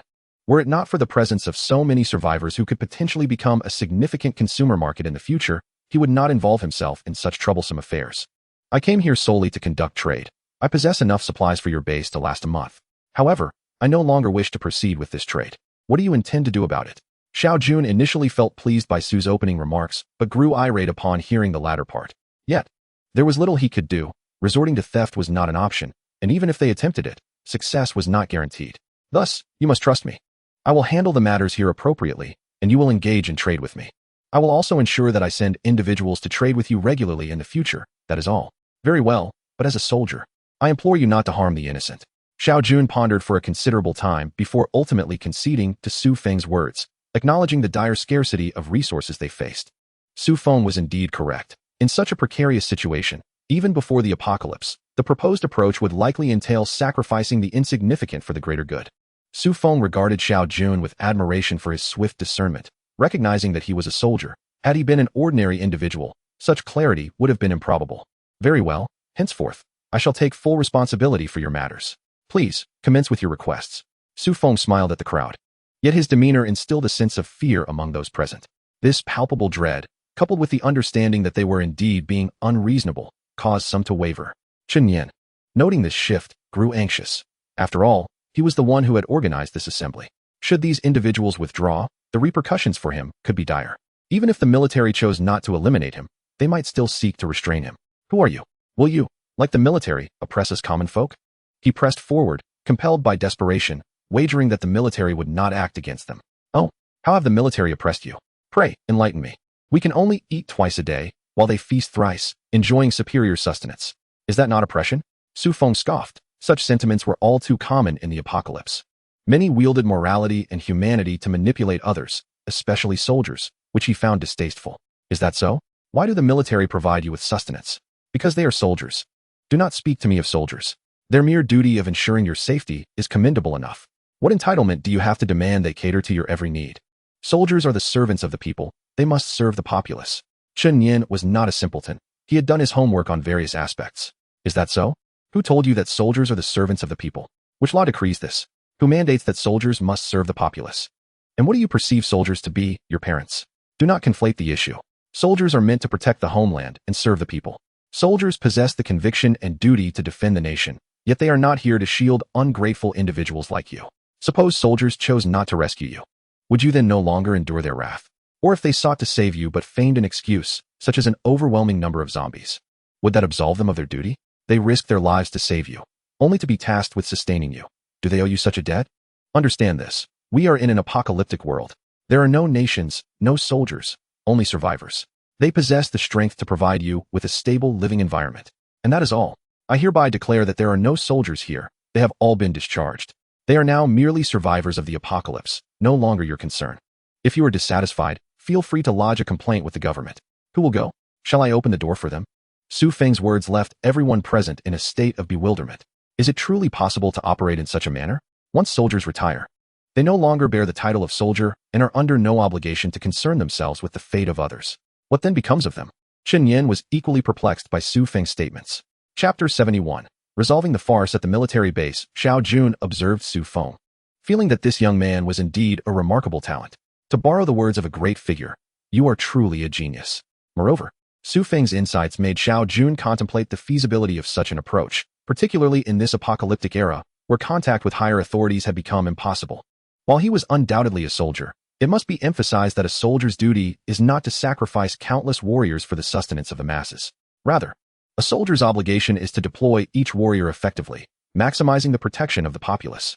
Though the two duties may appear similar, their essence is entirely different. One is rigid, while the other is adaptable. In extraordinary circumstances, soldiers can indeed integrate into the community.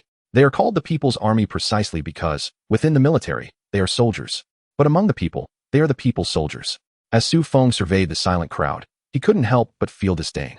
These individuals had been overly pampered, indulged to the point of idleness, and their selfishness was evident. Captain Xiao, in this apocalyptic world, with your inability to contact headquarters, if these soldiers wish to retire and seek your approval, would you grant it? Xiao Jun hesitated. This matter was not to be taken lightly. The military has its own responsibilities and cannot deviate from its core purpose due to the whims of a few individuals. I understand your concerns, but as a captain, you must recognize that this is a battlefield, a battleground in a world ravaged by chaos. As the ancient saying goes, in the field, military orders may not be obeyed. Furthermore, this does not compel you to violate any military directives. It merely alters the mode of engagement. It is not a matter of disbanding the military. Rather, the absence of the title soldier could facilitate better protection of the community and enable the rescue of more civilians. You and your team would remain intact. The only change would be the temporary loss of the soldier designation. In this way, managing the camp would become much more efficient. From now on, this will serve as a typical survivor base, albeit with an extraordinary group of individuals. Do you understand? Su Feng quietly elucidated his point to Xiao Jun. He was not advocating for the disbandment of the military, but merely suggesting a change in nomenclature, as long as they continued to fight for the people in the end. Such a shift would not entail substantial alterations. The advantages are manifold. Survivors would no longer view themselves as mere civilians lounging in the base, awaiting food rations. They would not feel the need to resent the soldiers, who might show them disdain, as their status would grant them a sense of security. However, if this group were to adopt an identity akin to ordinary citizens, the dynamics would change fundamentally, opening the door to myriad possibilities.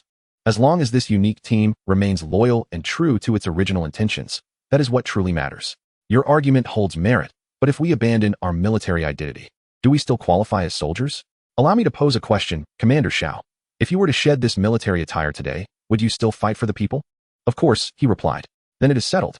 A soldier who remains steadfast in their original intentions, regardless of their location, is, at their core, still a soldier. This truth remains unchanged. I understand. I shall proceed as you suggest. Commander Xiao suddenly felt that this enigmatic young man possessed insights and perspectives that surpassed those of ordinary individuals. Xiao understood that even without his uniform, he would continue to regard himself as a soldier. Thus, what significance does a temporary discharge hold? Very well, I have submitted a request to Commander Xiao. From this moment forth, all military personnel here are officially discharged. They shall henceforth be considered civilians, just like you. Su Feng addressed the crowd once more, and as his words settled, the collective reaction was explosive. What? Discharged? Are you jesting? How can this be? If they are discharged, who will protect us? You cannot do this. You are soldiers. How can you abandon us? To simply announce your discharge? Various complaints and expressions of discontent echoed throughout the crowd, as the loss of military protection left them anxious about their future. The outside world was teeming with zombies. Without the provisions supplied by the army, their survival was uncertain. Moreover, they aspired to lead prosperous lives. Without the military, who would confront the zombies? They had no desire to venture out and engage in battle with them. That is your concern.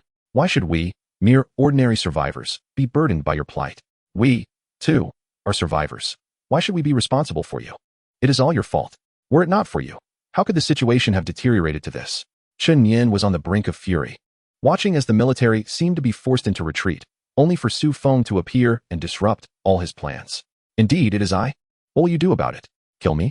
I do not fear your future capabilities. Furthermore, I am now friends with Commander Xiao. No, rather, Captain Xiao. This esteemed individual.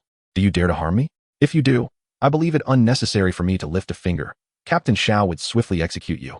For this is the survivor base established by him. Chen Yan, rendered speechless by Su Feng's retort, could only glare at him with a murderous intensity. as though his gaze could slay Su Feng. "Oh, and by the way, I possess a wealth of resources. Yet I shall only share them with those willing to engage and trade with me. As for you lot, given your apparent inability to carry or contribute, I suspect you will receive nothing." Upon finishing his statement, Shenlang waved his hand, revealing a substantial array of food atop the platform, causing the eyes of the crowd below to widen in astonishment. Earlier, Captain Xiao stated that this base will provide you with free accommodation. However, food will no longer be offered without charge. To obtain sustenance, you must contribute your labor, such as aiding in the construction of the base, maintaining cleanliness, or participating in its defense. Alternatively, you may venture out to hunt zombies for crystal cores. You may also exchange with Captain Xiao for provisions. For details on available tasks, you will need to consult Commander Xiao. No food. Do you believe that so many of us would agree? We are a formidable group of over 10,000. Do you truly think that the final decision lies with them? Chun Yin felt that since the situation had escalated to this extent, there was no longer any need for concealment. It was time to speak candidly. Perhaps this would intimidate them. "Oh, well then, I shall grant you 5 minutes to make your decision. Those who wish to resist or seize this base, stand your ground. Additionally, to those spectators outside, heed this. If you aspire to take charge, now is your opportunity to step forward. After 5 minutes, those who remain stationary will be deemed enemies attempting to invade the base. Captain Xiao, what shall we do? Assemble and prepare for battle." Understood. In an instant, the combat troops of the entire camp sprang into action. They had endured this tension for far too long. Having bottled up their frustrations, they now surged forth with an invigorated fervor. Aside from those on guard, 700 to 800 soldiers, each fully armed, rolled in with their vehicles, encircling the group. With 3 minutes remaining, are those still in place the ones prepared to storm the base? Initially, the crowd did not anticipate that the military would genuinely encircle them, leading to a moment of hesitation. With Su Feng's words, a significant portion of the crowd scattered, leaving only a small remnant behind. Chen Yin glared at Su Feng, blaming him for robbing him of the chance to rise above. He vowed that their conflict would not end easily. 2 minutes. Another wave fled, and Chen Yin's expression darkened further, his face shrouded in gloom. Su Feng, 1 minute. Xiao Jun, prepare for combat. Soldiers, yes. Every bullet was chambered. The dark muzzles aimed at the remaining few. Once again, a dozen more individuals fled the scene. Chen Yin observed that those who remained were primarily his subordinates, who too displayed signs of wanting to escape, prompting a deep sigh from him. Chen Yin, let us concede. We shall cease our disturbances. Su Feng, 10. Chen Yin, we surrender. Su Feng, 9, 8, 7. Chen Yin, what more do you desire? I have proclaimed our surrender. Su Feng, 6, 5, 4. Chen Yin, do not be overly cruel. Su Feng, 3, 2, 1. Xiao Jun, act, capture all, and execute the resistors on the spot. Understood. A resounding agreement echoed throughout the base, and the 2 to 3 dozen ruffians were swiftly subdued by approximately 100 soldiers. These individuals possessed no capacity for resistance. Such is the swiftness of military action.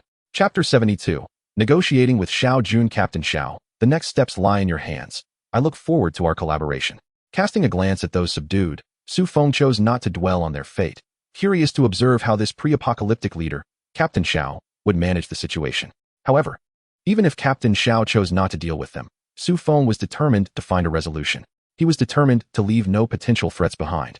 That individual had already harbored murderous intent towards him, leading Su Feng to conclude that Chen Yin must perish. Though he was not a murderer, he would not allow anyone to harbor malevolent thoughts towards him with impunity. Those who insulted him or categorized themselves as adversaries would be deemed his enemies.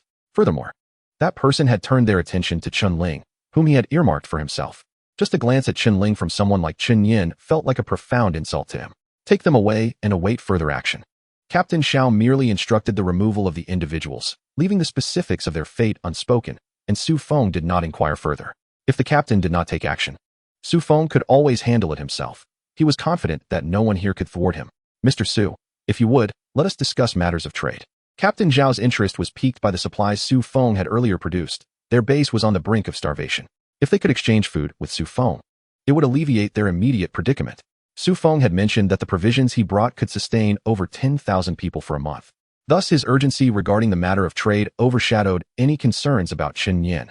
Well, since it is a trade, I shall be succinct. I possess a substantial quantity of food, daily necessities, tents, and more available for exchange, but exclusively for zombie cores. Upon entering the military conference room, Captain Xiao arranged for drinks to be served to Su Feng and Chen Ling, after which Su Feng spoke directly. Only zombie cores. Captain Xiao pondered. They had amassed a considerable stockpile of zombie cores, having gathered them from the new humans within their ranks and from the survivors they had rescued, totaling less than 100. Consequently, their usage was infrequent. Most notably, the rate at which these new humans absorbed the energy from the cores was far superior to that of Su Feng's team, leading to a gradual accumulation that had resulted in the military currently possessing over 100,000 cores. These had been collected during missions to rescue survivors or clear specific zombie-infested zones. The military, equipped with an abundance of firearms and devastating weaponry, outpaced Su Feng's team in core collection significantly. Of course, weapons can also be exchanged. I happen to be in need of some high-damage armaments. Oh, Captain Su, what purpose do you have for such weapons? There are numerous large zombie congregations in the North City area. I intend to clear them out first, lest we face an influx of advanced zombies later, which would be troublesome. Captain Xiao regarded Su Feng with a look of curiosity. After all, he was not an ability user and had only heard reports or speculations from his subordinates regarding the various levels of zombies in this apocalyptic world. Could you elaborate on the subject of zombies? We are quite lacking in knowledge in that regard. Indeed, zombies carry viruses that can infect humans upon breaking the skin, which you must be aware of. Yes, that is correct. Zombies possess the ability to evolve autonomously. Initially, I referred to them as Tier 0 ordinary zombies. But a recent rainfall prompted the evolution of all ordinary zombies, which I now classify as Tier 1 zombies. The first tier zombies have already developed both auditory and olfactory senses, enabling them to consume humans and other crystalline cores to facilitate their evolution. What might occur if a few more rainfalls were to happen, or if the self-consuming, evolving zombies were to proliferate in levels?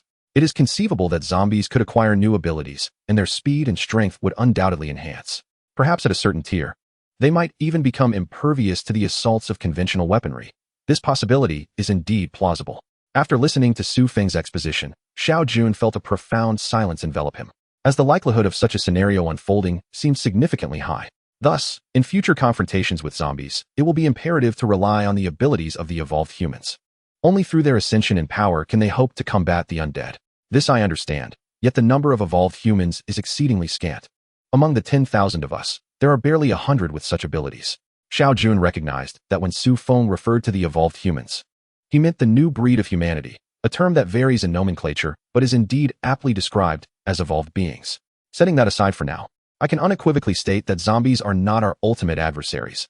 Our true foes lie in the form of mutated beasts and plants. What? Xiao Jun was taken aback. With so many zombies around, it had never occurred to them that zombies were not humanity's final enemy. He recalled the time spent in a live poultry wholesale market, where although the number of fowl was limited, there had already emerged numerous third-tier mutated beasts. These creatures show no fear of the zombie virus and can directly consume zombies to evolve. Moreover, these actions stem from the primal instincts of animals, which are inherently predatory. Both humans and zombies could easily become their prey. Let us not even begin to discuss the mutated flora and fauna in the wild, for they possess remarkable survival instincts and vast reproductive capabilities. I believe they represent our true adversaries in the times to come. Phew, that is terrifying, Xiao Jun exclaimed. No wonder we have not encountered any animals for so long. I found it strange until now. After the apocalypse, Xiao Jun had not spotted even a single bird. He had previously heard others mention this phenomenon but paid little attention, as humanity had always regarded itself as the apex of the animal kingdom. However, if a multitude of animals were to suddenly appear, take sparrows as an example, once the most prevalent species before the apocalypse. If a flock of sparrows descended upon us, they could easily overwhelm this place. After all, they can fly and are remarkably agile, rendering conventional weaponry potentially ineffective against them. Consider ants. Who would have feared them before the apocalypse? A single step could annihilate countless numbers of them. Yet, what if they all evolved? How would one combat them? How would one defend against them?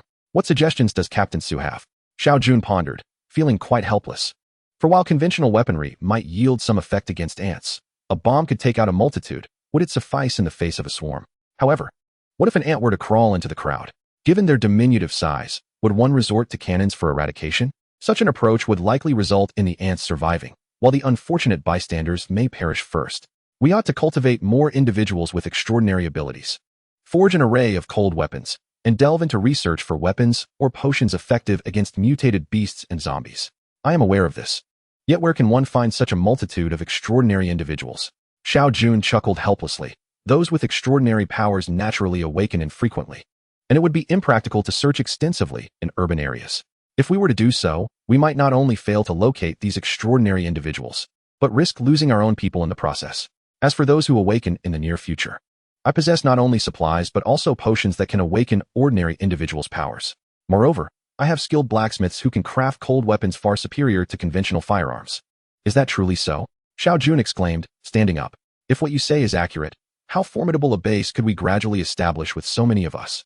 Indeed, this is true. However, the production of awakening potions is limited, and thus far, I have only managed to gather a few hundred extraordinary individuals. Several hundred? That many? How many people are in your base? Well, we have about 300 combat personnel and over 100 in logistics, though I haven't inquired about the specifics. He spoke the truth. The base was primarily managed by Wang Jiai, and he had not bothered to ask about the total number. Ah, the awakening potions are indeed precious. Captain Su, how many potions can we exchange for from you? Chapter 73, Trade and Significant Gains. Su Feng had his own motives for offering the awakening potions. Firstly, every base must possess a certain level of self-defense. Otherwise, how could one conduct business if they were obliterated the very next day after making a deal?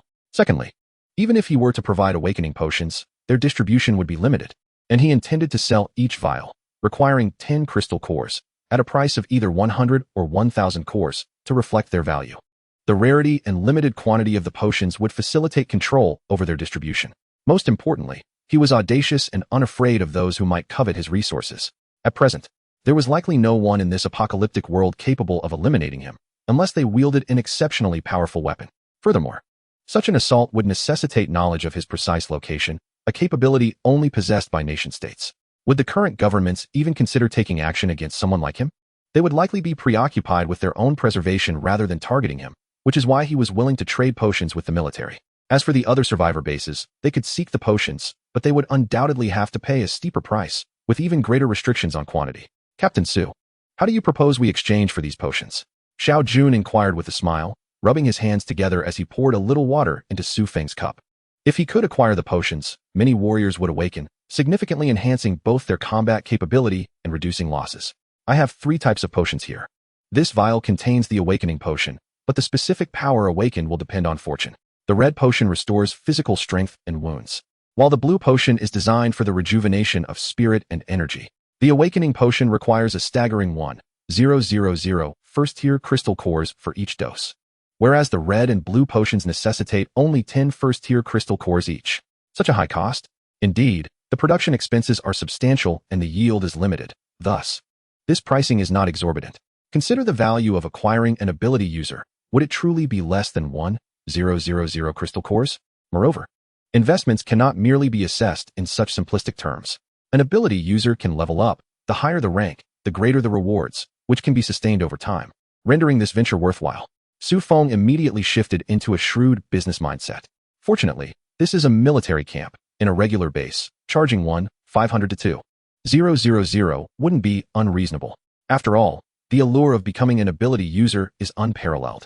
Although it is indeed challenging for ordinary people to slay zombies, sheer numbers can still yield a considerable amount of crystal cores. Not to mention, with the military's artillery, a barrage would surely result in a bounty of cores. Now, how to exchange for food? Su Feng pondered. Typically, food is awarded upon the defeat of zombies, so it need not be overly expensive. Additionally, this base is established by the military, which he aims to support, allowing for a more moderate pricing strategy. Offering 20 crystal cores for a ton of rice, equating to 1 crystal core for 50 kilograms of rice, seems quite reasonable, does it not? You could sell it to the ordinary folk at 1 crystal core for 10 kilograms of rice. It's a win-win scenario. With so many zombies outside and an equal number of survivors within, if 5 individuals collaborate to slay 5 first-tier zombies in a day, each could feasibly earn at least 10 kilograms of rice daily, providing sustenance for several days.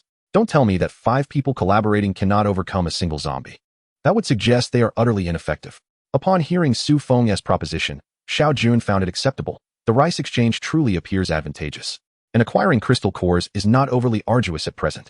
Indeed, that seems promising. But what about second tier or higher? The exchange rate for second tier would be 5 first-tier cores, and for third tier, 5 second-tier cores, and so forth, making it easily comprehensible. Furthermore, reform is essential here. All food should be exchanged based on crystal cores.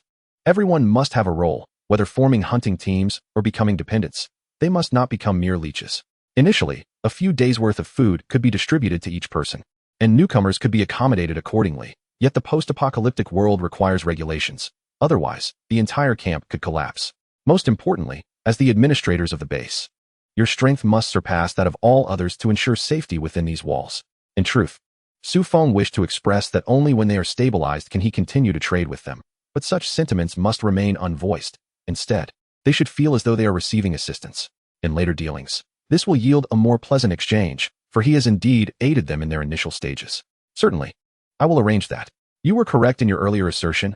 All methods are valid as long as they serve to assist the populace. As a soldier, Xiao Jun has long felt constrained by his identity, which has hindered the development of the base. Setting aside his status, he envisions a promising future for this place. The two then commence their transaction, with Xiao Jun directly exchanging for 50 doses of the awakening serum, a request he made without hesitation. Su Feng did not object. After all, it is prudent to provide some assurances at the outset. With an additional 50 awakened individuals, the acquisition of crystal cores would accelerate, allowing Su Feng to sell off more of his supplies. 50 doses of the awakening serum equate to 50,000 crystal cores. With rice priced at 200 cores per ton, Xiao Jun ordered 400 tons, amounting to 80,000 cores.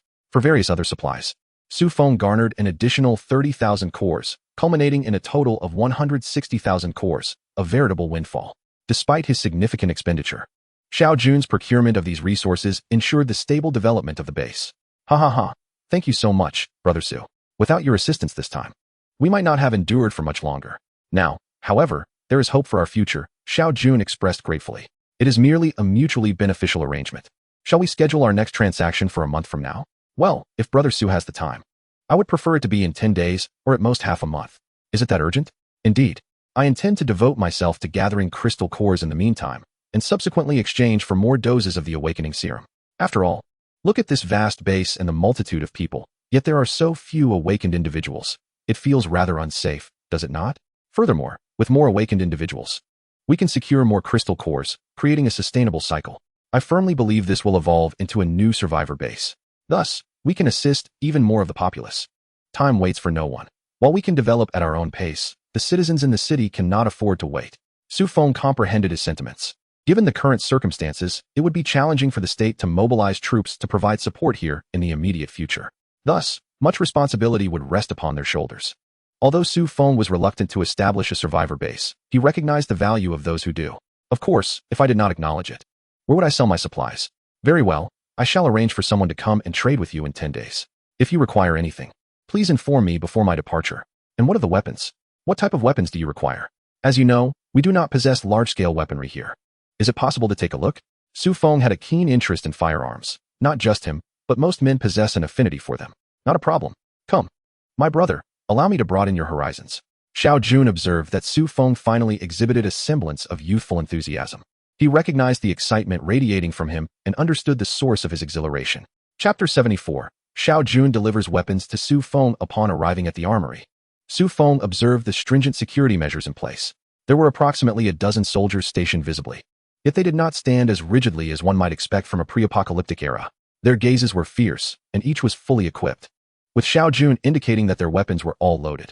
Moreover, every soldier was conserving their strength to ensure they were prepared for combat at a moment's notice. In the shadows, Su Feng could not discern everything, but he did catch glimpses of a few gun barrels peeking out from corners or between floors.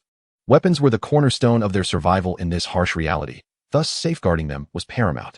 It was clear to him that the era of relying on advanced technology for prevention had long passed. They were left with only the most primitive methods.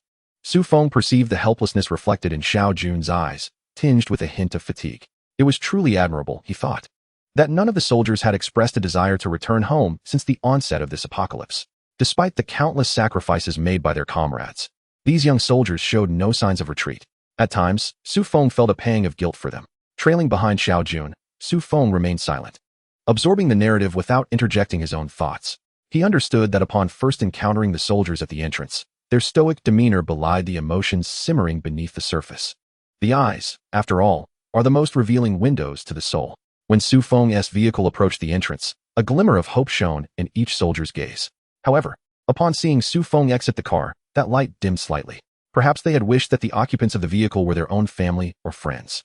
Yet, he could also discern a thread of tenderness in their eyes, a compassion reserved for their compatriots. As they prepared for battle, their resolve was evident. But Su Feng sensed a flicker of reluctance. These soldiers had families and loved ones as well, but their steadfast beliefs compelled them to suppress their softer emotions. Shedding silent tears in the darkness, If one were to argue who was most unfairly treated by the apocalypse, it would undoubtedly be those who genuinely serve the people.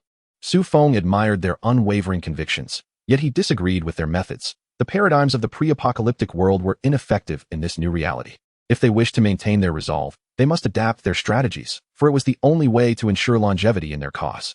Only a large, well-armed military could hope to establish a sanctuary in these tumultuous times. Here we are, this is our armory. Naturally, I cannot take you to the heavy weapons depot. I hope you can understand. Yes, I comprehend. I have no need for such equipment. This will suffice, Su Feng replied, surveying the warehouse. The walls were lined with a multitude of firearms, names unknown to him, yet he could distinguish between handguns and submachine guns among the array. He sought to reclaim the weapons, primarily to ensure that all members of his group could be equipped with them. This would not only serve to intimidate certain malevolent individuals, but also have a modicum of effect against hordes of zombies. After all, facing such a multitude with merely a few hundred female soldiers was insufficient. With these firearms, he could deplete the enemy ranks before they drew near, subsequently engaging in close combat, thereby enhancing their survival rates. Furthermore, the addition of grenades, explosives, or rocket launchers would be even more advantageous. He held no illusions of acquiring heavy weaponry from Xiao Jun, capable of obliterating an entire district or city with a single shot. Such armaments were likely scarce in Xiao Jun's possession. I require some handguns and submachine guns, preferably with greater penetration capability, along with grenades and small rocket launchers. If possible, some of those military vehicles and additional ammunition would be splendid. These requests are feasible, but can you all operate them? That was what I was about to discuss with you. Could you lend me a few individuals? Su Feng admitted somewhat sheepishly. He certainly had an affinity for firearms, but he lacked practical experience, especially with grenades and rocket launchers. A misstep could lead to catastrophic consequences within a crowd. Of course, I suspected as much. And they must be women, right? He recalled how, when Su Feng introduced the female squad to Xiao Jun, the latter had looked bewildered at the prospect of over 300 university women. What could he possibly intend? However, upon learning of their formidable capabilities, with even the weakest among them surpassing his own subordinates, he refrained from further comment. It was not that he was unwilling, but rather he found himself at a loss for words. How could he articulate that a group of university women, especially the least skilled among them, were superior to his own troops? None of these matters are problematic. The weapons I will provide you can be given without any exchange. However, I have one request that I hope you will grant. Oh, pray tell. Xiao Jun's request was unknown to Su Feng, but if it were of an unusual nature or encroached upon his boundaries, he would prefer to forego the weaponry. Could you procure some fuel for us? Our supply is dwindling, and as you know, once it runs out, our military vehicles and tanks will be rendered inoperable. This issue weighed heavily on Xiao Jun's mind as well. They had previously occupied several gas stations, yet the fuel obtained was scant. He recognized that Su Feng possessed the capability to fulfill this request. After all, if he dared to ask for vehicles, he must not be lacking in fuel. That is not a problem. I can provide you with a steady supply of fuel in the future. What Xiao Jun could not manage, he could. Not only him, but Wang Mei as well, as her space was ample enough to directly extract the fuel tanks from beneath the gas stations. In the long run, he was not concerned. With numerous gas stations throughout the city, they could always gather more if necessary. He found it hard to believe that the fuel consumption from both sides could entirely deplete the city's reserves. However, I cannot assist you with that today. I haven't brought the necessary equipment. There's no rush, you can bring it next time. Subsequently, Xiao Jun began to introduce various options to Su Feng, who, lacking expertise in the matter, opted for two types of weaponry. 400 handguns and submachine guns were allocated, ensuring each individual was equipped with a set, while the surplus of 100 sets could serve as reserves for future needs or new recruits. Xiao Jun provided him with 1,000 grenades, a fortunate supply, given that the apocalypse had just begun and the world had been at peace prior to this calamity. Before the onset of the apocalypse, encounters with warfare had been rare, resulting in minimal utilization of grenades. Furthermore, new weapons sporadically entered the arsenal, leading to an ever-increasing accumulation. Often, during training, they utilized those grenades that had been in stock for an extended period. After all, it seemed a waste to let them sit idly by. Notably, ammunition occupied nearly half of the warehouse space. This was not a training camp for new recruits, hence a vast quantity of ammunition for practice was unnecessary. Although some rounds were regularly used, they represented but a fraction compared to the newly stocked ammunition. Consequently, Xiao Jun generously allocated 1 million rounds for handguns and 2 million for submachine guns. It is noteworthy that the nation reportedly produces around 2 billion rounds of ammunition annually, required by all units in need. Were it not for years of accumulation, Xiao Jun would not be so generous. However, he had his own rationale. Firstly, Su Feng's prowess, along with the strength of his team, might be advantageous in the future. Secondly, if the apocalypse unfolded as Su Feng had analyzed, these firearms could become obsolete. Thus, why not maximize their value while they remain useful? After all, Su Feng was also engaged in eliminating zombies. Thirdly, regarding the supplies in Su Feng's possession, he claimed that he could provide them continuously, a notion that left Xiao Jun somewhat perplexed. However, if that were indeed the case, it would be exceedingly beneficial for them. Fourthly, the 3 types of potions and the cold weapons provided by Su Feng had left a profound impression during his earlier tests. Based on these considerations, not only was Xiao Jun willing to bestow these items upon Su Feng, but he would also entertain further requests should Su Feng express them. In Chapter 75, an unexpected turn occurred on the highway. Su Feng sped down the city bypass in a military-grade armored vehicle, a gift from Xiao Jun. This vehicle was considerably larger than a typical civilian off-road vehicle, boasting a 12-cylinder engine, as Xiao Jun had described, with remarkable performance. Although Su Feng was not particularly knowledgeable about vehicles, he could feel the exhilarating power of this machine. It was effortless to collide with zombies. And the ride was remarkably stable.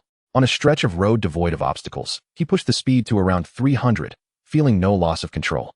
Su Feng was exceedingly pleased with this acquisition, as it yielded far greater rewards than his previous efforts in eradicating zombies, all without the accompanying fatigue.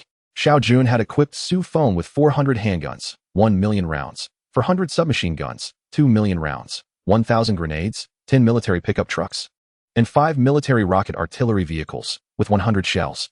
In the rear seats, there were 3 remarkable female soldiers, handpicked by Xiao Jun from the ranks, each possessing commendable beauty and physique. Among them, Yin Bingqin stood out, her allure rivaling that of Wang Jiai and the others, though she was slightly less radiant than Chen Ling, who occupied the co-pilot's seat. Yet, the aura she exuded was unparalleled, a presence that the other women lacked. With her short hair, she appeared refreshingly neat. Despite being in a military camp, her skin was surprisingly flawless, devoid of the roughness commonly associated with prolonged training. Clad in military attire, she did not conceal her impressive figure, instead embodying a certain gallant spirit. The trio sat upright in the back row, their posture straight, in stark contrast to the typical demeanor of women who would lounge in a vehicle. Do you have any questions? Su Feng broke the silence in the vehicle, sensing the stillness. May I ask, Captain Su, how is the combat capability and configuration of your team? Although Xiao Jun had dispatched them for a mission, he had not elaborated much, merely informing them of Su Feng's significance to their base, which was crucial for its survival in the future. He had also subtly conveyed that Su Feng was formidable, and his team was exceptionally strong, far beyond their reach. The 3 women were indeed astonished. Few could garner such praise from Xiao Jun, and they were filled with anticipation for the forthcoming task. According to Xiao Jun, the mission entailed no risks and would not be overly exhausting, coupled with exceptional rewards. Each of them received a vial of awakening serum, successfully activating their supernatural abilities. Yin Bingqin awakened a fire-based power, while the other 2 manifested wood and earth abilities, respectively. Su Feng's provisions for them included 3 hearty meals a day, complete with ample meat and wine, without any limitations. This alone was enticing to the trio, who had endured considerable hardship due to the scarcity of food in the military. They had been consistently hungry, let alone having meat at every meal. Another benefit Su Feng offered was access to crystal cores, ensuring they would not go hungry as long as they could absorb them. He understood that their absorption process differed from his own team's.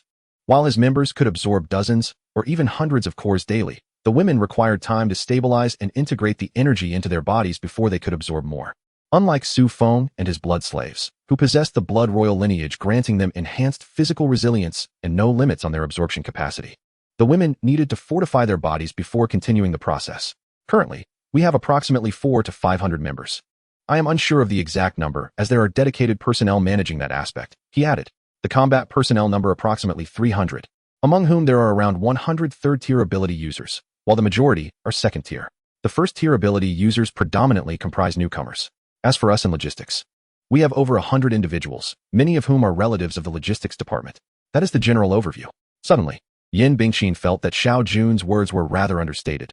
This was not merely strong, it was something else entirely. She refrained from elaborating further, as there was no basis for comparison. And what of Captain Su? What is your strength? As for me, I have just reached the 4th tier. The phrase just reached resonated well, evoking a sense of bemusement. Yin Bingqin's beautiful eyes sparkled with admiration. As soldiers, they held a deep reverence for the powerful. She glanced at Su Feng and then at Chen Ling, who occupied the co-pilot's seat. This young woman had not uttered a single word since their meeting, and her silence was striking. Sitting in the front seat, her gaze was fixed outside, seemingly oblivious to the company around her. Moreover, Yin Bingqin's discerning gaze revealed that this girl was undoubtedly youthful, likely still a minor. And what about her? This little girl is remarkably quiet. Su Feng, noticing her gesture towards Chen-Ling, found himself momentarily at a loss for words. After all, Chen-Ling was a unique presence, and he had no intention of disclosing her identity or abilities. Well, she is somewhat like me. Her personality is such that she does not engage in conversation often. She is only talkative with me, and tends to remain reserved around others, so please do not take offense. This ambiguous response not only clarified Chen-Ling's demeanor, but also hinted to the trio that she was not to be trifled with. The three exchanged glances, each recognizing the astonishment in the other's eyes. This seemingly small girl was extraordinarily formidable, adding an air of mystery to their group. Suddenly, Yin Bingqin felt that this mission might yield significant benefits for them, and her interest in the task intensified. As the vehicle traveled a distance, they noticed something unusual ahead on the highway. Numerous branches obstructed the road. Su Feng parked the car not far from the branches and stepped out to investigate.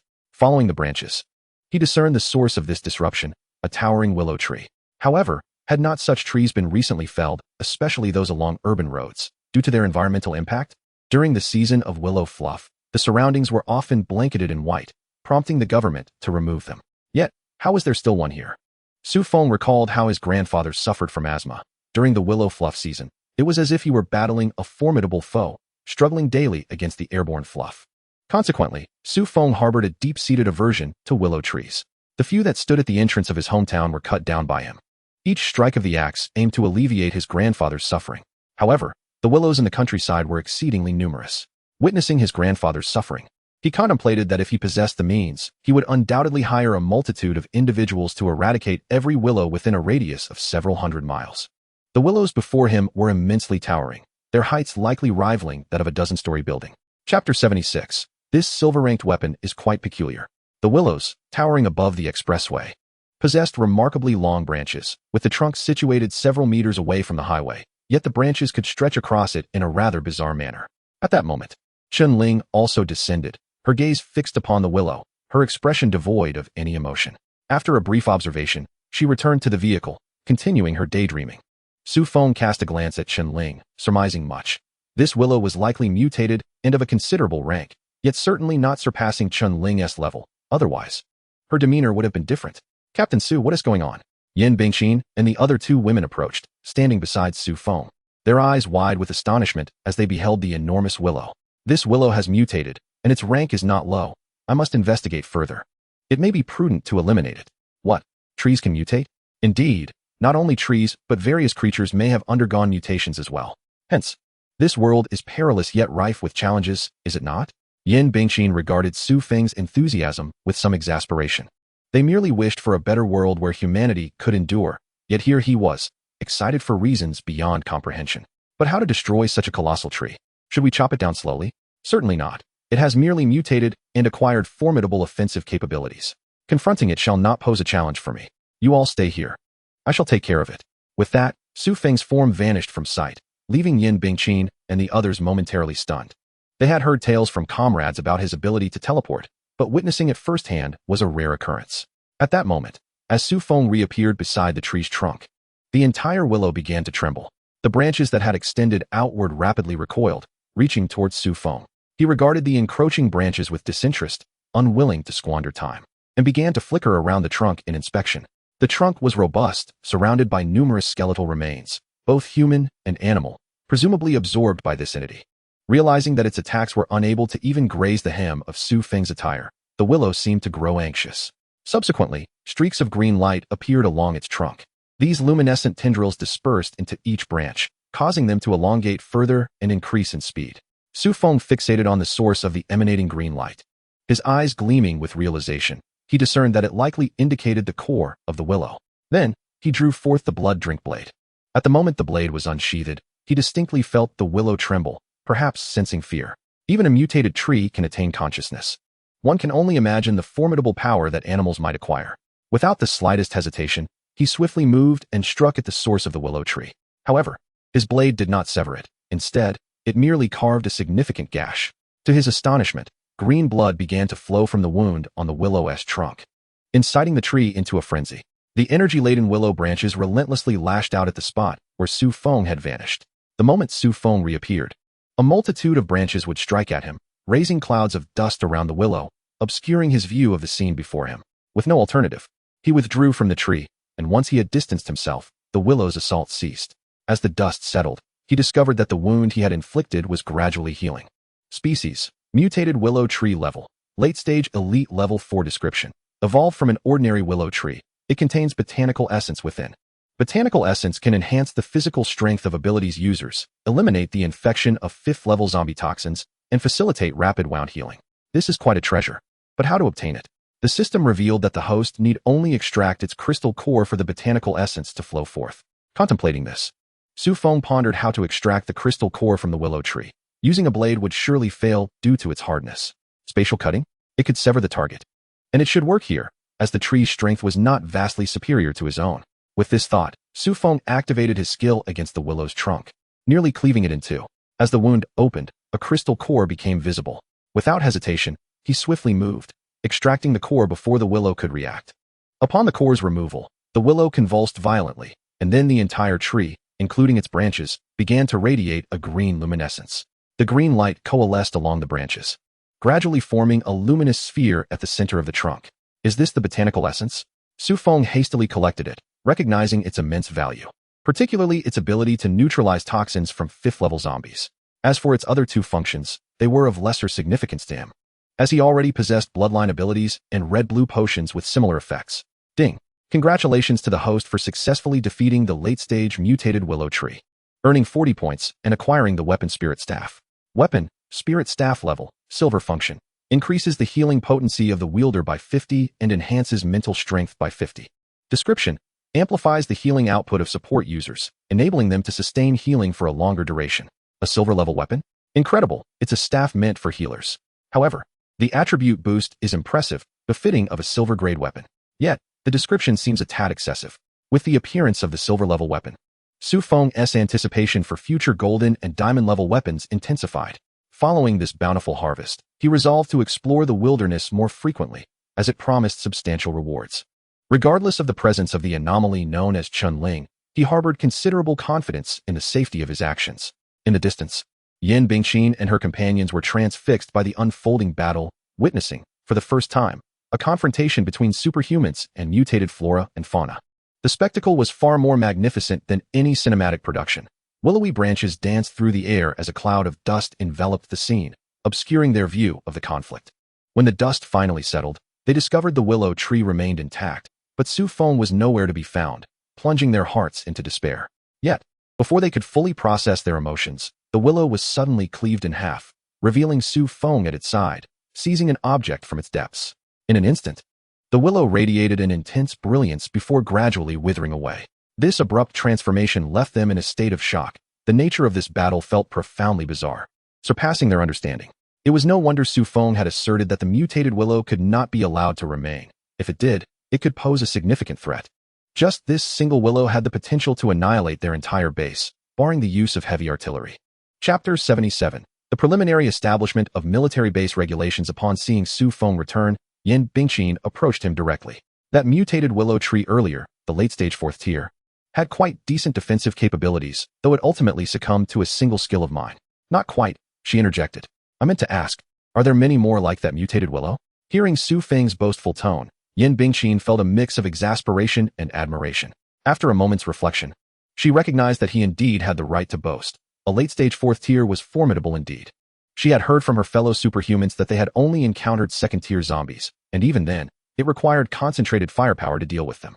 Yet, Su Feng had effortlessly vanquished a 4th-tier adversary, a feat of immense strength. Certainly, there must be numerous others.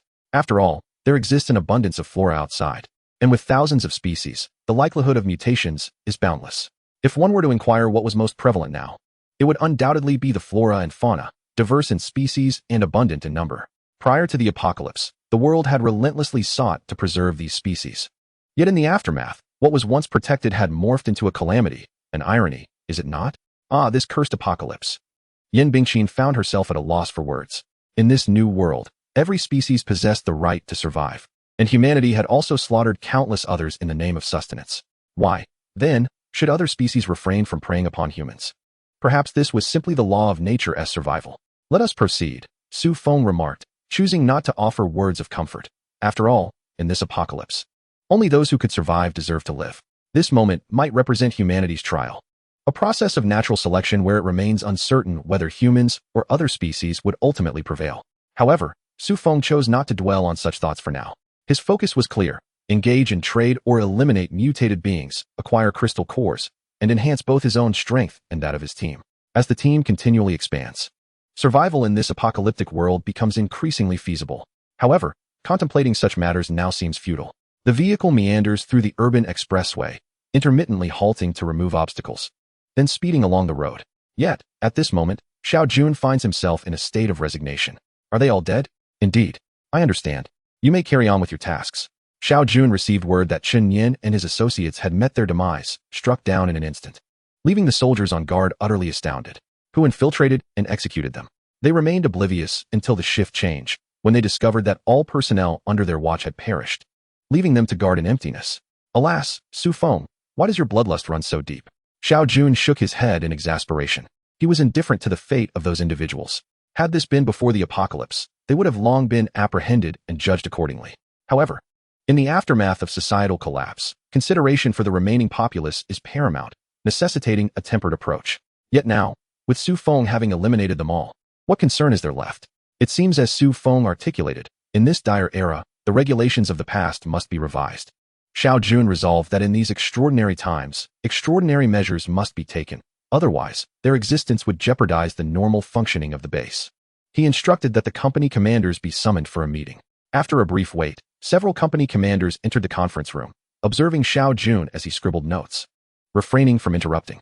Approximately 10 minutes later, Xiao Jun paused, reviewed his notes, and nodded in satisfaction.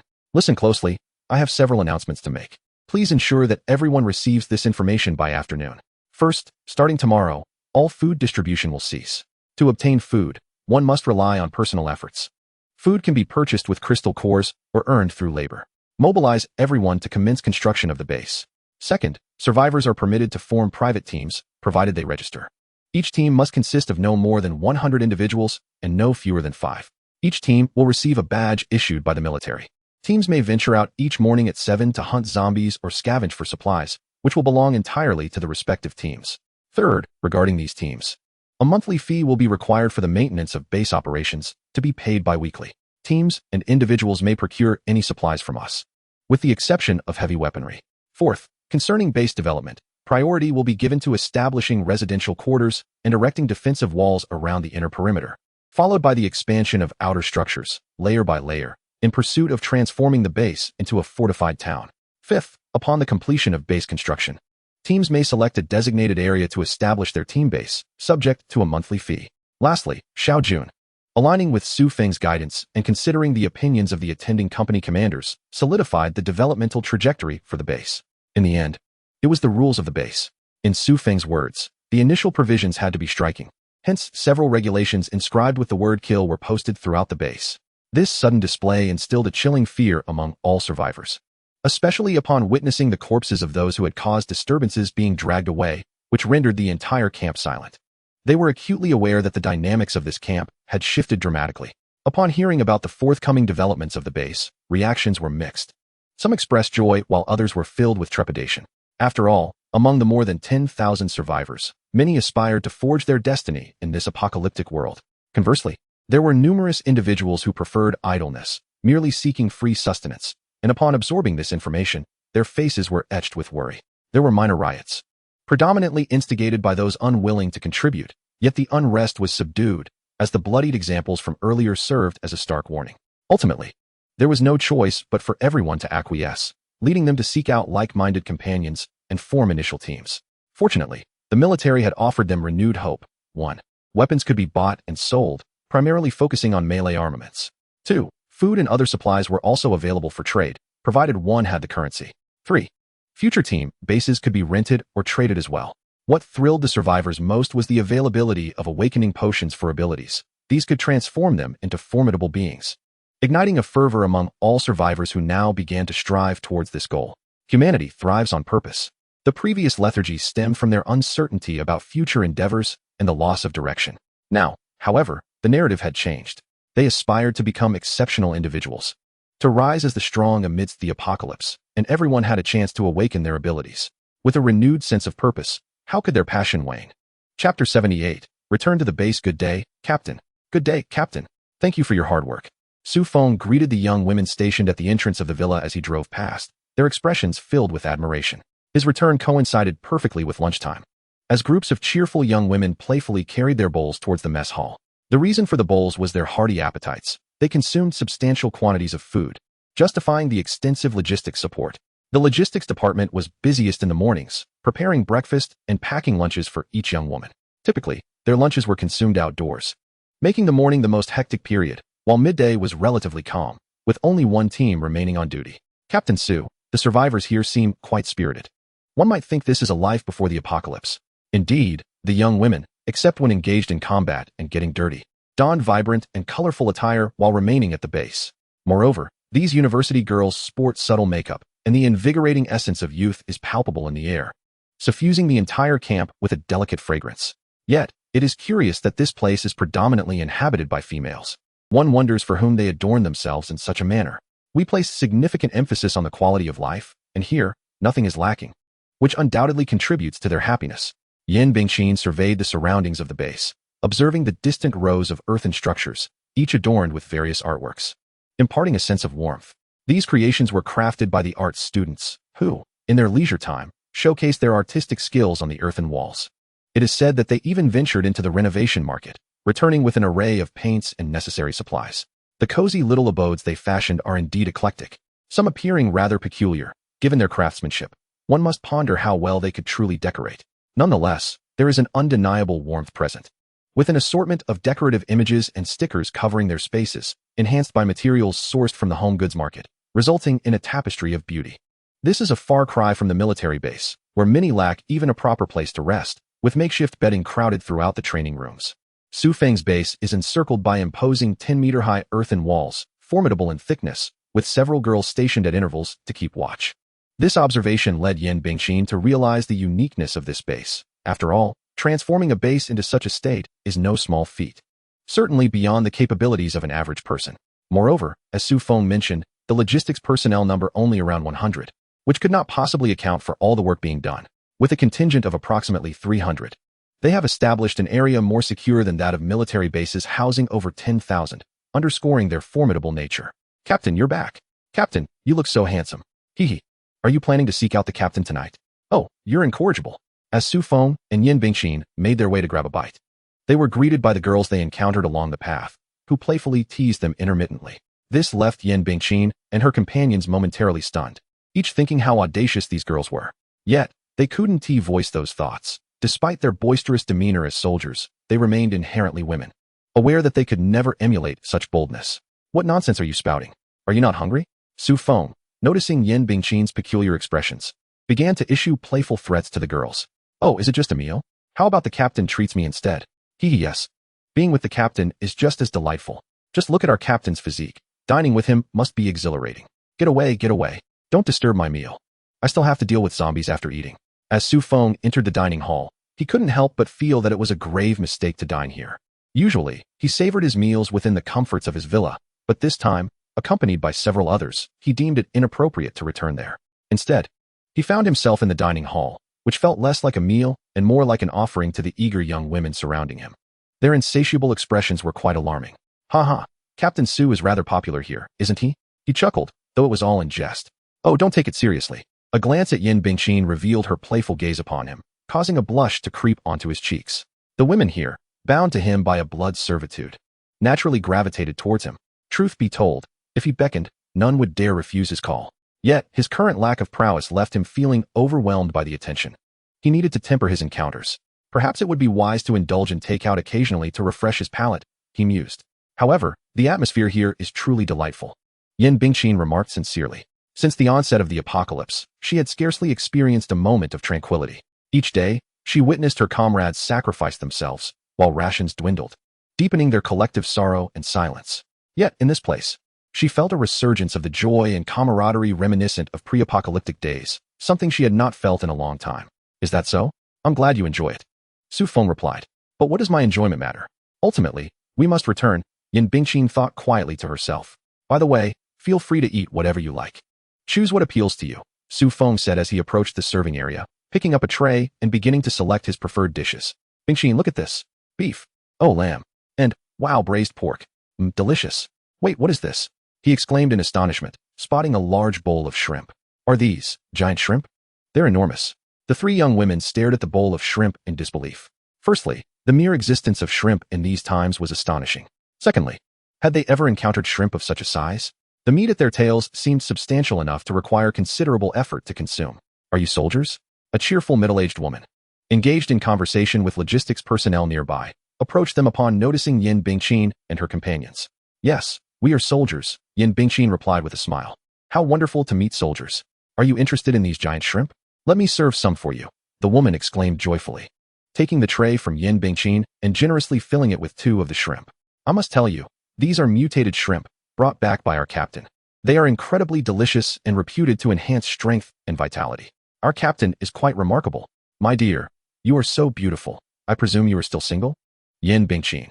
I merely wish to savor some shrimp. Yet this elderly lady directly summoned me for a matchmaking session, gazing at the incessantly chattering matron. Yin Bingqin and her companions appeared somewhat dazed. Chapter 79. Chen Ling, who might speak Su Feng, observed Yin Bingqin and her companions being led away by the matron. He did not linger, swiftly procuring a selection of dishes before retreating to a corner to dine. He was not adept at conversing with individuals of that matronly caliber. After just a few exchanges, the dialogue inevitably shifted to inquiries about marriage or the timing of childbirth, which was exceedingly tiresome. The cafeteria's cuisine was quite delectable, benefiting from the culinary skills of several matrons in the logistics department, coupled with the secure accommodations and sustenance provided for them. These women devoted considerable attention to their daily meals.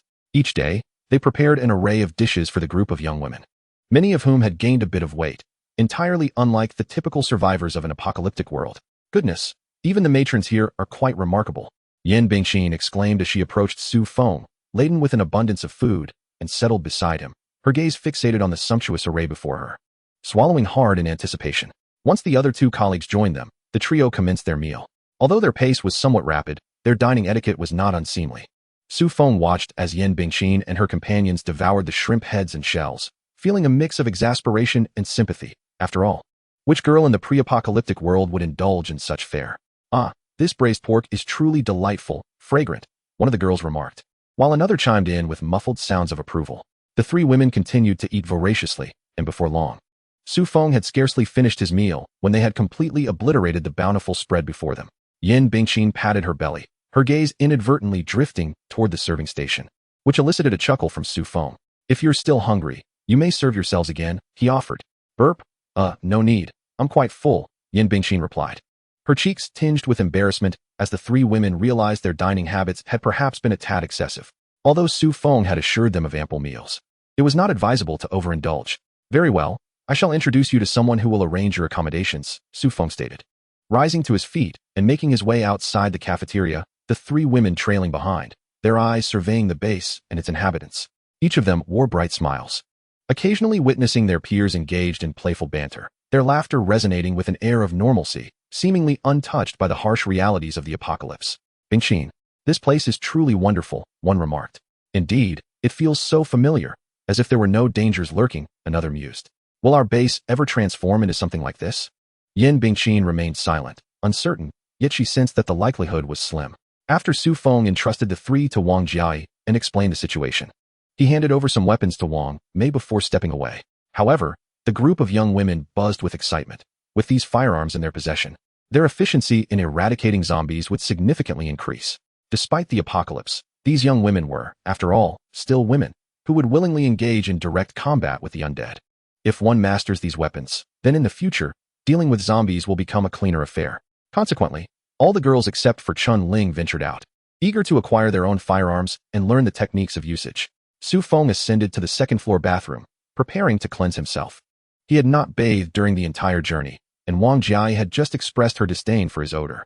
Just as Su Feng was about to turn on the water, Chen Ling entered, swiftly shedding all her constraints, her gaze fixed upon Su Feng. Su Feng, taken aback, found himself at a loss, as Chen Ling remained silent, leaving the bathroom enveloped in an uncomfortable stillness. Su Feng finally mustered the courage to ask, "Are you going to wash up too?" After a prolonged silence, he swallowed hard and posed the question.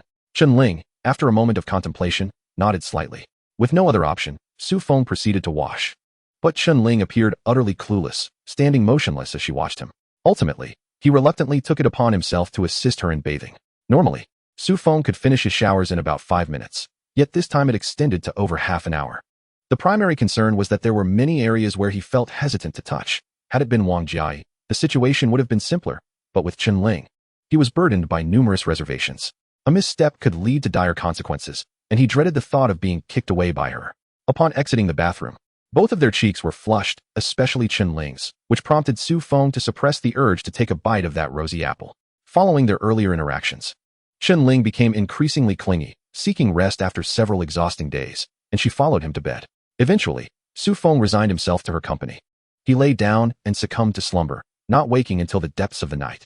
Upon rousing, he glanced out the window into the dark abyss within the camp. Aside from the howling wind, the only sound was the wind's rhythmic assault against the window. After pondering for a moment, he decided against getting up and prepared to drift back to sleep. However, he suddenly sensed a soft body beside him, carrying a scent distinct from that of Wang Jiai and the others, and he recognized who it was. Yet, he felt no inclination to dwell on it. He distinctly recalled Su Qingling mentioning that Chun-Ling was older than her by several months, meaning Chun-Ling was already of age. Given the circumstances, he was no longer concerned with trivialities. After awakening Chun-Ling, he began to indulge in the moment, all while she regarded him with a look of confusion. The wind outside seemed to intensify, its whispers mingling with the rhythmic patter against the glass, creating a melodic sound. Perhaps overwhelmed by the gusts, the window emitted a mournful creak, yet the wind showed no sign of relenting, continuing its relentless assault. Time passed, and gradually, the wind subsided, allowing faint voices from within the room to emerge. Su Feng inquired, "You can understand what I'm saying, right?" Chun-Ling, with beads of sweat glistening on her forehead and her eyes misty, looked at him with an innocent expression, leaving Su Feng perplexed. Just moments ago, she had spoken, yet now she remained mute. Su Feng gazed into Chun-Ling's ethereal eyes, her delicate face adorned with a faint blush, and felt a twinge of confusion. "Su Feng, you were able to speak just now. Are you unable to do so?" Chun-Ling remained silent, casting a glance at Su Feng before nestling her little head into his embrace, seeking a comfortable position, and then closing her eyes. Observing her demeanor, Su Feng felt a sense of helplessness. Chun-Ling did not resist, and, in certain respects, she cooperated with him, perhaps as a reflex. However, he could distinctly hear her normal voice. Yet, why did she refrain from speaking? After pondering for a while without arriving at any conclusions, he decided to let it go and embraced Chun-Ling as they drifted into slumber. Chapter 80. The time governed by Su Feng. When Su Feng opened his eyes again, the outside world was bathed in light. He glanced at Chun-Ling in his arms. She was awake, blinking her beautiful eyes and studying him intently. Though she was awake, Su Feng sensed no movement from her, her stillness almost uncanny, resembling a lifeless doll. "Ah, you're awake? Why didn't you call for me?" Chun-Ling. Su Feng exchanged glances with Chun-Ling for a moment, both sensing an eerie atmosphere. After a brief observation, he resolved to rise, prompting Chun-Ling to sit up as well. Suddenly, he noticed her frown slightly before returning to her serene expression, although the furrowing of her brow was fleeting. It did not escape Su Feng's attentive gaze. A potential realization crossed his mind, and he smiled as he began to don his attire. Once he was dressed, he noticed that Chun-Ling remained motionless, which caused him some distress. Ultimately, with some effort, he assisted her in getting dressed, albeit with a pang of sympathy as he caught sight of certain things along the way. Su Feng guided Chun-Ling into the bathroom, assisting her with her morning routine before attending to his own. Afterward, he took her hand and opened the door to step outside. Chun-Ling followed behind him, occasionally furrowing her brow, indicating her discomfort. Upon reaching the hall downstairs, Su Feng gently pressed Chun-Ling onto the sofa, disregarding the expressions of the other women, and addressed Mu Linger. "Please administer some treatment for her." Mu Linger pouted, reluctantly casting a healing spell on Chun-Ling before turning her head away, refusing to look at Su Feng any longer. Su Feng glanced at her, and then turned to Wang Jiai. "Has she had a visit from relatives?" Wang Jiai. "No relatives. Just her temper. She brought along quite a few bottles of vinegar." Su Feng. What does that even mean?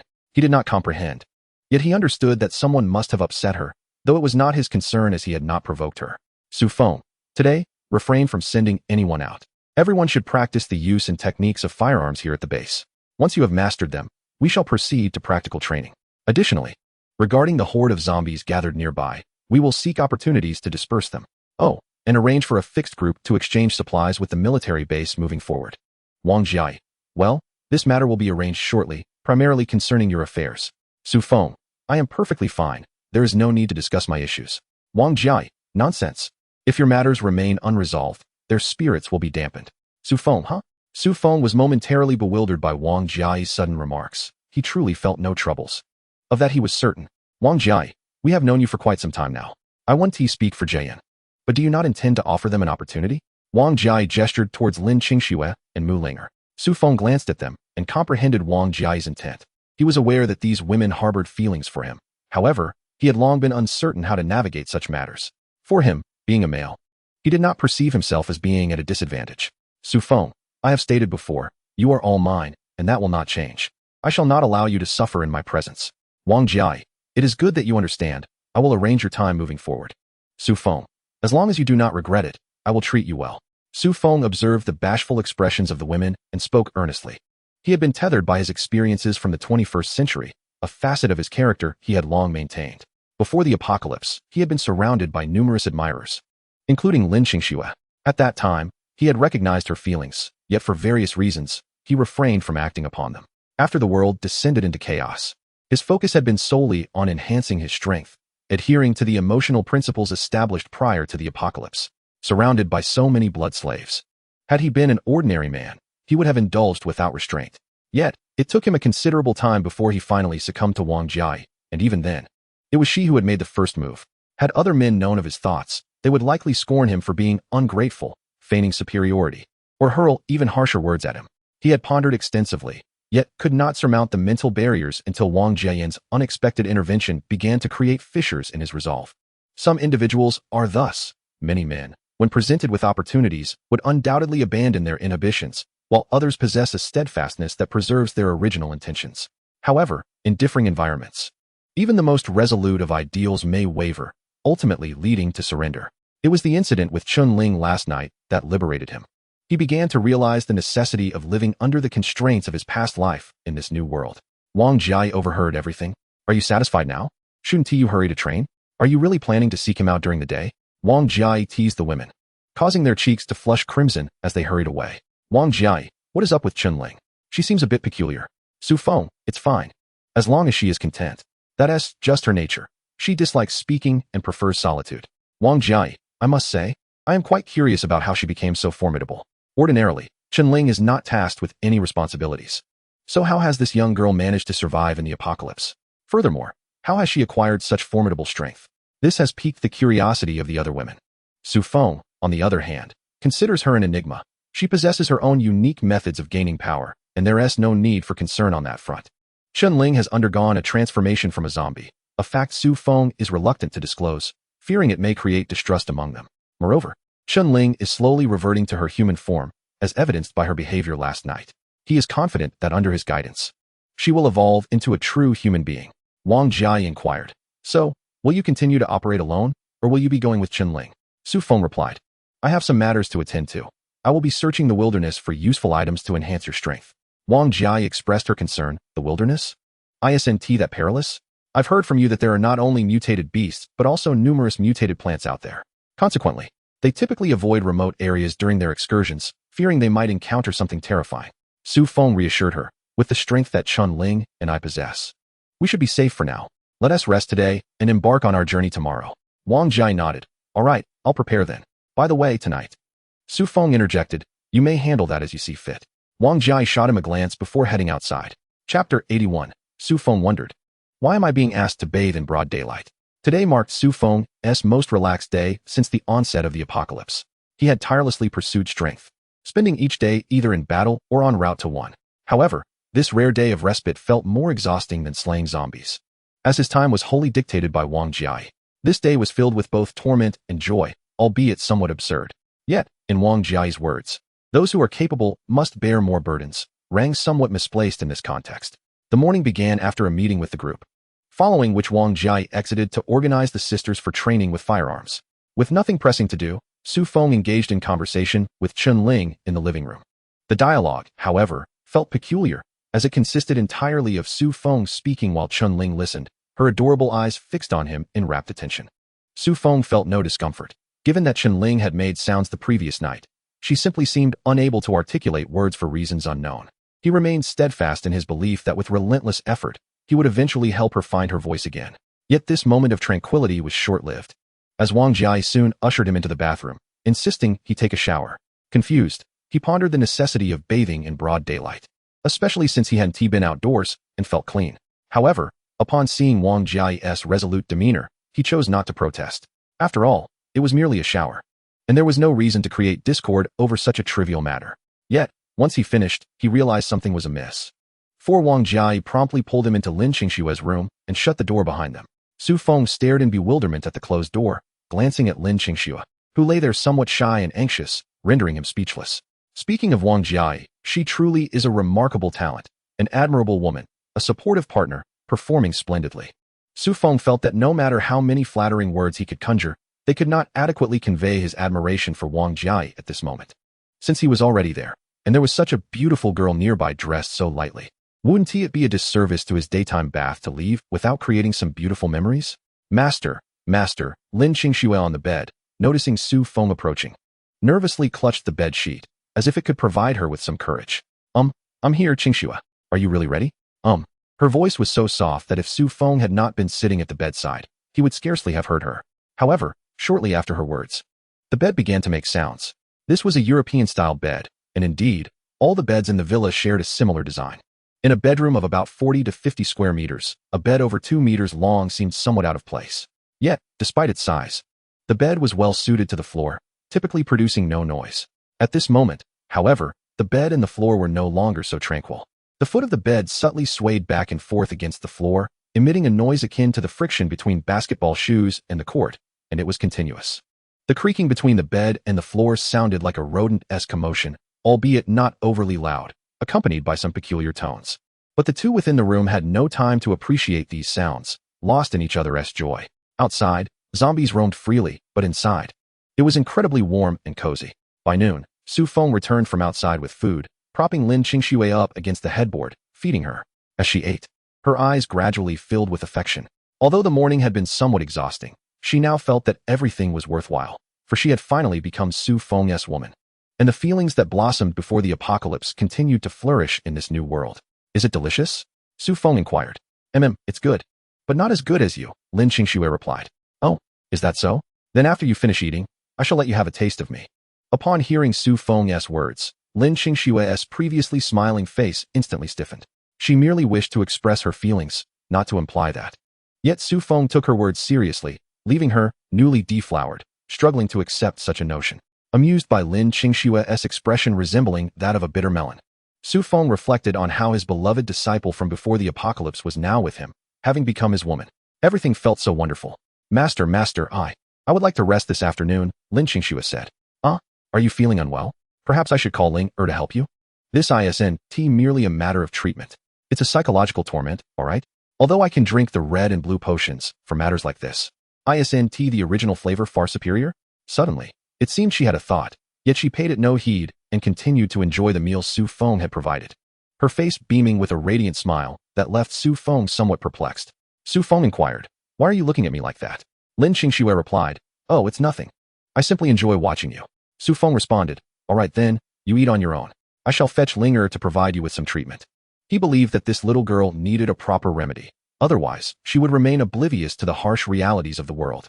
Lin Qingxue protested, "No, I want you to feed me." Su Feng acquiesced, "Very well."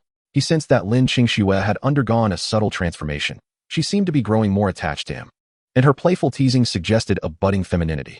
Was this not an essential skill for a woman? Previously, Wang Jiai and Wang Jian exhibited similar traits, as did Chen Ling, who, despite her silence, would draw near him whenever he was present, gazing at him with her sparkling eyes. Sometimes, she would look at Su Feng for an entire hour, until fatigue set in, at which point she would lean against him, even enjoying the gentle swaying of her head in his embrace. Now, Lin Qingxue mirrored this behavior, her voice sweet and endearing, relishing in her coquettishness. Su Feng found this charming. After all, it was quite natural for one's women to express affection towards their man. After finishing her meal, Lin Qingxue lay down to rest, and Su Feng gently kissed her forehead before preparing to seek out Linger, as he too desired a brief respite. Upon entering the living room, he observed only Wang Jiai and Wang Jian at the dining table, while Wang Mei had just stepped outside, leaving him somewhat puzzled. Where had everyone gone? Were they all occupied? And what was Mei Jia up to? Wang Jiai responded, "Mei Jia has gone to distribute supplies for the post-production work. She has matters to attend to today." Su Feng was momentarily bewildered by Wang Jiai's reply. Was this truly what he meant? Did Mei Jie not have tasks to address daily? Before he could voice his thoughts, he was once again ushered into the bathroom by Wang Jiai for a shower. Chapter 82. Su Feng. I just enjoy teasing the helpless nanny, though somewhat bewildered by being pushed into the bathroom. Su Feng did not dwell on it too much. After all, he had worked up quite a sweat that morning. A refreshing wash followed by a brief nap sounded delightful. With that thought in mind, he spent a few minutes showering, donned a bathrobe, and exited the bathroom. To his surprise, Wang Jiai was waiting just outside, and upon seeing him emerge, she grasped his hand and led him in another direction. Su Feng asked, "What's the matter?" "Qingshua's room is over there." Wang Jiai responded, "Yes, indeed. This is the right place. Go on in." She brought Su Feng to Mu Linger's room, swung the door open, and expertly nudged him inside, promptly closing the door behind him. Su Feng stumbled slightly from the unexpected push, and as he regained his balance, he caught sight of Linger changing her clothes. It dawned on him that his women truly knew how to manage their schedules. The morning had been dedicated to Lin Qingxua, followed by a meal, then feeding her again, a shower, and now this. Time was managed with remarkable efficiency. He suddenly recalled a film that illustrated how to master one's time, optimizing its utilization to the fullest. Wang Jiai embodied this principle. I haven't changed yet. At this moment, Mu Linger stood there, enveloped in an overwhelming sense of awkwardness.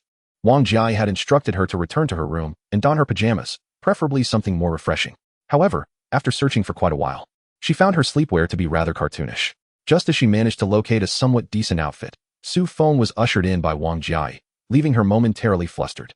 Su Feng approached Mu Linger, who was in room 314, and directly seized the pajamas from her hands, tossing them onto the chair at the foot of the bed.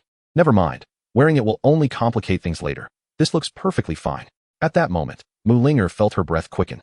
Was there truly any difference between this attire and being unclothed? The potent scent of Su Feng's masculine pheromones flushed her cheeks crimson. Mu Linger possessed a youthful visage. Coupled with a voluptuous figure, her skin was as creamy and delicate as milk, seemingly so tender that one could almost squeeze water from it. Su Feng perceived her as a flawless piece of art. Though she may not surpass Chun Ling, her vivacity was a refreshing contrast to Chun Ling's naivete. Before long, the chair at the foot of the bed collided violently with the bed itself. However, the bed's substantial size rendered the petite chair utterly defenseless, slowly succumbing to the bed's weight, causing the pajamas draped over it to tumble to the floor. Unlike the other women, Mu Linger was a healer. Whenever she sustained injuries, she could effortlessly cast a healing spell to remedy her wounds in an instant. The same applied during her battle with Su Feng. Despite sustaining injuries, she swiftly cast a healing skill, reviving herself completely. In the realm of gaming, many classes dread encountering healers, as they are notoriously resilient and exhausting opponents. Even when a healer appears to be on the brink of defeat, a single healing spell can restore them to full strength. Thus, players often prefer to engage in direct combat with tank classes rather than face healers. While healers may not deal significant damage, their endurance can be frustrating. Su Feng experienced this firsthand. Although it was Mu Linger's first battle with him, her inherent advantages nearly overwhelmed him. Su Feng remarked, "That skill of yours is clearly a bug. I see it." Mu Linger replied, "I feel the same way. This skill seems incredibly powerful and versatile, truly remarkable." At that moment, Mu Linger had exhausted her mana, rendering her unable to cast further spells while taking hits from Su Feng. Otherwise, he would have sustained injuries as well. Su Feng then offered, "Here, let me give you something special." He produced a weapon, the Silver Tier Staff of Spiritual Authority, which he had acquired earlier on the highway. It enhanced the potency of healing spells by 50 and increased mental fortitude by 50. Mu Linger exclaimed, "Wow, this is fantastic. With this weapon, I feel invigorated. Shall we engage in another battle?" Mu Linger, with a swift motion, activated a skill, restoring her health bar to full capacity and transforming her passive abilities into aggressive ones, launching an onslaught against Su Feng. Regrettably, he lamented the timing of drawing his weapon, yet it was too late to reconsider. He could only brace himself and endure Mu Linger's fierce assault. With her weapon in hand, Mu Linger experienced a remarkable enhancement in her skills, reaction time, and the potency of her abilities. After all, she wielded a silver-grade weapon, perhaps the very first of its kind in this apocalyptic world, now under her command. The battle gradually tilted in her favor. As their sparring intensified, Su Feng found himself at a disadvantage, resorting to red and blue potions to sustain his health and mental fortitude. Ultimately, after utilizing the potions thrice, he triumphed over her. Though wearied, he felt a surge of joy in his victory. Su Feng remarked, "Next time, you must refrain from using that weapon. It's utterly monstrous." Mu Linger replied, "Phew. I suppose my combat experience is still lacking. I tend to waste my skills at times, not applying them effectively. I need to practice diligently for our next encounter. Su Feng inquired, who taught you this? Is this how you utilize healing magic? You didn't even apply it effectively. Are you attempting to bring me down? Muling Air mused. I believe I still have room for growth. Perhaps, when my experience is sufficient, I could outlast you. Su Feng retorted, I absolutely loathe healers. They are too overpowered. Muling Air suggested, well, during our next spar, shall I hold back a little? Su Feng exclaimed, what? Are you looking down on me? Feeling a profound affront to his dignity, Su Feng struggled to formulate a retort. It was not that he lacked the capacity to retaliate, but rather, he had to admit that he was somewhat outmatched by the healer. Fortunately, Muling Air had refrained from using her potions during their sparring, for had she done so, he would undoubtedly have faced defeat. This was beyond doubt. As one of the few healers in their team, Muling Air was typically regarded as a precious asset, prioritized for upgrades. Now, she had reached the late stages of the 3rd tier, and it would not be long before she ascended to the 4th tier. The gap between her and Su Feng was not insurmountable, especially considering her regenerative abilities. If she were to take the fight seriously, he would indeed find it challenging to prevail. Muling Air declared, oh no, you are the mightiest. My admiration for you flows like the inexorable waters of the Yangtze, uncontainable, akin to the tumultuous waves of the Yellow River. I'm out of blue. Let me regenerate some mana. Su Feng quipped, I'm just taking advantage of this blue-less healer. Chapter 83. Su Feng's position in the sisterhood. It proved that even in the realm of gaming, healers could be bullied. Provided one seized the opportunity when their mana was depleted, then they were left vulnerable. Su Feng, feeling invigorated as he smoked a cigarette, gazed at the exhausted Muling Air, relishing the moment as he felt a sense of vindication. He mused that this girl, despite her profession, still sought to turn the tide. He was eager to see how she would manage that now. After finishing his cigarette, he rose and dressed, gazing at the girl curled up like a little kitten. He leaned down and gently kissed her forehead before pushing the door open and stepping outside. Upon entering the living room, he found Wang Jiai and Wang Mei present. Wang Jiai regarded Su Feng with a playful expression, causing him to feel somewhat embarrassed. Su Feng cleared his throat and said, ahem. I'm just stepping out for some fresh air. As he walked away, Wang Mei sighed softly. She was no longer innocent, and with Su Feng's formidable strength, she felt her chances were slim. Wang Jiai asked, Sister Mei, can I arrange for you tomorrow night? What? Wang Mei, momentarily confused by Wang Jiai's implication, stared at her in a daze. However, upon seeing the knowing smile on Wang Jiai's face, she, being someone with experience, understood the meaning behind her words. But I feel unworthy, Wang Mei replied. Wang Jiai reassured her, in this apocalyptic world, worthiness is irrelevant. The entire base belongs to him, and we all, save for the logistics, are his, you included. Observing Wang Mei's melancholic demeanor, Wang Jiai remarked dismissively. She was Su Feng's first blood servant and the one he cherished most. Thus, she felt it was her duty to manage everything for him, including the women in his life. Most importantly, Wang Mei was also a spatial ability user and a blood servant of Su Feng, so she must not be neglected. You know Su Feng's nature. He struggles with expression, yet he genuinely cares for everyone around him, including you. Think about it. Since you joined this team, has Su Feng ever looked at you differently? The team's resources have largely been entrusted to you, which underscores his regard for you, surpassing many others. I believe that tomorrow night, he will be yours. It will then be up to you. After reflecting on Wang Jiai's words, Wang Mei realized the truth in them. Since aligning with Su Feng, he had never spoken to her inappropriately or disrespected her. He had always shown her respect, provided her with resources, and guided her in her cultivation. Although she had been married before the apocalypse, that man was now deceased. In this new world, relying on Su Feng seemed acceptable, especially since she harbored feelings for him. Yet, she felt guilt over her past, as she was no longer pure. Consequently, she had maintained a respectful distance, burying her feelings for Su Feng deep within. However, Wang Jiai's assertion that she, too, had a chance, and that tomorrow night could belong to her stirred within her a mix of gratitude, excitement, confusion, and melancholy, alongside a profound sense of shyness and fear. As a married woman, though childless, she was still a woman, and discussing such matters openly filled her with embarrassment. Yet, she feared that should she take that step tomorrow night, Su Feng might not accept her, leaving her with no face to continue living. Thus, she found herself in a quandary. She longed to become Su Feng's woman. In her 20s, a time when a woman blossoms, she craved emotional nourishment. Yet she was inherently different from Wang Jiai and the other girls, who had never known a man and remained unblemished. They possessed their own advantages, while she felt devoid of any. Wang Jiai inquired, "Are you frightened?" Wang Mei replied with a chuckle, "Indeed, I am afraid of many things, for I am incomplete." Understanding her sentiment, Wang Jiai had previously discussed this with her sister, and they both unanimously agreed to assist Wang Mei in this matter. Wang Mei, in fact, there are many aspects of you that we envy, though you may be unaware of them, Wang Jia remarked. Wang Mei looked at her in astonishment, pondering what her own advantages might be, yet she could not discern any. Wang Jia continued, there is a saying from before the apocalypse. I wonder if you have heard it. Wang Mei asked, what saying? Wang Jia replied, in youth, one does not appreciate the charms of a married woman, yet treasures a maiden as a gem. You have heard this, haven't you? Upon hearing Wang Jia's words, Wang Mei was initially taken aback, her cheeks flushing crimson as she realized the implications of what Wang Jia had said about envying her. The statement made her feel so embarrassed that she wished to escape the situation immediately. Wang Jia added, thus, your experience is your greatest asset.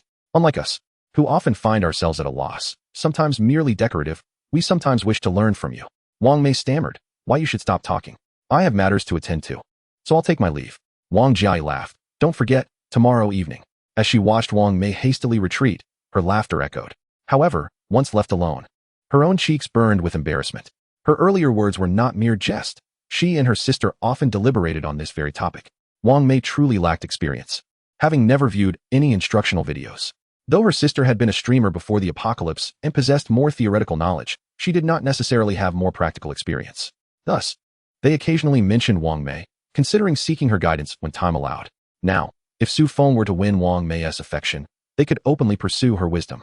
Yet, she was still a girl, and the notion of arranging such matters for Su Feng was already quite shocking, let alone discussing these topics aloud, which made her feel exceedingly bashful. Sighing, she reflected that while the apocalypse had its advantages, the plight of women in this world was quite pitiable. Most could only survive by relying on men. Women, inherently weaker and more timid, required immense courage to confront zombies. Even if they took that crucial step, the odds of survival were lamentably slim.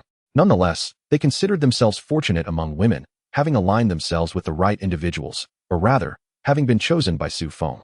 Thus, they sometimes felt that their current lives were more fulfilling than before the apocalypse, not only possessing formidable strength, an abundance of food, and a stable living environment, but also having the option to relieve stress by dispatching a few zombies when the pressure mounts. Many of the women in the team express immense satisfaction with their current lives. Their prowess elevates them above others in this post-apocalyptic world. The rich resources they have acquired serve as their wealth, and the most frequently heard topic among them is how to win over Su Feng. Chapter 84. The frightened soldier girl within the base. The women chose not to venture outside today. After a day of practice with firearms, they have grasped the basics and eagerly await tomorrow's real combat. At this moment, the women gather in small clusters, laughing and chatting, while some remain in their dormitories. Observing their smiling faces, Su Feng feels a sense of comfort. They have transformed completely since the day he rescued them. In this harsh world, some of these women have endured significant suffering. After all, they are women, and the darkness of human nature and greed often targets them first. Now, they have been given a warm home, allowing them to live with smiles, and Su Feng believes that he can rescue even more women in the future. Watching them laugh brings him joy and is a delight to behold. This place is truly wonderful, a melodious voice chimed from behind. Su Feng did not need to turn around to know who it was. Is it? I believe so too. I will save even more women so they can live well. Yin Bingqin, why only save women? I have always found that curious. Su Feng, because I do not like men. Yin Bingqin. This answer left her momentarily speechless. Yet she understood that Su Feng was not a lecherous man. Perhaps he was, but not in an excessive manner. Throughout the day, she had interacted with these female students and gathered, both directly and indirectly, that Su Feng had never acted inappropriately towards them. His women seemed to consist of only one or two from his original team, though unbeknownst to her, the number had now grown to 3 or 4. Thus, she found herself intrigued by Su Feng, yet unsure of how to learn more about him. As a soldier, she was also a girl. Most girls seem inherently drawn to such gossip, especially when it involves hundreds of girls being saved by a single boy. Su Feng glanced at Yin Bingqin, amused by her hesitance to speak. Su Feng, I am not a great person, my abilities are limited. I merely wish to live well myself, and, within my means, provide them with a home. Yin Bingqin. She found his explanation somewhat awkward. What did he mean by giving them a home? However, she did not dwell on it, as Su Feng's actions were commendable. Even the military seemed to pale in comparison to what he had accomplished. Yin Bingqin, you are quite mysterious. Su Feng, am I? I would advise you not to become infatuated with me, or else you may find that I possess an even greater mystery, and ultimately, you might fall for me. Yin Bingqin gazed at Su Feng in silence. Today, he seemed like a different person, no longer cold and distant as he had been before. To her surprise, he was now teasing her. She had heard from other girls that Su Feng was the epitome of a straight man, blunt and unfiltered with his words. Could it be that he was captivated by my beauty?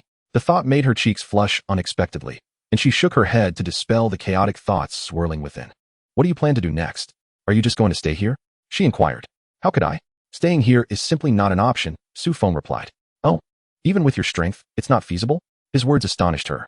Although she had gained extraordinary abilities, in this scenario, she felt like a mere underdog. Any random girl could easily outshine her. Yet, despite their formidable team, could they truly not survive in this post-apocalyptic world? The numbers are simply too few. Against tens of thousands of mutated zombies or aberrant creatures, we stand no chance, Su Feng explained. Tens of thousands? I had heard that the large zombie hordes in the vicinity had already been devoured by you. Where would such a multitude still exist? She questioned. Su Feng fell silent, his gaze fixed on the city center. This city boasted 4 major old districts, each housing a vast population. Additionally, 7 newer districts had been established over the years, now rivaling the old districts in terms of density. The area they were currently in could scarcely be regarded as a district. In a metropolis with nearly 10 million inhabitants, could the number of zombies truly be insignificant? Moreover, many residents in the urban area kept pets, and in such an environment, those creatures would grow rapidly. Most importantly, the larger the zombie gathering, the higher the likelihood of advanced zombies emerging. Who could say whether intelligent zombies or mutated creatures capable of orchestrating a zombie horde might arise? Just one school had produced a Chunling. There were many such institutions in the city, which fueled his concern. You haven't ventured into the city, have you? Su Feng queried. Upon hearing his words, Yan Bingqin's expression shifted to one of alarm. She had previously contemplated this possibility, yet she believed that, after all, they were merely zombies, and the abilities of the empowered could withstand them. However, upon witnessing Su Feng's grave demeanor, realization struck her, and a wave of fear washed over her, causing cold sweat to break out unbidden. You mentioned before that there would be mutated zombies within the gathering. What about the city? She hesitated, unable to complete her thought, for uncertainty gripped her. Yet, from Su Feng's earlier words, she could glean certain insights. And any place that garnered the attention of someone as powerful as him was undoubtedly formidable. Su Feng, indeed, based on my conjecture, there should be a significant number of second-tier zombies there, and the third-tier ones are likely not few either. As for those of higher tiers, I personally believe their numbers are not inferior to those in my base. Yan Bingqin, how is that even possible? The personnel at Su Feng's base, including those in logistics, number nearly 500. Yet, are there truly more fourth-tier or higher zombies in the city than there are people here? When they previously engaged in exterminating zombies, they encountered second-tier ones, which were challenging to eliminate. She pondered the scenario of encountering third-tier zombies. It should not be too difficult for the authorities to handle. But what about the fourth tier? And what of the higher tiers? Fifth, sixth, such entities could indeed exist. How could humanity contend with them? Must we truly resort to large-scale weaponry? If it were to reach that point, the use of such weapons would be inconsequential, but the fear lies in the possibility of facing not just 1 or 2, but dozens or hundreds. She envisioned that the military base could be swiftly overwhelmed, let alone 5th or 6th tier zombies. Even Su Feng, a 4th tier ability user, could potentially dismantle the base given some time. Chapter 85. The terror of the healer profession. Su Feng, observing Yan Bingqin's expression, sighed in resignation. Although his thoughts were merely speculative, they were likely close to the truth. After all, the appearance of Chunling and the mutated willow trees on the highway were indicative of these matters. Initially, he harbored some concerns regarding his own strength, but now, he found himself increasingly anxious. It was imperative to accelerate the enhancement of their capabilities, including those of the women in the base. Moreover, he needed to venture out tomorrow to gather more weaponry. He would not place all his bets on firearms. In this apocalypse, cold weapons are the true kings. Furthermore, due to the existence of the system, he possessed an unparalleled advantage that must be magnified infinitely. Not only should he stay ahead of the survivors, but he must also remain at the forefront of all living beings. Su Feng, all right, let us not overthink it. Go back and rest. You've had a long day. I appreciate your hard work today, and I will ensure that you all receive the necessary materials for training. Yan Bingqin, MHM, understood. With that, she turned and departed, needing time to digest the information, as it was beyond her current capabilities to engage with such matters. Su Feng returned to the living room and noticed Wang Jiayi alone, tallying something. He approached her and inquired about the current quantity of crystal nuclei. Was it sufficient to elevate everyone to the 3rd tier? Yes, for now, it is adequate. And tomorrow's yield may be even greater.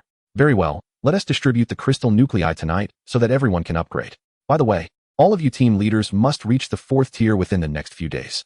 Aim to elevate as many as possible to the 4th tier. And for the logistics personnel, let us temporarily halt their upgrades. All training materials should be allocated to combat personnel first. Has something occurred? Wang Jai, upon hearing Su Feng's remarks, wore a grave expression. The team's current pace of advancement was already quite rapid, yet it was evident from Su Feng's tone that it was still insufficient. Our pace of advancement is far slower than those external entities. A swift upgrade is indeed a precautionary measure. By the way, tomorrow I shall venture out to gather some supplies. Very well. I will ensure that matters here are well arranged. Furthermore, recently during our exchanges of resources with those survivors, a few women expressed a desire to join our ranks. However, they do not appear to be students, hence I did not grant my consent. I would like to hear your thoughts on this matter. It is acceptable, but we must thoroughly investigate their personal backgrounds. We must resolutely refuse those who harbor ill intentions. Understood. Additionally, if we were to commence recruitment again, our current accommodations may prove insufficient. For the time being, we can manage to squeeze in. This is not our ultimate base, and before long, we may need to relocate. I understand. Regarding Su Feng's perspective, Wang Jai refrains from disputing it. She believes Su Feng has considered every aspect. Following Su Feng's lead, she has progressed from having nothing to the strength she possesses today, step by step. She does not inquire about the sources of Su Feng's acquisitions. Her focus lies in executing his commands diligently and managing his team effectively to alleviate some of his burdens. As night falls and it is time to rest, Wang Jai again schedules Su Feng's time. However, upon encountering the individuals before him, Su Feng finds himself no longer composed. If asked whom he fears most among the women, he would undoubtedly name Mu Linger. At merely 19 years of age, her healing abilities render her formidable, and in her prime, Su Feng doubts his capacity to contend with her. Yet, the presence of these two young ladies is the true source of his unease. Alas, if one healer proves challenging, the arrival of two is daunting. Su Feng gazes at the sisters Su Lifang and Su Lia, both possessing healing abilities. Although their strength does not yet rival that of Mu Linger in the late 3rd tier, they have nonetheless reached the initial 3rd tier. This is largely due to their healing powers, for Wang Jai has allocated ample training resources to them, and no one in the team has voiced opposition. They all understand the benefits that Su Lifang and Su Lia's abilities can confer. So long as their strength permits, the team is unlikely to suffer any casualties. However, Su Feng feels that while their strength has increased, he remains unable to match them, especially when they work in tandem. Su Feng coughs lightly and proposes, how about we take turns tonight? Su Lifang and Su Lia? Though they feel a hint of shyness, Su Lia has learned of Su Feng's formidable prowess. Concerned that she might not prevail alone, she consulted her sister, leading to their joint approach. But what is he implying now? Does he intend to separate them? Teach them a lesson one by one? They find this notion impossible, absolutely inconceivable. Su Lia exclaims, no way. Observing their resolute expressions, Su Feng's head aches intensely. Yet given the circumstances, he realizes he has little choice but to grit his teeth and charge forward. Time slipped away unnoticed. And after Su Feng had consumed the red and blue potions for the 5th time, he finally managed to defeat the two sisters. He collapsed onto his bed and swiftly drifted into slumber, his rapid descent into sleep leaving the sisters utterly astonished. Su Yali remarked, Sister, is he really that exhausted? I don't find him as terrifying as they described. Su Lifang replied, well, perhaps it's the influence of our abilities. Su Yali responded, it seems so. Thankfully, you are clever enough to utilize your powers to alleviate the pressure. Otherwise, we might have struggled. Su Lifang mused, it appears that any one of us could manage this. Su Yali agreed. Indeed, my earlier concerns were unnecessary, though it was quite intense at first. Su Lifang acknowledged, true, but after using the healing spell, everything improved. It wasn't as daunting afterward. I wonder, if we had enough blue potions, Su Yali interjected, then I could easily overpower him. Noticing her sister had taken her words, Su Lifang shot her a playful glare. She shared the same sentiment, realizing that Su Feng would likely refrain from arrogance in their presence henceforth. After all, a healer with unlimited endurance would undoubtedly instill a sense of panic in him. Sister, what are you laughing at? Just thinking about his expression when he first entered. It was rather amusing. In hindsight, he must have encountered some difficulties with Linger, hence his reaction upon seeing us. Indeed, what did he say back then? Perhaps we should have started with one? They both laughed. It seems he was genuinely frightened. I wonder if, in such matters, we are a sort of bug that terrifies him. Probably, sister. How about we cast a skill on him and then revive him? That might not be appropriate. Who cares? I'm still not well, so I'll heal him. After saying this, Su Yali drank a vial of blue potion, collected herself, and cast a skill on Su Feng. Suddenly, his voice echoed throughout the villa. What the hell, more of this? Chapter 86. The sisters' conversation. The following morning, Su Feng, who had not enjoyed a restful night, rose from his bed and glanced around, finding no one beside him. He couldn't help but marvel at the prowess of a healer. After dressing, he descended the stairs to stretch and freshen up before heading downstairs. A lively gathering awaited him, with the sisters engaged in boisterous conversation. Although Su Lifeng and her sister were blushing furiously, being playfully teased by the others. Lifeng, you two were quite wild last night. You kept us awake until the wee hours. Indeed, I never imagined you could be so fierce while fighting zombies. Changing targets really transforms you. Absolutely. I even heard Brother Feng's cries. I truly admire you both. Next time, we should separate these healers. Otherwise, Su Feng might not withstand it. Yes, separation is essential. How about you, Yali? Join me next time. With a chuckle, Su Feng observed the girls engaged in their lively conversation, refraining from approaching them due to his embarrassment. It was a profound humiliation for him, a man of stature, to be so effortlessly bested by two caretakers. Yet, he found himself powerless in such matters. Males are inherently at a disadvantage, especially when faced with formidable opponents like these girls. He could only silently shed tears over his plight. By the way, I heard that Linger tormented Su Feng for the entire afternoon yesterday. It must be said, your unique abilities are truly enviable. As Mu Linger noticed the attention shifting towards her, her cheeks flushed crimson. Indeed, she had initially been dominant, but Su Feng, lacking in chivalry, had seized the opportunity to launch a surprise attack when she was momentarily vulnerable. How did he ambush you? Do share, the others implored. I ran out of skills and was caught off guard, she confessed. The group chuckled. It is often said that 3 women can create a spectacle. And with so many gathered, there were countless dramas unfolding. Furthermore, the conversational boundaries among women can be even more audacious than those among men. Even Su Feng, the subject of their banter, felt a wave of embarrassment wash over him and decided it would be better to retreat to a corner for a smoke. Su Yili inquired, do you not have any blue potions? Why didn't you drink one? Mu Linger replied, I didn't have the chance, he took them from me. Wang Jiayi remarked, you are quite impressive, holding your own against him for an entire afternoon. She was acutely aware that even with her sister's help, they would not measure up to Mu Linger's prowess. Wang Jiayin added, so, it appears that Linger is the most formidable of all. How did you manage that for an entire afternoon? Su Yili suggested, she must have employed some healing techniques along the way. Wang Jiayin teased, oh, you seem quite knowledgeable. Wang Jiayi turned to Qing Ling, what are you pondering? Are you perhaps daydreaming of your coming of age? Your cheeks are adorably flushed. Su Lifeng chimed in. Indeed, she did mention that she would soon be of age. Perhaps she is contemplating what lies ahead. Su Qingling, a mere high school student, felt out of her depth amidst such discussions. As the topic veered into unfamiliar territory, she felt increasingly uncomfortable, unsure of how to engage. She lowered her head, listening intently, but the conversation only deepened her sense of alienation. What kind of people were these? Did they not shy away from such topics? Wang Jiayi, noticing her discomfort, said, all right, I see your thoughts. How about we host a coming-of-age ceremony for you once you turn 18? Perhaps your brother Su could celebrate with you? The idea of such a celebration left her flustered, and as she considered it, the teasing expressions of her peers caused her to lower her head even further, burying her face in her chest. Wang Jiayi then asked, by the way, Chen Ling, are you certain there is nothing amiss on your end? Chen Ling, the crowd. Throughout the entire time, Chen Ling remained seated beside Su Qingling, not uttering a single word. It was a known fact that she was now also Su Feng's woman, yet the others found themselves unable to engage her in conversation. This perplexity lingered among the women, who, despite their best efforts, could not elicit a response from Chen Ling's Su Qingling. She's fine. Wang Jiayin, how do you know this? Su Qingling, I can feel it. She is quite happy. Wang Jiayi, you can feel it? How come we cannot? Su Qingling, she was at a loss for words, for how could she divulge that her best friend had transformed from a zombie? A zombie girl? Such a revelation would be rather alarming. Moreover, even if she were to speak, it was not her place to decide. That matter should rest with Su Feng. After all, she was his woman, wasn't she? Su Feng, indeed, there is nothing to worry about. Since we are all here today, I shall share this with you, but I hope you will keep it to yourselves. He then proceeded to recount the details concerning Chen Ling, and upon finishing, he noticed that the women had gathered around her, each casting curious glances in her direction. Mu Linger even reached out to touch her, leaving Su Feng speechless. What are you doing? It's nothing. I just wanted to see if it's true. She seems even more terrifying than me. Previously, when people referred to Mu Linger as possessing a youthful appearance, since Chen Ling's arrival, she had been compelled to relinquish that title, which now belonged solely to Chen Ling. It feels no different at all. Is there any distinction you seek? Hey!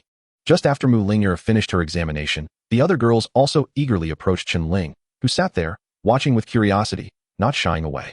Fortunately, these individuals shared a semblance of Su Feng's bloodline power. Otherwise, judging by their recent antics, Chen Ling would have likely flattened them by now. Su Feng, all right. Enough of this. If you persist, she might get upset. Wang Jian, not at all. Look at her. She seems unperturbed, even appearing to enjoy it. Mu Linger, is that so? Let me see. Oh, it truly is. Qingling, may I propose something? Could you let her spend the night with me? I wish to experience what it feels like to sleep beside her. Su Qingling, what do you intend to do? Mu Linger, I do not wish to do anything. I merely want to feel the sensation of sharing a bed with her. Su Qingling. The crowd. This person's words are perpetually astonishing, leaving others utterly speechless. Chapter 87. Chun Ling's eccentric request. In the North City Forest Park, a vast ecological zone was established with considerable government funding prior to the apocalypse, making it a renowned locale in North City. In those days, it was common to see people camping, picnicking, and enjoying the outdoors here, although there were no animals. The diversity of flora was astounding, with an expansive area dominated by large trees, most of which had been transplanted directly from other locations. A rugged vehicle was parked by the roadside, and a man and a woman emerged. The man glanced around, surveying the surroundings, while the young woman approached him directly and wrapped her arms around his. "Oh, why are you hugging me?" he inquired, ruffling her hair. But the girl merely gazed at him in silence, leaving him somewhat exasperated. The man was Su Feng, and the woman was Chun Ling. Su Feng speculated that since Chun Ling had become his partner, she had grown quite affectionate, hence her clinginess. Ahem, what are you doing? This isn't the place. Let us save the fun for later, shall we? However, Chun Ling's subsequent actions left Su Feng speechless as she tugged at his shirt, drawing closer to him, which startled him considerably. They were outside, and his purpose for venturing into the forest park today was to scout for mutated plants in hopes of acquiring some weaponry. Chun Ling's behavior was inappropriate at this moment, primarily because it wasted time and posed certain risks. Thus, he attempted to reassure her. Yet, Chun Ling was evidently unimpressed, perhaps believing that Su Feng had brought her here for this very reason, as she persisted in her actions. "Slow down, please. Can we go back to the car?" Su Feng, feeling utterly helpless, ultimately carried Chun Ling back to the vehicle. Not long after, the rugged car began to sway. Phew, we've wasted nearly an hour. All right, time to get up. We have matters to attend to. Su Feng observed Chun Ling nestled in his arms, her delicate face flushed, lazily resting her eyes. Upon hearing his words, she opened her enchanting eyes and stared intently at him. Su Feng, feeling a mix of exasperation and affection, dressed them both before leading Chun Ling out of the vehicle. After stowing the car away, they ventured into the forest. Next time, we must avoid this. It's too time-consuming. If we need to, we could always enjoy ourselves at home. Chun Ling cautioned, do not act hastily. If any danger arises, wait for my signal before you intervene. Su Feng had no other reaction, understanding that while Chun Ling comprehended his words, she simply struggled to articulate her thoughts. However, he felt a slight headache at her behavior today, which served as a warning bell. If she were to exhibit such actions publicly in the future, it could lead to complications. Thus, he resolved that before their next outing, he would ensure Chun Ling was well fed to avoid any mishaps along the way, especially considering the apocalyptic nature of their world. Suddenly, Su Feng heard a sound. He looked up to find a few large blackbirds perched on a nearby tree, their size exceeding that of geese. These must be mutated birds, likely of the second tier. Bringing them back would make for a splendid feast for the ladies. He gazed at the several birds, his mouth involuntarily secreting saliva. Without any unnecessary chatter, he drew out his blood-drinking blade, greeted Chun Ling, and activated his spatial skill. Vanishing from his location, there were 5 birds perched on the tree, initially fixated on Su Feng upon their arrival. However, once Su Feng disappeared, a hint of confusion appeared in their eyes. Soon after, they noticed that the vanished human had reappeared beside them, causing their feathers to ruffle in alarm. Terrified by Su Feng, who wasted no time, he swung his blood-drinking blade and decisively struck down 2 birds that were huddled together. The remaining 3 took flight. Launching an attack towards him, Su Feng deftly sidestepped to their rear and, with another swift stroke, felled all 3 birds in midair. 2 strikes, 5 birds.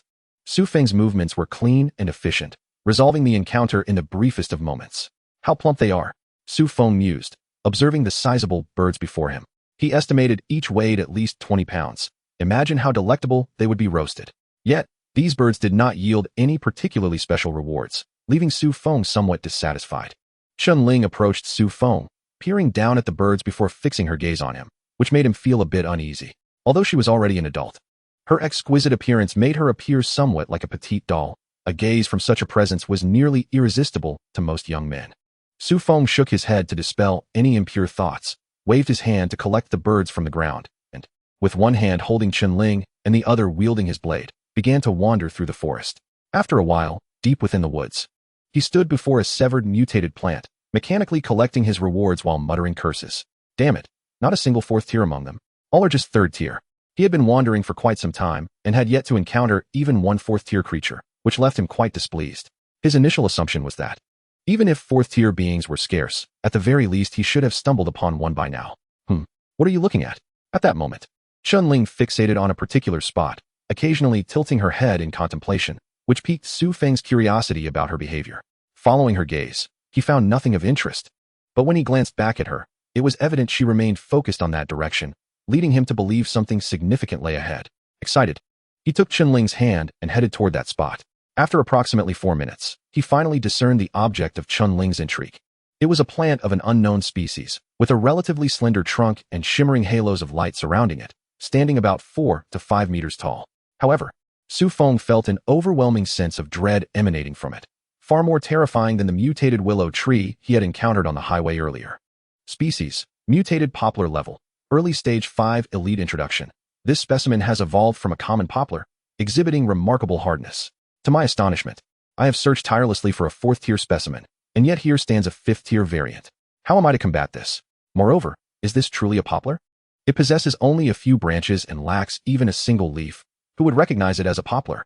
Chapter 88. The Advantages of Having Chun-Ling. The little lowly Su Feng gazed at the mutated poplar before him, utterly speechless. It bore not a single leaf, merely a handful of branches. Yet those branches radiated an ethereal yellow glow. From them, he sensed an immense reservoir of energy, which perhaps served as the weaponry of this mutated poplar. Su Feng was uncertain if it possessed other modes of attack. Thus, he unleashed a cutting strike aimed at the tree. But this once invincible skill left merely a mark upon the trunk, failing to cleave the tree in two. Goodness, how impenetrable! How am I to fight this? If even spatial slicing cannot inflict harm, then surely my blood-drink blade stands no chance of making a dent.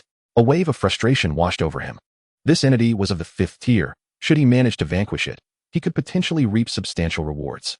Yet, he found himself unable to inflict any damage, causing a profound sense of discomfort. His current emotional state was akin to that of a person who, in a moment of vulnerability, finds themselves unexpectedly interrupted by a relative, an utterly exasperating sensation that few could endure. Boom. Just as Su Feng found himself in a quandary, a figure darted past him, followed by a resounding crash. To his astonishment, he saw that the mutated poplar had been severed in half.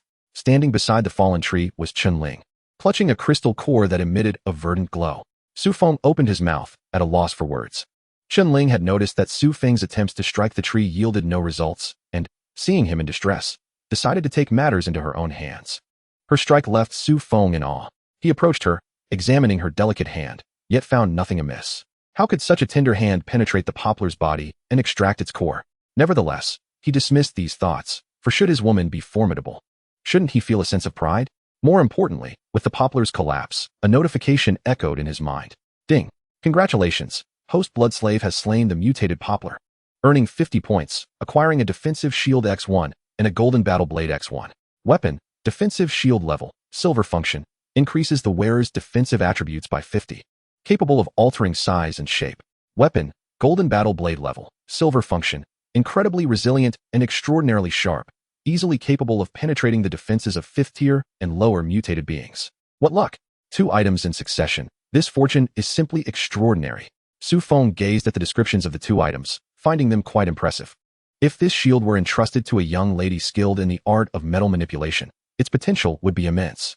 Furthermore, the current team of young women was sorely lacking in high-end weaponry. As the zombies grew increasingly formidable, ordinary and black iron-grade weapons would soon prove ineffectual. The majority of the team was equipped with weapons they had acquired through chance encounters, primarily of black iron grade, and they possessed fewer than 100 bronze-grade weapons. Only 1 silver-grade item, a staff held by Mu Linger, was present among them. The addition of 2 silver-grade shields would enhance the team's combat prowess, and the bronze-grade weapons obtained earlier in the day could also be distributed among several of the young ladies. However, Su Feng harbored a hypothesis. Since Chun-Ling had never previously engaged in combat, her first venture resulted in the acquisition of 2 items. He felt compelled to verify this notion. Observing the crystal core in her hand, Chun-Ling glanced at Su Feng before extending it towards him. Noticing her gesture, Su Feng smiled faintly, encouraging her, "If you wish to have it, feel free to use it." Chun-Ling, undeterred by his words, promptly consumed the 5-tier crystal core. Yet, after she ingested it, a mere gleam emanated from her, and then there was no further reaction, leaving Su Feng somewhat astonished. Nevertheless, he felt no regret. What harm was there in a compliant companion consuming a crystal core? After all, he often indulged in her essence, and she had never voiced any objection. Indeed, she had uttered nothing at all, save for the occasional soft word that brought him comfort during their exchanges. Time passed swiftly, and after an afternoon of experimentation, Su Feng discovered that if Chun Ling was the one to slay an opponent, the drop rate for items was significantly higher, and their quality was consistently impressive. In the afternoon, they encountered several Tier 3 mutated plants. Chun Ling dispatched 3 of them, resulting in the acquisition of 2 silver-grade weapons and 1 bronze-grade weapon, while Su Feng, after defeating one, was rewarded only with a bronze-grade item. When they faced 2 Tier 4 creatures, Chun Ling's prowess was even more pronounced, as she claimed both with silver-grade weapons, revealing to Su Feng a lucrative opportunity. He resolved that, in future encounters with noteworthy mutated flora and fauna, he would have Chun Ling take the lead. This would not only conserve his energy, but also yield substantial rewards, a perfect dual benefit. By the end of the day, Su Feng had amassed a total of 8 silver-grade weapons and shields, all obtained through Chun Ling's efforts, alongside 10 bronze weapons, a commendable harvest. He contemplated that after circling the forest in the coming days, he would likely acquire a wealth of fine weaponry, thereby significantly bolstering the team's overall strength. Glancing at the sky, he checked the time on his watch before urging Chun Ling to leave, leading her to the roadside where he retrieved the off-road vehicle. Upon seeing the vehicle before her, Chun Ling's eyes sparkled with excitement as she swiftly opened the rear door and playfully pushed Su Feng inside. Hey, what are you doing? I need to drive from the front. Chun Ling exclaimed. Wow, your addiction is even greater than mine. Never mind, I'll handle it myself. Wait, well, forget it, you can rip it apart. I still have plenty of clothes in my space. Su Feng glanced at Chun Ling with a touch of helplessness. This girl was truly extraordinary. Even in the woods, she had been rather hands-on, and now that they had emerged, she seemed unable to resist. He noticed that her movements were becoming increasingly adept, allowing her to take the lead, which left Su Feng concerned about her future development. If Chun Ling became addicted to this, would she disregard everything when faced with danger, acting impulsively at any moment? The mere thought of such a scenario sent shivers down his spine, especially when envisioning themselves surrounded by a horde of zombies, being watched by them. Just the idea was terrifying. However, he chose not to dwell on such thoughts, for Chun Ling had already begun her performance. Though she was usually quiet, her voice was remarkably melodious when she held a concert. On the silent road, the sway of the SUV combined with occasional animal calls outside, creating a harmonious backdrop for Chun Ling's singing. Chapter 89. Wang Jiai remarked. Wang Mei has also made arrangements. It's next. Su Feng gazed at the dimming sky and gently patted the curled-up Chun Ling in his arms. She lifted her beautiful, watery eyes, looking at him with confusion, unsure why he was patting her. All right, it's getting dark, we should head back. Chun Ling was unbothered by the impending darkness.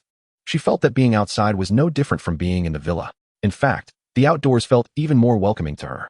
Nevertheless, since Su Feng wished to return, she decided to comply. Sitting up, she curiously tapped the swaying basketball, leaving Su Feng somewhat speechless. With a mix of amusement and exasperation, he tidied up her clothes before attending to his own. Subsequently, Su Feng laid Chun Ling flat on the back seat, took his place in the driver's seat, rolled down the window, lit a cigarette, and began driving back. Ever since he had taken Chun Ling out, his journeys had been relatively smooth. The unique aura she emanated caused the surrounding zombies to instinctively avoid them, unless they encountered a congested horde that needed to be cleared. As long as Chun Ling was present, zombies generally did not position themselves in front of Su Feng's vehicle. In the apocalyptic night, danger loomed for survivors. Yet this did not apply to Su Feng. By the time they returned to the base, darkness had fully enveloped the surroundings, and the women in the base had already finished dinner.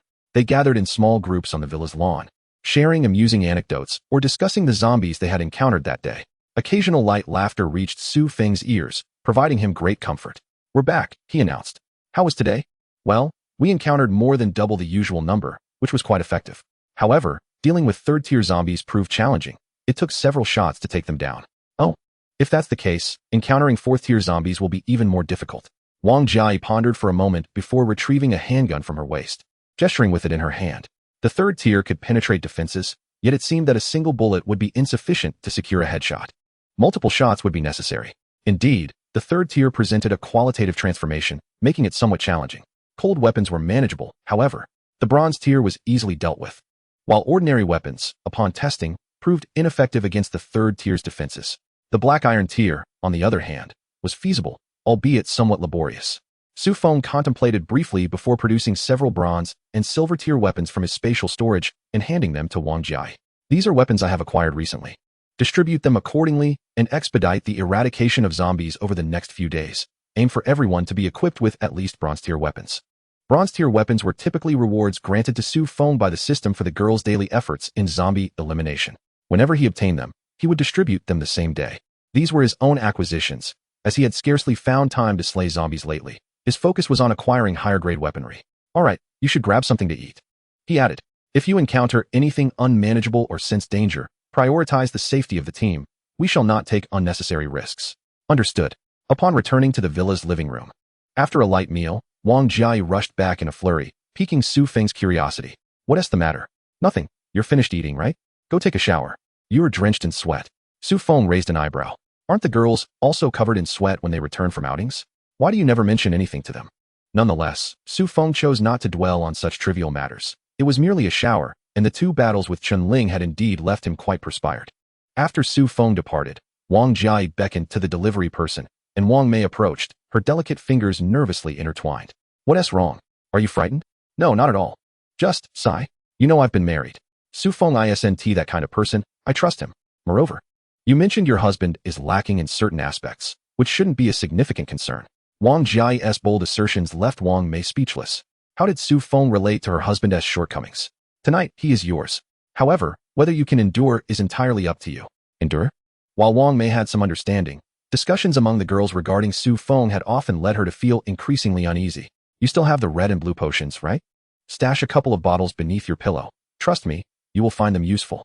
Wang Mei, though perplexed, complied with Wang Jia's instructions. Before Su Feng returned, Wang Jia ensured Wang Mei was ready and presentable. Yet, upon Su Feng's arrival, Wang Mei felt a surge of anxiety and hurried outside to chat with the other girls. It took a thorough search by Wang Jia to bring her back, as she was genuinely concerned for Su Feng's well-being. Wang Jia believes that any girl who plays a significant role in the development of the base or serves as a key factor within the team and possesses decent looks should be considered by Su Feng. However, she is less inclined to allow him to engage with those of ordinary or less than appealing appearance. Should Su Feng become aware of Wang Jia's sentiments, he would undoubtedly commend her with great enthusiasm. She has already arranged for the 3 caretakers in the base to accompany Su Feng, ensuring that the first to follow him was also organized. Additionally, she has her sights set on some of the more admirable girls in the team. Ah, Wang Mei, this matter is resolved. Wang Jia retrieved a small notebook from her pocket, took out a pen, and marked a tick next to Wang Mei's name.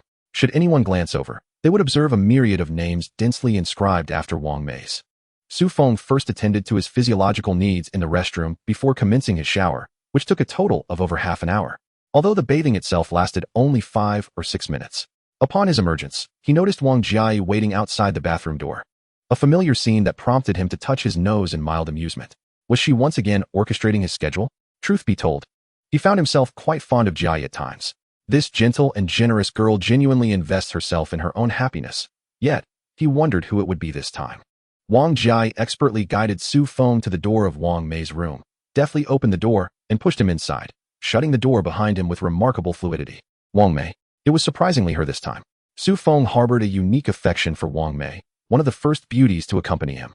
Many of the subsequent girls were but nameless to him, but Wang Mei remained one of the few he knew well, sharing the same spatial abilities. Wang Mei possessed a storage space, and their paths had crossed frequently. Moreover, she exuded a certain mature charm that the likes of Jia and her peers could not embody. There was a saying before the apocalypse that mantled the notion of mature women being preferable to young maidens. He was uncertain of the reasoning behind such a belief. Yet Wang Mei was undeniably beautiful, with a slender figure that was both curvaceous and fair-skinned, appearing almost like a youthful maiden if not for the knowledge of her marital status. Nevertheless, the natural allure of her maturity was something that the likes of Jia could not comprehend. As for the merits of her maturity, he was eager to discover.